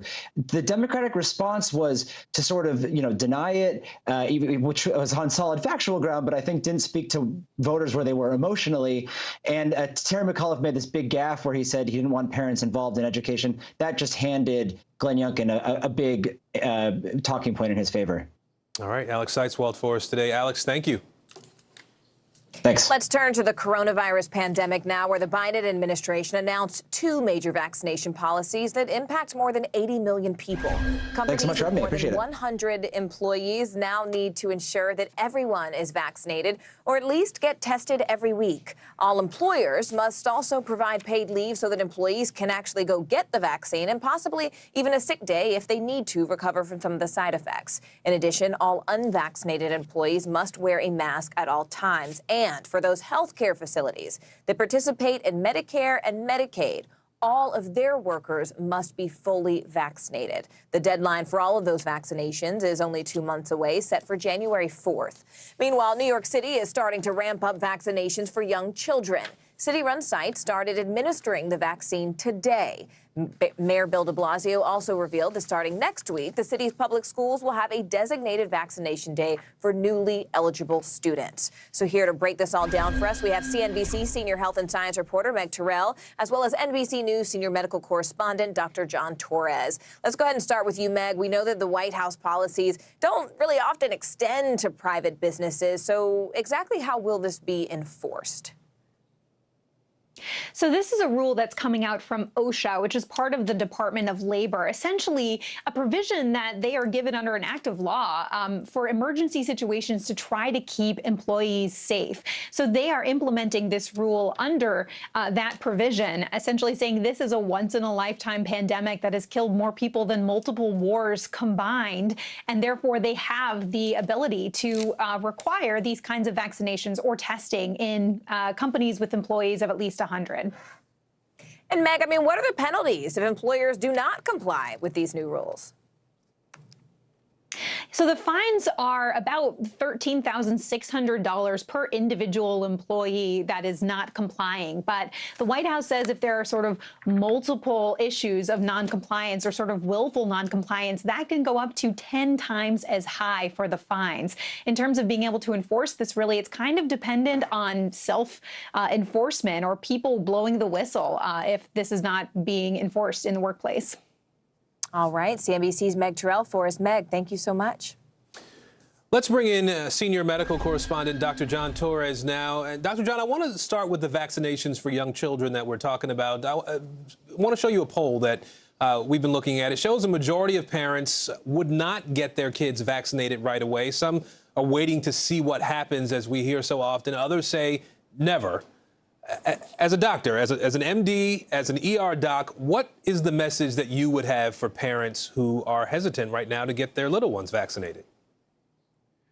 And Eric, the message I would give out is I fully understand you wanting all the information you can get before you're getting your child vaccinated, and I encourage you to do that. And that means talking to someone who has that information and has the background to give you the information in the way that makes sense so you can understand fully why it's advantageous for you to get your child vaccinated. And then look at the numbers themselves. And since the beginning of this pandemic, we've had numerous children get COVID. We've had, even over the last few weeks, 100,000 cases per week. It's been 25% of the cases recently. We've had children hospitalized, children in the ICU, and unfortunately, in this age group, 94 children have died throughout the pandemic. And so first off, understand it's not a benign virus. It's not something that's just going to pass through. It can leave them with lifelong consequences. This vaccine has proven to be safe and effective. The science behind it is solid, but talk to somebody so you can understand that, especially if you're in that definitely not category or that wait and see category. And if you are in the wait and see category, don't wait too long, because we are in the midst of a pandemic. You want to protect your children. Yeah. I want to ask you, too, while we have you, medical regulators or medicine regulators in the UK approved Merck's antiviral COVID pill. What can you tell us about that and the impact it could have on COVID treatment? So it's a pill called Molnupiravir. They always give them these difficult names, but it's the first oral medication that can treat COVID itself. And what they found in the trials, it was 50% effective at preventing hospitalizations and preventing deaths, which is great. That's a huge step forward. Number one, because it can be taken at home, and number two, because it's as effective as it is. But it's just one more tool in our toolbox. The vaccine still being the biggest one to try and prevent it, but it gives us an extra tool. The UK has done it. We think we're going to have it approved here or authorized here probably in the middle of December. You take it at home 2 times a day for 5 days, and so it's very convenient. It's inexpensive compared to some of the other medications, and it could be a lifesaver for some. But again, it's just one tool in our toolbox, vaccination being the biggest one. All right, Dr. John Torres. Dr. John, thank you. Now to the trial of 3 men accused of killing Ahmaud Arbery in Georgia. After more than a 2-week process, a jury has been selected with only 1 black juror among the 16 jurors. That's even including the alternates who were chosen. You may remember that the 25-year-old Arbery was fatally shot by 3 white men in February of 2020, while, according to prosecutors, he was just jogging through a neighborhood. The 3 defendants have all pleaded not guilty in the case, and opening statements are expected to begin tomorrow. NBC News correspondent Ron Allen joins us now from Brunswick, Georgia. Ron, I have to ask you, for people watching what's happening not only in Kenosha, Wisconsin, in the Kyle Rittenhouse trial, which was about Jacob Blake and the protest there, and now looking at the jury selection here, in both cases, there's only 1 black juror. What has been the reaction on the ground there in Georgia to this jury selection? Well, anger and a lot of concern, as you might imagine, especially from Arbery's supporters, attorneys, family who are here gathering, waiting for the opening arguments to begin. The numbers are such that there were hundreds of potential jurors who were called in for questioning, and many were eliminated because it was determined that they couldn't be impartial. There was a lot of strong feelings on both sides of this issue of whether these defendants are guilty or innocent. And a lot of people know each other in what essentially is a small town. One of the main defendants, Greg McMichael, worked as a police officer in this community for 7 or 8 years, and he worked as an investigator in the prosecutor's office for some 20 years. So it was hard for both sides, and they said, to find impartial jurors. So the process went on for 2.5 weeks, and this is the result. The county is some 25% black, but there is only 1 black juror. And what's also controversial is that the defense was able to use its preemptory challenges legally to strike 11 potential black jurors on the final day of selection, something the judge said appeared to be intentional discrimination. But the defense was able to provide other reasons for striking those jurors beyond race, like the fact that essentially they said that they couldn't be impartial for some reason. Here's what Arbery's aunt had to say about all this when we spoke to her just a few minutes ago. Take a listen. What are your thoughts about the jury? Well, honestly, it was expected. It was expected? It was expected. Because? That's just the community that we live in, and just another injustice that we face daily. And do you think you'll get justice now? I do feel honestly that we will, due to the fact that some of those people on the jury panel are mothers and fathers. And so taking a personal outlook at not just the facts and everything that's been put at hand, but to have the opportunity to think about what if it was your child. Some of Arbery's supporters have called what happened a modern-day lynching. The defendants are expected to say that they were trying to make a citizen's arrest of a burglary suspect and acted in self-defense. And opening arguments begin tomorrow in this very emotional trial. Morgan? Speaking of those arguments beginning tomorrow, Ron, what should we be watching for once those opening statements begin? What will effectively each argument boil down to in a sentence? The prosecutors believe that Arbery was out for a jog, that he was an innocent man who was chased, shot, and killed. The defense will say that, again, these were people in their community, the defendants in their neighborhood, who thought there was a robbery suspect, and they went out to try and make a citizen's arrest. That's the essential arguments that we expect to hear, and the jury will be left to decide whether these individuals are guilty of murder, aggravated assault, kidnapping, attempted kidnapping. There's a whole long list of charges. And they face federal charges in the months ahead, regardless of the outcome of this trial. Hate crimes, attempted kidnapping, other federal charges, civil rights violations on top of what they're facing here in this community. Morgan? All right, NBC's Ron Allen for us down there in Georgia. Ron, thank you. Day 3 of another polarizing case. The Kyle Rittenhouse homicide trial is underway. Rittenhouse is accused of shooting 3 men too fatally during protests in Wisconsin last year after the police shooting of Jacob Blake. He's facing multiple charges, including intentional homicide. NBC News correspondent Gabe Gutierrez has been following the trial. He joins us now with the latest. Gabe, can you sort of get us up to speed on the main takeaways from the proceedings so far? Hey there, Aaron. Well, this afternoon, actually for most of today, we've been hearing from a reporter for the Daily Caller. He is a digital reporter that was there the night of the shooting. You actually see some of his video right there where he actually interviewed Kyle Rittenhouse not long before the shooting unfolded. Rittenhouse had told him in that video that he was there to protect property and that he was also providing medical attention. He said he had his medical kit with him. Now, the video you're looking at right now, that was presented in court yesterday, and that is never before seen aerial footage from the FBI that showed how this scene unfolded. Basically, Kyle Rittenhouse, and the central dispute in this case, Aaron, is whether Kyle Rittenhouse either chased after another man, Joseph Rosenbaum, who was one of the people he shot and killed. But basically, was he chasing Rosenbaum? Was Rosenbaum chasing him first? And Kyle Rittenhouse acted in self-defense. That is what his attorneys are arguing. You're looking at video there of the prosecutor, though, discussing the case. Now opening statements happened earlier this week. The jury is seated, and right there you see some of the video from earlier today with that reporter from the Daily Caller who shot some of the video that will be so critical to this case, Aaron. And Gabe, very quickly, I understand there was some drama with one of the jurors today. What happened?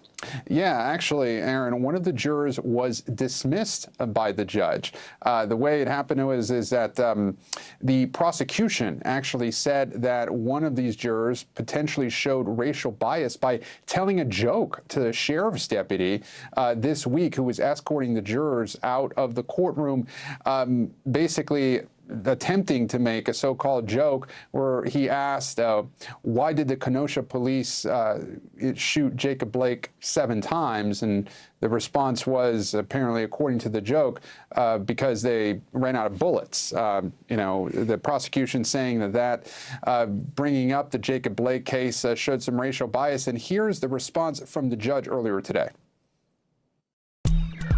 I've talked quite a bit about public confidence in the outcome of the trial, and regardless of whether the issue is as grave as you presented it in terms of inner feelings, it is clear that the appearance of bias is present, and it would seriously undermine the outcome of the case.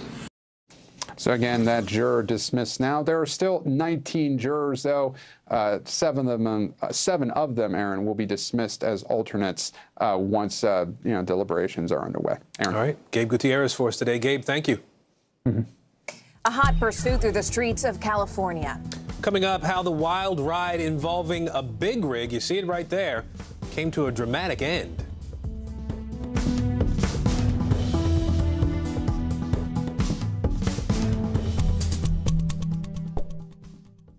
Do you feel like the bad guy in this? Why should they believe you when they know that people are getting in?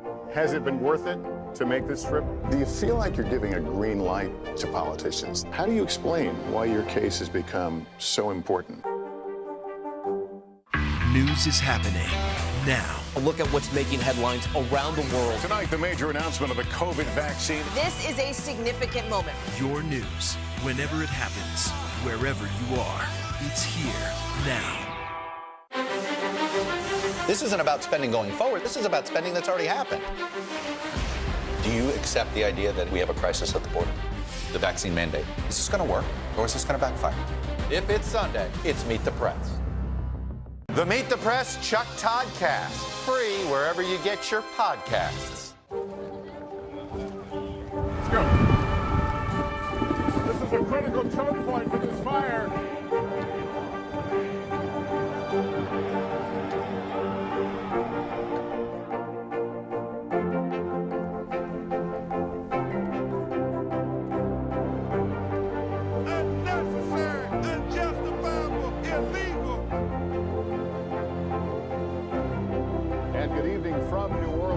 Military operation, witnessing the massive crowds. I admire you both. Nice to really spend some time with you. Appreciate it.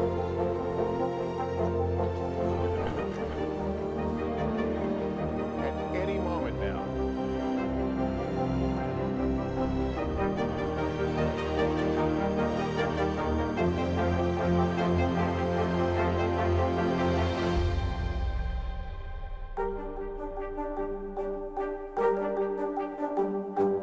The Meet the Press Chuck Todd Cast. Free wherever you get your podcasts.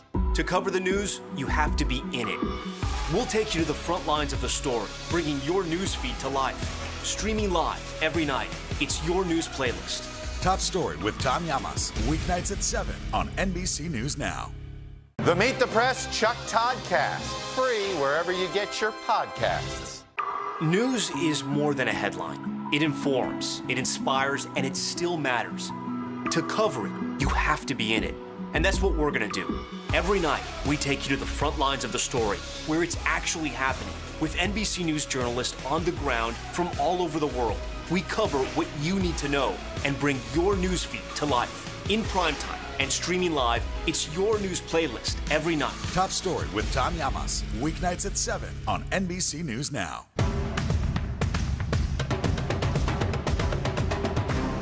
The Meet the Press Chuck Todd Cast. Free wherever you get your podcasts.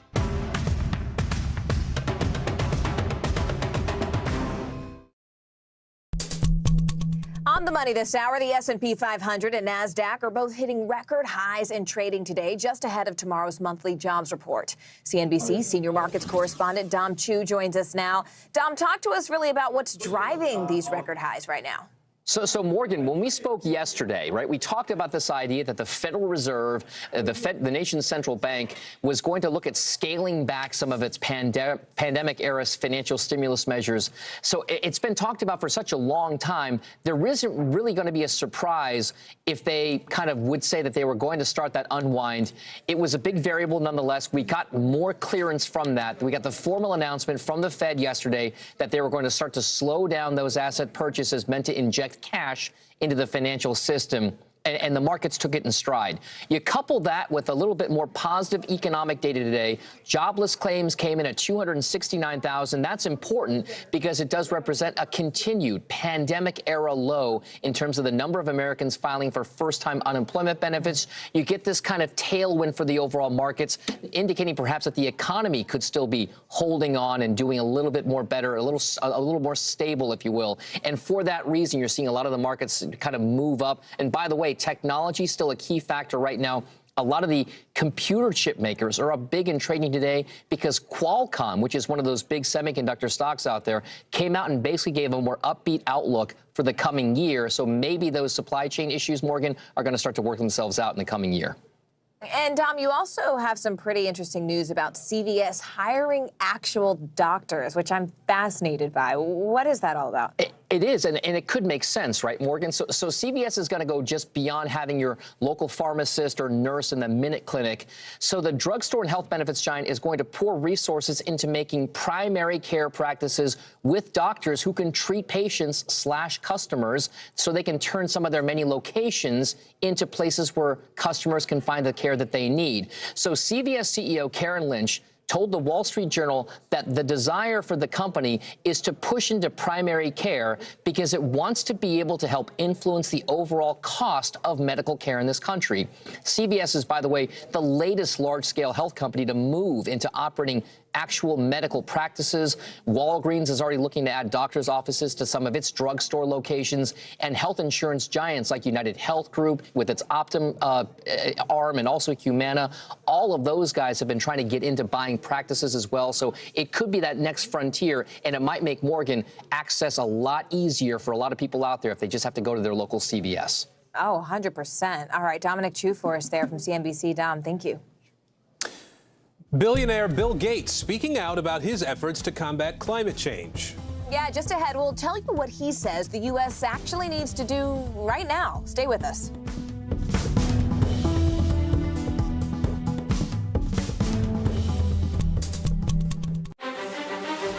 This isn't about spending going forward. This is about spending that's already happened. Do you accept the idea that we have a crisis at the border? The vaccine mandate. Is this going to work, or is this going to backfire? If it's Sunday, it's Meet the Press. Sometimes the news can be difficult and overwhelming for kids to understand. Will coronavirus come back next year? So to help make sense of it all, we've created a newscast just for them. Man, you know a lot. We hope your family will watch Nightly News Kids Edition. Good morning, I'm Savannah Sellers. I'm Joe Fryer. Another giant leap for mankind. They want folks to shelter in place until this storm pushes through. Traveling to the United States is about to get a lot easier. Morning News Now, streaming weekdays at 7. Still to come on the Channel 2 News. Well, the waters are certainly receding now. Still too close to call. Lester Holt reporting from Ground Zero, as it's being referred to. It is, in fact, a taste of freedom. The Haitian people know a little something about resiliency. What's the biggest risk right now? Some of the troops who have been proud. I want to welcome you to the first presidential debate. In fact, we've been told we can't go any farther. You with some resilient folks, let me get a hint.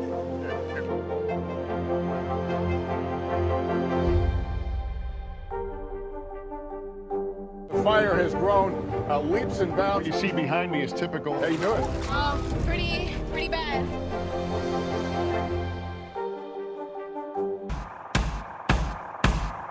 News is happening now. Look at what's making headlines around the world. Right now on Morning News Now. Tonight, the major announcement of the COVID vaccine. And this is a significant moment. Your news, whenever it happens, wherever you are, it's here now.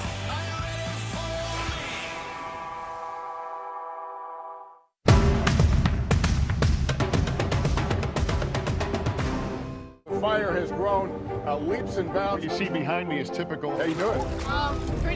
Pretty bad.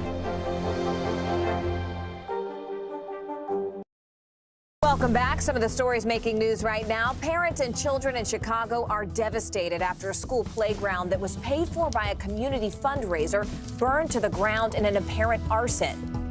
And police say the search is on for a person seen on surveillance footage starting a fire Tuesday night. Parents say the community now lacks a safe space for children to play.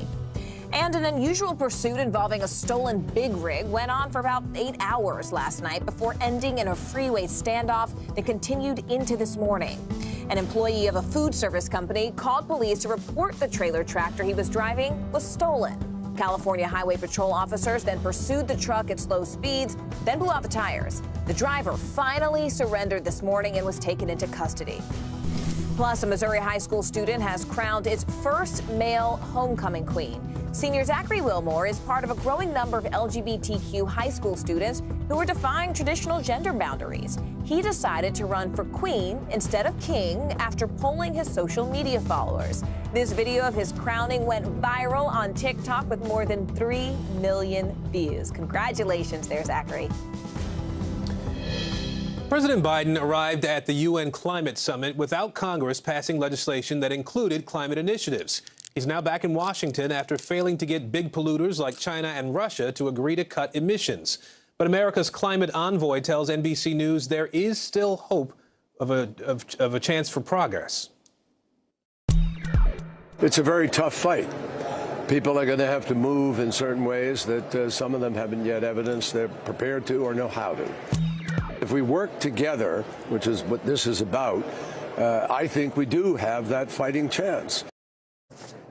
Let's bring in NBC News correspondent Josh Letterman now. He's in Scotland for us at that conference. You just spoke, Josh, with the climate envoy, John Kerry, there. Help us understand his thinking a little more. What's his message on hope for passing some legislation going forward? Yeah, Special Envoy John Kerry really downplayed concerns about the fact that Biden hasn't yet been able to clinch that deal on climate legislation, and particularly on the damage that's done to U.S. credibility on the global stage. He said, look, everyone here at COP26 understands that Biden means business, that he's serious about tackling climate change.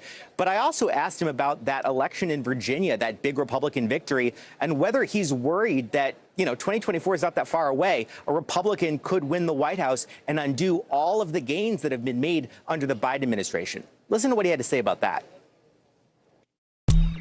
I believe lots of Republicans around the country understand what's happening. Ask farmers in Iowa, Minnesota, Oklahoma. Ask people who've been flooded out or heated out. Look at the numbers of people that died in Texas during the winter.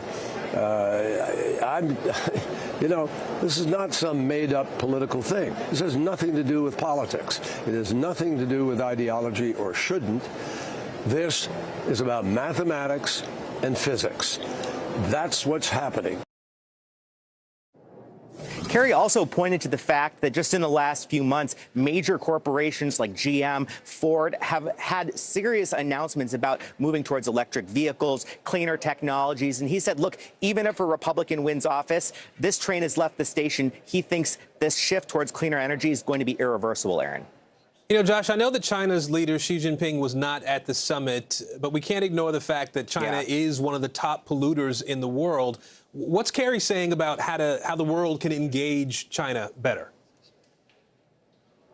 The biggest polluter at this point in time. This was a message that President Biden really drove home in his ending news conference at the COP26 summit, saying China didn't show up, the U.S. did show up. But Kerry, who's actually the one who has to sit down and deal with the Chinese on the nitty-gritty of climate change, he had a little bit more of an optimistic tone. Listen to this. I think that it's better if everybody's here. But their team is here. I just left a conversation with them. They're in direct touch with President Xi, and I know that hopefully we can still, over these next 10 days, maybe find some cooperation in areas that would be helpful. So the door is not shut at this point in time. Trying there to keep some optimism for cooperation with China. But the fact of the matter is, there was a lot of hope ahead of this conference that China was going to up its game, move up its targets, be to earlier than 2030 for when it's going to peak its emissions. China declined to do that. They stuck with their same target. So a lot of concerns here about the pace of growth of emissions in China and the fact they're not acting sooner to try to rein that in, Aaron. Josh, we're out of time, but very quickly, there's been some pessimism about whether this summit can succeed, whether it can have some real impact. What are you hearing on the ground there?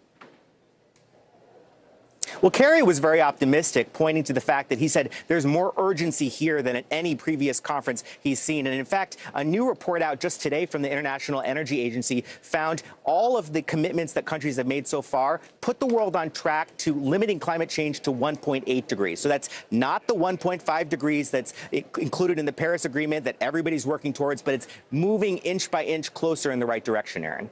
All right, Josh Letterman for us in Scotland today. Josh, thank you. Microsoft co-founder Bill Gates is sounding the alarm on climate change. He says Washington needs to step up and show leadership in the fight against global warming. Gates' comments made during the first week of the COP26 Climate Change Summit in Glasgow are a reference to the Paris Agreement. That agreement aims to, quote, limit global warming to well below 2, preferably 1.5 degrees Celsius, compared to pre-industrial levels.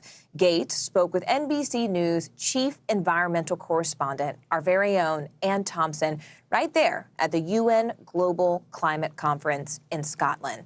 Thankfully, we have Ann, who joins us now with her reporting and that conversation live from Glasgow with more. Please welcome to the stage Bill Gates. He is the fourth richest person on Earth. Now Bill Gates is trying to save the planet. Can innovation stop the worst effects of climate change? Yes. Any single innovation has a chance of failure, so you have to fund a lot of different approaches. The Microsoft co-founder came to Glasgow to encourage world leaders to do just that and build a green industrial revolution. What does a green industrial revolution look like? We still want roads, so we need cement that you'd have to call green cement. We still want to be able to fly around, so you have to have aviation fuel that is made without any emissions at all. In some cases, you have a radical change, like there's ways of making a ground beef equivalent that doesn't involve the cow at all. So people are trying that out. Can business do it on its own? Well, we need to have a government policy that incents this activity. Is President Biden doing enough to lead on climate change? Well, we're at a crossroads where of these two bills, the infrastructure and reconciliation bill, those get through, the U.S. will move into a strong leadership role where we'll be using our power of innovation. We'll be creating new industries, including the jobs around those in the United States.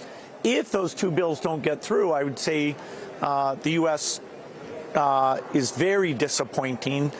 While other billionaires pursue a space race, Gates' attention is on this world. The thing that I get excited about is, making better seeds for farmers in Africa, or making a malaria vaccine, or, coming up with a way of generating energy that can work not just in rich countries. Can we solve this problem in time? Yes, there's still time to not just invent efficient approaches, but then deploy them, within a 30-year time frame.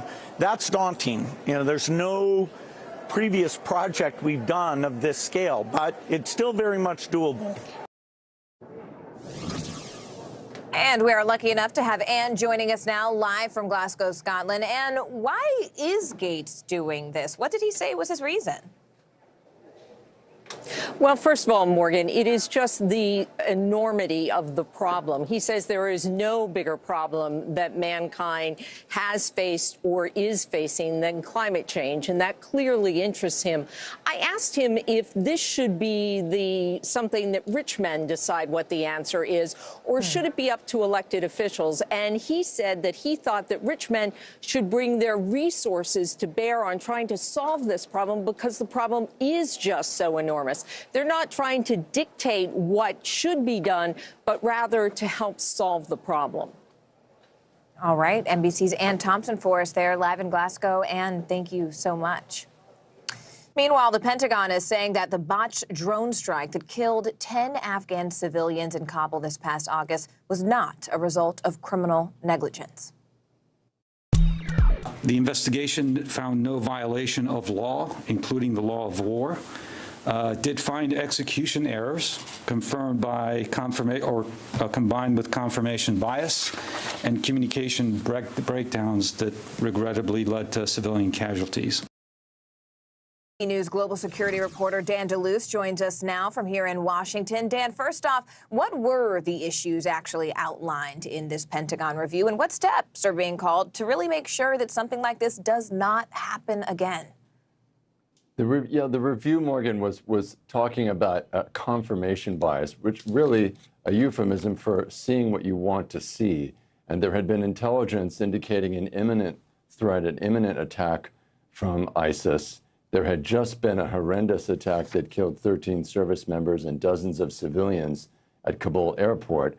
So I think this review was suggesting that the service members involved perhaps were not sufficiently skeptical and kind of checking what they were seeing. So they watched a white Toyota Corolla, which is a very common vehicle in Afghanistan, and they became convinced that this was an ISIS operative.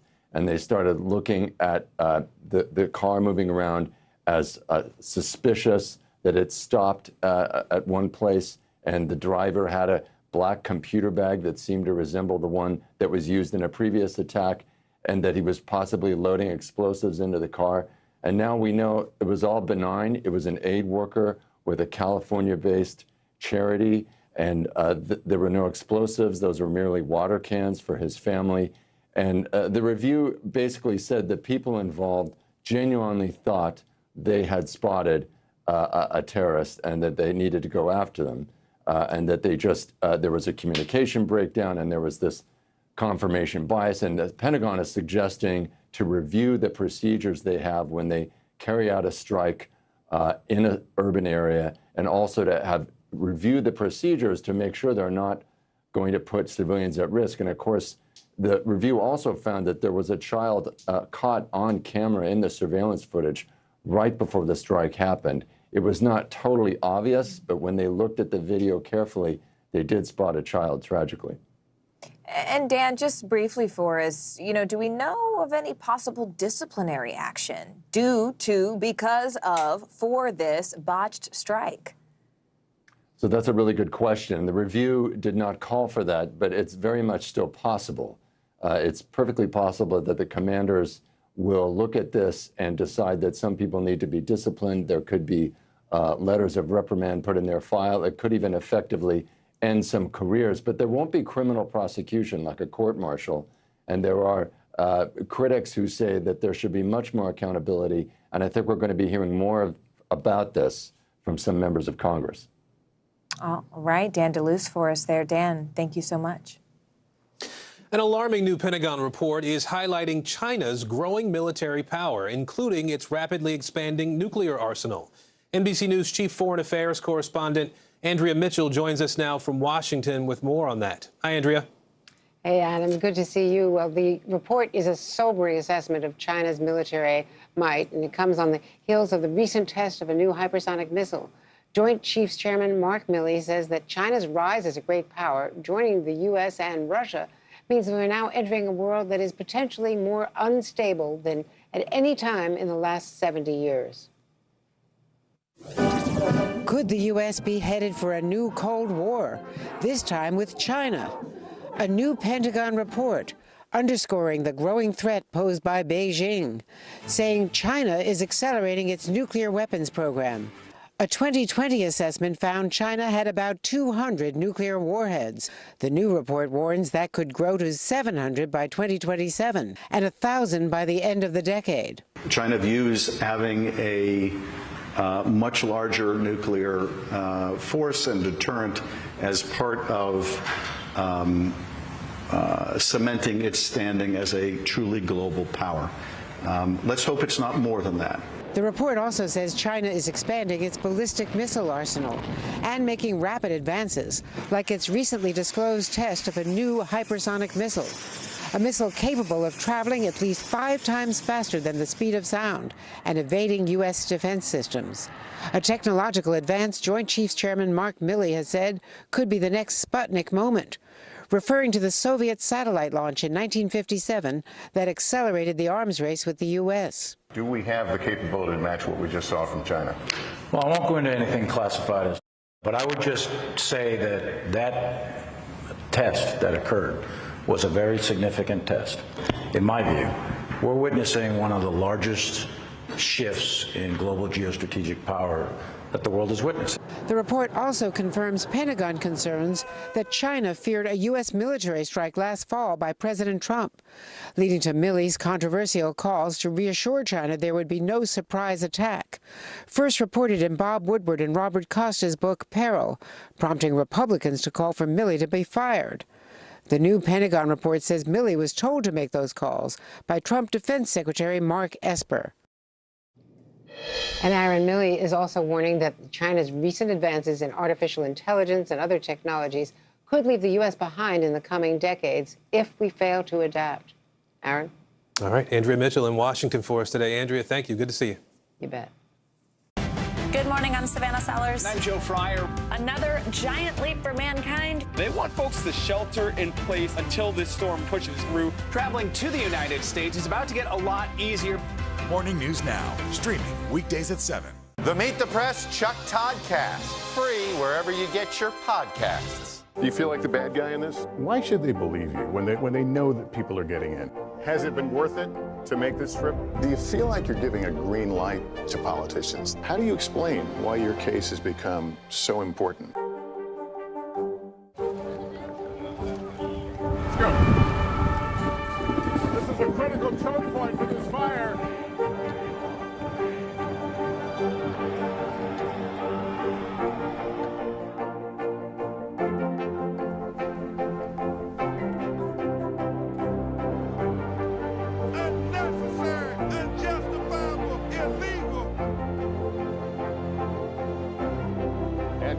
From New Orleans, late military operation, witnessing the massive crowds. I admire you both. Nice to really spend some time with you. Appreciate it.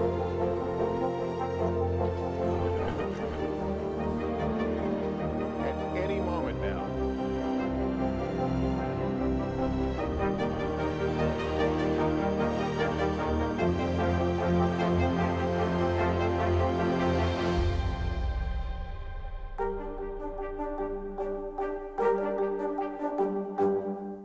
News is happening now. A look at what's making headlines around the world. Tonight, the major announcement of the COVID vaccine. This is a significant moment. Your news, whenever it happens, wherever you are, it's here now. News is happening now. A look at what's making headlines around the world. Right now on Morning News Now. Tonight, the major announcement of the COVID vaccine. And this is a significant moment.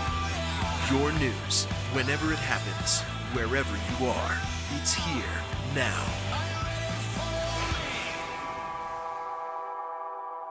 Do you feel like the bad guy in this? Why should they believe you when they know that people are getting in?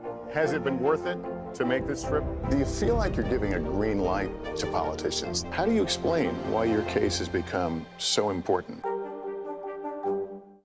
Good morning, I'm Savannah Sellers. I'm Joe Fryer. Another giant leap for mankind. They want folks to shelter in place until this storm pushes through. Traveling to the United States is about to get a lot easier.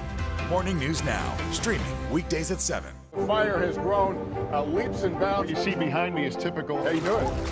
Pretty bad.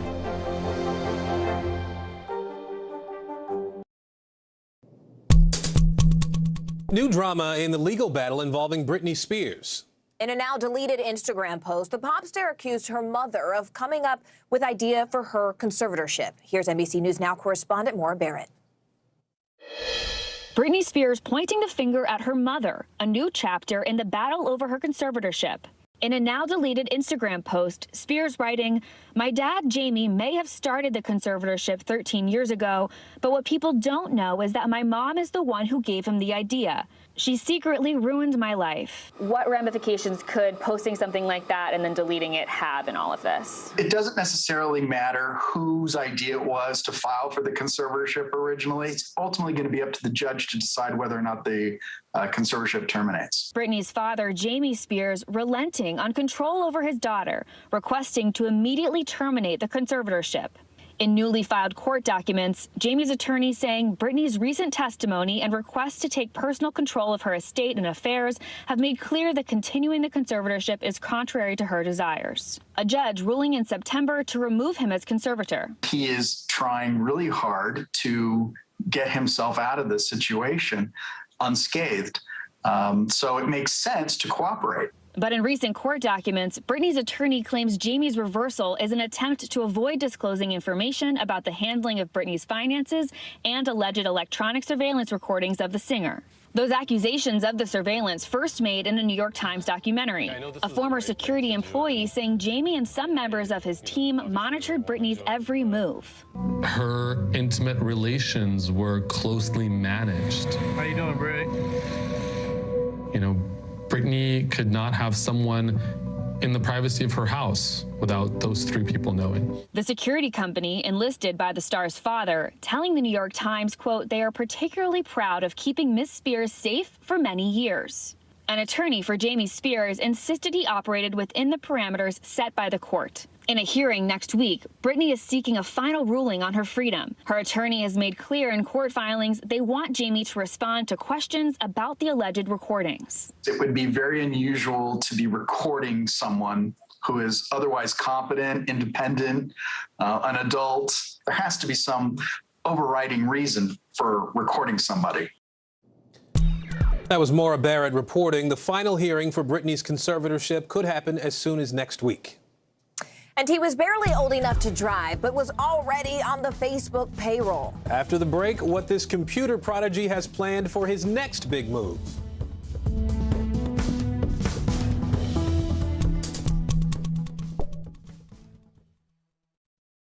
Good morning, I'm Savannah Sellers. And I'm Joe Fryer. Another giant leap for mankind. They want folks to shelter in place until this storm pushes through. Traveling to the United States is about to get a lot easier.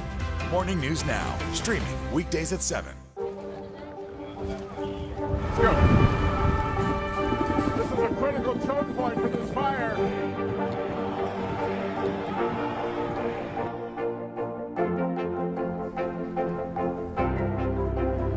And good evening from New Orleans. Nice to really spend some time with you. Appreciate it.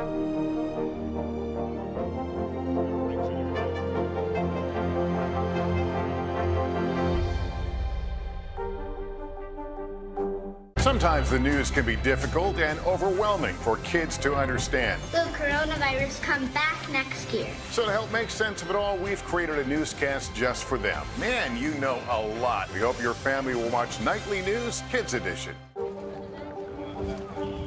go. This is a critical choke point for this fire.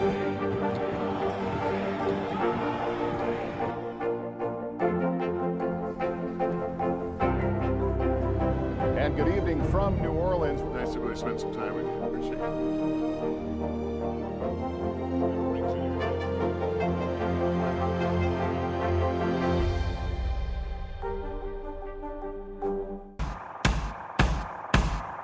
News is happening now. Look at what's making headlines around the world. Right now on Morning News Now. Tonight, the major announcement of the COVID vaccine. And this is a significant moment. Your news, whenever it happens, wherever you are, it's here now.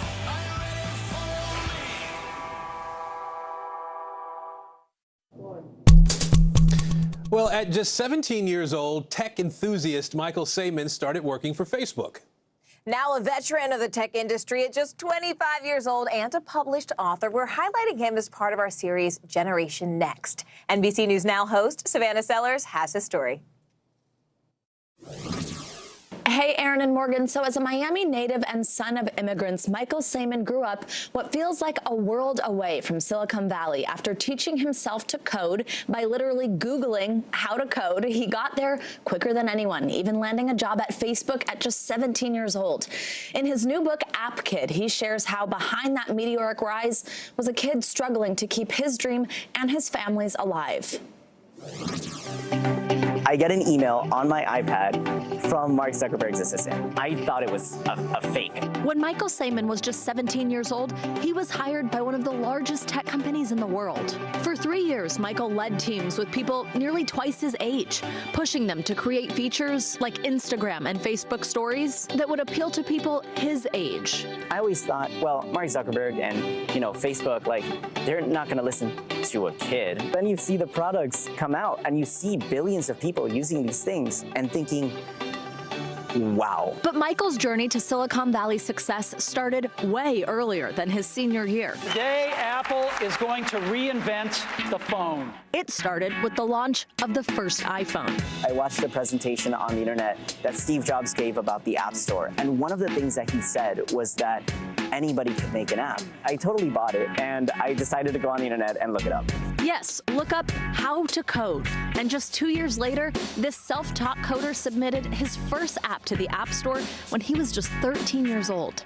When the first check from Apple came that first month for $5,000, my mom immediately turned to me and said, like, very concerned, where did this money come from?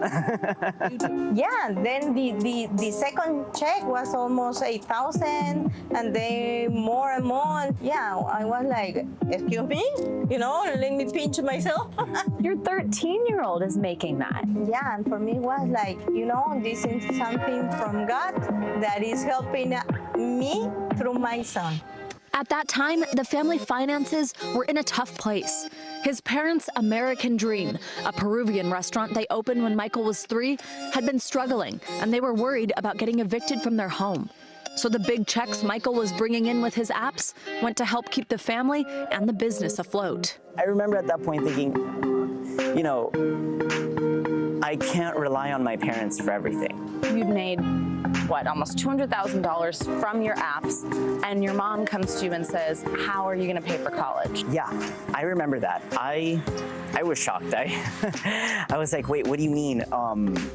What about all the money from the apps? And she told me, what do you mean, what about the money? We needed to use it for the payments and all the things. Michael had one hope, an internship with Facebook. He'd been invited to apply after one of his apps was included in a presentation seen by Mark Zuckerberg. So instead of heading off to a college campus, Michael went to Facebook's, where he parlayed his summer internship into a full-time job and a new life in California.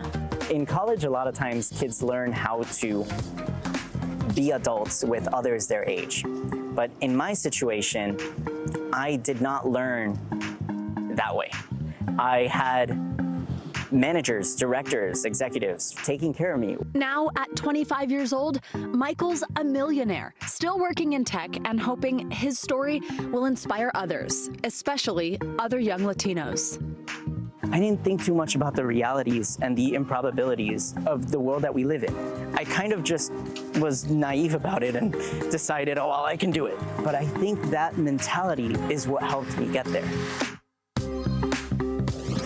Now, Michael's been living at home for the past few months while he's able to work remotely. And honestly, that interview was just the tip of the iceberg with his story. In his book, Michael talks more about what it was like to manage people so much older than himself, to have those tough financial conversations with his parents, and what he hopes for the future of Hispanic representation in the tech world. I also, of course, asked him about all the recent news coming out of Facebook. He said he's not surprised by all the scandals that have come out since he left in 2017, since Facebook, now called Meta, is really a first of its kind in many respects. He added that not everyone in the company is going to have the best intentions, but a lot of people there do. Aaron and Morgan, back to you. And thank you for being with us this hour. I'm Aaron Gilchrist. And I'm Morgan Radford. Your news continues right now.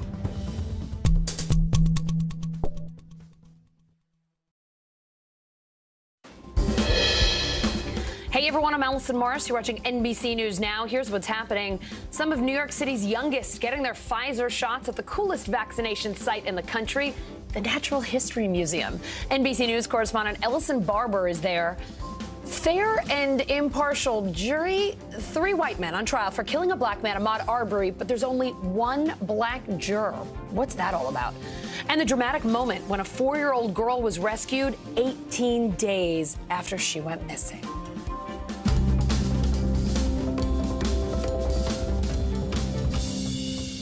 We start, though, with the White House setting an early January deadline for private companies to get on board with the administration's vaccine mandate. NBCNews.com senior White House reporter Shannon Pettypiece is here now. So, Shannon, January 4th is deadline day. What other rules besides that date did the White House lay out today?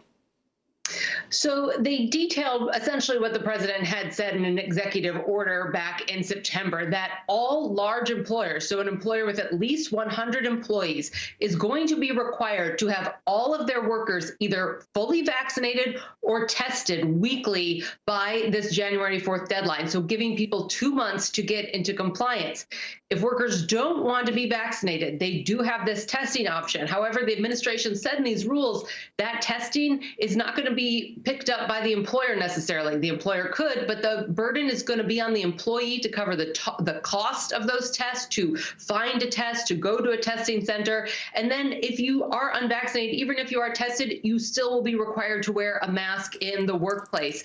That is for companies in general. If you're in the healthcare sector, there's even some more stringent rules the administration laid out here for healthcare workers in order for their employer to qualify for these Medicare and Medicaid payments. And we know the vast majority of seniors have Medicare. So if you're a hospital or a clinic or a doctor's office that treats seniors, those payments are important to you. If you're a doctor, a healthcare provider that relies on those, you have to have all of your employees fully vaccinated, no testing option. They must be vaccinated or you will not be eligible to receive those federal payments. Shannon, President Biden says businesses have more power than ever before to accelerate our path out of this pandemic. What else are you hearing from the president about these requirements? Well, the president has said that the mandates that have been put in place so far, and thousands of companies and organizations have put them in place, he said they have proven to be effective, and that some of these concerns about things like mass firings have not actually taken place. He said in a statement, we have seen with businesses large and small across all sectors of the economy, the overwhelming majority of Americans choose to get vaccinated. There have been no mass firings, and he went on to say that despite some of the predictions and false assertions, vaccination requirements have broad public support. And we have seen that in polls. The vast majority of people support these vaccination mandates. So, Shannon, what happens to companies that aren't in compliance after January 4th? Is there sort of a process, a grace period sign, or is that it? There are consequences in place if you don't meet that mark? Well, OSHA, who's going to be enforcing this, they said, they're willing to work with companies. The goal here is to get people vaccinated, not necessarily to punish companies. But if it does come to the point where a company is in violation, they could be fined $14,000 per employee who is not in compliance. So an unvaccinated employee who didn't get tested that week could cost their company $14,000. And an administration official said those penalties could only ratchet up if companies continue not to be in compliance or they seem to be blatantly violating this new rule. That's no small chunk of change for those smaller companies who are only 100 or so employees. Definitely something they'll be watching out for. Shannon, thanks for reporting today. It's a big day for parents in New York City. Kids as young as 5 getting Pfizer shots and checking out some dinosaur fossils. NBC News correspondent Ellison Barber is at the Natural History Museum, which is a kids vaccination site today. And honestly, it's just one of the coolest spots in New York City. So Ellison, besides the dinosaurs, how's it going there? What are you hearing from parents who are getting their kids vaccinated today? Yeah, I mean, if you have to get a shot, you might as well do it somewhere cool, right? Yes. And the American Museum of Natural History is one of many vaccination sites in the city now offering shots for 5 to 11-year-olds. And when people come in, they are in a part of the museum where you can sort of see a bit of a display once they get their shot and they wait for that little period where, doctors, nurses stay nearby and make sure they're doing okay. They're literally looking at that massive whale that hangs from the ceiling here. So as far as getting a shot goes, this is probably one of the better deals, especially if you're a young kid. People and their parents, children and their parents rather, have been showing up here waiting in line either with appointments or hoping just to walk in and get vaccinated. We met one little boy who is 7 years old. He was here with his mom today and he was ready to get vaccinated. Listen. Even though it's just been approved for children, it's a vaccine that's been used by millions of people around the world. And I understand that their immune systems are a little different and they're a little smaller, and so they'll get a smaller dose. But I feel very confident in the evidence that was presented to the FDA and the CDC and in the clinical trial, and also just knowing how many millions of people, including 12-year-olds around the world, have been vaccinated. We feel really confident, and we think that the risks of them getting COVID and also continuing to have their childhood disrupted far outweigh the risk of a vaccine. And last question, what are you most excited to do once you're vaccinated? Go to Legoland.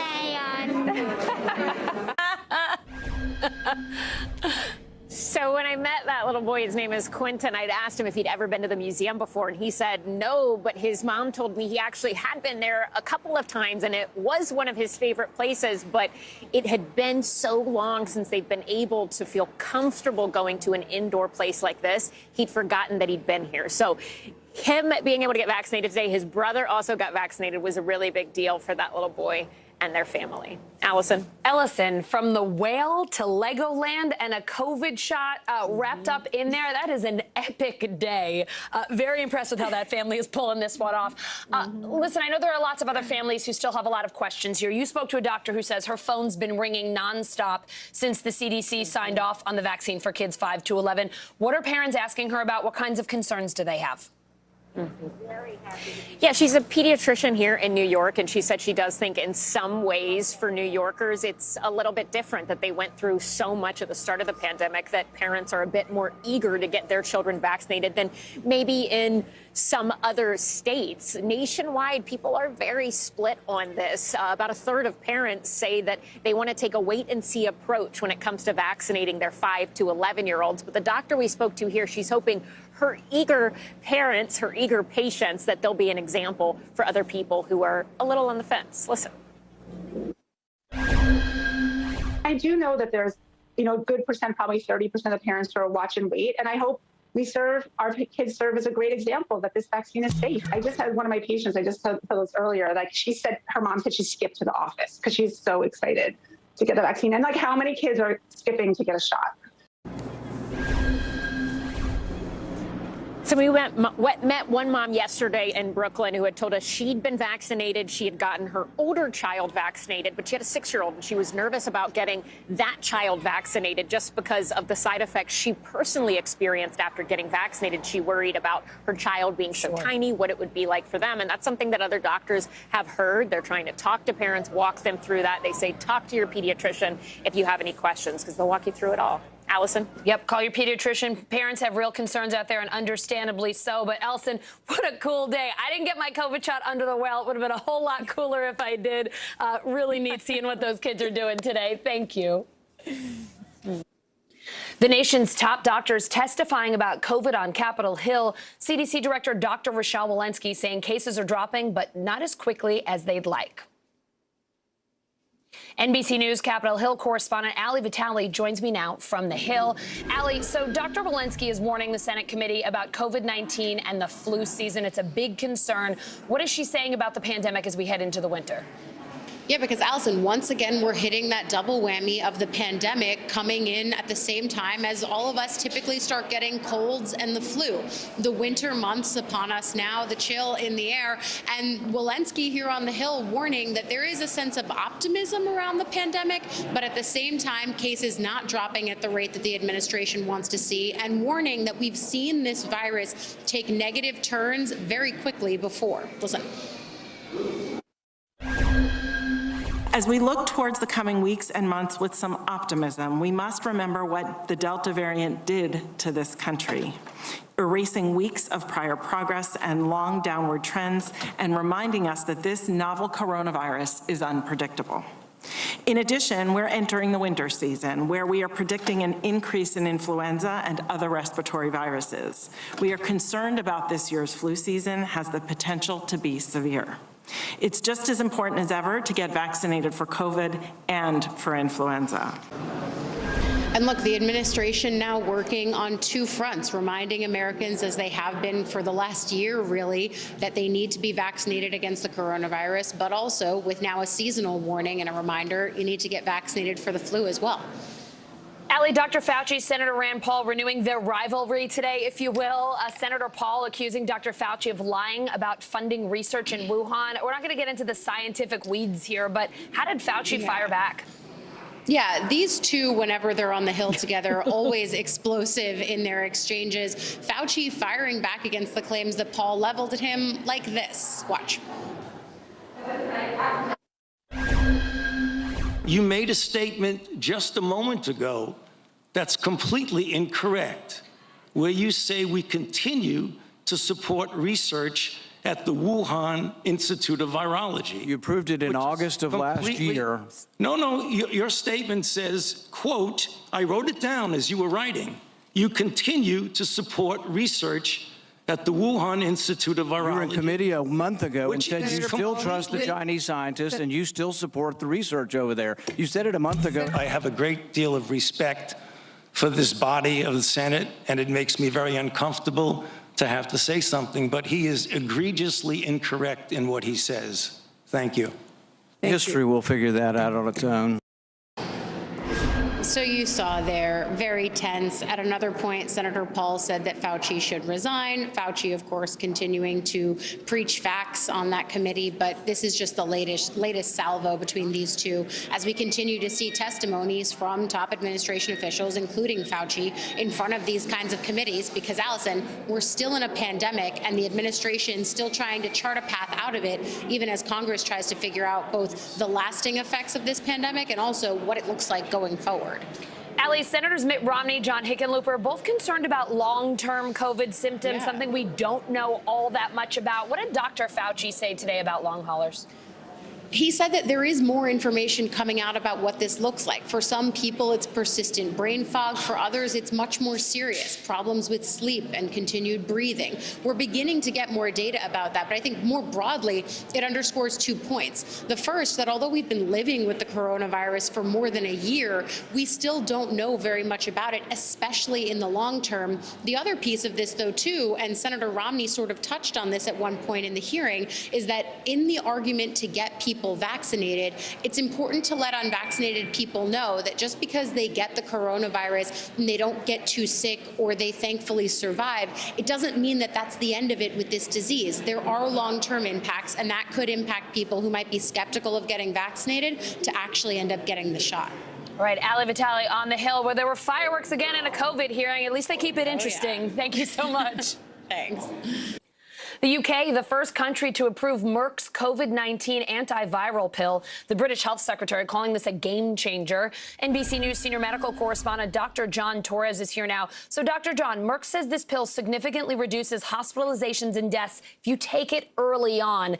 How does it work, and where are we with this pill here in the United States? And Allison, that's the key to it. It's a pill called molnupiravir because they like to give them super complicated names. They like to test you. It's one that's been approved in the United Kingdom, right? Exactly. One has been approved in the United Kingdom right now, and it's what we call an antiviral medication. In other words, it's a medication that directly affects the virus, not bumping our immune system up or helping our immune system fight it, but directly affecting the virus. And what they found out is in trials, it cut the risk of hospitalization or death by 50% in people that took it early and people that had pre-existing conditions that put them at a higher rate of complications from COVID. So that's what it's authorized for at this point. It's not at the end of the pandemic. It's not one of those things that's going to cure anybody, but it's certainly one of those things that's going to help out. And it's another tool in our toolbox. We think here in the U.S., we'll probably get that around December timeframe. And like I mentioned, it's something that's going to help, but the vaccine is still the first thing you want to get to prevent it. But if it doesn't, and they found out in vaccinated and unvaccinated, it works. So this is something else we can use now. More good news, Dr. John. That's terrific. Ali Vitale was just reporting on the COVID hearing on Capitol Hill today. We're not going to get into the fireworks, but long-haul COVID was a really hot topic there. There are 2 new studies out today telling us more about how COVID could possibly affect the brain long-term. What could you tell us about them? And Allison, that's one of the things that scientists have been looking into, and these are preprint studies, so they're small studies early on, but what they're showing is it probably does affect our brain. One of them looked at rhesus monkeys, and they found out that the neurons, the connections in our brain, were impacted by COVID, by the virus itself, and it got into the brain, they think, through the nose. And if you remember, one of the bigger symptoms is losing that sense of smell, which means the neurons in the nose are probably affected and can get straight into the brain. The other study looked at people that had COVID. There were 41 people in the study. Some of them had COVID, and their EEGs, their electroencephalographs, they look at the electricity in our brain was different. Their brains had changed because of COVID, and they weren't able to think as much. They had some of that brain fog. So they think that COVID itself, the virus itself, and COVID causes this inflammation in the brain, this possible infection in the brain, which could cause some of these long-haul symptoms. And so, like Ali was saying, this is not something that most people get over with very quickly. For some people, it lasts a long time. Yeah, it sure does. Dr. John, yesterday, today. The World Health Organization authorized Covaxin. It's a COVID vaccine that was developed in India. The country has been using it for a while it was still in testing. What can you tell us about that vaccine? And is this a shot that could potentially end up in other countries who are in need of COVID vaccines and having trouble getting them? And this is a shot that is going to end up in other countries that need COVID vaccines, because right now the World Health Organization is having trouble getting some of these countries the vaccines they need. And so this is one more. This is the 8th one the World Health Organization has authorized, and it's called Covaxin, like you mentioned. In studies, it showed 78% effectiveness, which that's not as high as some of the ones we have here, but that's still fairly high and can help end the pandemic if it gets those parts. The nice part is it's easy to store, easy to transport, easy to administer, so it's going to be much easier to get to those parts of the world that have been difficult to reach, and hopefully this helps out. Like you mentioned, India has already started to use it in millions of people, and they're showing good results so far, and hopefully they continue to have those good results, and that gives us something else we can help end the pandemic with. Great to hear. Dr. John, I hate to end on some bad news, but I understand Colorado's experienced its worst COVID spike in a year. Hospitals there are allowed to turn away patients. The state's governor giving healthcare professionals the authority to prioritize crisis care. As a doctor in Colorado, can you tell us what's going on there? What are you seeing and hearing? And what are you seeing and hearing from your colleagues in the state? And Allison, that's exactly right. Even though the rest of the country is looking at the fact that, hey, cases are improving, here in Colorado, we're struggling a bit. And part of that has to do with the fact that the hospitalizations, the deaths lag behind those cases. And so this is not something that's going to end in the next few days. So this is just another push in that direction of trying to get more people vaccinated, trying to get them to get that shot, which can keep them out of the hospital, keep them from dying, and keep them from getting seriously ill. So hopefully this highlights the fact that this pandemic in some parts of the country might be improving, other parts of the country not so much, and it can continue like that throughout the rest of the pandemic, Allison. It's an important reminder that we are not done yet. Dr. John, thanks for being with us, and stay safe and healthy there in Colorado. Thanks, you too. Coming up, just one black juror picked in the trial for Ahmaud Arbery's killing. How that happened and what Arbery's family is saying about the case today.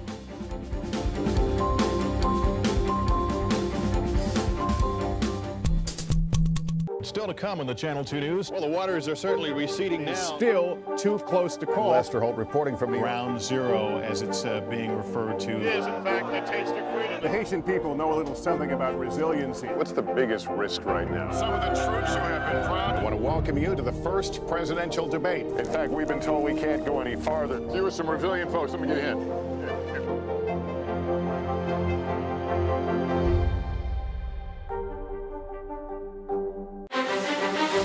This isn't about spending going forward. This is about spending that's already happened. Do you accept the idea that we have a crisis at the border? The vaccine mandate. Is this going to work, or is this going to backfire? If it's Sunday, it's Meet the Press. The fire has grown leaps and bounds. What you see behind me is typical. How you doing? Pretty bad. Good morning, I'm Savannah Sellers. I'm Joe Fryer. Another giant leap for mankind. They want folks to shelter in place until this storm pushes through. Traveling to the United States is about to get a lot easier. Morning News Now, streaming weekdays at 7. News is more than a headline. It informs, it inspires, and it still matters. To cover it, you have to be in it. And that's what we're gonna do. Every night, we take you to the front lines of the story, where it's actually happening, with NBC News journalists on the ground from all over the world. We cover what you need to know and bring your newsfeed to life. In primetime and streaming live, it's your news playlist every night. Top Story with Tom Llamas, weeknights at 7 on NBC News Now. News is happening now. A look at what's making headlines around the world. Tonight, the major announcement of the COVID vaccine. This is a significant moment. Your news, whenever it happens, wherever you are, it's here now. Let's go. This is a critical choke point for this fire.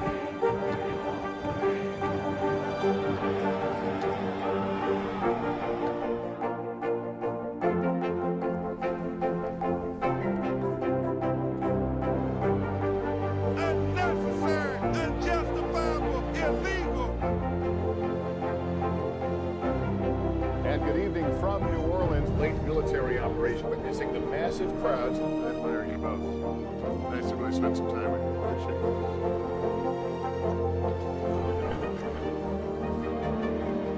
At any moment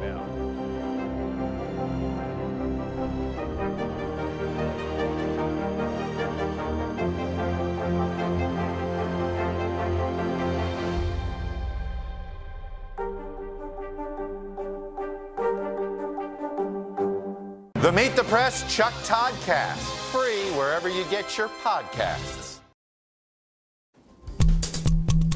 All right, let's go to NBC News Digital reporter Maya Eaglin. She has the latest headlines from NBCnews.com. Maya, what's up? Hey, Allison, we start with reports of Green Bay Packers quarterback Aaron Rodgers testing positive for COVID-19. The team has not confirmed whether that's the case or if Rodgers is vaccinated, but he's set to sit out Sunday's game. A government advisory committee recommending all U.S. adults under 60 get hepatitis B shots, the decision impacting tens of millions of adults since the vaccinations only became standard for children in the early 90s. The FAA says it's referred 37 unruly passengers to the FBI for potential criminal prosecution.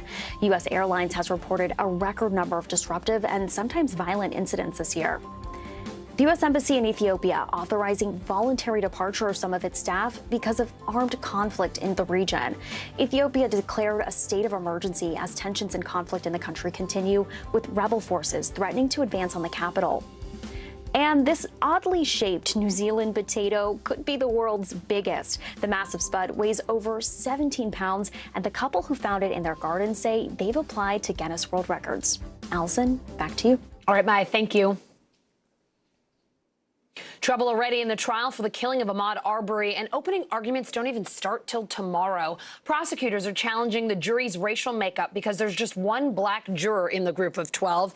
Race is a focal point in this high-profile case. Arbery, who you see there, a 25-year-old black man, was murdered back in February of 2020 while he was out running. 3 white men are accused of racially profiling Arbery and chasing him down. One of them shot and killed him while another took cell phone video of the incident. NBC News correspondent Jay Gray is in Brunswick, Georgia. So, Jay, the prosecutors in this case formally challenged 8 of the defense picks, arguing that defense attorneys cut 8 black jurors specifically because of their race. But the judge rejected that argument. What did he say? Yeah, Allison, I'm going to tell you exactly what he said. I'm quoting him here. There appears to be intentional discrimination by the defense team in their selection of this jury. But he also said that this trial is going to move forward because they didn't break any Georgia law. He said that these jurors were struck for reasons other than just race. Of course, 3 were struck, and there had to be no reason given by the defense team. And then the other 8 out of a possible 12 black potential jury members, the other 8 were stricken for other reasons. So the judge says while he has some very real concerns, some very real questions about the panel, they're going to move forward. Jay, our colleague Ron Allen caught up with Ahmaud Arbery's aunt today. Here's what she told him. Honestly, it was expected. That's just the community that we live in, and just another injustice that we face daily. And do you think you'll get justice now? I do feel honestly that we will, due to the fact that some of those people on the jury panel are mothers and fathers. And so taking a personal outlook at not just the facts and everything that's been put at hand, but to have the opportunity to think about what if it was your child. So, Jay, why did the defense say it cut those black potential jurors? How are they explaining this? Well, Allison, what they're saying is that it was just overwhelming bias in this case, that those jurors had already formed an opinion, and they are quick to point out that they also cut 13 white jury potential jurors for the same reason. They say that there was just too much potential bias in all of these potential jurors to have them on the panel. And one other quick dive into what that means in this area. Brunswick is a town of 85,000 people. 26% of the population here is black. So clearly this jury doesn't represent the population in this small town. No, it sure doesn't. So, Jay, the judge is moving forward with this jury that includes just one black person. Opening arguments are slated to start tomorrow. What are you hearing from folks there in Brunswick with this trial about to really get into high gear? Well, frustration over what's happened with the jury, but also that they plan to continue to watch every step of this trial. There was a march for justice here today. Give a listen to what some of those folks had to say. It's been hard, I'll tell you that. It's been difficult, but I'm very proud of our community. I think for the most part, folks are behind this family. They want to see justice done. We'll just have to see how this goes, but we're taking it day by day. But I'm proud of this community. I think we got a lot of work to do. This is South Georgia, and well, this nation has a lot of work to do. Yeah, look, tomorrow is expected to be a rough day for everyone involved. We will see video as a part of the opening statements, I am told, and we'll also hear a lot of riveting comments from both sides in this high-profile case, Allison. Yeah, no doubt. Jay, thank you so much for your reporting today. We appreciate you. Criminal defense attorney and former prosecutor Bernardo Villalona is here now. Bernardo, this is quite a case. Let's talk about this jury here. In Glynn County, where Arbery was killed, and this trial is happening, as Jay mentioned, black people are nearly 27% of the population. This is according to the U.S. Census Bureau. The racial breakdown stated by the judge showed 25% of the jury pool was black. So that pool pretty accurately reflected the community. Now, let's talk about the jury that we ended up here with. It certainly does not. One black person in 12 is nowhere near 25 or 27%. I did some real basic math there. It's 8.3 to be exact. So can you explain this one for us? How does that happen? So this is just a big headache and a frustration for everyone. It's very upsetting from day one because remember on October 18th, that's when the potential jury pool was supposed to show up for jury service. However, only about 600 of the 1,000 people that were summoned to show up actually showed up. And we know that it took about 11 days of intense questioning of this jury pool to determine whether they are qualified in terms of that they can't be taken off because of cause of predetermined decisions that they make, in this case, and opinions. So as a former prosecutor, now a criminal defense attorney, you have been on both sides of these kinds of cases and on both sides of this jury selection. So tell me how tough it is to find jurors, particularly in such a high-profile case like this, where everybody or almost everyone you think has heard about what happened. Absolutely, because the question is and the issue is not have you heard about what happened, not whether you've watched the video, is whether you can be fair and impartial in this case and listen to the evidence. Because obviously if you go about looking for a jury that has never heard about this case, you got to question them. Where have you been? Right. What have you been doing for the last year? Yeah. Exactly. But it's even more hard when you're talking about a small county like Glynn County. I mean, 85,000 people that are in that county. So everybody kind of, you can almost know everybody in your neighborhood. It's true. It's true. I feel like my apartment building in New York is that big. Exactly. You can almost know everyone in the neighborhood. So also you got to think that these people that are showing up for jury duty, they're like, wait, I want no parts of this. I know them. Yeah. Or they know somebody I know. Just think about it. How many prosecutors' office did it take to bring this case to trial? They are on their fourth prosecutor. The first prosecutor ended up being indicted on felony charges for abusing her power and her authority. So in other words, you're saying the challenges abound here. There's no limit to them. Exactly. Because it's just, come on, let's just be real about it. This case has to deal with race from what happened, why it happened, till the end, the very end. Even at the time of the shooting, you got the McMichaels that are driving a truck that has a Confederate flag license plate on it. You have Travis McMichael, who's actually all over the body of Ahmaud Arbery. As he's bleeding out, he looked over him and said, "You effing expletive." So tell me, race is all over this case. Yeah, there's no denying that for sure. All right, let me ask you, Lee Merritt, an attorney for Arbery's family, tweeted out, the defense team had 24 strikes. 1/3 of the potential jurors were African-American. 11 of the strikes were directed at African-Americans. Only a single black male made it to the actual jury. As a former prosecutor, how tough is it to make your case that these 3 white men should be found guilty of murdering a black man when the jury here is almost entirely white? Exactly. So it's a huge problem. So it's a huge problem in the sense of, number one, I disagree with Judge Walmsley in this case. You stated that they intentionally discriminated against these 11 jurors. If that is the case, that is what the law and the court allows you to use to be able to set a remedy of replacing those jurors with the black jurors you actually struck. So shame on you, Judge. But now we got to deal with the cards that have been dealt. So you have 3 men that are charged with killing an African-American man. So we have to see, let's call a spade a spade. Why were they chasing him? He's a black man in a community that to them didn't belong to them. And they were exercising vigilante justice in terms of hunting Ahmaud Arbery down, stopping him from going and getting away from them to the point where he almost ended up in the woods. And yet, you know, Brian was the one who actually stopped him from going there. So they hunted this man down and they executed him. All right, I'm going to ask you, though, to play criminal defense attorney here. How would you appeal to the jury here to try to prove your client's innocence if you were the criminal defense attorney in this case? So if I were the criminal defense attorney, whether it's for the McMichaels or for William Bryant, what I will be arguing, and it's exactly what they're arguing, is the citizens arrest law. Okay. Because if you find that they were authorized to exercise a citizen arrest, which means that a private individual can exercise an arrest if they believe that a felony or a crime has just happened or they're in flight fleeing from that felony. So if I were the defense attorney, number one, you need to show some humility in the sense that I am sorry Ahmaud Arbery died. He should not have died. I'm sorry for his family and my condolences goes out to him.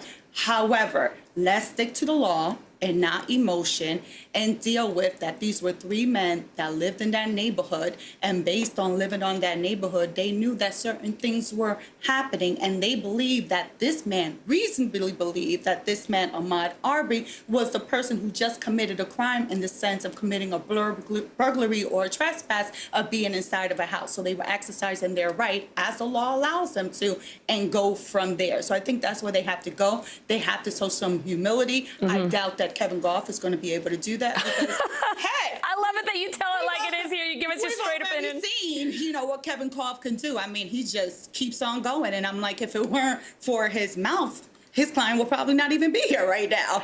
I can't remember the last time we were talking about a case being captivating from jury selection. This is certainly one that's getting a whole lot of attention already. Bernarda, thank you for coming on and talking to us about the legal side of this. We really appreciate it. Thank you for having me. See you again soon. Thanks.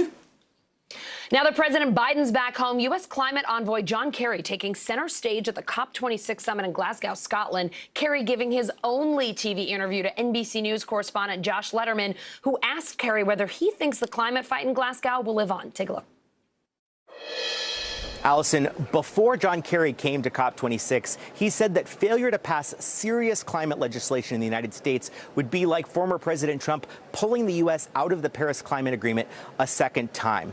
Today, we heard a more rosy, optimistic version of that from John Kerry, downplaying concerns about U.S. credibility, given that President Biden has still been unable to get that legislation through Congress and on his desk. He said nobody doubts Biden's credibility, that people understand that he's serious and that the U.S. is back at the game when it comes to climate change. But, there's also been a lot of skepticism about what could actually come out of this conference. And even before the summit, John Kerry had said a lot of these countries are falling short of what they need to do to have the world be able to live up to its commitments to cut emissions and keep alive that goal of limiting climate change to 1.5 degrees Celsius. Today, I asked him, where are we now? What's the likelihood that this fight here at COP26 and in the future is going to be successful? Here's what he had to say. It's a very tough fight. People are going to have to move in certain ways that some of them haven't yet evidenced they're prepared to or know how to. But out of this meeting will come a hand-holding effort, if you will, by big countries for smaller countries, by wealthier countries for poorer countries. And if we work together, which is what this is about, I think we do have that fighting chance. Now, as the climate envoy, John Kerry's job is not really supposed to be political anymore, but I had to ask him, what was his reaction to the results of the election in Virginia, that big Republican win? And given the fact that we're only a few years away from another presidential election, is he concerned that a Republican could win the White House, Trump or someone else, and undo all of the gains that have been made so far in the Biden administration? John Kerry downplaying that concern as well and telling me this. Because of those trillions of dollars of commitment, because Ford and GM have made the decision that by 2035, they're not going to produce internal combustion engine cars. They're going to only do electric. Those kinds of decisions can't be undone by a politician. Those kinds of decisions are so locked in. And in 3 years from now, 3.5 years, if there were to be the election of somebody from the other party, let me tell you something. Their supporters are going to be as committed to this as anybody else. The other elephant in the room here in Glasgow has been China and the fact that President Xi Jinping, who leads the world's largest emitter, he's a no-show. He sent some of his lower-level aides, but he did not come to this climate summit. I asked John Kerry about that, and he said, yes, it's disappointing that the Chinese should have come, but he said he's still having meetings with Chinese officials here, and he said he is leaving the door open to future cooperation with China on climate change. Coming up, a senseless shortage. How Americans are dealing with a dwindling supply of coins nationwide.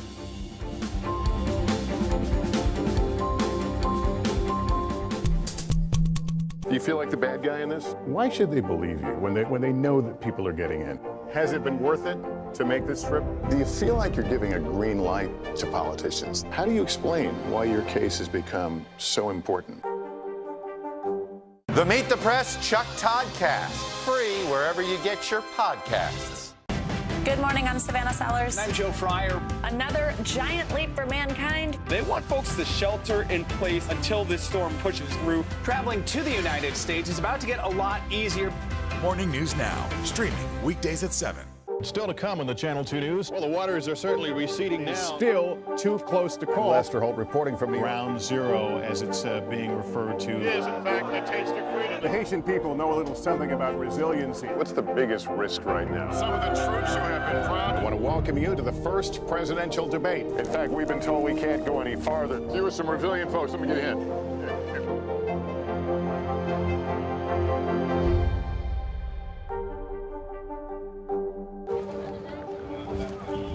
Let's go.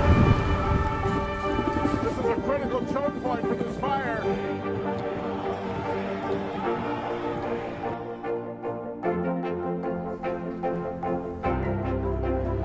And good evening from New Orleans. Nice to really spend some time with you. Appreciate it.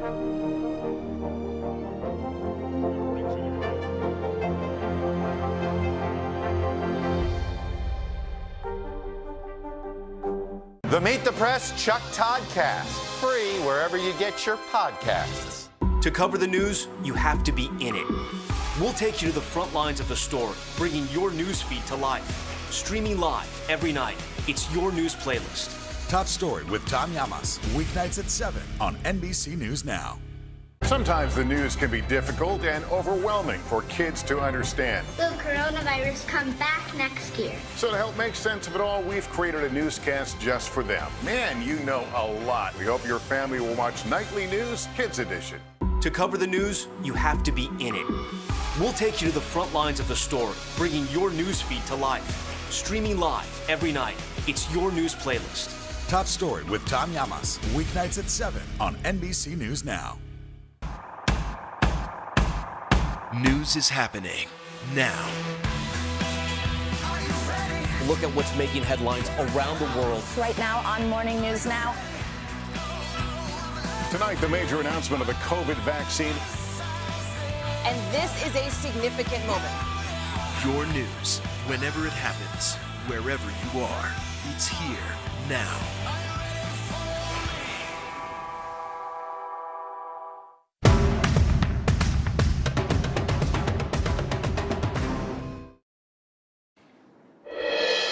It is time for the bottom line, our daily look at what's going on in the business world and beyond. It's Thursday, and you know what that means by now. Weekly jobless claims are out, but we might not be reporting on these numbers that much longer. They are starting to normalize. 269,000 Americans filing for first-time unemployment benefits last week. That's a new pandemic low, and the fourth week in a row that those claims are below 300,000. Looks like we might be onto something here.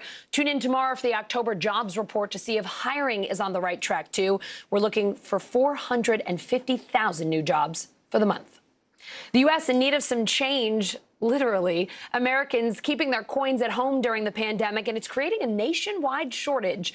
NBC News correspondent Carrie Sanders shows us how some businesses and consumers are making sense of the situation.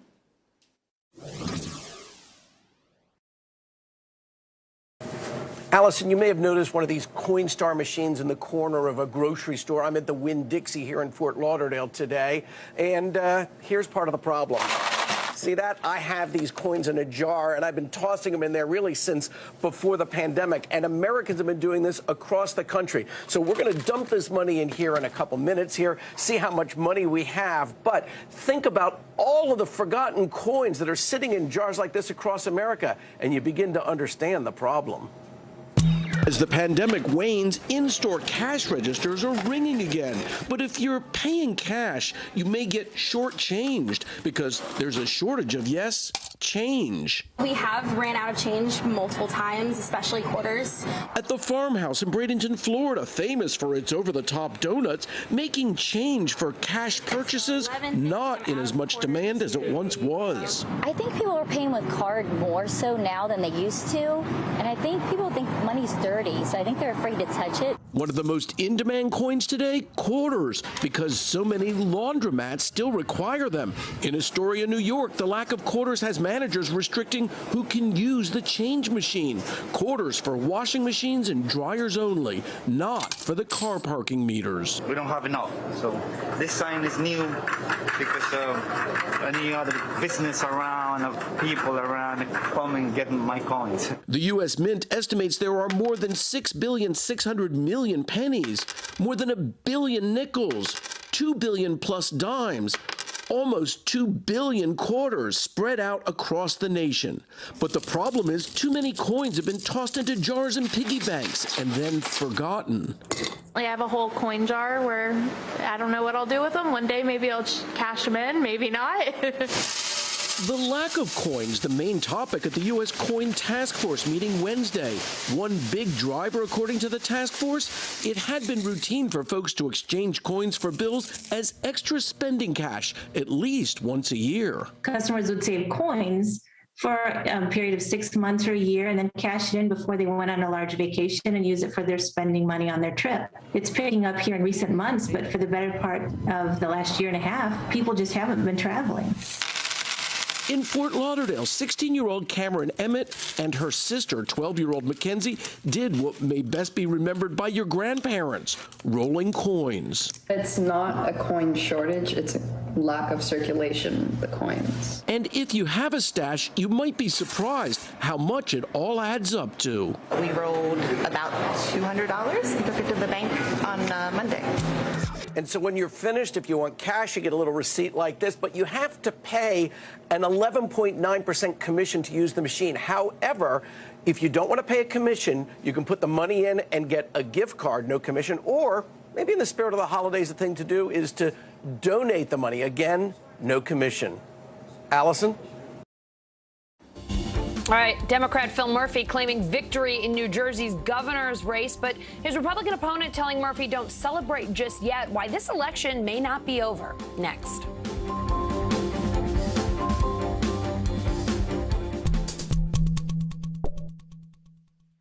The Meet the Press Chuck Toddcast, free wherever you get your podcasts. News is more than a headline. It informs, it inspires, and it still matters. To cover it, you have to be in it. And that's what we're going to do. Every night, we take you to the front lines of the story, where it's actually happening, with NBC News journalists on the ground from all over the world. We cover what you need to know and bring your news feed to life. In primetime and streaming live, it's your news playlist every night. Top Story with Tom Llamas, weeknights at 7 on NBC News Now. News is happening now. Look at what's making headlines around the world. Right now on Morning News Now. Tonight, the major announcement of the COVID vaccine. And this is a significant moment. Your news, whenever it happens, wherever you are, it's here now.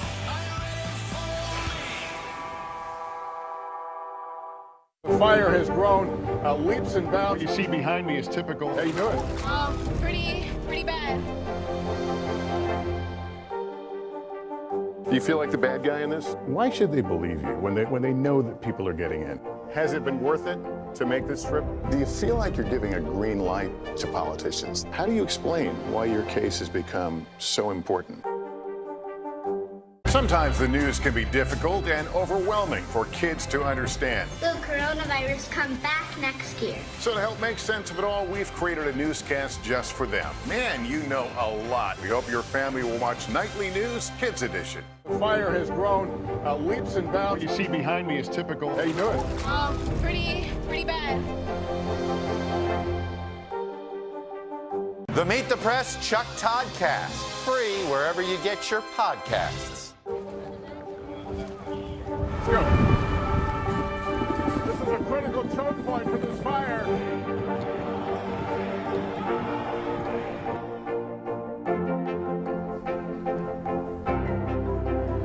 And good evening from New Orleans. Nice to really spend some time with you. Appreciate it.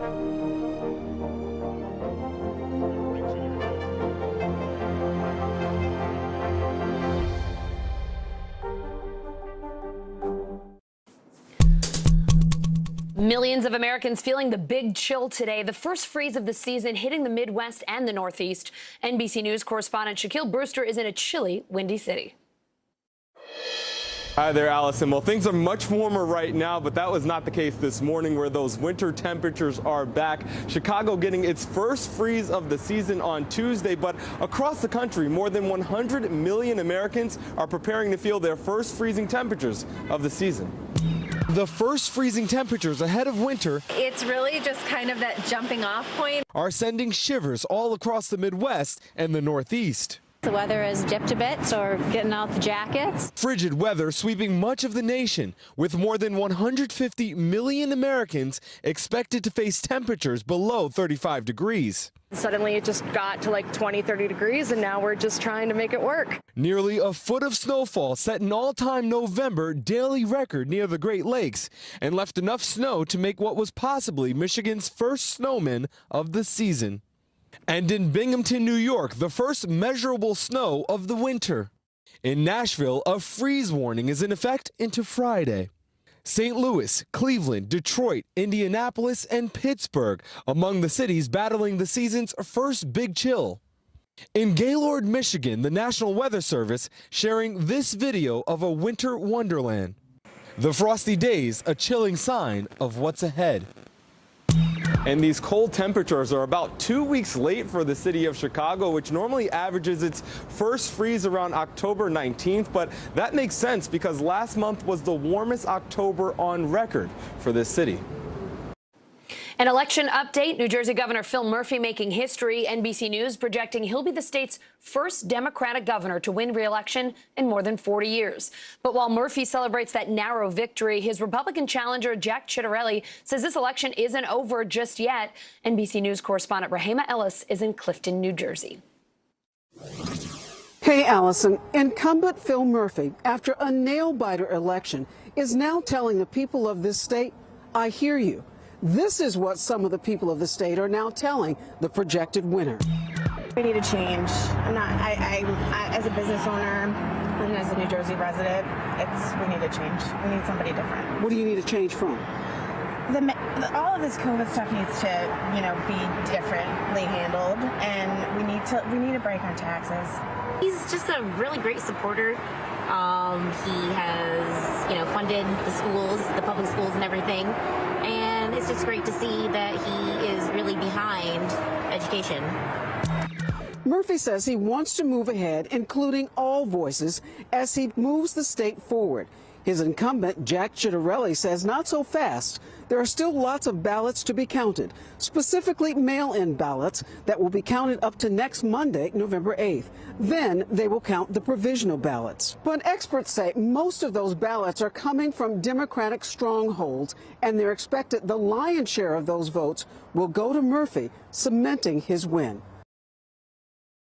Coming up, a rescue down under, how police in Australia found a missing 4-year-old girl 18 days after she disappeared.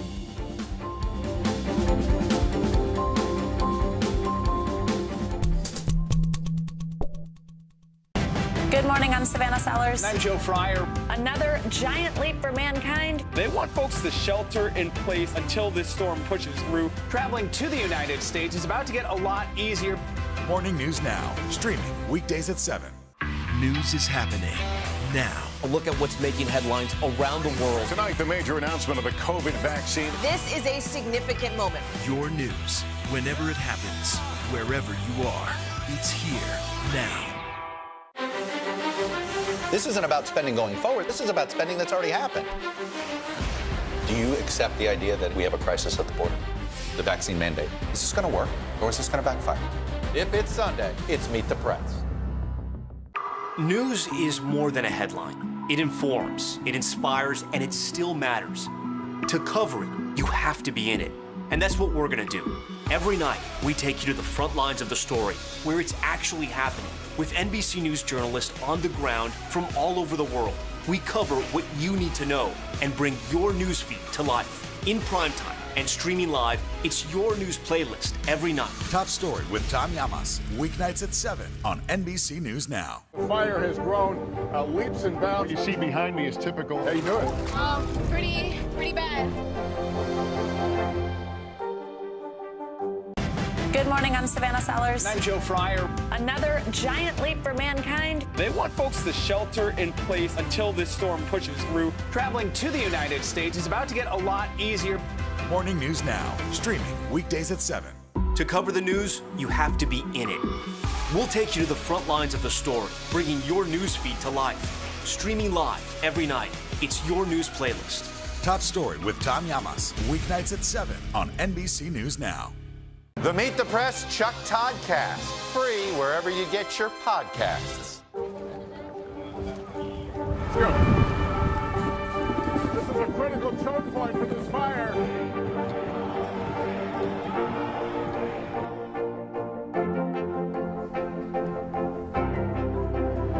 And good evening from New Orleans. Nice to really spend some time with you. Appreciate it.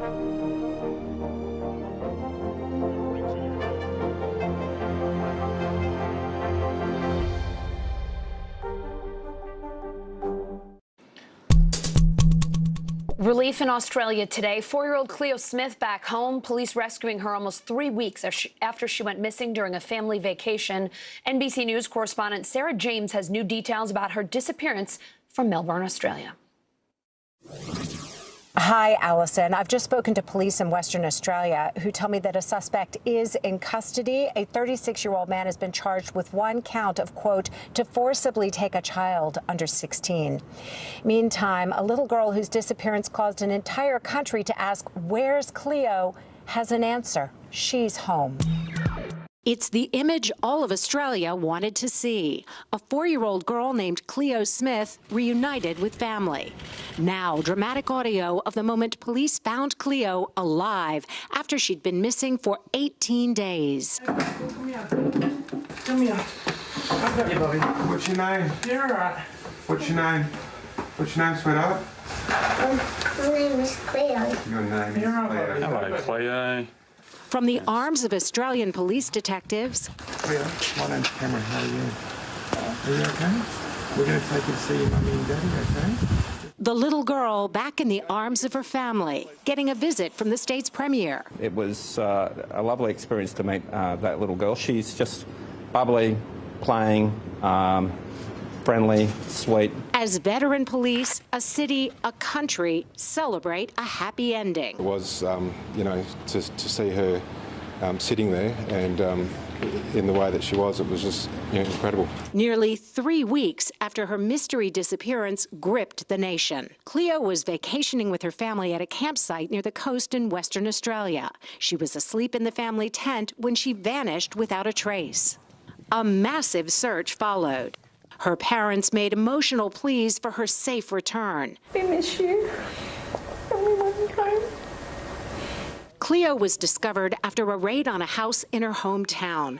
Police have not revealed exactly what intelligence led to the recovery, but a 36-year-old man is in custody and has been charged with one count of forcibly taking a child under 16. Little Cleo now reunited with her parents, who posted on Instagram, "Our family is whole again." Police are being hailed for their tireless efforts in this case, for their hard work and dogged determination. Buildings in the city of Perth were lit up blue in their honor. Meantime, merchants were handing out cups of coffee and cupcakes to everyone. Just a chance to honor a little girl who got to go home. From self-taught coder to self-made millionaire, Michael Saymon got his first job with Facebook as a teen. NBC News Now anchor Savannah Sellers caught up with the tech whiz. Take a look.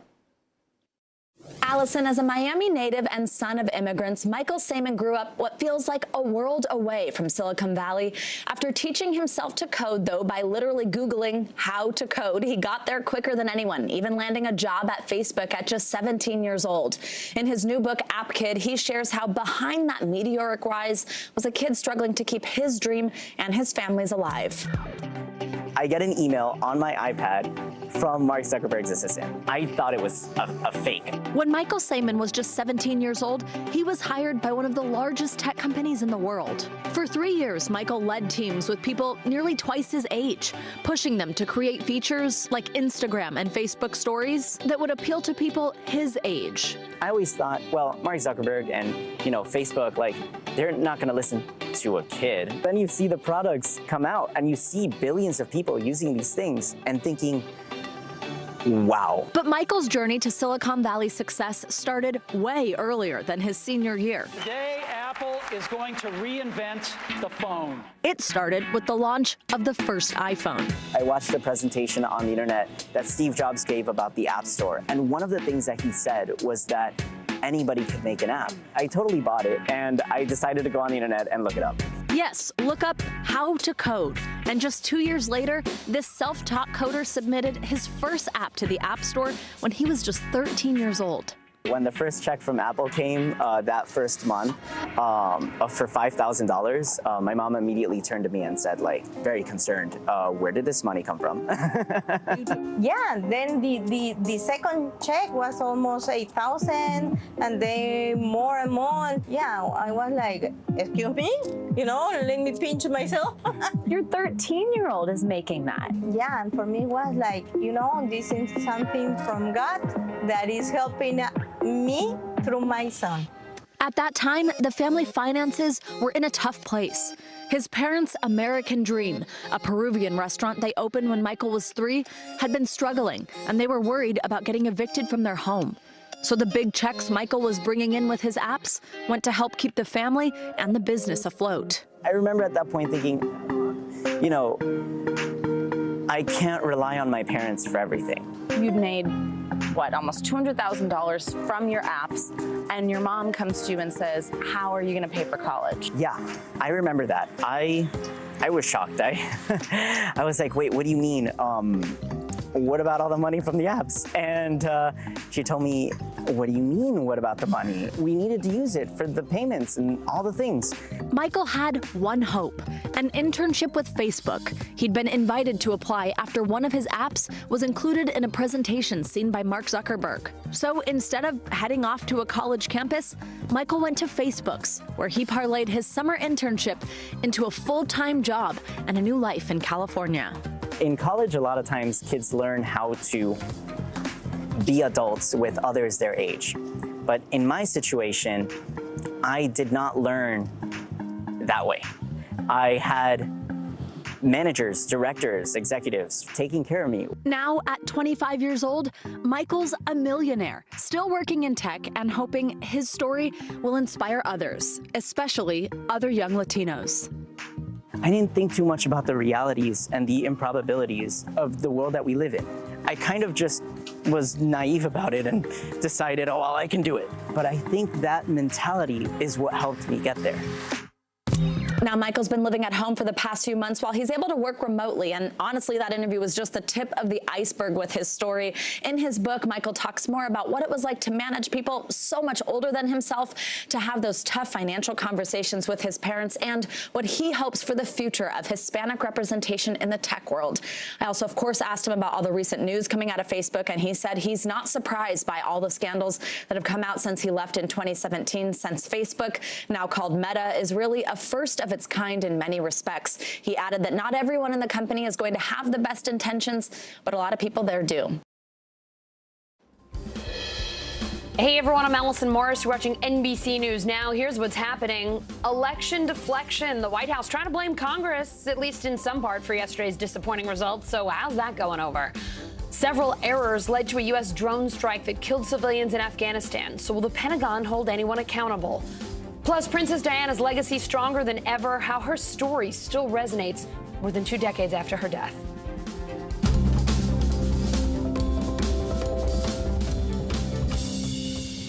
We start tonight with the election blame game in D.C. NBC News White House correspondent Monica Alba's on the North Lawn. So, Monica, you're reporting that behind the scenes, sources close to the White House who are familiar with internal discussions say Biden's aides will seek to attribute the loss in Virginia and disappointing results in New Jersey, even though it looks like they got a win, to public frustration over Washington infighting and inaction. Do you have a sense of what that messaging might look like publicly? Yeah, and to be clear, Allison, this kind of reporting on the messaging strategy started to take shape even hours after the polls closed on Tuesday, when Democrats already knew this was perhaps going to be a disappointing night. And then yesterday, President Biden himself seemed to be the one to say he thought that he could interpret some of the dismal outcomes here for Democrats as voters saying they were frustrated with inaction, particularly on his stalled agenda. So they're going to try to galvanize some of that momentum now. And the president is simply telling lawmakers when it comes to these two giant multi-trillion-dollar plans, he wants them to make enough progress to get it to his desk. But the big question mark still, is there going to be a vote on either of these? We've been kind of on vote watch in that sense for weeks, Allison, and it still hasn't materialized. So, Monica, House Speaker Nancy Pelosi says Tuesday was not a good night, but she didn't fully blame it on the lack of action in Congress. Here's what she told reporters. I think that getting the job done, producing results for the American people is always very positive. Each election is different. Without saying what impact it had, it's always a positive message to have results that are understood by the public. So, Monica, President Biden said yesterday, people want us to get things done. The question today, how's he trying to get things done now? And there is a lot of finger pointing. And the president was asked yesterday also, OK, so even if his agenda had been passed or had made significant progress, would that have made a difference? And he said, to be honest, he couldn't tell and he wasn't sure. But we got our first reaction from White House Deputy Press Secretary Karine Jean-Pierre today on what they would like to see happen next. And to really put it quite briefly and succinctly, they said action. The time for talk is over. Listen. The president has been very clear. He wants to get this moving. There's an urgency, along with the members of both chambers have been very clear on getting this done, making sure that we're giving relief to the middle class, that economic release that they so deserve. And so this Build Back Better agenda, along with the bipartisan infrastructure bill, as we have said, is transformational and it's historic, and it's important to get this done. And so the president is going to continue to work with members in Congress to make that happen. Now, the president didn't have anything public on his schedule today, but Karine Jean-Pierre did confirm he had been in touch with lawmakers throughout the day. We didn't get a sense of exactly who, but notably, she said that the president hadn't spoken directly with Senator Joe Manchin, a key vote since before his trip to Europe last week, but White House officials have been in touch with the senator from West Virginia. Monica, President Biden caught up with some of the Democrats who won their elections. What can you tell us about those conversations? Who did he speak with? The president offered congratulatory calls, we're learning, to Governor and future Governor Phil Murphy of New Jersey. He also spoke with the mayor-elect of New York City, Eric Adams, in addition to a couple of congressmen and women-elect, and also the Boston mayor. We know he was supposed to be connecting with her if he didn't already, and other members of the administration had touched base with her as well. So to the winners there on your screen, the president said he wanted to be in touch with them to talk about their victories and what it meant for Democratic gains. But he also held some calls with people who lost, like the Democratic candidate in Virginia, Terry McAuliffe. And when asked today if the president was going to speak with Governor-elect Glenn Youngkin, the Republican, the White House said that the president hadn't connected with him, but does congratulate him on his win there in the Commonwealth of Virginia. Allison. All right, Monica Alba at the White House, thank you. The battle lines for the next elections are being drawn right now. The once-a-decade redistricting process is happening across most of the country. Republicans and Democrats both trying to create new maps that will give themselves an advantage. Joining me now, NBC News senior congressional correspondent Garrett Hake and NBC News Capitol Hill correspondent Leanne Caldwell. Guys, sorry, I'm loving having both of you together. This is so cool. So, Garrett, you traveled to Texas. Leanne, you went to New York to get an inside look at this process. What did you guys find out? Well, I traveled to Texas because it's the state that sends more Republicans to Congress than any other state. And after redrawing these maps, that's an advantage they look likely to have for the next decade. So what Republicans have done is taken a map where they had 23 seats, 8 of which were vulnerable, and they've created a new map where they're going to have 24 seats, only 1 of which is vulnerable. They built a fortress around their incumbents. They did, yeah. Facing a booming Latino population and slipping support in the suburbs, Texas Republicans took advantage of the state's sheer size to shore up their members. Take, for example, Michael McCall's 10th district. After a couple of close races, map makers lopped off a section of diverse and fast-growing Harris County and replaced it with vast swaths of land in conservative and rural areas north and west of Houston.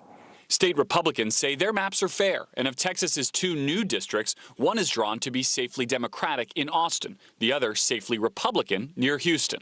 We did not consider race in drawing the maps. Activist groups have already filed multiple lawsuits. They're afraid of the minority demographic growth in population of the state and the tendency for them to vote Democrats.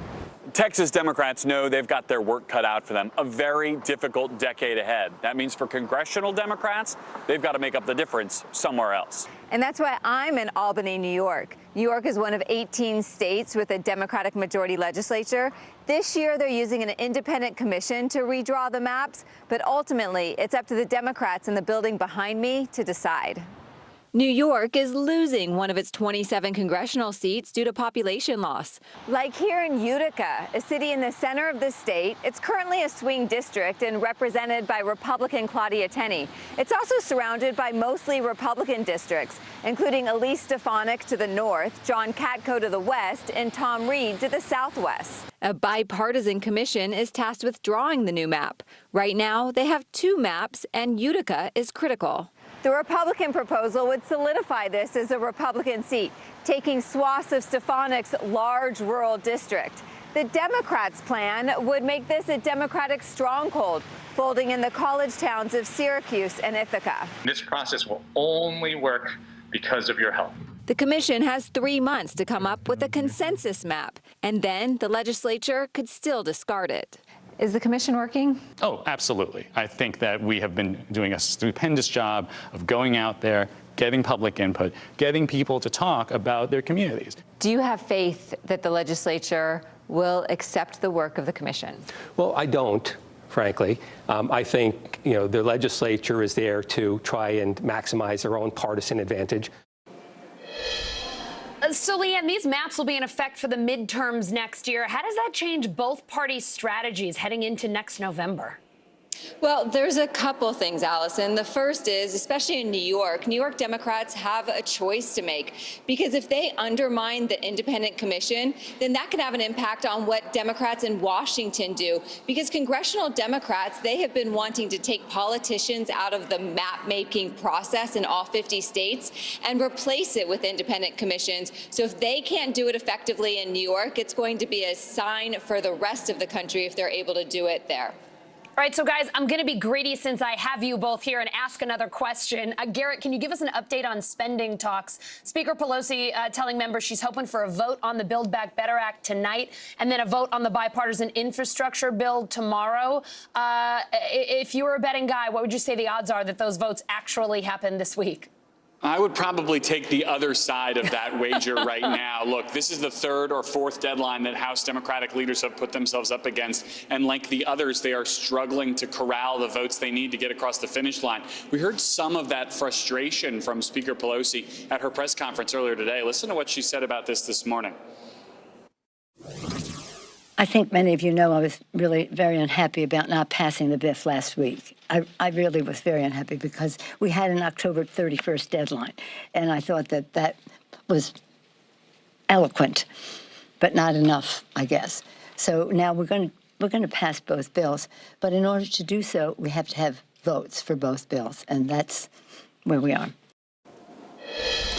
Allison, it's a hallmark of Speaker Pelosi's speakerships that she doesn't bring stuff to the floor until she knows she has the votes to pass it. But in this case, it makes it harder to call the bluffs of the Democrats who've said they want to vote against one or the other of these two big priorities. And so we wait while the leadership team whips and wait and wait and wait. And Allison, Garrett's the pessimistic one today, and I'm a little bit more optimistic. I am betting that they are going to do it this week. It's probably not going to be today, maybe tomorrow, maybe Saturday, but they have to meet a deadline at some point. Oh, I love this. The two contrasting views. Guys, this was so cool. I love having you both together, and not just because Leanne has the coolest sneakers on Capitol Hill. This was a lot of fun. Thank you for doing this.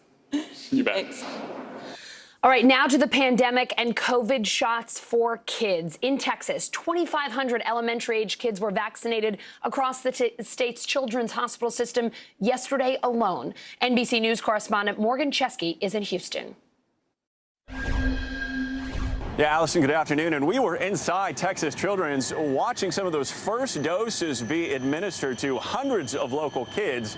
And with the U.S. now passing that grim milestone of 750,000 COVID deaths, this new vaccination effort now giving so many families much-needed relief.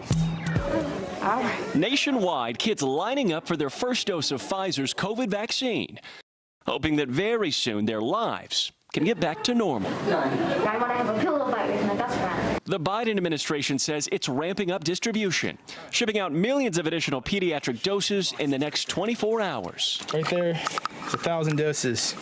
The White House is planning to get 20,000 vaccination sites online by next week, including pop-up clinics at schools. Here in Texas, 2,500 kids were vaccinated on Wednesday across the Texas Children's Hospital System. Okay, good job. Including 5-year-old Dion. Dion, how was it? Thumbs up. I love it. His dad Samuel hoping this is a teaching moment. Why was it so important to bring him here today? Education. That's all it was about, making sure he knows that vaccines make people healthy, and we want to keep him healthy. Nearby, sisters Isabella, Annabella, and Juliana all showing off their Band-Aids with pride. The trio excited to get back on the soccer field. Now that everyone has their shot, you think you'll be able to play soccer again? Yeah. 222 million Americans have at least one shot of a COVID vaccine. If you add the 28 million now eligible 5 to 11-year-olds to that tally, the nation could reach more than 75% vaccinated in the U.S. before the end of the year. But it comes to some high-profile figures still reluctant to clarify their vaccination status. This morning, questions around Green Bay Packers star Aaron Rodgers, who tested positive for COVID-19 Wednesday. Rodgers told reporters in August that he had been, quote, immunized. Yeah, I've been immunized. I think it's a personal decision. But according to the NFL Network, the league has considered Rodgers as unvaccinated since the start of the season. The Packers have now benched Rodgers for 10 days, which fits for league protocols for unvaccinated players.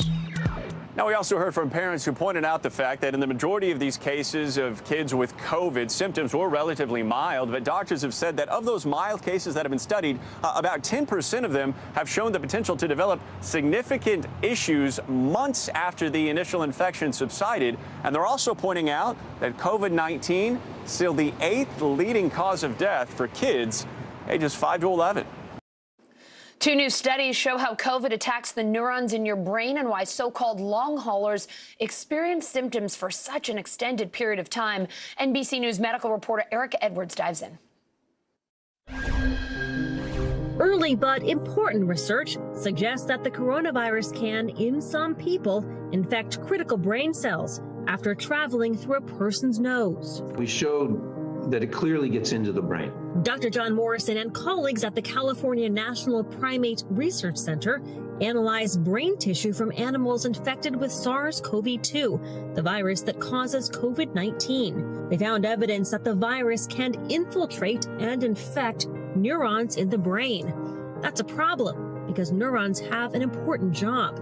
They are the brain's main communicators, telling the rest of the body how the brain wants it to react and feel. If you look at things like brain fog, memory problems, cognitive problems, mood issues, emotional issues, We know what brain regions mediate those functions. Once the virus can hitch a ride on those neurons, it has the potential to impact other areas of the brain, even those linked to memory and other thinking abilities. The finding, while preliminary and not yet scrutinized fully by outside experts, could be key in learning more about long COVID, symptoms that can last for months, including brain fog, trouble concentrating, and profound, debilitating fatigue. Having now finally some research that shows how the virus could potentially enter into our brains and our nerves provides an avenue of hope for these patients. Not only just being understood, but maybe even finding additional treatment. The CDC estimates that at least a third of COVID-19 patients may suffer from long COVID. That's up to 15 million people in the U.S. alone, as well as millions more globally. Do we know yet how long COVID could last?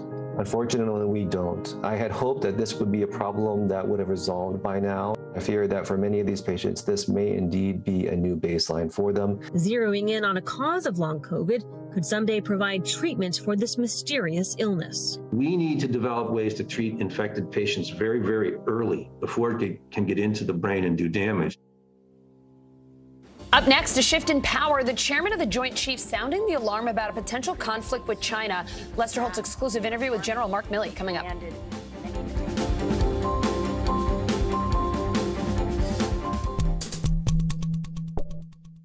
The Meet the Press Chuck Toddcast, free wherever you get your podcasts. News is happening now. A look at what's making headlines around the world. Tonight, the major announcement of the COVID vaccine. This is a significant moment. Your news, whenever it happens, wherever you are, it's here now. News is happening now. A look at what's making headlines around the world. Right now on Morning News Now. Tonight, the major announcement of the COVID vaccine. And this is a significant moment.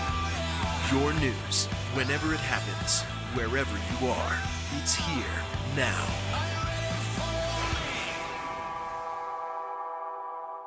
The Meet the Press Chuck Toddcast, free wherever you get your podcasts. Still to come in the Channel 2 News. Well, the waters are certainly receding now. Still too close to call. Lester Holt reporting from Ground Zero, as it's being referred to. It is, in fact, the taste of freedom. The Haitian people know a little something about resiliency. What's the biggest risk right now? Some of the troops who have been proud. I want to welcome you to the first presidential debate. In fact, we've been told we can't go any farther. You are some resilient folks. Let me get a hint.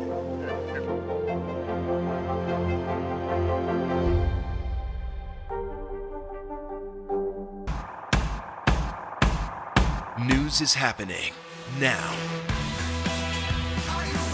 A look at what's making headlines around the world. Right now on Morning News Now. Tonight, the major announcement of the COVID vaccine. And this is a significant moment. Your news, whenever it happens, wherever you are, it's here now.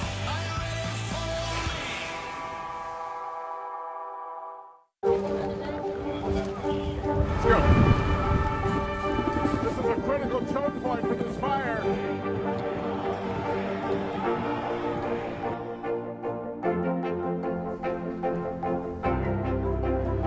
And good evening from New Orleans. Nice to really spend some time with you. Appreciate it.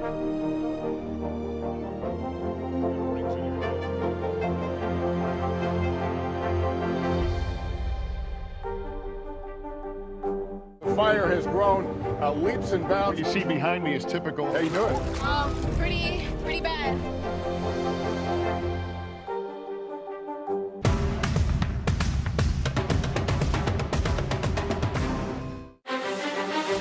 This isn't about spending going forward. This is about spending that's already happened. Do you accept the idea that we have a crisis at the border? The vaccine mandate. Is this going to work, or is this going to backfire? If it's Sunday, it's Meet the Press. The Meet the Press Chuck Toddcast, free wherever you get your podcasts. It is time to check in with NBC News Digital reporter Maya Eaglin. She's got the latest headlines from NBCNews.com. Hey, Maya.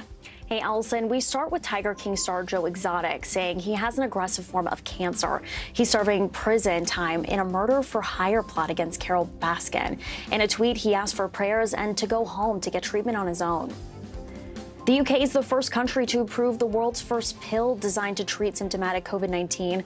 British regulators say Merck's COVID-19 antiviral pill is safe and effective, especially when it comes to high-risk individuals. Scotland's snow patch, the Sphinx, melts away for only the 8th time in 300 years. Tucked away in the highlands, it typically stays frozen even through the summer. But this rare disappearance is happening at the same time as the UN Climate Change Conference in Glasgow. A Jordanian prince put under house arrest this past spring by his half-brother is still not free. Members of the royal family say the rift between the two began in April after the king alleged his half-brother conspired with others to destabilize the kingdom.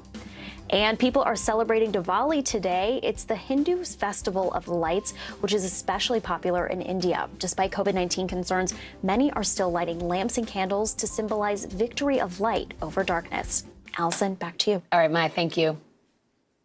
New details about the U.S. drone strike that killed 10 Afghan civilians, including 7 children. The Pentagon now saying there was a communication breakdown and officials missed video footage that showed at least 1 child at the site just minutes before it happened. Here's NBC News global security reporter Dan DeLuce.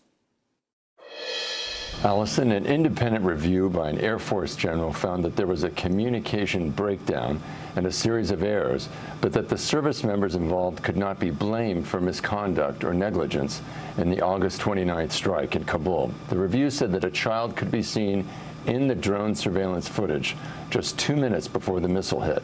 10 innocent civilians were killed in the strike, including 7 children. According to the review, those involved in the strike engaged in what it called confirmation bias, essentially seeing what they wanted to see.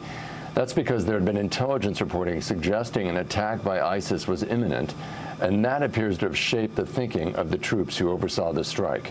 The military spotted what they believed was suspicious activity by a man driving a white Toyota Corolla sedan. They saw the driver handle a black laptop bag. A similar bag had been used in a lethal bombing of the Kabul airport only days earlier. The military believed the vehicle posed an imminent threat and that they needed to strike it before it approached Kabul airport. But as it turns out, the driver was Zamari Ahmadi, who worked for an aid organization based in California. The military thought he was hauling explosives, but he was carrying water cans for his family. For days after the strike, the Pentagon insisted that the operation had been correctly carried out and that there were no civilians killed. The review of the strike recommended the military reform its procedures to avoid risk to children and civilians in the future, share more information among different units, and include a red team that would question targeting decisions before they were carried out. The review did not call for disciplinary action for those involved, but that decision will be up to military commanders. Still, the report came under criticism from human rights groups who said it failed to hold the military responsible for what had happened. The chairman of the House Intelligence Committee, Adam Schiff, said he was not convinced that the review amounted to a full accounting and said he wanted to see the classified version of the report.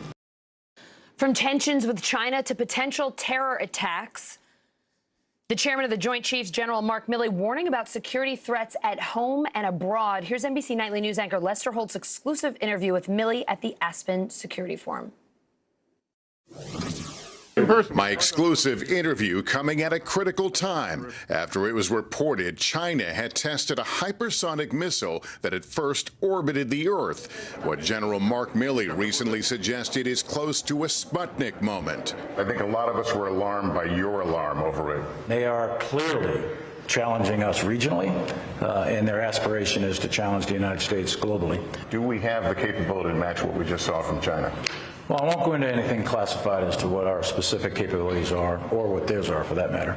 But I would just say that that test that occurred was a very significant test. We're witnessing one of the largest shifts in global geostrategic power that the world has witnessed. And if we, the United States military, don't do a fundamental change to ourselves in the coming 10 to 15 to 20 years, then we're going to be on the wrong side of a conflict. Then there's the potential U.S. clash with China over Taiwan. Is it your belief that China is preparing to make a move on Taiwan in the near future? The Chinese are clearly and unambiguously building the capability to provide those options to the national leadership if they so choose at some point in the future.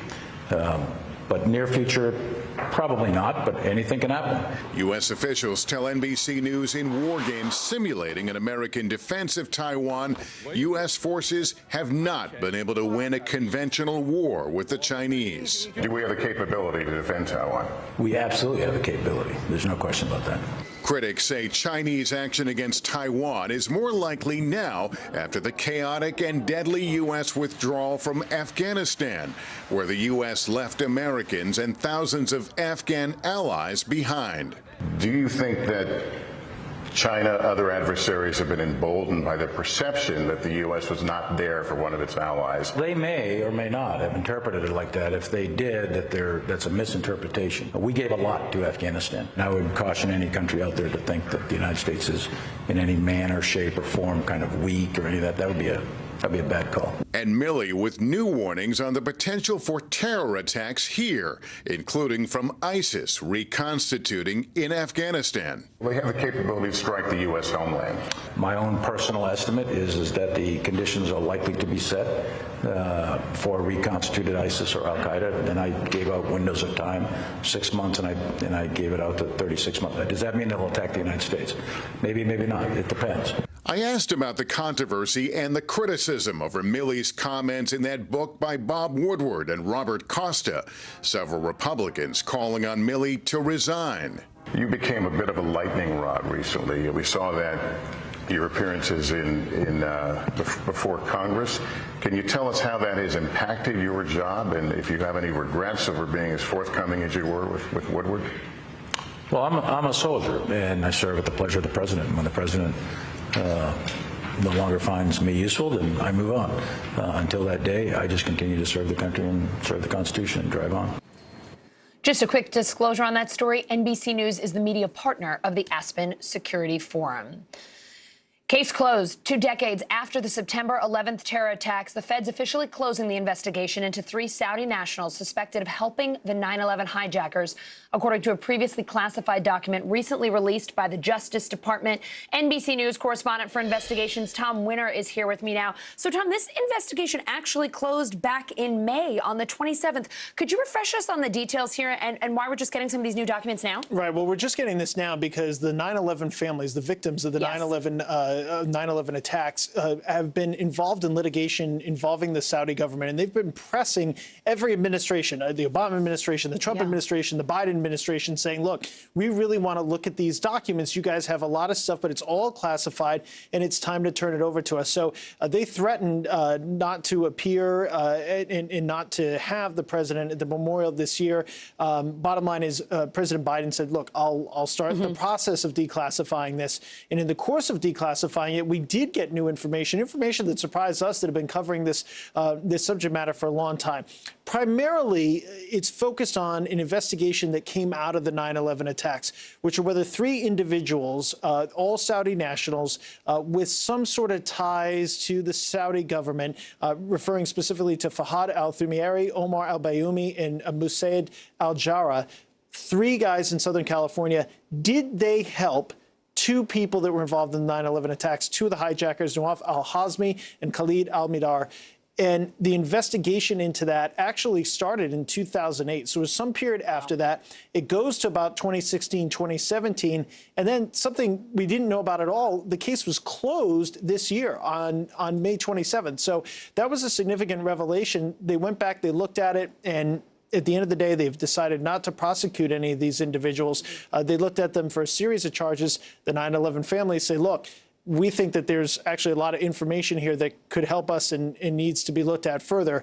But in terms of a criminal prosecution, it's over involving these 3 individuals. So, Tom, the FBI says it took another look at this investigation both in 2019 and 2020, saying to identify any missed leads, opportunities, or investigative actions which may advance the case. What did they find then, and what happens to these 3 Saudi nationals? So, Allison, that was the amazing thing. Nobody knew that they were taking another look at this, including some people in law enforcement that worked on the initial investigation, our reporting tells us. So it was definitely a surprise. I think in the course of reviewing it, they wanted to make sure, look, has there been anything new that's come up? You know, information comes in all the time from overseas. Is there anything new that we can look at? And specifically, they went back and interviewed as many people as they could that were still within the United States, according to these documents that were declassified and then released publicly.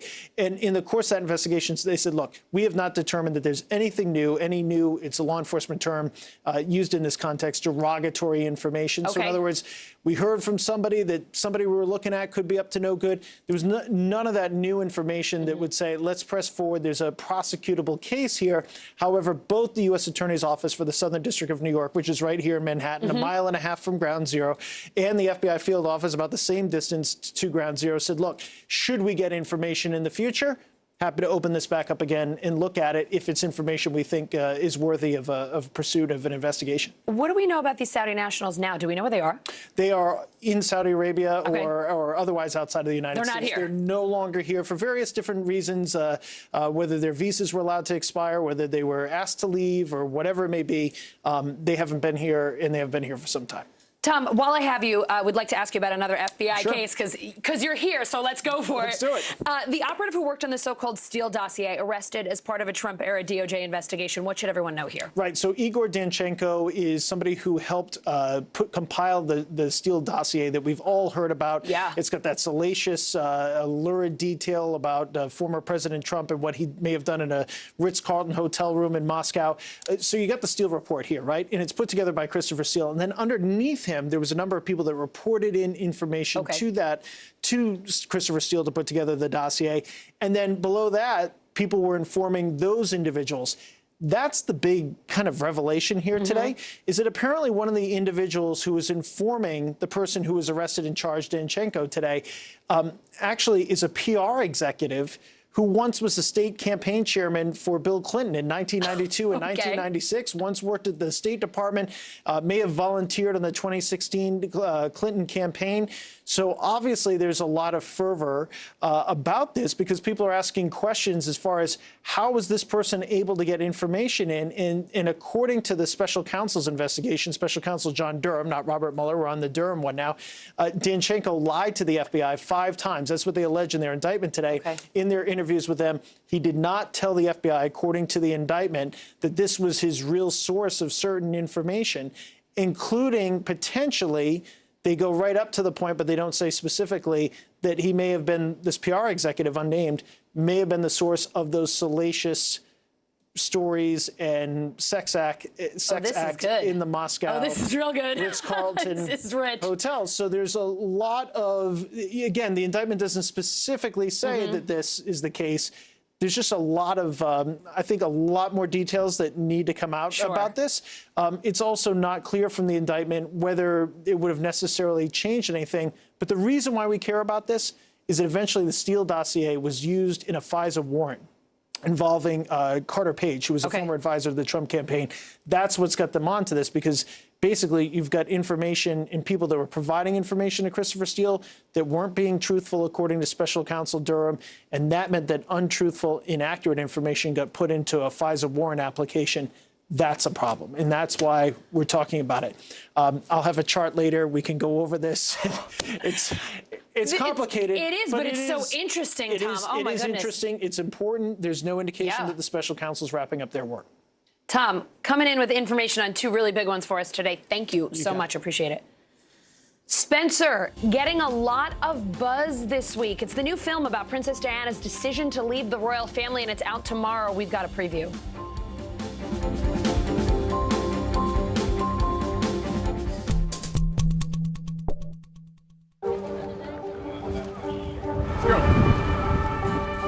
This is a critical choke point for this fire.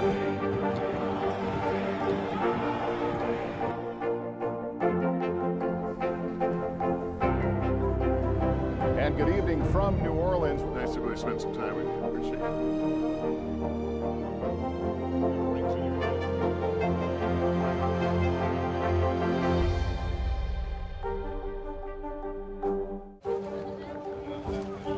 Let's go. This is a critical choke point for this fire.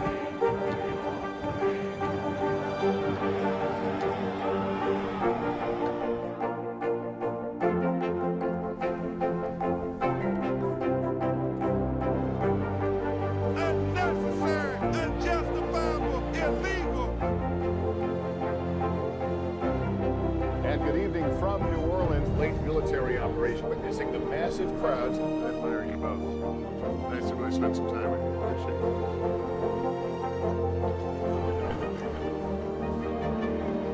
At any moment now.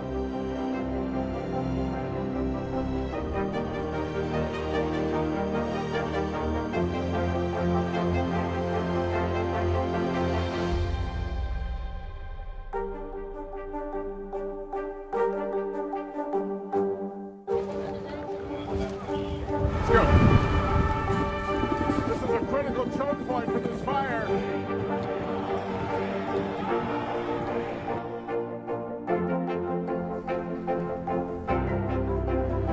And good evening from New Orleans. Nice to really spend some time with you. Appreciate it.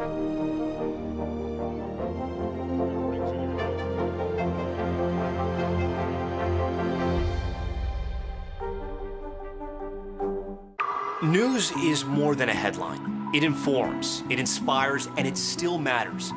To cover it, you have to be in it. And that's what we're gonna do.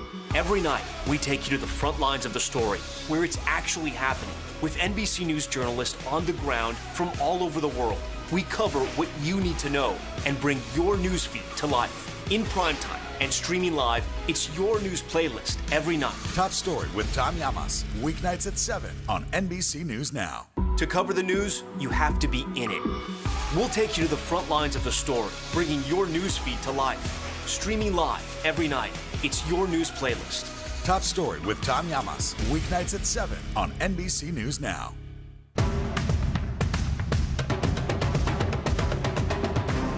The fire has grown leaps and bounds. What you see behind me is typical. How you doing? Pretty bad.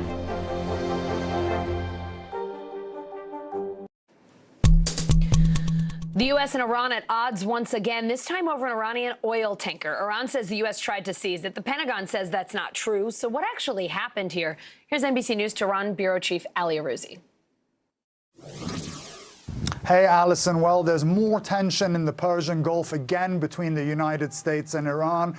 And as is so often the case, it's not entirely clear what exactly happened, and much of it depends on whose version of events you're going to listen to. Now, according to Iranian accounts, and there are a few different ones, all with discrepancies, but the story that is being widely reported by state media is that the U.S. Navy seized an Iranian oil tanker carrying crude oil in the Sea of Oman. The oil was confiscated by U.S. forces, who unloaded it from the Iranian vessel into a second vessel, which was then directed into an unknown destination. At that moment, the IRGC showed up on the scene with fast boats while its commanders rappelled from a helicopter onto the deck of the ship and at gunpoint took control of the vessel, sailing it back into Iranian waters. State media then says U.S. forces gave chase using helicopters and warships, but the IRGC prevented their attempts to regain the ship. Now, unsurprisingly, the State Department says it's a bogus claim and that the Iranian account is untrue and there's been no attempt by America to seize a tanker. They say, in reality, Iranian forces had seized a Vietnamese-flagged oil tanker last month, and 2 U.S. Navy ships, backed by air support, had monitored the situation but didn't try to intervene. The USA, they watched the Iranian forces swarming, boarding, and seizing the vessel and then taking it to Iranian waters. Now, Tehran hasn't provided any of the names of the ships involved. It hasn't given any exact dates, nor any explanation as to why the U.S. Navy might target it. The video they released does show IRGC commandos boarding the ship and taking it over, while fast boats pointing deck-mounted guns at the U.S. Sullivans. But it doesn't show any sort of confrontation between the U.S. and Iranian forces. It's also important to point out the timing of this report and the release of the video by Tehran, which paints the IRGC as heroes, was aired on the anniversary of the Iran hostage crisis back in 1979 when the U.S. embassy was seized, an event that's been marked by state-sponsored anti-U.S. demonstrations in Tehran. And it's also important to point out, Alison, at a very minimum, this alleged episode underscores the instability in the Persian Gulf and the chance of a miscalculation or an all-out confrontation between Tehran and Washington if animosity continues along this trajectory. Spencer, the new movie about Princess Diana hits theaters tomorrow, and there's already talk Kristen Stewart could win an Oscar for her royal portrayal. On the eve of its release, NBC News correspondent Kelly Kobiea takes a look at the never-ending fascination with the late Princess of Wales. More than 2 decades on from her tragic death at 36 in a car crash in Paris, the fascination with Princess Diana is as strong as ever. There's Diana the musical. Then again, don't create a scene. You're auditioning to be his queen. And the hit Netflix series The Crown, where Emma Corrin played Diana as she struggled with her troubled marriage. And on the same honeymoon, a photograph of her falls out of your diary. And then later in the year, I find your love letters, page after page, with a passion I'm not getting. This summer, Prince William and Prince Harry were joined by Diana's family for the unveiling of a statue to remember the People's Princess and commemorate what would have been her 60th birthday. The brothers, now living very different lives, coming together to remember their mother. Prince Harry and Meghan's departure from the royal family leading to more interest in what really goes on behind palace walls.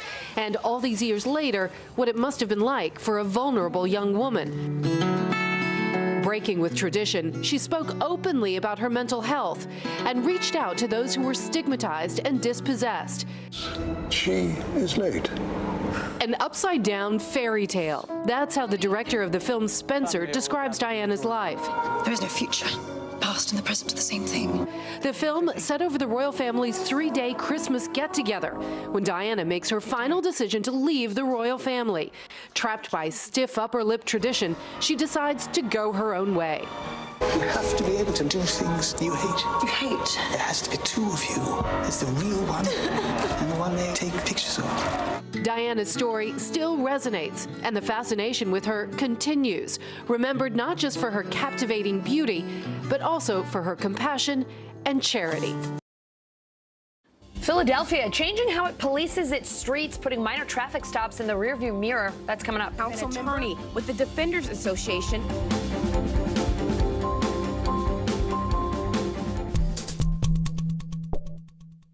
The Meet the Press Chuck Todd Cast, free wherever you get your podcasts.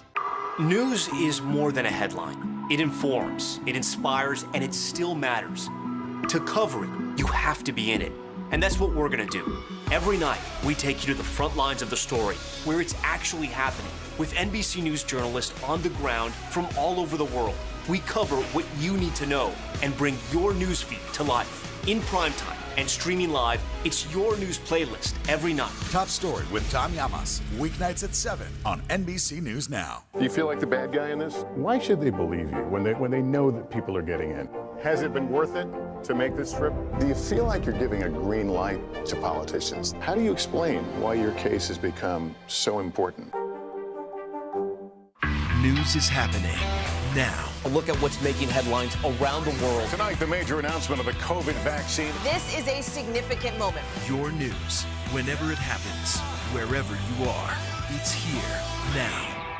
Do you feel like the bad guy in this? Why should they believe you when they know that people are getting in? Has it been worth it to make this trip? Do you feel like you're giving a green light to politicians? How do you explain why your case has become so important? fire has grown leaps and bounds. What you see behind me is typical. How you doing?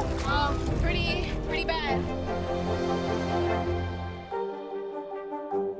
News is more than a headline. It informs, it inspires, and it still matters. To cover it, you have to be in it. And that's what we're going to do. Every night, we take you to the front lines of the story, where it's actually happening, with NBC News journalists on the ground from all over the world. We cover what you need to know and bring your newsfeed to life. In primetime and streaming live, it's your news playlist every night. Top Story with Tom Llamas, weeknights at 7 on NBC News Now. A juror removed from the Kyle Rittenhouse trial today for telling a joke about the police shooting of Jacob Blake. NBC News correspondent Gabe Gutierrez joins me now. So, Gabe, tell us what happened here. What do you know about this juror? Hey there, Allison. Well, yes, this juror was dismissed this morning after telling a joke to a sheriff's deputy that had escorted jurors out of the courtroom earlier this week. And the prosecutor was the one making the request to dismiss the juror and saying that he thought that the attempted so-called joke showed racial bias. Now, the joke, according to the prosecutor, was, why did the Kenosha police shoot Jacob Blake 7 times? And it was the prosecutor's understanding that the punchline to the joke was because they ran out of bullets. Of course, this didn't sit well with the judge, who said it was essentially inappropriate. He called the juror up before the court and asked him if the description of the joke was accurate. The juror did not want to repeat the joke in open court, but the judge dismissed the juror. Now, Allison, there are still 19 jurors left. That was just 1 out of 20. 12 jurors will decide this case. Now 7 of them will eventually be dismissed as alternates. But certainly a development this morning that you don't often see. Yeah, that's for sure. Gabe, I understand a web photographer who recorded Rittenhouse allegedly shooting and killing 2 people and wounding a 3rd took the stand today. What can you tell us about his testimony? Yeah, it was a reporter for the Daily Caller, and he was there. And if you recall, if you've been following this case at all, Allison, you know that there was an interview shot with Kyle Rittenhouse shortly before the shooting where he kind of explained why he was there. Well, this was the person that conducted that interview, and he took the stand today and described what the scene was like. Take a listen. Statement from you to the detective. And it is very clear from the moment I focused on that situation between those 2 that the unarmed guy got shot, was trying to get his gun. And do you remember making that statement? Yes, I do. Okay. And what is that statement based on? That was based on the motion of him running and reaching for the front portion of the rifle. And your perception was that evening, as you watched it, he was going for the barrel of the gun? Correct. And Allison, that gets to one of the central questions of this case, right? What happened in those moments leading up to the shooting? He had one of the closest vantage points, and the question will come down to whether Joseph Rosenbaum, the person who was shot, whether he was attacking Rittenhouse, as the defense has tried to argue, or whether prosecutors say that essentially Rittenhouse went looking for trouble, and was this really self-defense or not? Now, at the moment, the trial testimony continues with another witness, again, somebody that was there during, near the area of the shooting that night, as prosecutors really try to drill down on exactly what happened. Allison. All right, a lot happening in court today. Gabe, thanks for your reporting. Philadelphia, the first major U.S. city to ban minor traffic stops. The city's police officers will soon be banned from pulling over drivers for certain small traffic violations. And as NBC News Now correspondent Priscilla Thompson reports, the hope is this will provide some relief for communities of color. With the swipe of a pen, Philadelphia made history this week, becoming the first major city in the U.S. to ban low-level traffic stops. Folks who look like me that come from where I come from view getting pulled over by police as a rite of passage, as a cultural norm. We have to move away from that.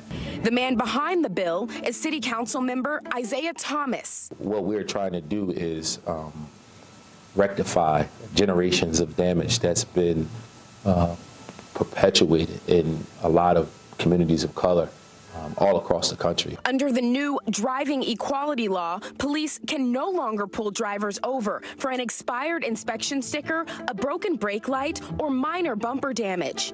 These, along with several other issues, will now become secondary offenses that can only be cited after someone is pulled over for a high-level safety violation. Advocates say the change will cut down on racial profiling and free up police to focus on more serious crimes. Violent crime and traffic stops are not correlated. Car accidents and these low-level motor vehicle stops are not correlated. It is, frankly, a waste of police resources to have armed officers enforcing these minor infractions of the motor vehicle code. Paula Sin is an attorney with the Defenders Association of Philadelphia. Her office analyzed data from 2018 to 2019 and found that while 43% of Philadelphians are black drivers accounted for 72% of all motor vehicle stops. It is no wonder that those interactions sometimes go bad. People feel harassed. They feel profiled.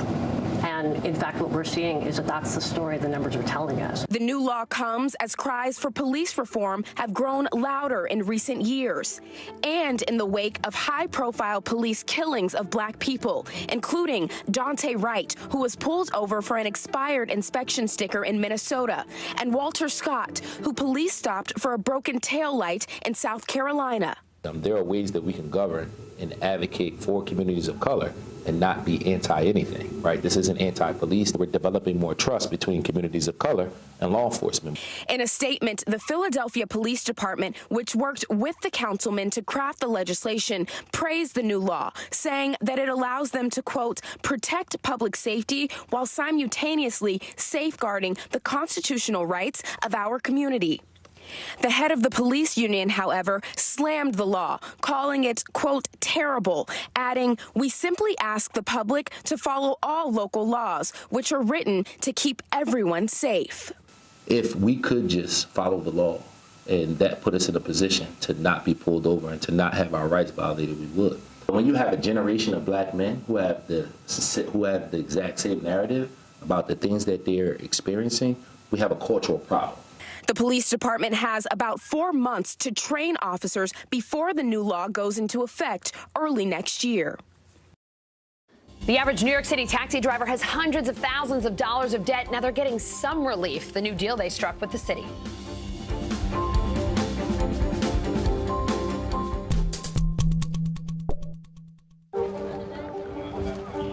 Let's go.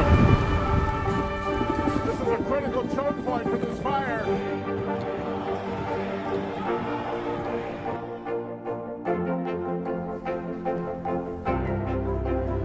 And good evening from New Orleans. Nice to really spend some time with you. Appreciate it.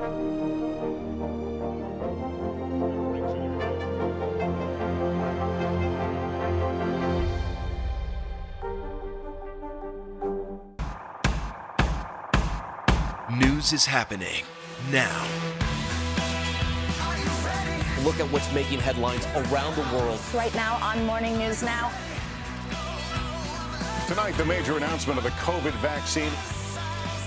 And this is a significant moment. Your news, whenever it happens, wherever you are, it's here now.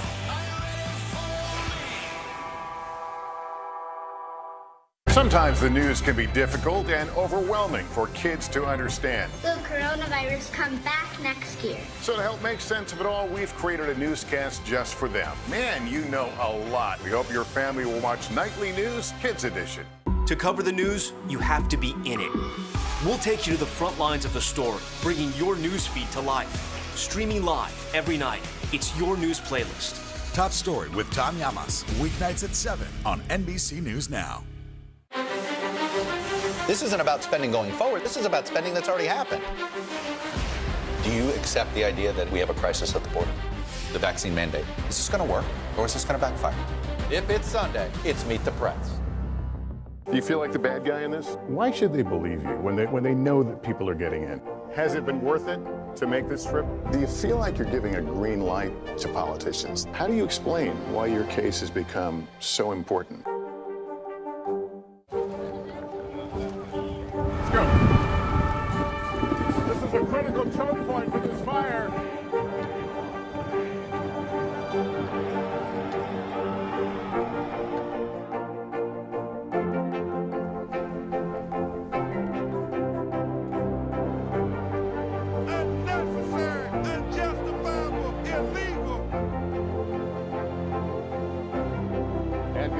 From New Orleans, late military operation, witnessing the massive crowds. I admire you both. Nice to really spend some time with you. Appreciate it.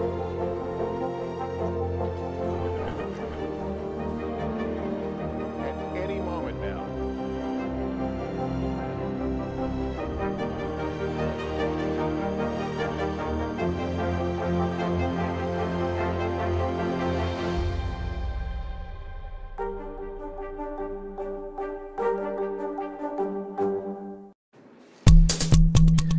Celebrations in the streets of New York, the city reaching a deal with taxi drivers, ending a 15-day hunger strike. The agreement will spare many drivers from financial ruin.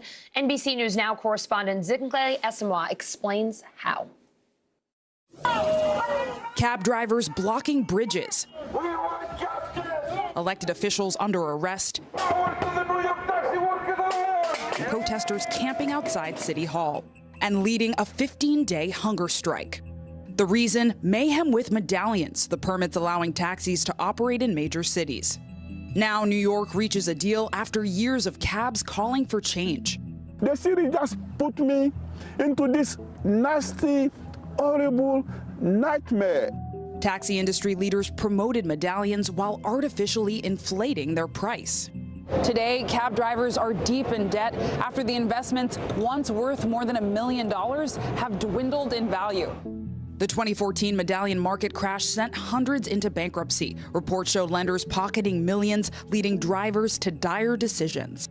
I bought this medallion 2006. I have an American dream. I'm making money. I paid $410,000. Richard, a 63-year-old immigrant driver, and his brother, Kenny, took out loans for medallions, Kenny paying over $700,000. He not make money. He lost everything. He lost investment, he lost retirement, and he committed suicide. That year, at least 3 taxi drivers took their lives. Workers now also facing stalled business with the pandemic and a surge of ride-hailing apps. I think it's a fight fundamentally about worker dignity. It's also a fight about immigrant justice and racial justice. The new deal expands a city financial relief program with Marblegate, a primary lender. It includes a city-backed taxi medallion guarantee, $170,000 maximum debt, and a 5% interest rate and capped monthly debt payments. Though not every taxi loan lender is on board, drivers like Richard feel yellow cabs, once in the red, now face a green light toward hope.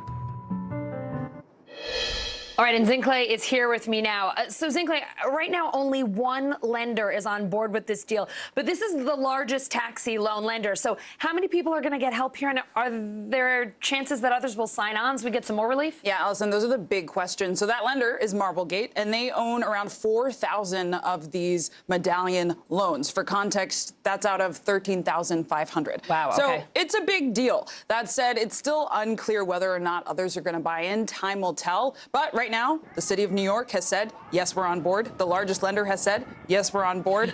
And the drivers, specifically the cab drivers, have shown they're willing to go to extreme measures, 15 days of a hunger strike. And these are not young people. These are 50 and 60-year-old, a lot of them men, striking. So they've shown we're willing to show up to make this happen. Yeah, we saw them there, like, sleeping in their cabs outside City Hall. I mean, that is certainly not a fun way to spend the night. Listen, all of us here in New York can remember when the medallion market started to collapse back in 2014, when Lyft and Uber were on the scene. I mean, these were so valuable. And then it felt like it all changed overnight. And that's why so many drivers are in debt right now. Let's go through some of the numbers. The average driver owes $600,000 today. This new deal caps that debt at $170,000. That's still a lot of debt to have to deal with, though. So what does the future of this industry look like, especially since we know rideshare isn't going anywhere. Right.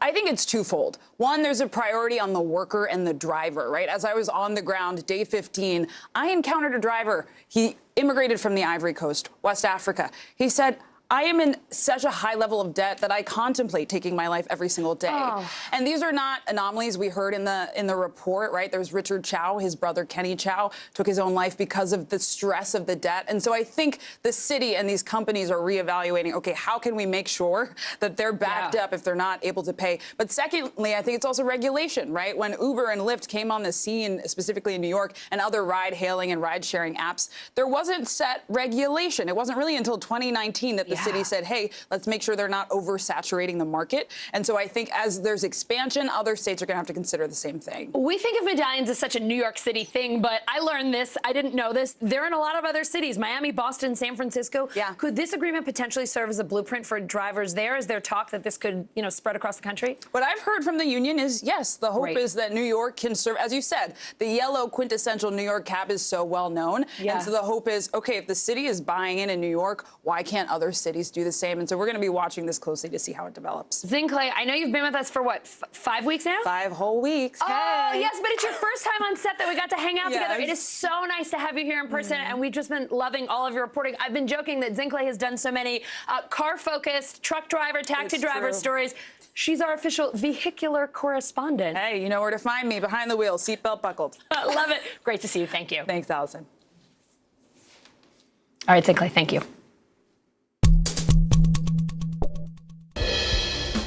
Hey everyone, I'm Allison Morris. You're watching NBC News Now. Here's what's happening. Some of New York City's youngest getting their Pfizer shots at the coolest vaccination site in the country, the Natural History Museum. NBC News correspondent Ellison Barber is there. Fair and impartial jury, 3 white men on trial for killing a black man, Ahmaud Arbery, but there's only 1 black juror. What's that all about? And the dramatic moment when a 4-year-old girl was rescued 18 days after she went missing.